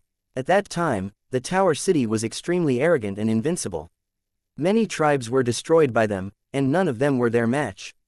It was also at this moment that the nine-headed snake tribe stood out and began to gather the various tribes on the sea to form a joint army. Taking advantage of the individual advantages of the sea's lost race, this joint army planned an ambush and finally defeated the tower. 896 The vestigial tribe united army. The battle was so intense that the sky turned dark and the earth darkened. Blood flowed like a river. Countless native clan members on the sea surrounded Liu Cheng's warships like countless small fish. The corpses on the sea were stacked on top of each other, and in the end, the sea was completely blocked. Ships could not move, so the two sides simply jumped onto the floating island made of corpses and continued to fight. Under the attack of these crazy and fearless sea remnants, the cultivators in the tower fell one after another. Unknowingly, the number of cultivators in the tower who could continue fighting decreased. They were like an isolated island surrounded by a flood. In the end, they couldn't resist the raging waves and were devoured ruthlessly. After the battle ended, all the survivors were stunned by the tragic scene in front of them. As far as the eye could see, the surrounding sea surface had long disappeared, and in its place were countless corpses of the sea's native clan. After a rough estimation, the total number of casualties of the Allied forces in this battle exceeded 100,000, and the clansmen of several tribes were completely wiped out. As for Liu Cheng, who was being attacked by the human wave tactic, due to the limited means of transportation, the total number of people barely reached 10,000. The formidability of Liu Cheng's cultivators was still fresh in the memory of the sea's remnant race. In any case, the final victor was the sea's lost race. After the battle ended, a group of severely injured cultivators from Lusheng City were captured by the tribes on the sea and tortured cruelly. It was through the mouths of these captives that the vestigial tribe at sea knew of the existence of the Tower World. They also knew that when the cornerstone platform chose the Water World as the Level 8 overseas battlefield, a huge teleportation gate would be opened at the same time. Cultivator Liu Cheng had used this huge teleportation gate to cross the ends of the earth and arrive at the Water World, which was far away from Liu Cheng's world.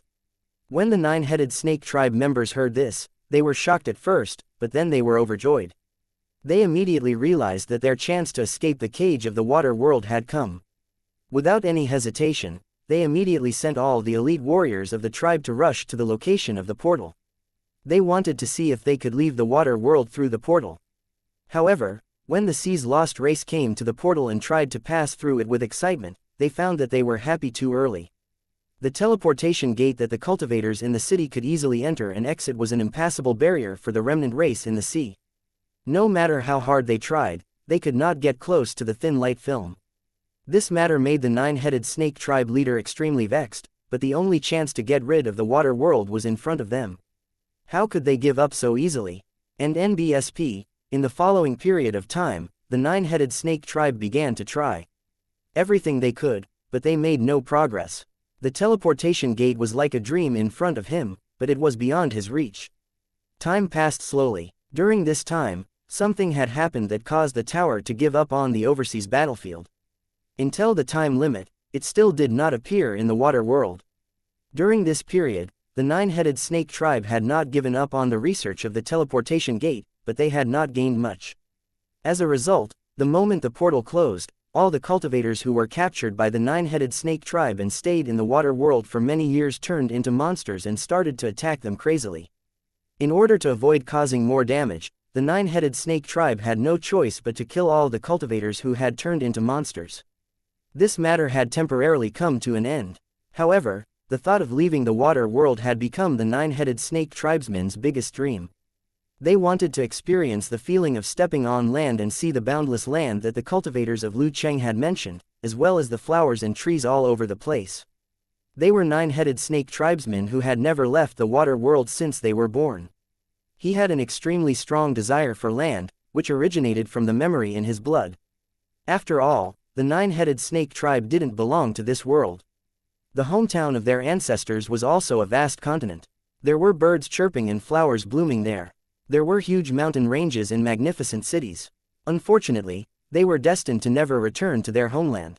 They could only experience the fascinating life from the books that were passed down.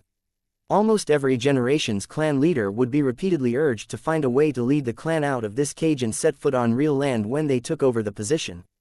The Water World would trap them to death sooner or later, and only when they set foot on real land would the nine-headed snake tribe's clansmen and their descendants have a chance to continue living. So when the news of the Holy Dragon City's invasion came, the nine-headed snake tribe's first reaction was not fear or hesitation, but joy. For them, another chance to leave the water world had finally come after their prayers. Therefore, the nine-headed snake tribe immediately reorganized their troops and sent out all the warships and cultivators. At the same time, a large number of emissaries rushed out from the tribe, heading to the small and medium-sized tribes that were ruled by them. They ordered them to send all the warriors and warships of their tribes to fight together with the nine-headed snake tribe's army. Those small and medium-sized tribes were no match for the nine-headed snake tribe, so they had no choice but to obey their recruitment orders. Within the time given by the nine-headed snake tribe, a large number of warriors and garbage warships were gathered. They brought weapons, equipment, and supplies, and followed the nine-headed snake tribe's fleet. They marched toward the sea spirit tribe's territory in a mighty manner. The nine-headed snake tribe knew how powerful the cultivators in Lusheng were, so they were not satisfied with their current lineup. Instead, they continued to expand their army, encouraging all the tribes along the way. As long as there were any tribes that did not obey, they would immediately take forceful measures, either conquering or pillaging, forcing those tribes to participate in the war. Due to the abundance of resources in the sea, the nine-headed snake tribe had many cultivators, and the proportion of high-level cultivators was extremely high. Almost every giant garbage warship that set out for an expedition had a Lord-level cultivator in charge of commanding different numbers of cultivator teams that were skilled in sea combat. Other than the other two tribes, there were few in the water world who could match up to such a powerful force. In the process of mandatory conscription, there were naturally many who disobeyed orders, so battles were inevitable. Although they were all descendants of the sea tribe, the nine-headed snake tribe did not show any mercy to these sea tribes that disobeyed orders. Almost every battle would result in rivers of blood. The sea was filled with floating corpses and scattered garbage. These incomplete corpses also became food for the sea monsters that the Hydra had raised. Not a single bit of them was wasted. Especially during the period when Tang Zhen had left, the nine-headed snake tribe had slaughtered their way here. During this period, they had destroyed 15 tribes in succession. Although they had wasted some time, the results were quite obvious. After many tribes on the sea knew what had happened to the tribes that disobeyed the order, they all took the initiative to jump out and participate in the nine-headed snake tribe's alliance army. And NBSP, in the case of a lack of tribal warriors, ordinary tribesmen would be used to make up the numbers. In the eyes of the nine-headed snake tribe, they were just cannon fodder on the battlefield. However, when the number of cannon fodders reached a certain number, they could also have a huge impact on the battle situation. Therefore, the nine-headed snake tribe would not easily give up on this tactic. It was also for this reason that the sea area in front of the sea spirit tribe was filled with all kinds of garbage warships. At a glance, it seemed that there was no end to them. 897 The dream and determination of the sea's lost clan. 1. The sea spirit people were at a loss when they saw this spectacular scene. Surrounded by countless garbage warships, the sea spirit tribe was like a small tree that could not withstand the wind. It seemed that as long as the other side charged, the tribe would be razed to the ground. After all, there were too many of the sea spirit race's remnant races at this time. There were people everywhere, and the sea spirit race's eyes had long been dazzled. Although there were also disputes and battles in the water world, the scale was generally very small. A scene like the one in front of them was definitely one that would not be seen in 100 years. Many sea spirits had never seen so many outsiders in their entire lives, so it was easy to imagine how shocked they were. In fact, it was not only the sea spirit tribe that was shocked, but the small and medium-sized tribes that were forcibly recruited by the nine-headed snake tribe were also shocked.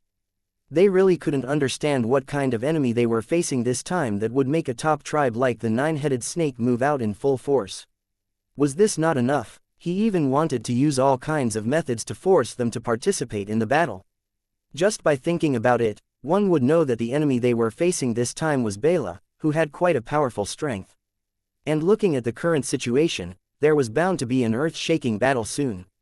In this situation, insignificant small tribes like theirs were completely targets that could be sacrificed at will. It was because of this that the tribesmen of these small tribes were so worried that they had already cursed the ancestors of the nine-headed snake tribe for 18 generations.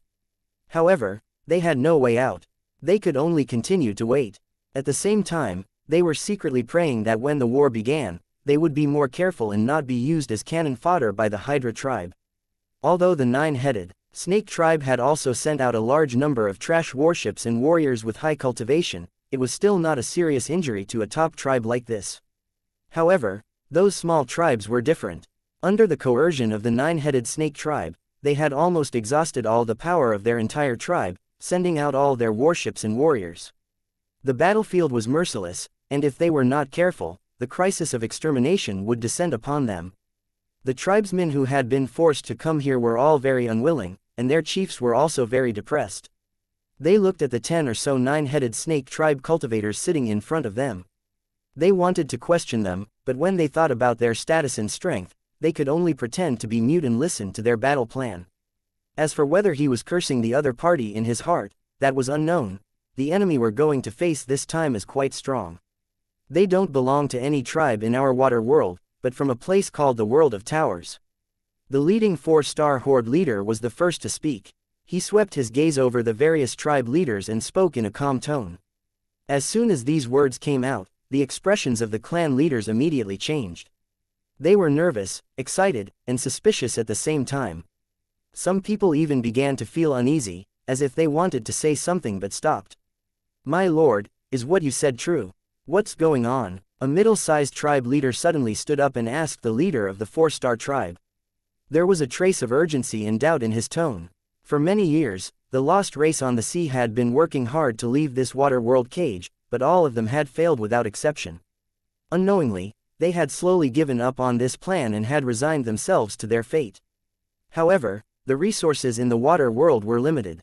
Even if they had done their best, they could only barely make sure that their people could live a life of food and clothing.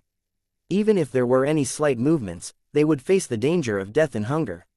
At the same time, the sea monsters that were hidden in the deep sea would appear from time to time, devouring the tribesmen without restraint.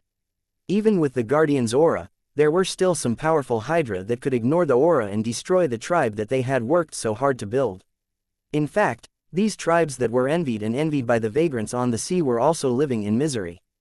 However, their lives were better than those of the vagrants on the sea. To the clan leaders, they had had enough of such a life. However, because they could not leave the water world, they could only grit their teeth and bear with it. But now, the nine-headed snake tribe had told them that the enemies they were about to face were a group of enemies from outside the water world. This meant that they had a chance of leaving this cage. If that was the case, then even if the nine-headed snake tribe didn't force them to join the battle, they would still fight for this chance. However, was he telling the truth? The eyes of the other tribal chiefs were also shining as they looked at the 4-star horde leader of the nine-headed snake tribe with great anticipation. Everyone held their breath, waiting for his answer. Although the 4-star horde leader was being questioned, he didn't show any signs of displeasure. Instead, he smiled and said indifferently, "I'm not going to lie about this, I'm 100% confident. Perhaps you don't know, but more than 200 years ago, our nine-headed snake tribe had a fierce battle with the cultivators of Lu Cheng and captured a group of them. It was from their mouths that we learned about the situation in the outside world. There are tall mountains and rivers there, and an endless amount of food.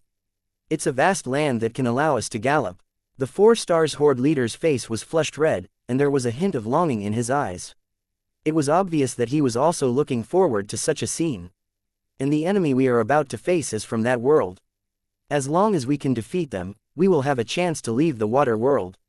There aren't many opportunities like this. Who knows how many 200 years it'll be before the next one comes.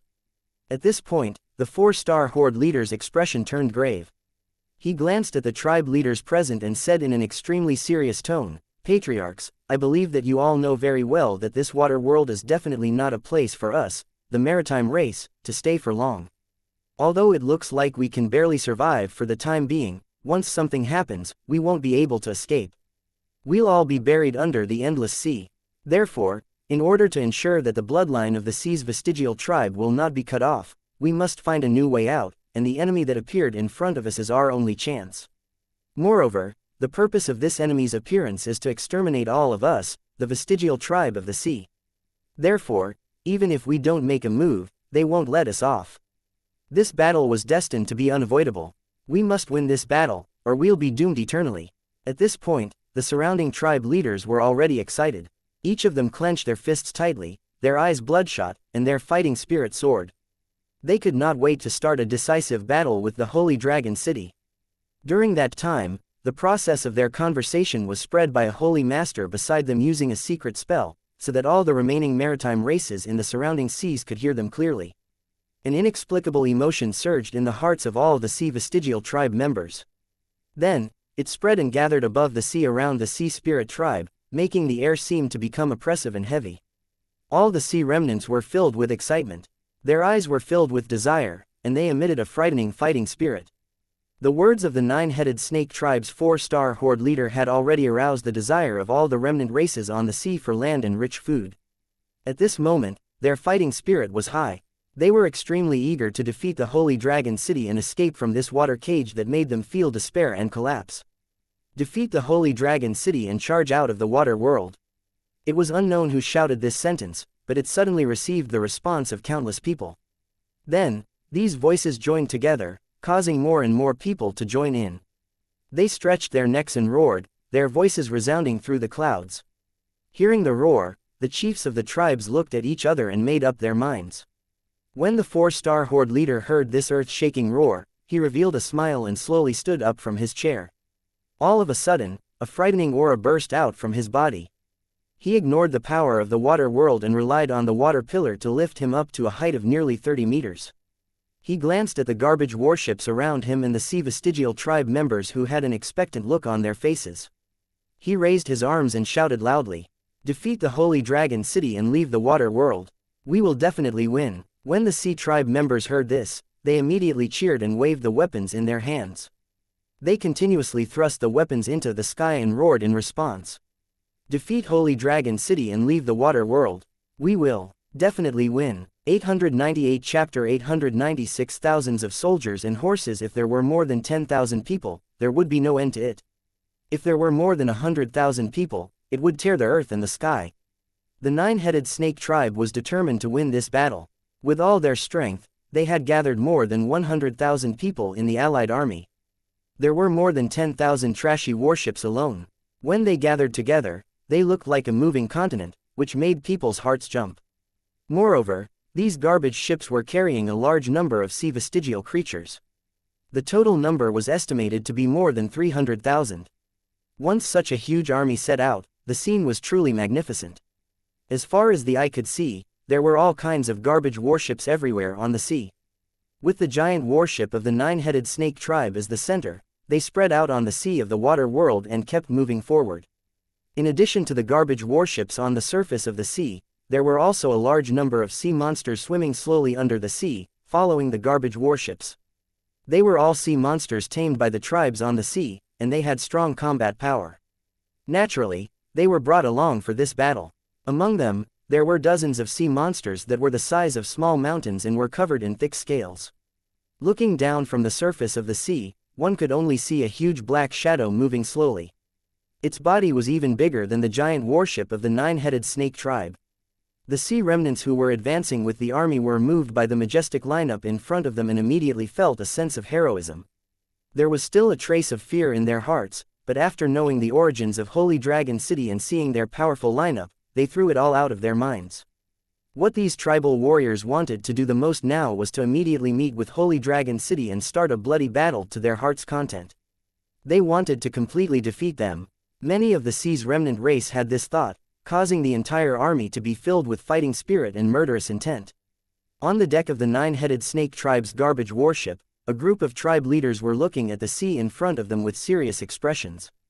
This time, the battle formation was huge. There were hundreds of thousands of sea remnants.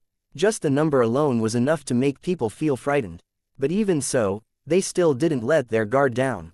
Whether it was the nine-headed snake tribe that had fought with the cultivators in the city or the tribe leaders who had heard of the terrifying power of the weapons in the Holy Dragon City, they all knew that the battle that was about to happen would not be as easy as they had imagined. In the face of absolute strength, numbers could not play a decisive role.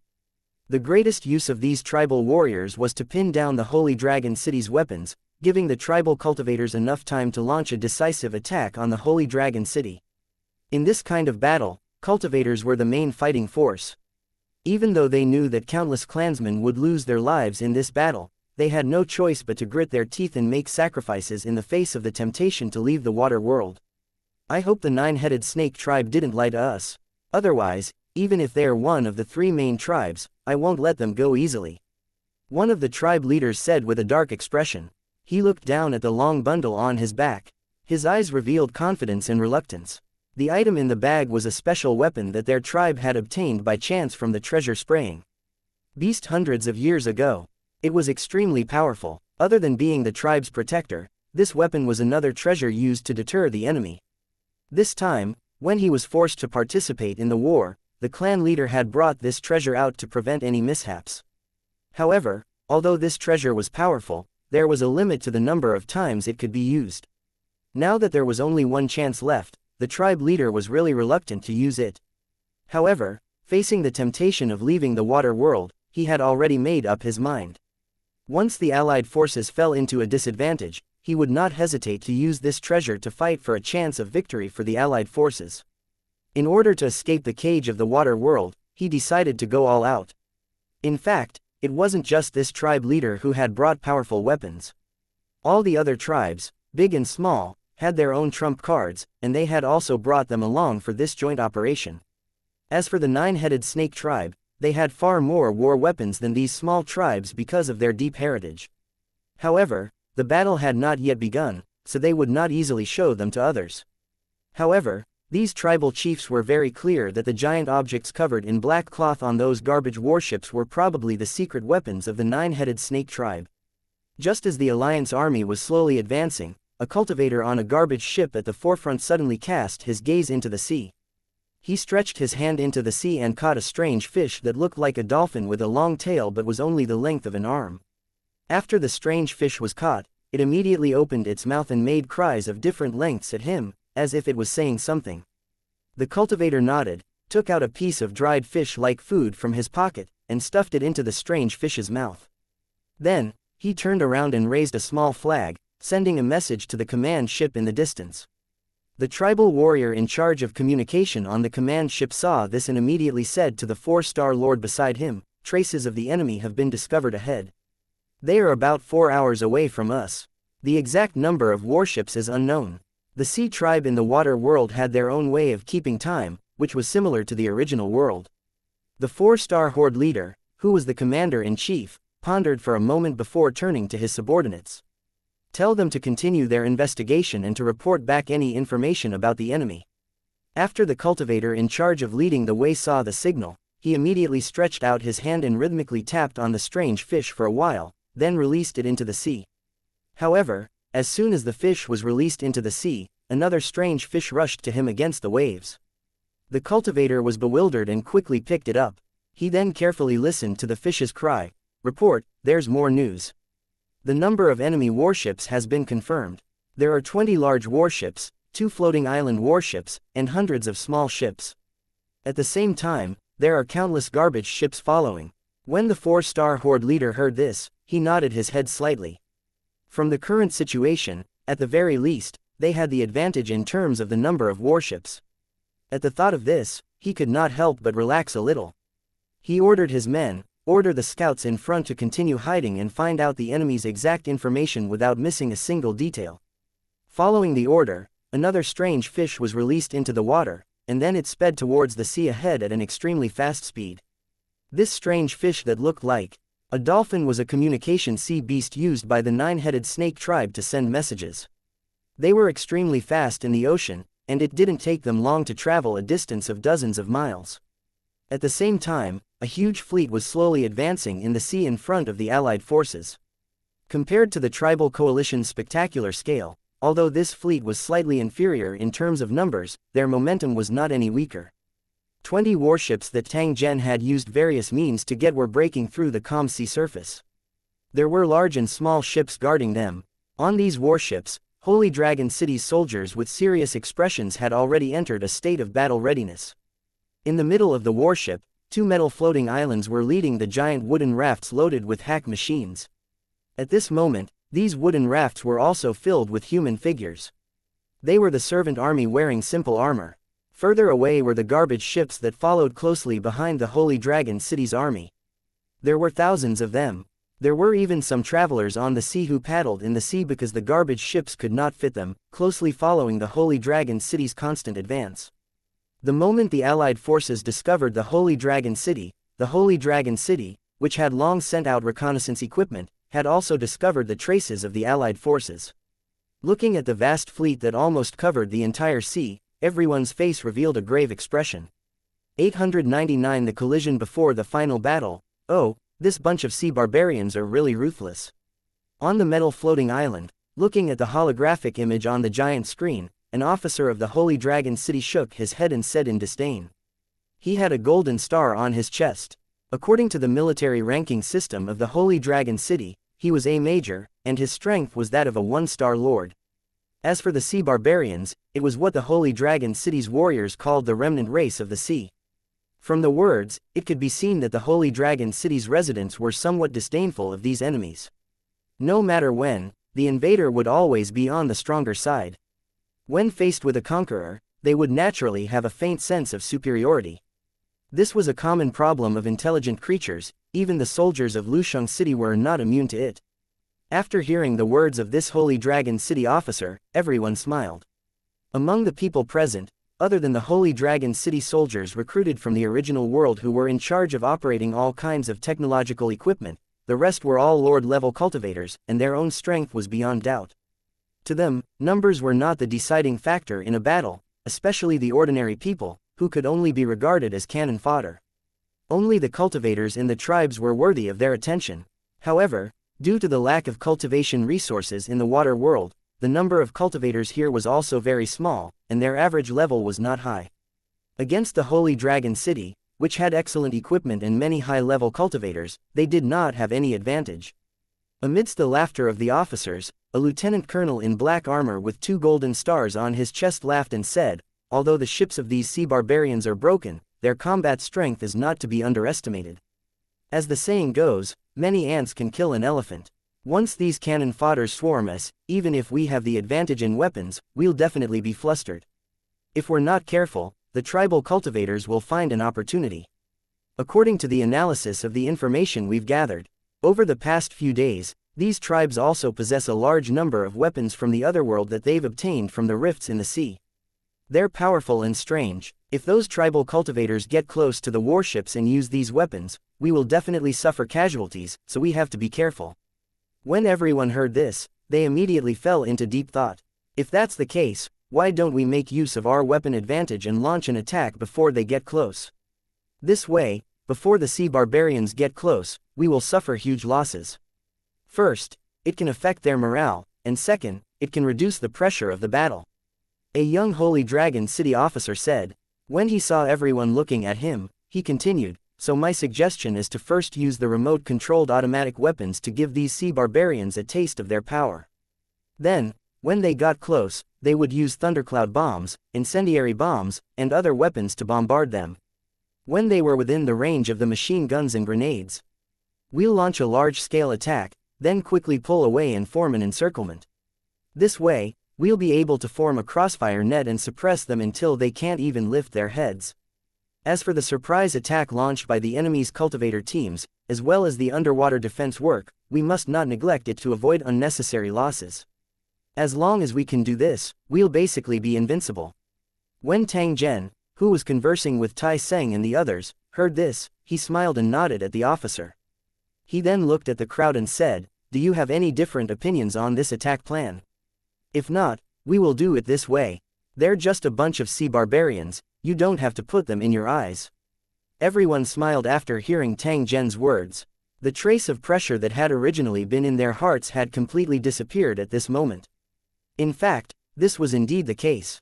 With the current armed forces of the Holy Dragon City, how could these remnant races of the sea be a match for them? Looking at the confident Holy Dragon City cultivators, Tang Zhen smiled and walked to the deck outside the conference room with his hands behind his back. He looked at the fleet that was constantly moving forward. Those tribal cultivators are indeed not worth mentioning, but we must pay attention to their guardians. Otherwise, we will easily suffer a big loss. Tang Zhen looked at the sea region ahead as a trace of solemnness appeared in his eyes as he spoke indifferently to Tai Seng who was behind him. At this moment, he could clearly see the horde army that almost covered the entire sea area.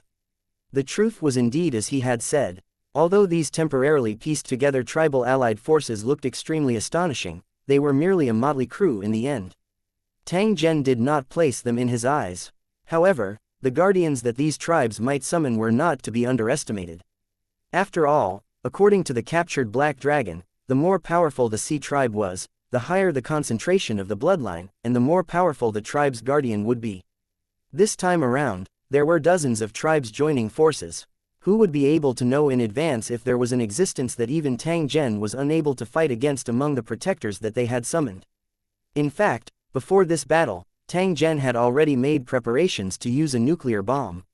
It was to prevent guardians that exceeded his level from appearing in this battle to display his strength. However, after Tang Zhen lit up his law stars and mastered over 10 kinds of rather powerful law applications, his confidence had become incomparably sufficient. With the use of these laws as his backing, Tang Zhen was confident that he could defeat or even kill those extremely powerful guardians even if they appeared at the same time. Those who didn't comprehend nomological laws were mortals, but those who understood nomological laws were stronger than the heavens. After obtaining the application of these laws and his comprehension of the laws becoming deeper and deeper, Tang Zhen knew that his strength was no longer the same as before. King-level cultivators who hadn't mastered the power of laws were no match for him, even if they were one level higher. In fact, the increase in strength after reaching king class was just a helpless way for cultivators who couldn't master the power of laws to increase their strength. Even if one's cultivation level increased, there was still a limit. Once one's cultivation reached 3-star king tier, the advancement of king tier would also reach its limit. If one couldn't comprehend the power of laws, they would forever remain at the 3-star king tier stage and wouldn't be able to advance an inch in their life, unable to enter the next level. And a 3-star king tier who had grasped the power of law would enter a special level that was still a king tier, but higher than the king tier. What Tang Zhen didn't know was that after the Lusheng cultivators advanced to the king tier, they no longer advanced purely for the sake of leveling up. Grasping the power of laws and comprehending the power of laws had already become the ultimate pursuit of these cultivators. After all, as long as they didn't die, their levels would increase sooner or later. However, comprehending nomological laws required opportunities and resources. That was why origin stones that could help with comprehending nomological laws were widely used among king-level cultivators. According to the rules set by the cornerstone platform, once a king-level cultivator mastered a law, he could use the law he had mastered to give himself a king-level title. For example, after mastering the power of metal laws, one could add words related to the power of metal laws to one's king rank title. This would allow one to know what kind of law power one had mastered with just one look at the title. If the cornerstone platform confirmed the strength of a king-level cultivator and acknowledged his title, his name would be glorious on the cornerstone platform and known to all cultivators in the battle area. However, such a situation was extremely rare. It could be said that it would not appear once in decades or even centuries. For example, in the Savage War Zone where Tang Zhen was located, there had not been a king with a law title for nearly 200 years. It was also because this kind of matter was rarely mentioned that Tang Zhen, who was about to comprehend the power of law, still did not know about this information. While Tang Zhen was deep in thought, the battle plan had already been formulated in the command room of the metal floating island. And NBSP, the deputy commander of this operation was Tai Seng. After seeing it, he approved of this battle plan and immediately gave the order to attack. 900A blood-colored meeting gift 1 with the order to attack, a large number of busy figures appeared on the 2 huge metal floating islands. Huge wooden boxes were opened one after another, and strange-looking aircraft were carried out and arranged on the deck. These aircraft were about 2 meters long, silver-white in color, and shimmered with a dazzling luster. They could be remotely controlled to take off and land vertically.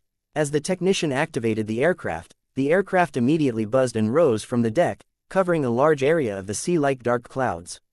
Due to the water world's restriction of not being able to fly high, these aircraft were only able to maintain an altitude of about 10 meters above the sea surface and could not go any higher. If one were to look down from the sky, one would see that these flying machines were like a school of fish swimming in the air, charging towards the Allied forces.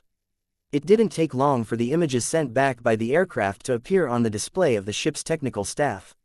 A large number of trash warships were heading towards the Holy Dragon City army. Through the images on the screen, everyone saw the remnant clan members on the sea who were driving the garbage warships and the shocked expressions on their faces.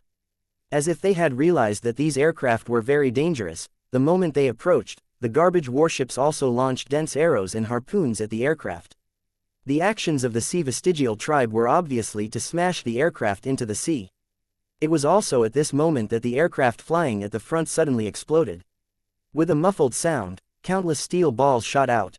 These spattering steel balls were like a storm, enveloping all the sea vestigial creatures below. The steel balls with terrifying kinetic energy also entered the bodies of the sea vestigial creatures. Amidst the sound of rain hitting banana leaves, a bloody mist suddenly rose up. Countless sea tribe descendants screamed and fell, their bodies full of dense bloody holes. The originally clear seawater instantly changed color. As the first aircraft exploded, the other aircraft that followed seemed to be infected as well. They exploded one after another over the garbage warships. It was like the sound of firecrackers during the New Year, rising and falling one after another. What accompanied these explosions were waves of painful wails. The two sides had not even met yet, but the Holy Dragon City had already used a large number of flying machines to give the Allied forces a fierce show of strength. The cost of such a micro-drone was not very high. Compared to the missiles that cost millions, it was undoubtedly more affordable. The weapon on the aircraft was actually a small fuel-air explosive. Although the fuel-air explosives were mainly used to kill indoor targets, they were still quite lethal when used in the open. Moreover, these small fuel-air explosives were not ordinary weapons. They had been specially modified by the Holy Dragon City's researchers, and their lethality had been raised by more than one level. In the face of such a terrifying weapon, the sea vestigial tribe, which only had a small amount of protection, could not resist effectively at all. The aircrafts exploded one after another, causing blood-red splatters in the middle of the Allied forces. As the ships flipped over, people screamed in pain. Even though the sea's native clan had raised their shields to defend, how could their simple shields block the penetration of such a terrifying weapon? Many people raised their shields and screamed in pain, blood spurting out of their bodies. "Hurry, hurry, hurry up and shoot them down." One of the tribe leaders was so furious that he roared as he picked up the harpoon beside him and threw it at the sky. A series of crisp sounds rang out, and all the aircrafts that came into contact with the harpoon were sent flying by the huge force before falling back into the sea. The holy masters of the tribe on the trashy warships even activated their protective shields to protect themselves and the people around them. After the initial shock and panic, the Allied forces had already recovered from the panic. At this time, the sea's lost race, who had recovered from their shock, launched attacks at the aircraft that were flying in the sky, almost throwing everything around them. As more and more weapons were thrown into the sky, the aircraft that arrived behind them were destroyed one by one and fell into the sea. Due to the water world's no-fly restriction, the power of these weapons, which could only fly close to the sea, was greatly reduced. As a result, only 2 or 3 out of 10 planes would successfully detonate when they approached the tribal coalition forces. Even so, it still caused extremely heavy casualties to the Allied forces. The psychological pressure it brought made the Allied forces a little scared even before the battle. By the time the last aircraft was shot down, the sea around the Allied forces was covered with floating corpses. The garbage warships were riddled with holes, and wails and moans could be heard. The two sides had yet to come into contact, but the Holy Dragon City had already caused such a large number of casualties to the Allied forces. If they were to officially come into contact, the casualties would probably be even more serious. For a moment, many of the tribe members couldn't help but think of retreating.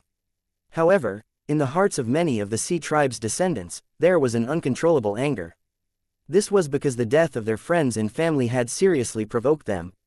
And NBSP, one of the tribe leaders grabbed a flying device that had been broken into 2 and smashed it into pieces. His eyes were bloodshot as he let out a furious roar.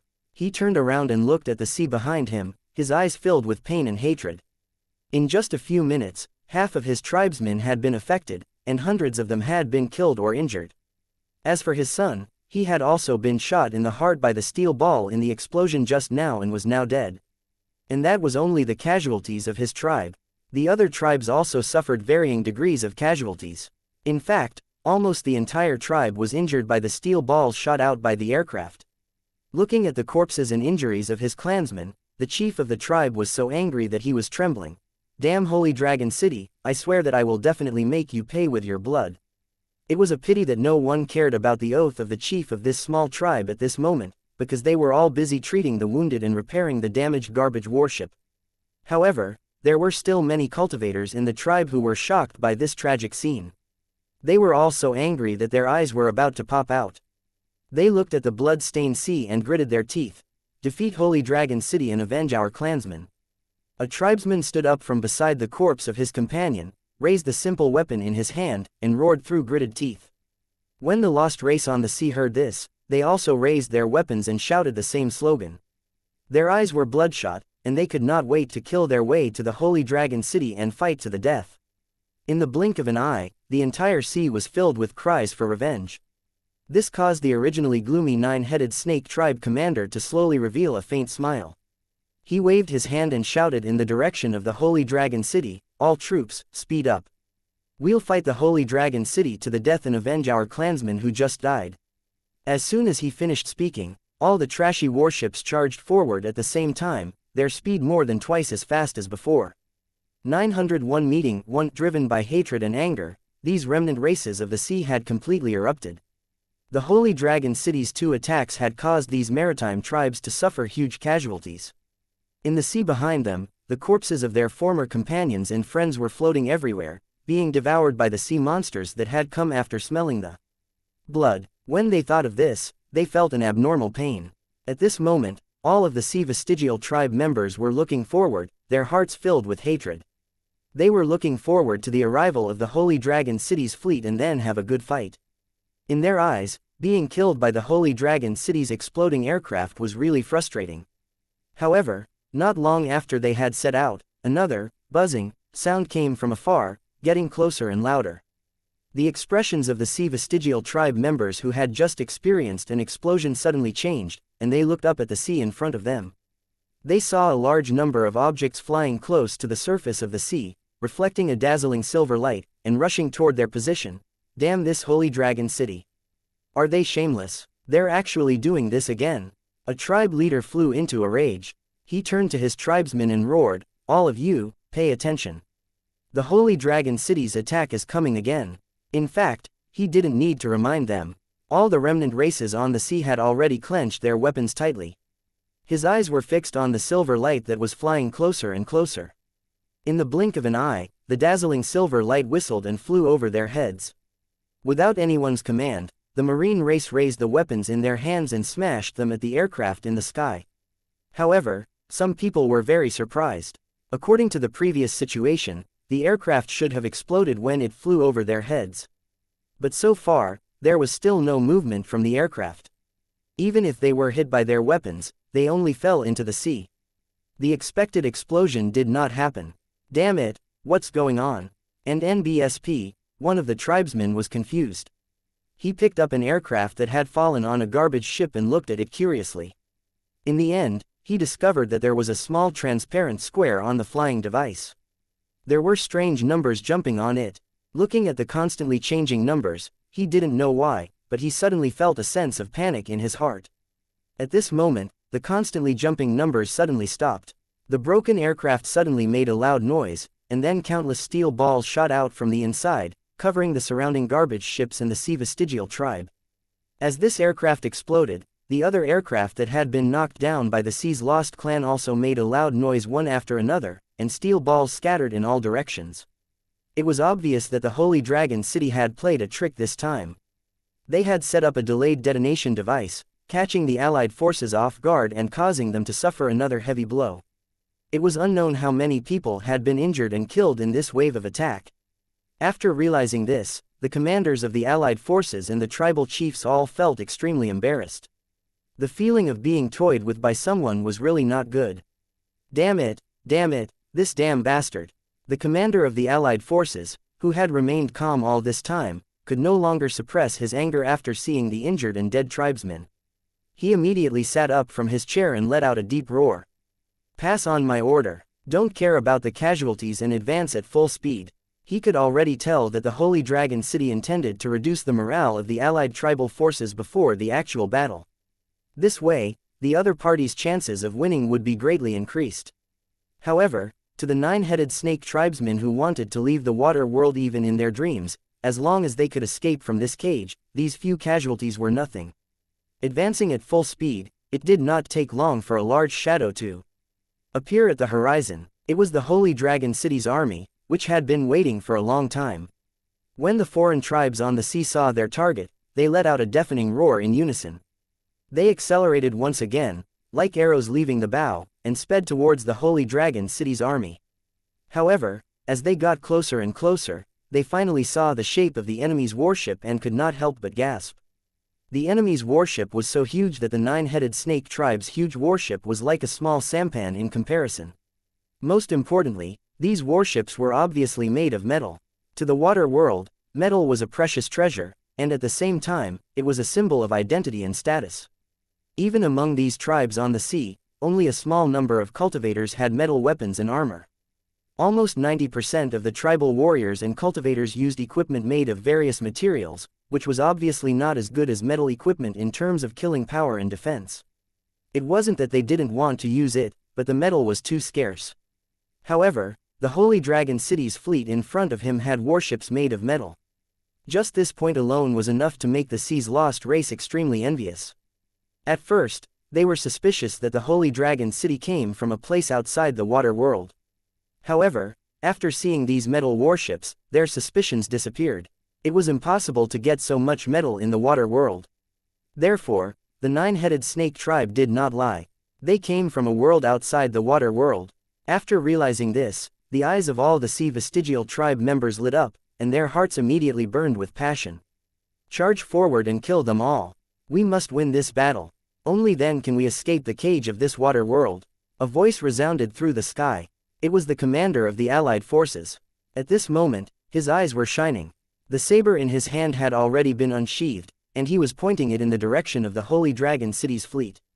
Kill. In response to him, the deafening roars of countless sea remnants were like a group of madmen in a state of excitement. They clung to various positions on the garbage warship, constantly waving the weapons in their hands and letting out hysterical roars. If one were to look from the sky, the allied forces would look like a group of boundless ants that were charging towards the beasts lying on the ground. It was also at this moment that white waves suddenly appeared in the direction of the Holy Dragon City's army, and quickly rushed toward the allied tribal forces. Not good. The enemy is attacking again. One of the tribal chiefs looked at the rapidly approaching wave and the black shadow that was rapidly advancing under the water. He immediately shouted at the alliance commander beside him with an anxious expression. If we rush over, they'll naturally attack us. This is normal. Before the commander of the alliance army could speak, a nine-headed snake tribe cultivator beside him spoke first. He looked at the anxious tribe leader and said in a cold voice, "We don't have the advantage in terms of weapons, so the best way is to keep getting closer to them. Only then will we have a way to defeat them." He glanced at the ships that were trying to avoid the attacks and sneered, "Since it's a war, casualties are inevitable. But as long as we defeat the Holy Dragon City, what's the big deal with a few deaths? You're so silly." The tribe leader glared at the nine-headed snake tribe's cultivator with anger. He was about to say something when he was pulled back by the other tribe leaders. He struggled for a while, but in the end, he sighed helplessly and turned his head away with an unwilling expression. Seeing this, the nine-headed snake tribe cultivator snorted in disdain. He raised his head and looked in the direction of the Holy Dragon City's fleet, his eyes burning with passion. At the same time, the white lines had already reached the camp of the allied forces, and then a loud noise was heard. 902 One-sided suppression. 1. At this moment, a tribesman in the allied forces camp was panicking. He was trying his best to control the garbage warship he was sitting on, trying to avoid the unknown weapon that was coming at him. The aircraft used by the Holy Dragon City had left a deep impression on him. It also made him clearly aware of how terrifying the other party's weapons were. To be able to escape from that kind of attack was definitely a blessing in disguise. At this moment, seeing one of the waves rushing towards him, his heart was completely in his mouth. In order to save his life, he had no choice but to row the boat with all his strength, trying to avoid the threat of death. He wasn't the only one paddling as hard as he could. The other tribesmen on the same trash warship were paddling with all their might as well. Under the combined efforts of the tribe members, the trashy warship moved like it was flying. It was like an agile fish, barely avoiding the wave. Seeing the huge shadow flash past their ship, the tribesmen all let out a sigh of relief. No matter who the unlucky one was, it was fine as long as it wasn't him. However, at this moment, the entire water surface seemed to be overturned. At the same time, a huge water pillar shot up into the sky. The warships that the tribe members were on were not spared in the end. They were directly enveloped by the shock wave, and despair appeared on their faces. Because the remote-controlled torpedo didn't just cause a water column to rise. When it exploded, a huge shockwave spread in all directions. Even though a part of it had been absorbed by the sea, it still caused great damage to the surrounding sea creatures.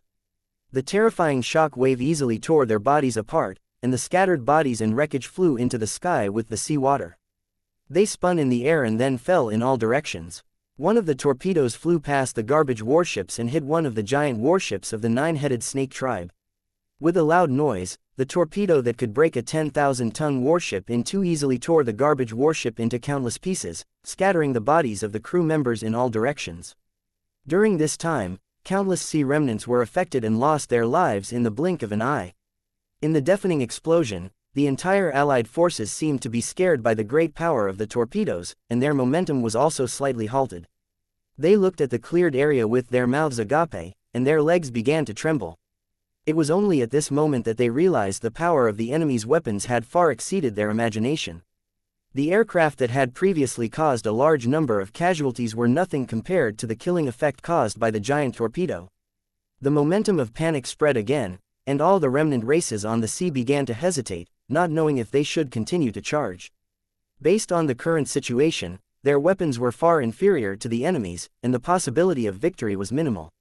Even if they did win, they would have to pay a heavy price. The so-called heavy price was naturally their lives. What are you all looking at? Do you still have a way out? Whether you charge forward or not, they won't let you off and will kill you all. One of the nine-headed snake tribe's cultivators, who was acting as the supervisor of the battle, was roaring with a ferocious expression on his face. He was constantly kicking and beating the tribesmen who were hesitating to move forward, and the battle blade in his hand seemed to be ready to strike at any moment. If you don't charge, I'll kill you first. Under the pressure of these supervising soldiers, the tribesmen had no choice but to grit their teeth and continue their charge. At the same time, special torpedoes entered the water one after another, and they were fired at high speed at the surface of the sea. Under the panicked and despairing eyes of the sea's lost race, a series of explosions sounded one after another. In the camp of the Allied forces, the sky was filled with warship fragments and broken limbs, which kept falling on the sea and garbage warships. Even so, the momentum of their charge did not stop. They forced themselves not to look at the corpses floating in the sea, and the fleet from the Holy Dragon City was getting closer and closer.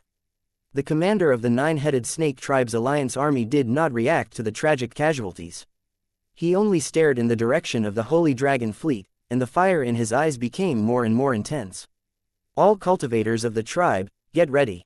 Once we're within an arrow's range of the Holy Dragon City, we'll immediately launch a general attack. Those who dare to retreat will be killed without mercy. After giving his order, he pointed at the sea and a nine-headed snake tribe cultivator jumped into the water. He held a special metal object and began to hit the water. After hearing the knocking sound, the Hydra immediately sneaked in the direction of the Holy Dragon City's fleet as if it had taken stimulants. The warships will continue to approach. All water ghost troops, attack. After the second order was issued, robust figures jumped into the water from the trash warships one after another, launching attacks from underwater in groups. Just the number of water ghost troops alone was in the tens of thousands. Archers, get ready. Once we're at a suitable distance, we'll immediately attack and provide cover for the charge. And NBSP, after giving his third order, the commander waved his hand at the nine-headed snake tribe warriors behind him. The tribe warriors quickly turned around and charged at the black cloth covering the giant objects. They then violently pulled off the black cloth. Several strange-looking objects appeared in front of everyone. This thing looked like an enlarged toad, but there was a thick gun barrel in its mouth that emitted a faint cold light. Aim at the enemy and attack immediately. With the command of the commander of the coalition forces, the 9-headed snake tribe's warships carrying strange weapons opened fire at the same time. Green balls were shot out of the tubes and aimed at the Holy Dragon City's fleet. The Holy Dragon City immediately responded to the tribal coalition's attack. Just as the green balls were halfway through, a number of small missiles fired out from the warships, slamming into the green balls in midair. With muffled sounds, the balls exploded, and green liquid splashed out. The Sea's native clan members in the explosion area were blown into pieces. The moment the green liquid came into contact with the air, it immediately began to burn violently, and at the same time, a green smoke began to drift in all directions. The charging Sea vestigial tribe members only took a whiff and felt dizzy, their bodies sore and weak, and their spirits dazed. It was obvious that the liquid that splattered from the green ball was not only extremely flammable, but also highly toxic. Seeing that the poisonous ball shot by the secret weapon had been blocked and even accidentally injured many of his own soldiers, the commander of the Allied forces only snorted coldly and ordered to continue shooting. In his opinion, even if the Holy Dragon City could stop these poisonous balls, they could not stop the spreading poisonous fog. They would be affected by the poisonous fog sooner or later. Under such circumstances, as long as he could provide the tribal alliance with a little advantage, he had to do it. This method of his hurt others and hurt himself, truly incomparably sinister. However, from the beginning to the end, he did not realize that the tactics used by the tribal coalition forces could pose a threat to the Holy Dragon City, which came from outside the water world. At this time, the distance between the two sides was less than 2,000 meters.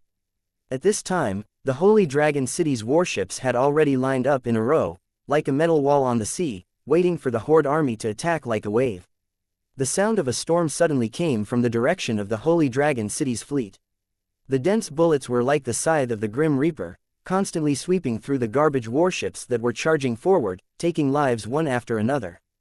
In the camp of the Allied forces, a warrior who was charging forward felt his face heat up.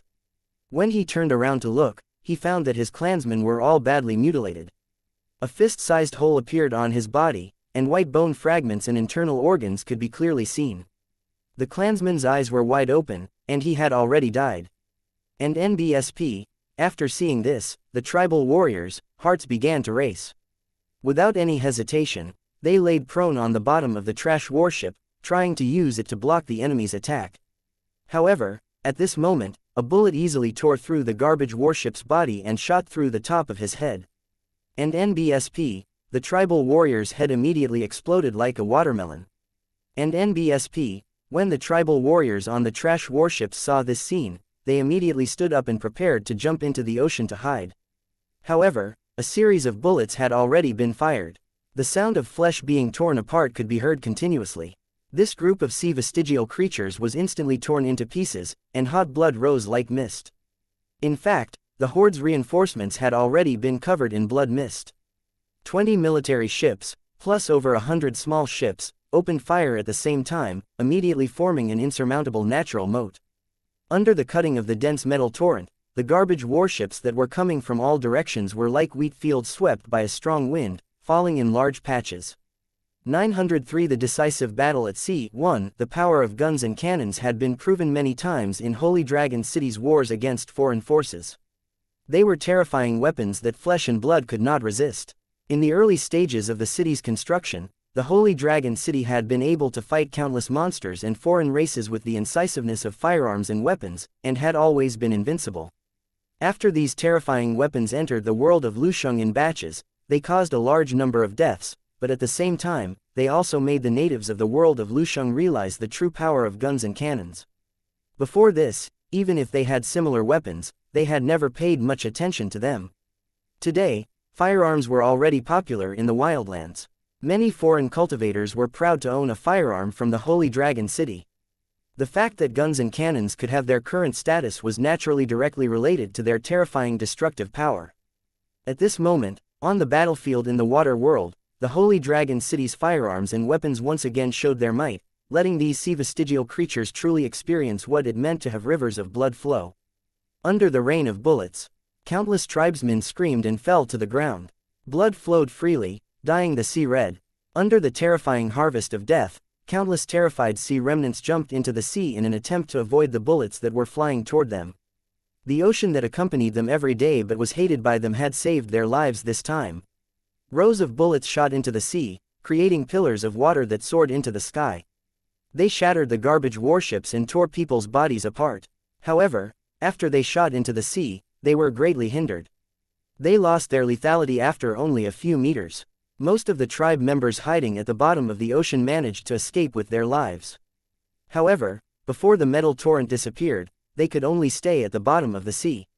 Even if they were about to faint from holding their breath, they still didn't dare to stick their heads out of the sea.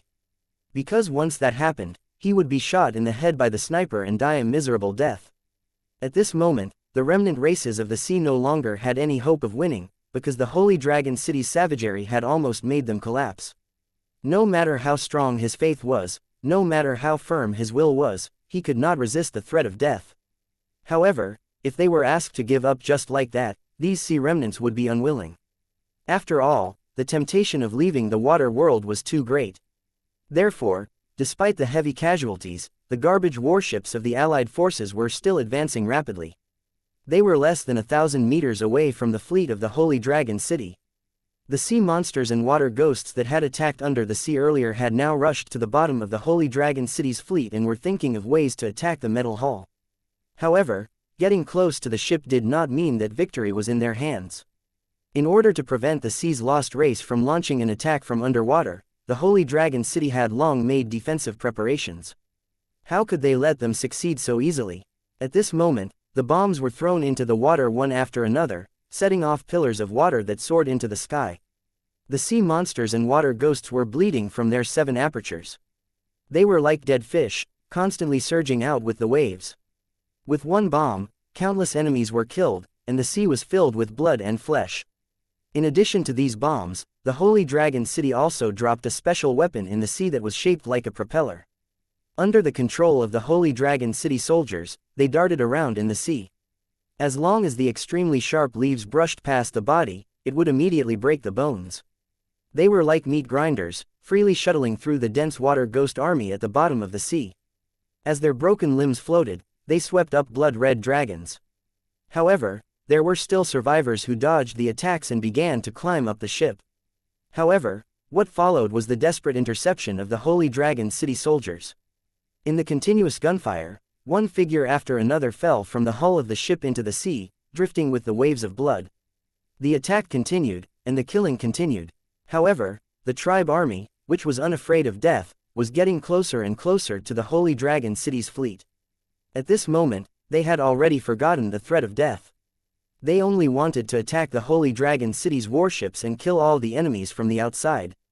On the remaining garbage warships, the tribal cultivators with blood-red eyes were ready to go. They constantly dodged the bullets from above and around them, their eyes full of battle intent. The deaths of countless tribesmen had already paved the way for them to charge. Soon, as long as they got a little closer, they would launch an attack and let these outsiders know the power of the sea's lost race. Even though their comrades had died one after another, even though the broken bodies had blocked the sea, they did not take a second look, or rather, they deliberately did not let themselves look. Only the anger and killing intent in his chest had accumulated to the limit. It was only waiting for the moment to launch an attack, and it would completely erupt. On the garbage warships that were riddled with holes, the leaders of the tribes were already prepared. They would activate the ceremony at the crucial moment and summon the tribe's guardian to attack the Holy Dragon City. As the main force, the cultivators of the 9-headed snake tribe were all fully armed and formed many cultivator battle teams. The fire in their eyes was like a volcano that was about to erupt. This battle would determine the future of the 9-headed snake tribe. Although the enemy's strength had exceeded their expectations, the tribe cultivators were still prepared to fight to the death. The distance between the two sides closed once again. The time for the final battle had arrived. At this moment, the gunshots suddenly stopped. Soon after, they saw countless speeding objects leap down from the Holy Dragon City's fleet. They carried Holy Dragon City's soldiers in leather armor and sped towards them. These Holy Dragon City warriors gathered together like a moving black wave, carrying a terrifying aura as they charged in the direction of the horde. The roar of the motorboat was like muffled thunder, reverberating across the sea. After seeing this, the cultivators of the Allied forces were shocked. They immediately made up their minds and stood up with fierce expressions, ready to fight to the death with the enemy. The enemy's strength was beyond their imagination, but now that things had come to this, they had no way out. Furthermore, they still had a trump card that they had yet to use. Warriors, kill! The chief commander of the Allied forces stood at the bow of the ship, brandished his saber, and roared. Immediately after, countless battle cries soared into the sky. The remnant race on the sea waved their weapons and drove the garbage warships, launching a decisive charge. The distance between the two sides was extremely short. In just a short 10 seconds, they collided violently. The moment the two waves collided, a long line of blood appeared at the intersection. The sound of weapons clashing and screams of pain instantly erupted. Looking down from the sky, Zhang Tai found that the camp of the Allied forces was like a moving piece of land, while the fighters driving the aquabarks were like sharp battle sabers, barging on the sea and gradually cutting the land. They were like light cavalrymen on the ocean, wreaking havoc in the enemy camp, and blood splattered everywhere they passed. Every minute and every second, countless figures of the lost at sea fell. In the face of the Holy Dragon City's soldiers, who were equipped with firearms and fine weapons, the lost at sea, who had simple equipment and a valiant spirit, were no match at all. On the battlefield, a one-sided massacre gradually appeared. 904 The decisive battle at sea 2-1. Although they were suppressed from the beginning, the sea's remnant race did not cower in the face of such a disadvantageous situation. On the contrary, a sense of ruthlessness rose in their hearts, and they began to use various methods to attack the Holy Dragon warrior. However, the Holy Dragon City's warriors who were driving the aquacraft shuttled through the sea as if they were flying. Most of the attacks from the remnant race at sea missed. After seeing a Holy Dragon City warrior shoot down several tribesmen and then speeding toward a garbage ship, a few of the remnant races at sea looked at each other and jumped into the sea at the same time, swimming quickly toward the Holy Dragon warrior's position. Just as the soldier finished his magazine of bullets and was about to attack another group of enemies with his sword, the tribesman who had dived into the water suddenly jumped out and hugged the motorcycle of the Holy Dragon City soldier tightly. This Holy Dragon warrior was suddenly ambushed, but he did not panic at all. Instead, he waved the sword in his hand with all his might, cutting down several enemies in succession. An arrow shot over and pierced the Holy Dragon warrior's leather armor made of special materials. It sank in an inch, but it was not fatal.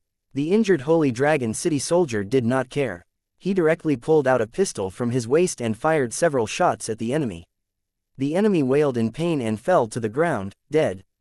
In this short period of time, more than 10 people from the lost race of the sea had died at the hands of this Holy Dragon City warrior. It was also at this moment that a harpoon shot over rapidly with a strong wind.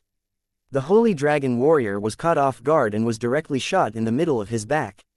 The warrior spat out a mouthful of blood and fell into the ocean with an unwilling expression. And NBSP, on the nearby garbage ship, the tribesmen cheered. However, just as the cheers rang out, they were immediately dealt a destructive blow. A series of bullets came, and no one on the entire garbage warship survived. The Holy Dragon City's army, which had suffered casualties one after another, seemed to have been truly angered. They no longer had any reservations when they attacked. Once they attacked, they would not leave anyone alive. As the sounds of killing filled the ocean, nearly 3,000 cultivators from the tribe suddenly launched an attack. Their figures shuttled between the garbage warships and the water motorboats at a high speed. They did not stop at all because they only had one target, and that was the Holy Dragon City's fleet. The Holy Dragon warriors who were fighting the tribesmen didn't pay any attention to the charging cultivators, as if they didn't see them at all. At the same time, countless strong figures jumped off the warship and rushed toward the tribal cultivators. These figures with powerful auras were the Holy Dragon City cultivators who had been waiting for a long time. King against king, generals of generals. The opponents that these tribal cultivators would face were naturally the Holy Dragon City's Lusheng cultivators. In the blink of an eye, the two sides had already come into contact with each other, immediately erupting with an even more violent and shocking momentum than before. Waves of energy fluctuations spread out. The cultivators' skills and the vestigial tribe's secret technique collided with each other, erupting waves of death fluctuations. Saber light flickered, and blood filled the air. One after another, corpses were thrown out and fell heavily into the ocean. As soon as the two sides touched, the winner was immediately determined. The Holy Dragon City cultivators, team of cultivators, was almost entirely led by Lord-level cultivators. Their powerful cultivation and excellent weapons and equipment made their combat power quite astonishing. Compared to the cultivators of the Holy Dragon City, these tribal cultivators were not just one level inferior.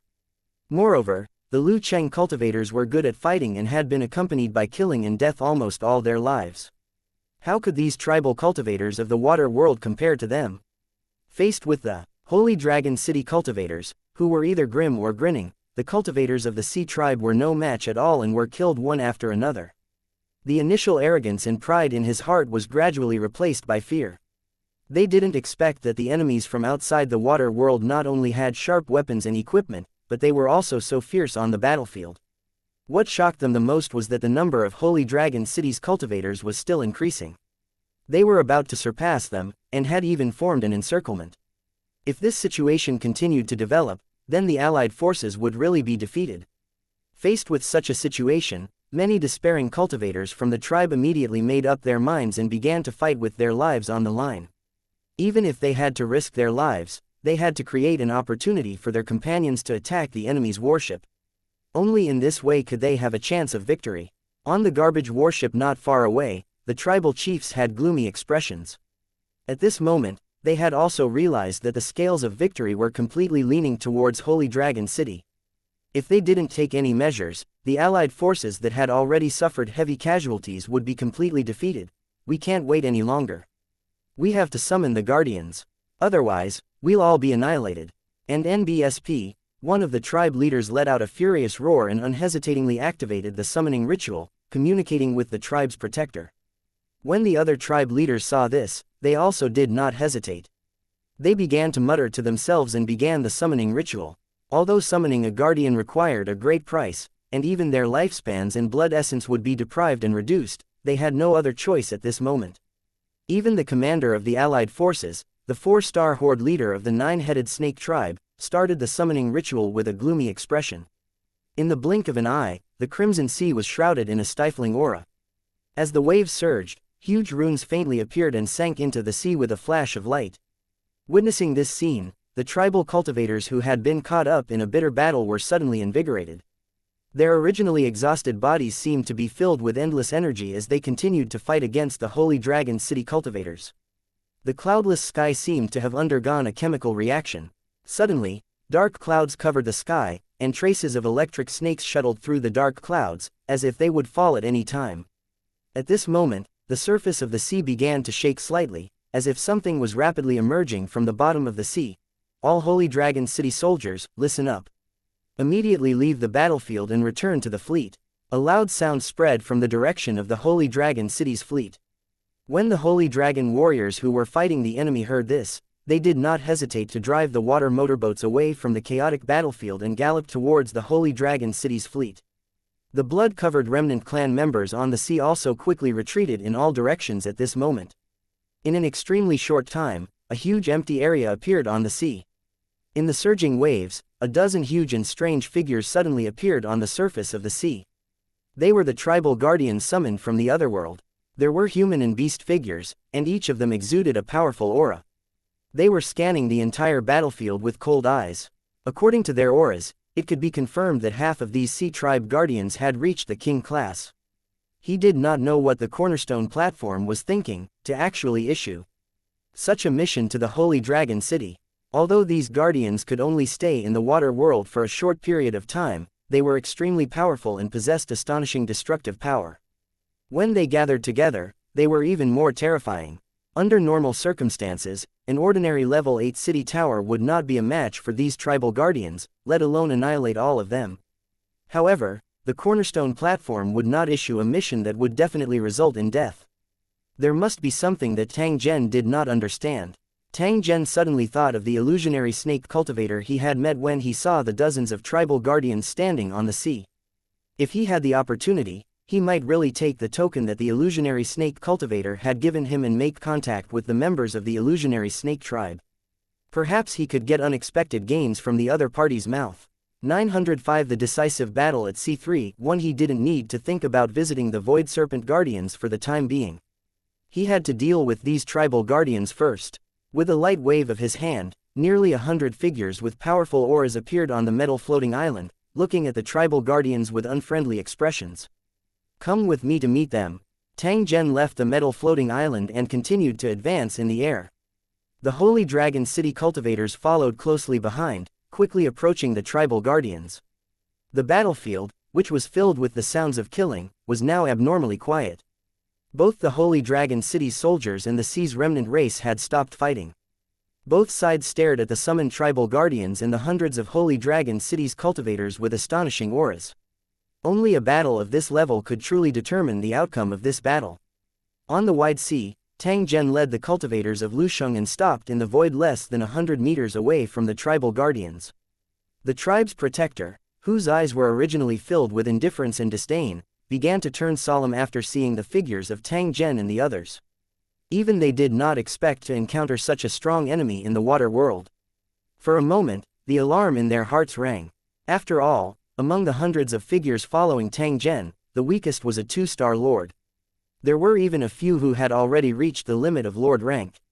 As long as they had the opportunity, they could break through the shackles and become a true king rank cultivator. One or two of these cultivators were nothing, but if they attacked together, they would definitely pose a fatal threat to them. Moreover, half of these tribal guardians were 4-star horde leaders. Facing the murderous cultivators of the Holy Dragon City, the pressure on them suddenly doubled. Tang Zhen, who was at the forefront, caused these tribal guardians to be even more shocked. This was because they could actually faintly sense a trace of law aura from his body. Could it be that this king-level cultivator had already mastered the power of law? Even the king-level guardians were shocked by this thought. Ordinary king-level cultivators couldn't fight against king-level cultivators who had mastered the power of laws. If Tang Zhen had truly mastered the power of law, they would have to consider whether there was a need to continue this battle. It was not a good deal to fight a ruler of laws for an offering. On the trash warships behind them, the tribe leaders' faces were pale, but their eyes were burning. They looked at the tribe's protectors, clenched their fists and shouted, "Lord Protector, please kill all the enemies in front of you. We've already prepared enough sacrifices, and we'll definitely make you return with satisfaction." However, those protectors did not have any reaction when faced with the begging of these tribe leaders. They only coldly looked at Tang Zhen and the rest. Gradually, even the tribe leaders began to feel that something was wrong. With doubt in their eyes, they began to quiet down. Cultivators of Lusheng, we're guarding these remnant races of the sea and we can't invade them. However, I can give you a chance. As long as you leave this place immediately, I'll let bygones be bygones. Otherwise, you'll die without a doubt. The 9-headed snake guardian with the strongest aura among the protectors on the opposite side suddenly opened its mouth and coldly said to Tang Zhen. The 9-headed snake's strength had already reached the 3-star king tier, and it was emitting a terrifying aura that seemed to be able to tear apart the air. However, even so, this 9-headed snake still did not dare to act rashly when facing Tang Zhen, who might have grasped the power of law. It knew how powerful a law king was, and it knew that even it couldn't guarantee that it would be unscathed if it faced a king-level cultivator who had mastered the power of laws. Moreover, from his words, it was obvious that he knew the background of Tang Zhen and the others. He had pointed out the identity of Tang Zhen and the others so that they would back off. And NBSP, on the trash warship in the distance, the 4-star horde leader of the 9-headed snake tribe heard this, and his expression immediately changed. Just as he was about to say something, one of the 9-headed snake's heads turned around and coldly glanced at him. This glance made the 4-star horde leader feel as if he had fallen into an ice cave. After taking a deep breath, he chose to remain silent, full of unwillingness. Tang Zhen on the opposite side merely laughed coldly when he heard this. He looked at the huge 9-headed snake and said in a calm tone, "Since you know our origins, you still dare to stop us. You really don't know what's good for you.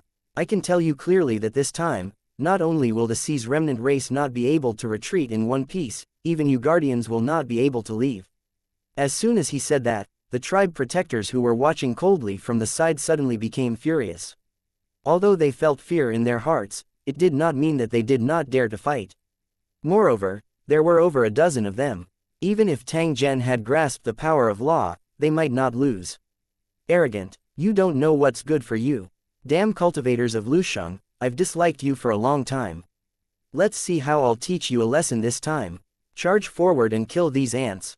The 9-headed snake guardian coldly glanced at Tang Zhen as the group of tribal guardians angrily roared. The head in the middle let out a cold snort.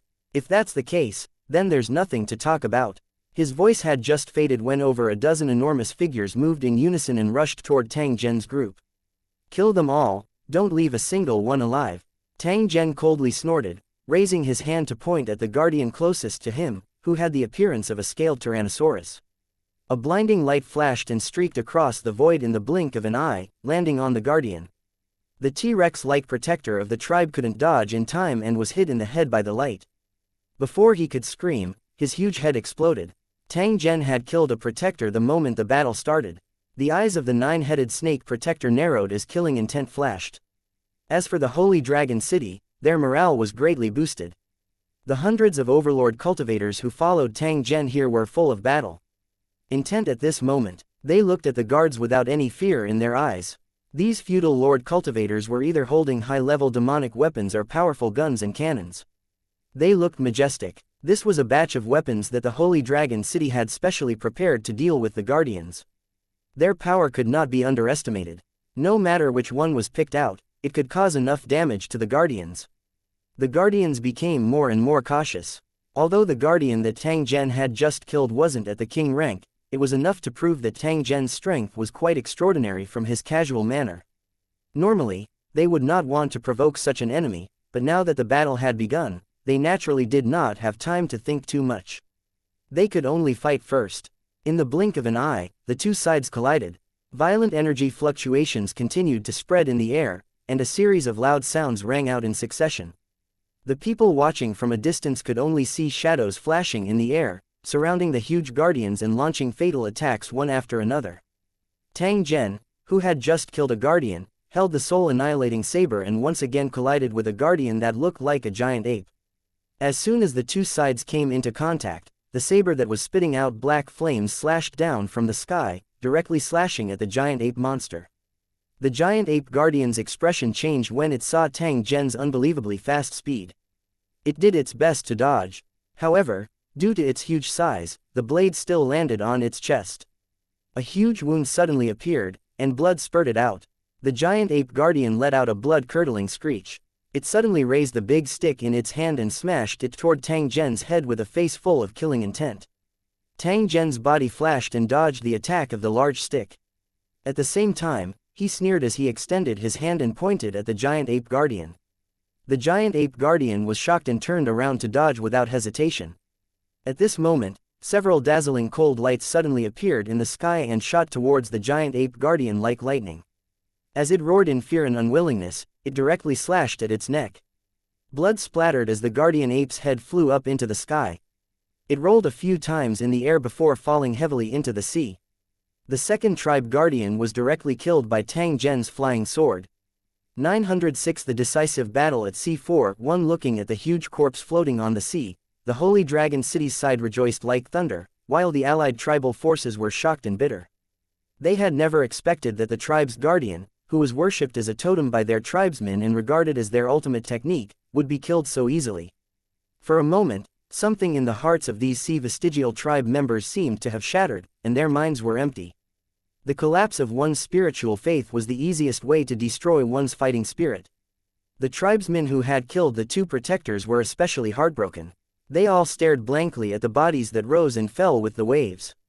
Some of them were even on the verge of falling down and crying, as if they would faint at any moment. The lords and cultivators who fought with Tang Zhen were also greatly encouraged. Their killing intent became stronger and they kept using their killing techniques. The raging energy fluctuations and deafening roars of guns and cannons surrounded the tribal guardians. The onlookers in the distance could not see anything clearly. Only the shouts of the Holy Dragon City cultivators and the roars of the guards could be heard. All of a sudden, two more blood-curdling screeches were heard. Then, two huge corpses covered in injuries fell into the sea one after another. Seeing this situation, the Holy Dragon City's side naturally cheered like thunder. Tang Zhen, who had killed the giant ape guardian, was fighting with a scorpion-tailed snake-headed king-level guardian. The soul-destroying blade had already cut open a huge wound on its abdomen. Its blood and intestines were also broken and drooped down. Its situation was too miserable to be described. Looking at the situation, he would be able to kill him in a few more rounds. Go to hell. The soul-annihilating saber cut through the void again and went straight for the guardian's long neck. A big head was about to be chopped off. However, right at this moment, a warning sign appeared in Tang Zhen's heart as his pupils slightly contracted. Just as a strong gust of wind came from behind him, he immediately teleported and disappeared. A few wind blades and hailstones whizzed past where he had just been, and shot into the sea. Immediately after that, poisonous smoke and acid exploded, and smoke rose after staining the armor. It was evident how toxic it was. Tang Zhen, who had already appeared tens of meters away, had a trace of gloominess on his face. Tang Zhen turned around and swept his gaze at the nine-headed snake that had launched a sneak attack on him. He let out a cold snort. During the battle just now, he had been paying attention to the nine-headed snake, so he dodged the moment it attacked. Sneaky, but that's all. Tang Zhen revealed a disdainful expression. He extended his hand and pointed at the nine-headed snake in the distance. Not good. The nine-headed snake guardian immediately felt the danger of death when it saw Tang Zhen pointing at it. It let out a sharp hiss and a huge light barrier completely covered its body. Boom! The cloudy sky suddenly turned blood red. 3 huge meteorites tore through the clouds and suddenly fell from the sky. Their speed was extremely fast, and they were wrapped in terrifying power. As if they were going to smash the earth, they ruthlessly smashed into the Hydra Guardian's body. Arg! A shrill cry was heard as the huge light shield was smashed into pieces. The nine-headed snake guardian was covered in blood, and its original mighty image had long disappeared. Blood was seeping out of its charred scales, and it looked quite miserable. Bastard! Go to hell! The nine-headed snake was immediately enraged after suffering such a heavy injury. While it was even more afraid of Tang Zhen in its heart, it did not hesitate to launch an attack at Tang Zhen. Clearly, it had already seen that Tang Zhen did not intend to let it off. Therefore, it simply took the initiative to attack. With the nine-headed snake guardian's 3-star king tier cultivation base, he might not be afraid of Tang Zhen. Even if the other party might have grasped the power of law, it was still uncertain who would live and who would die in a life-and-death battle. With the cultivation base of a 3-star king tier, there was naturally no need to talk about his strength. When the nine-headed snake guardian launched its attack, wind, rain, and thunder were immediately stirred up, and its aura was extremely sharp. Its huge figure arrived in an instant and directly appeared in front of Tang Zhen. Its huge head ruthlessly bit at Tang Zhen. At the moment Tang Zhen dodged, its tail that was as thick as a water tank swept toward Tang Zhen. A crisp sound was emitted, and it was so strong that the air seemed to be torn apart. A holy dragon city cultivator could not dodge in time and was sent flying, blood spurting from his mouth. However, the nine-headed snake guardian's series of attacks did not cause any damage to Tang Zhen. He had dodged all of them by a hair's breadth. Tang Zhen's counterattack followed as he dodged. A flying sword with an afterimage flew toward the nine-headed snake guardian. It had already witnessed the terrifying power of the flying sword, so it naturally did not dare to face it head-on. However, as it dodged, the flying sword was like a maggot in its bones, constantly moving with it. The sharp edge was bone-chilling and made people tremble with fear. If one flying sword can't do anything to you, then I'll use a few more. It was unknown when a single soldier machine gun had appeared in Tang Zhen's hand. As he continuously fired at the nine-headed snake guardian, he once again summoned his flying sword to attack. In the blink of an eye, a few more flying swords appeared out of thin air and surrounded the nine-headed snake guardian. And NBSP, when the nine-headed snake protector saw this, it immediately turned pale with fright and teleported away without hesitation. Using teleportation with its size would definitely consume a large amount of energy, and it was extremely unwise to use it in this life-and-death battle. Not to mention that the energy in the water world was thin, which was much worse than the tower world. Once it was consumed, it would take a long time to replenish. However, at this moment of crisis, it had no choice but to do so. However, who would have thought that after the nine-headed snake guardian disappeared, the flying sword seemed to have estimated the position of the other party and whizzed towards it. At this moment, the nine-headed snake guardian appeared out of thin air, but it was directly hit by the flying sword. Caught off guard, the nine-headed Hydra guardian was hit by several flying swords. Its tough scales were easily broken, and huge crisscrossing wounds appeared. The nine-headed snake guardian roared in pain, and its movements also slowed down. Tang Zhen took the opportunity to teleport over. The soul-annihilating saber in his hand swiftly slashed down and directly landed on a huge head. With a poochie sound, fresh blood spurted out. One of the 9-headed snake's heads had actually been forcefully chopped off by Tang Zhen. The beheaded Hydra Guardian roared in pain. Its huge body trembled violently, and its eyes were filled with monstrous killing intent. Its 16 eyes stared at Tang Zhen with hatred, madly shooting out poisonous smoke, fireballs, acid, and other things towards Tang Zhen. Tang Zhen's figure rapidly flashed. After dodging the 9-headed snake's attack, a trace of disdain appeared on his face. "If that's all you've got, then you can die now." Tang Zhen's voice had just sounded when a change suddenly appeared in his aura. The faint power of law that was originally mixed in his aura had suddenly become dense at this moment. The entire world seemed to have changed, and everyone immediately realized that something was wrong. It was as if he was in an invisible cage, feeling depressed and irritable, and he wanted to escape immediately. The tribal guardians who were fighting with the cultivators of the Holy Dragon City were shocked when they sensed this change. They all looked towards Pond Town, a sense of uneasiness rising in their hearts. The Holy Dragon City cultivators who were fighting fiercely with the tribal guardians also noticed this change. However, when they discovered that the source of this change was Tang Zhen, their hearts that were originally hanging in the air immediately relaxed, and they launched an even fiercer attack. The guardian of the 9-headed snake, which only had 8 heads left, looked at Tang Zhen with a suspicious look. A trace of strong fear flashed in his eyes. Tang Zhen suddenly roared at this moment. The law power on his body suddenly spread out like a tide. In the blink of an eye, the entire ocean seemed to be filled with violent fire energy. Even their breaths were scorching hot. Everyone had a feeling that they had become fuel that could be burned by the furnace at any time. Damn it, could this be a xianxia? A tribal guardian seemed to have realized something, and his expression changed drastically. He desperately broke away from the Holy Dragon City cultivators surrounding him and fled into the distance. 907 The decisive battle at sea. Final 1. Just as the power of law rippled and covered the entire surrounding sea region, a change suddenly occurred on Tang Zhen's body. With a boom, his entire body seemed to be wrapped in flames. He looked like a huge human-shaped torch, floating above the blue sea. This scene was like the scorching sun in the sky, emitting endless light. The tribal protectors were even more shocked at this. Without any hesitation, they all used their greatest defensive measures and fled in all directions. The 9-headed snake guardian was even more straightforward. It used some kind of secret technique that caused lightning to flash around its body, and violent spatial fluctuations spread out. It was actually planning to teleport away from the water world. It's too late to run now. A low roar was emitted from Tang Zhen's mouth. However, outsiders were unable to clearly see his appearance at this moment because his entire body was covered in raging flames. Law of fire, burning body.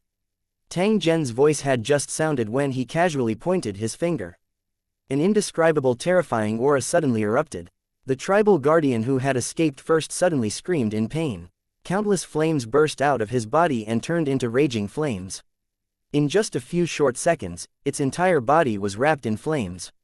It rolled and fell into the sea while screaming continuously. The scream was unusually shrill, as if it contained endless pain, making people's hair stand on end. Especially after falling into the sea, the flames did not show any signs of extinguishing. Instead, they became more and more intense as the tribe guardian screamed. However, the shrieking and wailing became weaker and weaker. It seemed that it would not take long for it to completely die down. It's actually a secret technique of the laws of fire. Everyone, run! Arg! One of the rainbow-scaled guardians, who was the strongest after the Hydra Guardian, roared as he endured the pain. He immediately dove into the sea and quickly escaped. The rest of the guardians followed suit and dived into the water with all their might, diving into the deep sea. However, a few of the slower tribal guardians were already on fire when they entered the sea. It was obvious that their desires had been successfully ignited. The flames burned wantonly, causing them to cry out in pain. In an instant, their skin and flesh had been charred. Flesh wounds were secondary. After all, with the strong body of the tribal guardian, it would not take long to recover. However, the feeling of burning their desires and burning their souls was what really made them feel so much pain that they wished they were dead. Joy, anger, sorrow, and fear. Emotions and desires were necessary for intelligent life. As long as they existed, they would have all kinds of desires, which were the main fuel for the power of the law. Once this desire encountered the power of laws, it would be ignited directly with a little stimulation. As long as the desire was not extinguished, the flame would not be extinguished. Even if they were lucky enough to escape this calamity, if they were unable to dispel the residual power of the laws, they would inevitably suffer constant torture. The slightest desire would be equivalent to adding oil to the fire. The stronger one's desire was, the more intense the flames would burn under the influence of the laws. It could be said that the use of the laws of the burning fire was truly extremely sinister. Once it was used, few people could resist it. The huge battlefield had turned into a dead silence at this moment. Both parties who were engaged in battle held their breath as they looked at Tang Zhen, who was suspended in the middle of the battlefield, with dumbstruck expressions. With just one person, he had killed more than a dozen tribal guardians and made them flee in panic. In the meantime, he had even killed several of the guardians. As they witnessed this scene, they were at a loss. This kind of terrifying strength was something that people could only look up to, but they did not dare to dream of surpassing. What are you guys doing? Kill them. A holy dragon city cultivator regained his senses and immediately roared, waking up his companion beside him. Looking at the dejected remnants of the sea after the tribe's guardians fled, all the holy dragon city cultivators laughed sinisterly and charged forward with their battle swords. The holy dragon city soldiers who had gathered in the distance were now driving their aquarutals. They were like a dark cloud, surrounding and devouring the tribesmen who had lost their will to fight.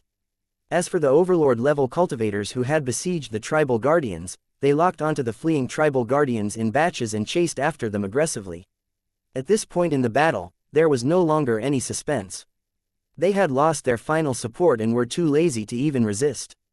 Just like that, they were subdued by the holy dragon city soldiers. If they resisted, they would definitely die. If they didn't resist, they might even be left alive. Those remnant races of the sea naturally knew what to choose. In the end, there was almost no need for the holy dragon city soldiers to make a move. The remnant races of the sea threw away their weapons and lay on the garbage ships like corpses, allowing the servant army to rush up from behind with sinister smiles and tie them up firmly. As far as the eye could see, there were captives everywhere, locked up on those pieced-together garbage warships, waiting for the holy dragon city to dispose of them. At this moment, the captured remnant race of the sea had already resigned themselves to fate.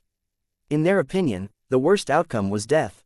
The holy dragon city could decide whether they lived or died with a single thought. Reporting to the city lord, all the lost clan members on the sea have been detained. Other than those who were killed and those who had escaped, we have captured a total of 90,000 people. The cultivators who went to kill the tribal guardians have returned, but they only killed one of them. The others have either disappeared or left the water world. A holy dragon city cultivator with a valiant aura walked in front of Tang Zhen and reported to him loudly. Tang Zhen, who was currently suppressing the law energy that was repeatedly churning within his body, nodded gently when he heard this. He said indifferently, "Send someone to spread the word to the captives about our specific purpose in coming to the water world. Tell them that if they want to live, they have to exchange the treasures of the tribe. Of course, we won't take it for free. However much they give us, we'll return it and kill as many as we can. It doesn't matter if there are more. At most, we'll ask please like and share the video on the YouTube channel Cultivation Audiobooks. The residents to transport some more weeds here." When he said this, Tang Zhen paused before adding, "There's one more thing that I must tell these remnant clans of. The sea. As long as they have the ability and are willing to submit to us, we can take them with us after we leave the water world. These sea vestigial tribe have been dreaming of escaping the cage of the water world. I believe that after this battle, the sea vestigial tribe will surely rush to join us after knowing about this." After Tang Zhen said this, he waved his hand at the holy dragon city cultivator. The other party bowed respectfully before turning around and walking towards the huge floating island that was pieced together by countless garbage warships. At this moment, the floating island was filled with the disarmed and ashen-faced descendants of the sea. Looking at the countless muzzles on the surrounding steel warships, these sea tribe descendants did not dare to act rashly. This was because they knew that as long as these weapons opened fire, they could reap lives in large numbers. They were simply not a match for them. The roar of a water jet could be heard. A dozen holy dragon city cultivators with faint killing intent slowly stepped onto this trash warship. The remaining clan members on the sea raised their heads, their blank and cold eyes focused on the holy dragon city cultivators. They seemed to know that the arrival of these holy dragon city cultivators was to announce their punishment. In fact, they also wanted to know if he was dead or alive. 908 The Hope of the Vestigial Tribe 1. Standing on the command ship of the nine-headed snake tribe, the Holy Dragon City cultivator looked around coldly. Under the gaze of countless native clan captives, he spoke slowly with a bit of iron blood tone. All of you, listen up. This time, you've been defeated, so whether you live or die will be up to us to decide. This is a matter of course. By right, you guys took the initiative to attack the Holy Dragon City and caused great losses to our army. It's not too much to kill you. However, our city lord is magnanimous and merciful, so he decided not to kill you. In fact, he can even let you go home. Using a special method, the cultivator's voice spread far and wide, ensuring that all the captives could hear him. Hearing this, a glimmer of light suddenly appeared in the dull eyes of the Dead Sea remnants. Even those who had their heads lowered all along raised their heads with complicated expressions and looked in the direction of the Holy Dragon City cultivator. The Holy Dragon City's way of dealing with them had obviously surprised them. However, since they could avoid death, it was naturally a good thing. However, before I release you, as a punishment, you have to pay a ransom. When the Sea Race's remnant races heard this, they were not surprised because this was also a reasonable matter. Under the watchful eyes of the remnant clan on the sea, the Holy Dragon City cultivator continued, later, each of your tribes will send a representative back to your respective tribes under the escort of our warriors. Then, you will tell your clansmen about this matter. Hurry up and collect all the treasures of the tribe in exchange for your freedom. Most importantly, we won't take your treasures for free. We'll compensate you accordingly. In the end, you've still profited. Hehe, if you lose the war, not only will you not die, but you will also get some benefits. You should be secretly happy. At this point, the Holy Dragon City cultivator sneered and continued, this is also one of the city lord's favors, leaving you a way out. Otherwise, as long as our army arrives, your tribe will be completely destroyed. Hearing the Holy Dragon City cultivator's words, the expressions of the remnant races on the sea changed. They weren't surprised by the ransom, but they didn't understand why the other party said that there would be gifts in return. However, the most important thing right now was to save his life and return to his tribe. As for other matters, they were not in the mood to care. There's one more thing I want to tell you. The purpose of my Holy Dragon City's visit is to collect the treasures of your tribe. At the same time, I want to kill all the tribe's protectors. You have to admit to this matter no matter what. You have no choice. The Holy Dragon City will reward those who submit. Those who resist will be killed mercilessly. I believe you have already experienced the strength of Holy Dragon City. If you continue to resist stubbornly, you will only end up dead. Of course, unless it's absolutely necessary, we don't want to start a massacre, but if you want to die, then don't blame us. The Holy Dragon City cultivator's face was filled with killing intent. He then changed the topic and shouted, however, the city lord has also given an order that anyone who is willing to sincerely pledge allegiance to the Holy Dragon City can leave the water world with us when our army leaves this place. These people will become residents of Holy Dragon City and live on the land outside. As soon as he said this, the native clan of the sea, who had been cold and indifferent, suddenly looked surprised and even exclaimed in surprise.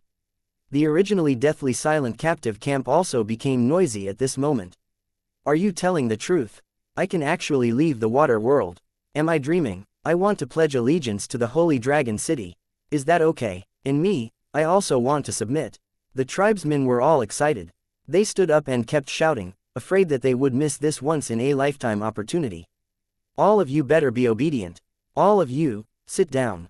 Otherwise, I'll kill you. The Holy Dragon warriors on guard immediately roared, and at the same time, a series of crisp gunshots rang out. When the excited captives heard the gunshot, they trembled in fear. The scene of the slaughter they had experienced earlier appeared in their minds again, and they all sat down obediently. Relying on their powerful force, the situation was completely under control in the blink of an eye.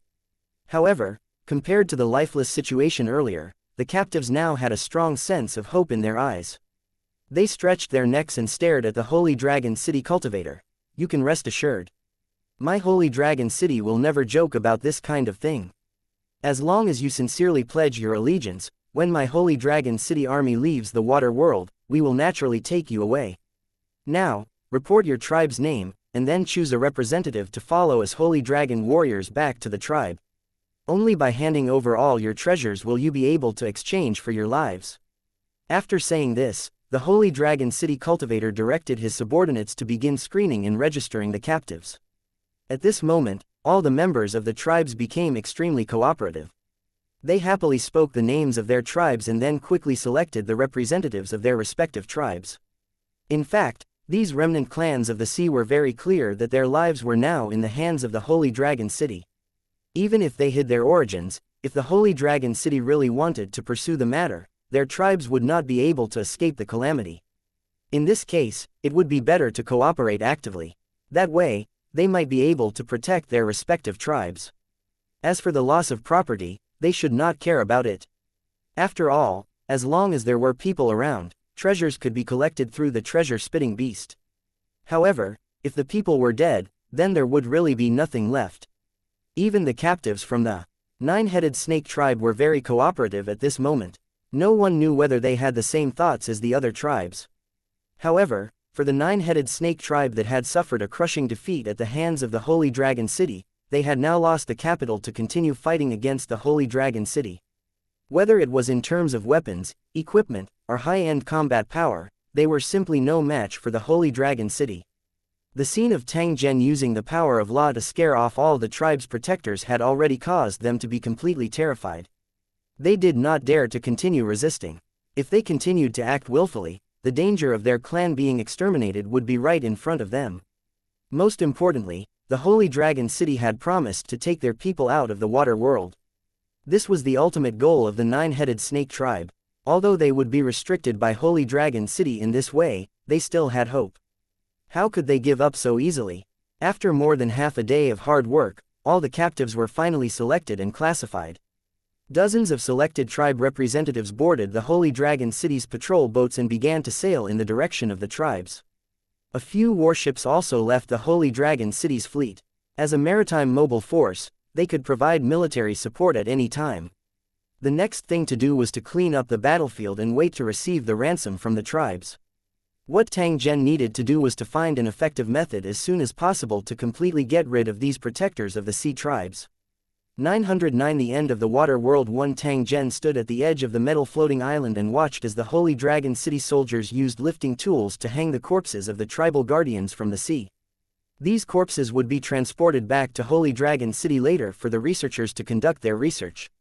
Tang Zhen revealed a contemplative expression as he looked at the incomplete corpses. There was actually more than one way to completely get rid of these guardians. The only difference was the amount of time it took. For example, the simplest method was to clear out and surround the water tribes one by one, then control the tribesmen who had signed a summoning contract with the tribe's guardian and force them to summon the guardian. Under normal circumstances, the summoned tribe guardian could choose whether to accept the summoning and descend into the water world. If the other party knew about the Holy Dragon City's plan and refused to accept the summoning, then the Holy Dragon City's ambush plan would also be in vain. However, there were also exceptions. If the summoner used his life force as the price and forcefully summoned the tribe guardian, the summoned tribe guardian would have to descend into the water world. Even if he wanted to resist, there was nothing he could do because of the restrictions of the summoning contract. Before the summoning contract was terminated, the summoner would not be able to resist this kind of forceful summoning. By using the characteristics of this summoning contract, the Holy Dragon City could make preparations in advance. When the tribal guardian arrived, they could directly attack and kill it. However, there were also disadvantages to this. First of all, they had to eliminate the various tribes, and it would waste a lot of time.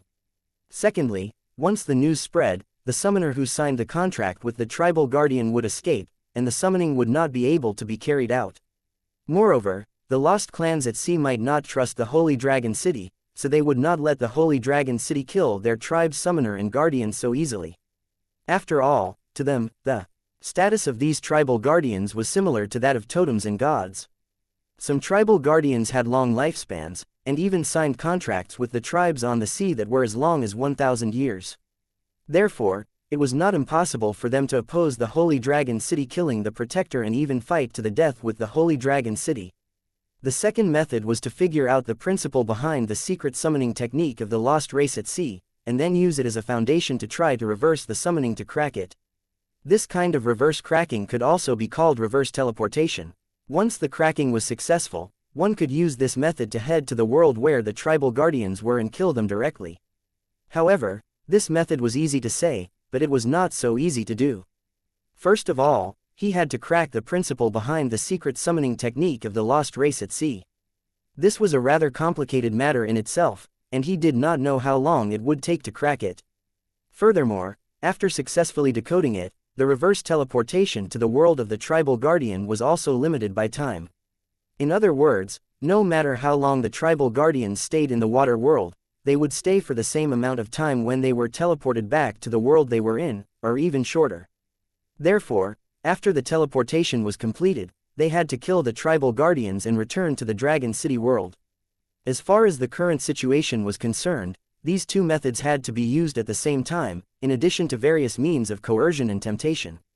After the two-pronged approach, these maritime races would be able to recognize the situation and obediently obey the command of the Holy Dragon City. Of course, this method was only applicable to small tribes. If it was used on the other two tribes on the sea that were on par with the nine-headed snake tribe, the other party would not compromise so easily. In fact, Tang Zhen did not think that the other party would admit defeat so easily. In his opinion, even if the battle had allowed the remnant clans of the sea to witness the true strength of the Holy Dragon City, it would not be an easy task to make them admit defeat. Therefore, the Holy Dragon City had long been prepared to continue the war. Only when they beat these lost clans of the sea into submission and fear would the Holy Dragon City's tower upgrade quest be truly possible to complete. The battle had just ended, and the battlefield needed to be cleaned up. At the same time, they had to wait for the lost tribe on the sea to come with ransoms to redeem their people, so the Holy Dragon City's fleet had to stop nearby for a while. The Sea Spirit tribe, which was the closest to this place, was obviously the best place to stop. At this moment, the vanguard troops had already set off. Tang Zhen was planning to use this time to head to the edge of the water world to visit the Void Snake tribe cultivators who were in charge of guarding the overseas battlefield. Tang Zhen more or less carried a trace of anticipation with regards to this trip. Perhaps, he might be able to obtain some hints from the other party that would allow him to end the battle in the rank 8 overseas battlefield as soon as possible. After explaining the matter, Tang Zhen then quietly left the Holy Dragon City's fleet. He chose a direction and began to rapidly advance. The specially modified speedboat whizzed forward, gliding across the sea at an incredible speed, and disappeared into the horizon in the blink of an eye. In fact, Tang Zhen himself didn't know how big the water world was. It was said that other than the large tribes of the water world who had once explored it, some small tribes of the sea simply did not know the specific area of the water world. However, since this water world was a cage, there would definitely be a boundary.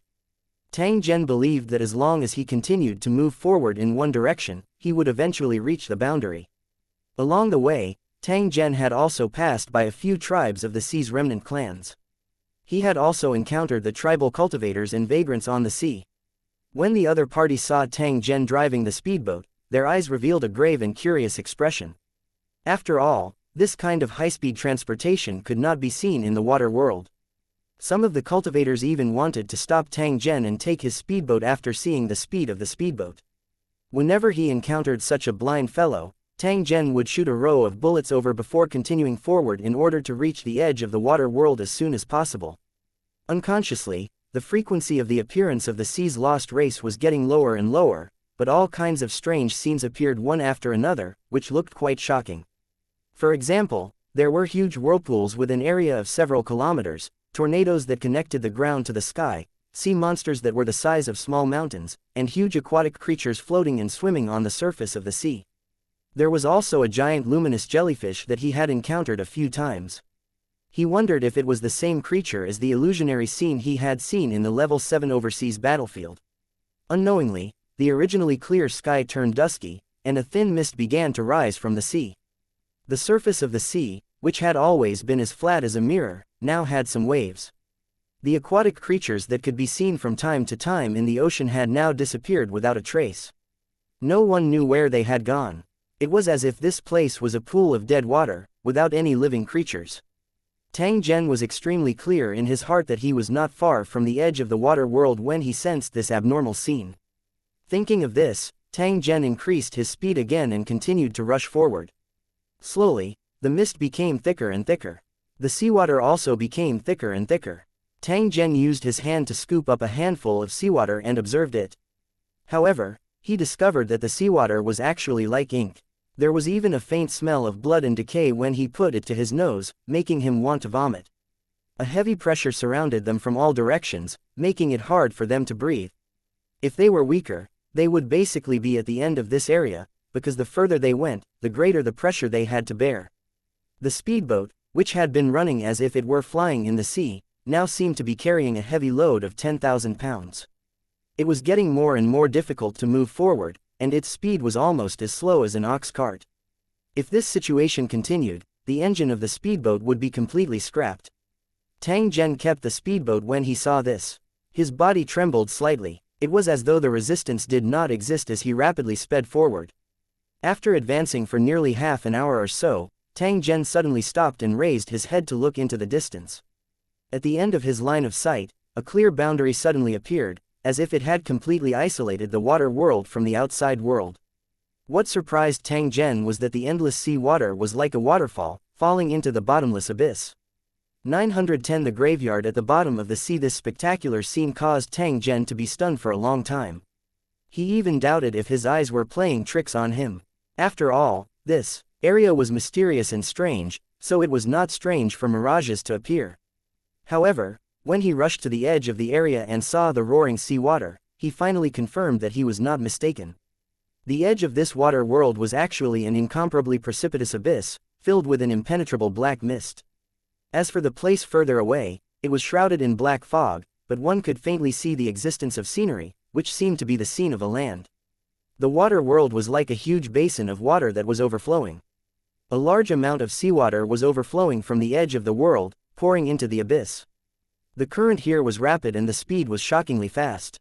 Tang Zhen estimated that if he were to fall into the water, he would be washed down into the abyss in the blink of an eye without putting up any resistance. Although he was very curious about the situation at the bottom of the abyss, he did not dare to take the risk to explore it. This was because he had a feeling that there must be unimaginable dangers at the bottom of the abyss. If he rashly went down, he would probably not be able to return. Tang Zhen turned his head around and continued to observe the edge of this water world. A trace of strange light was revealed in his eyes. Before reaching the edge of the water world, he had tried to guess what this place would look like, but the scene in front of him was really beyond his expectations. Who knew where the seawater in this water world was replenished and how long it had been flowing? Why was it that even after such a large amount of water was drained, it still did not seem to be exhausted? Tang Zhen guessed all kinds of possibilities in his heart. He walked along the edge of the water world for tens of miles. In the end, he discovered that the edge was extremely neat, as if it had been deliberately trimmed. It was as if the water world was the mouth of a spring that had been cut open by someone with a knife. Then, the abyss that looked like a knife mark was used to completely separate the water world from the surrounding land. This kind of thought was somewhat inconceivable. However, in Tang Zhen's opinion, it was more in line with the scene he saw. He tried to fly forward above the abyss to see if he could reach the land covered in black mist. As a result, just as he reached the top of the abyss, he immediately felt an extremely heavy pressure, as if a mountain had fallen on his body. This place clearly had the effect of restricting flight, and it was even stronger.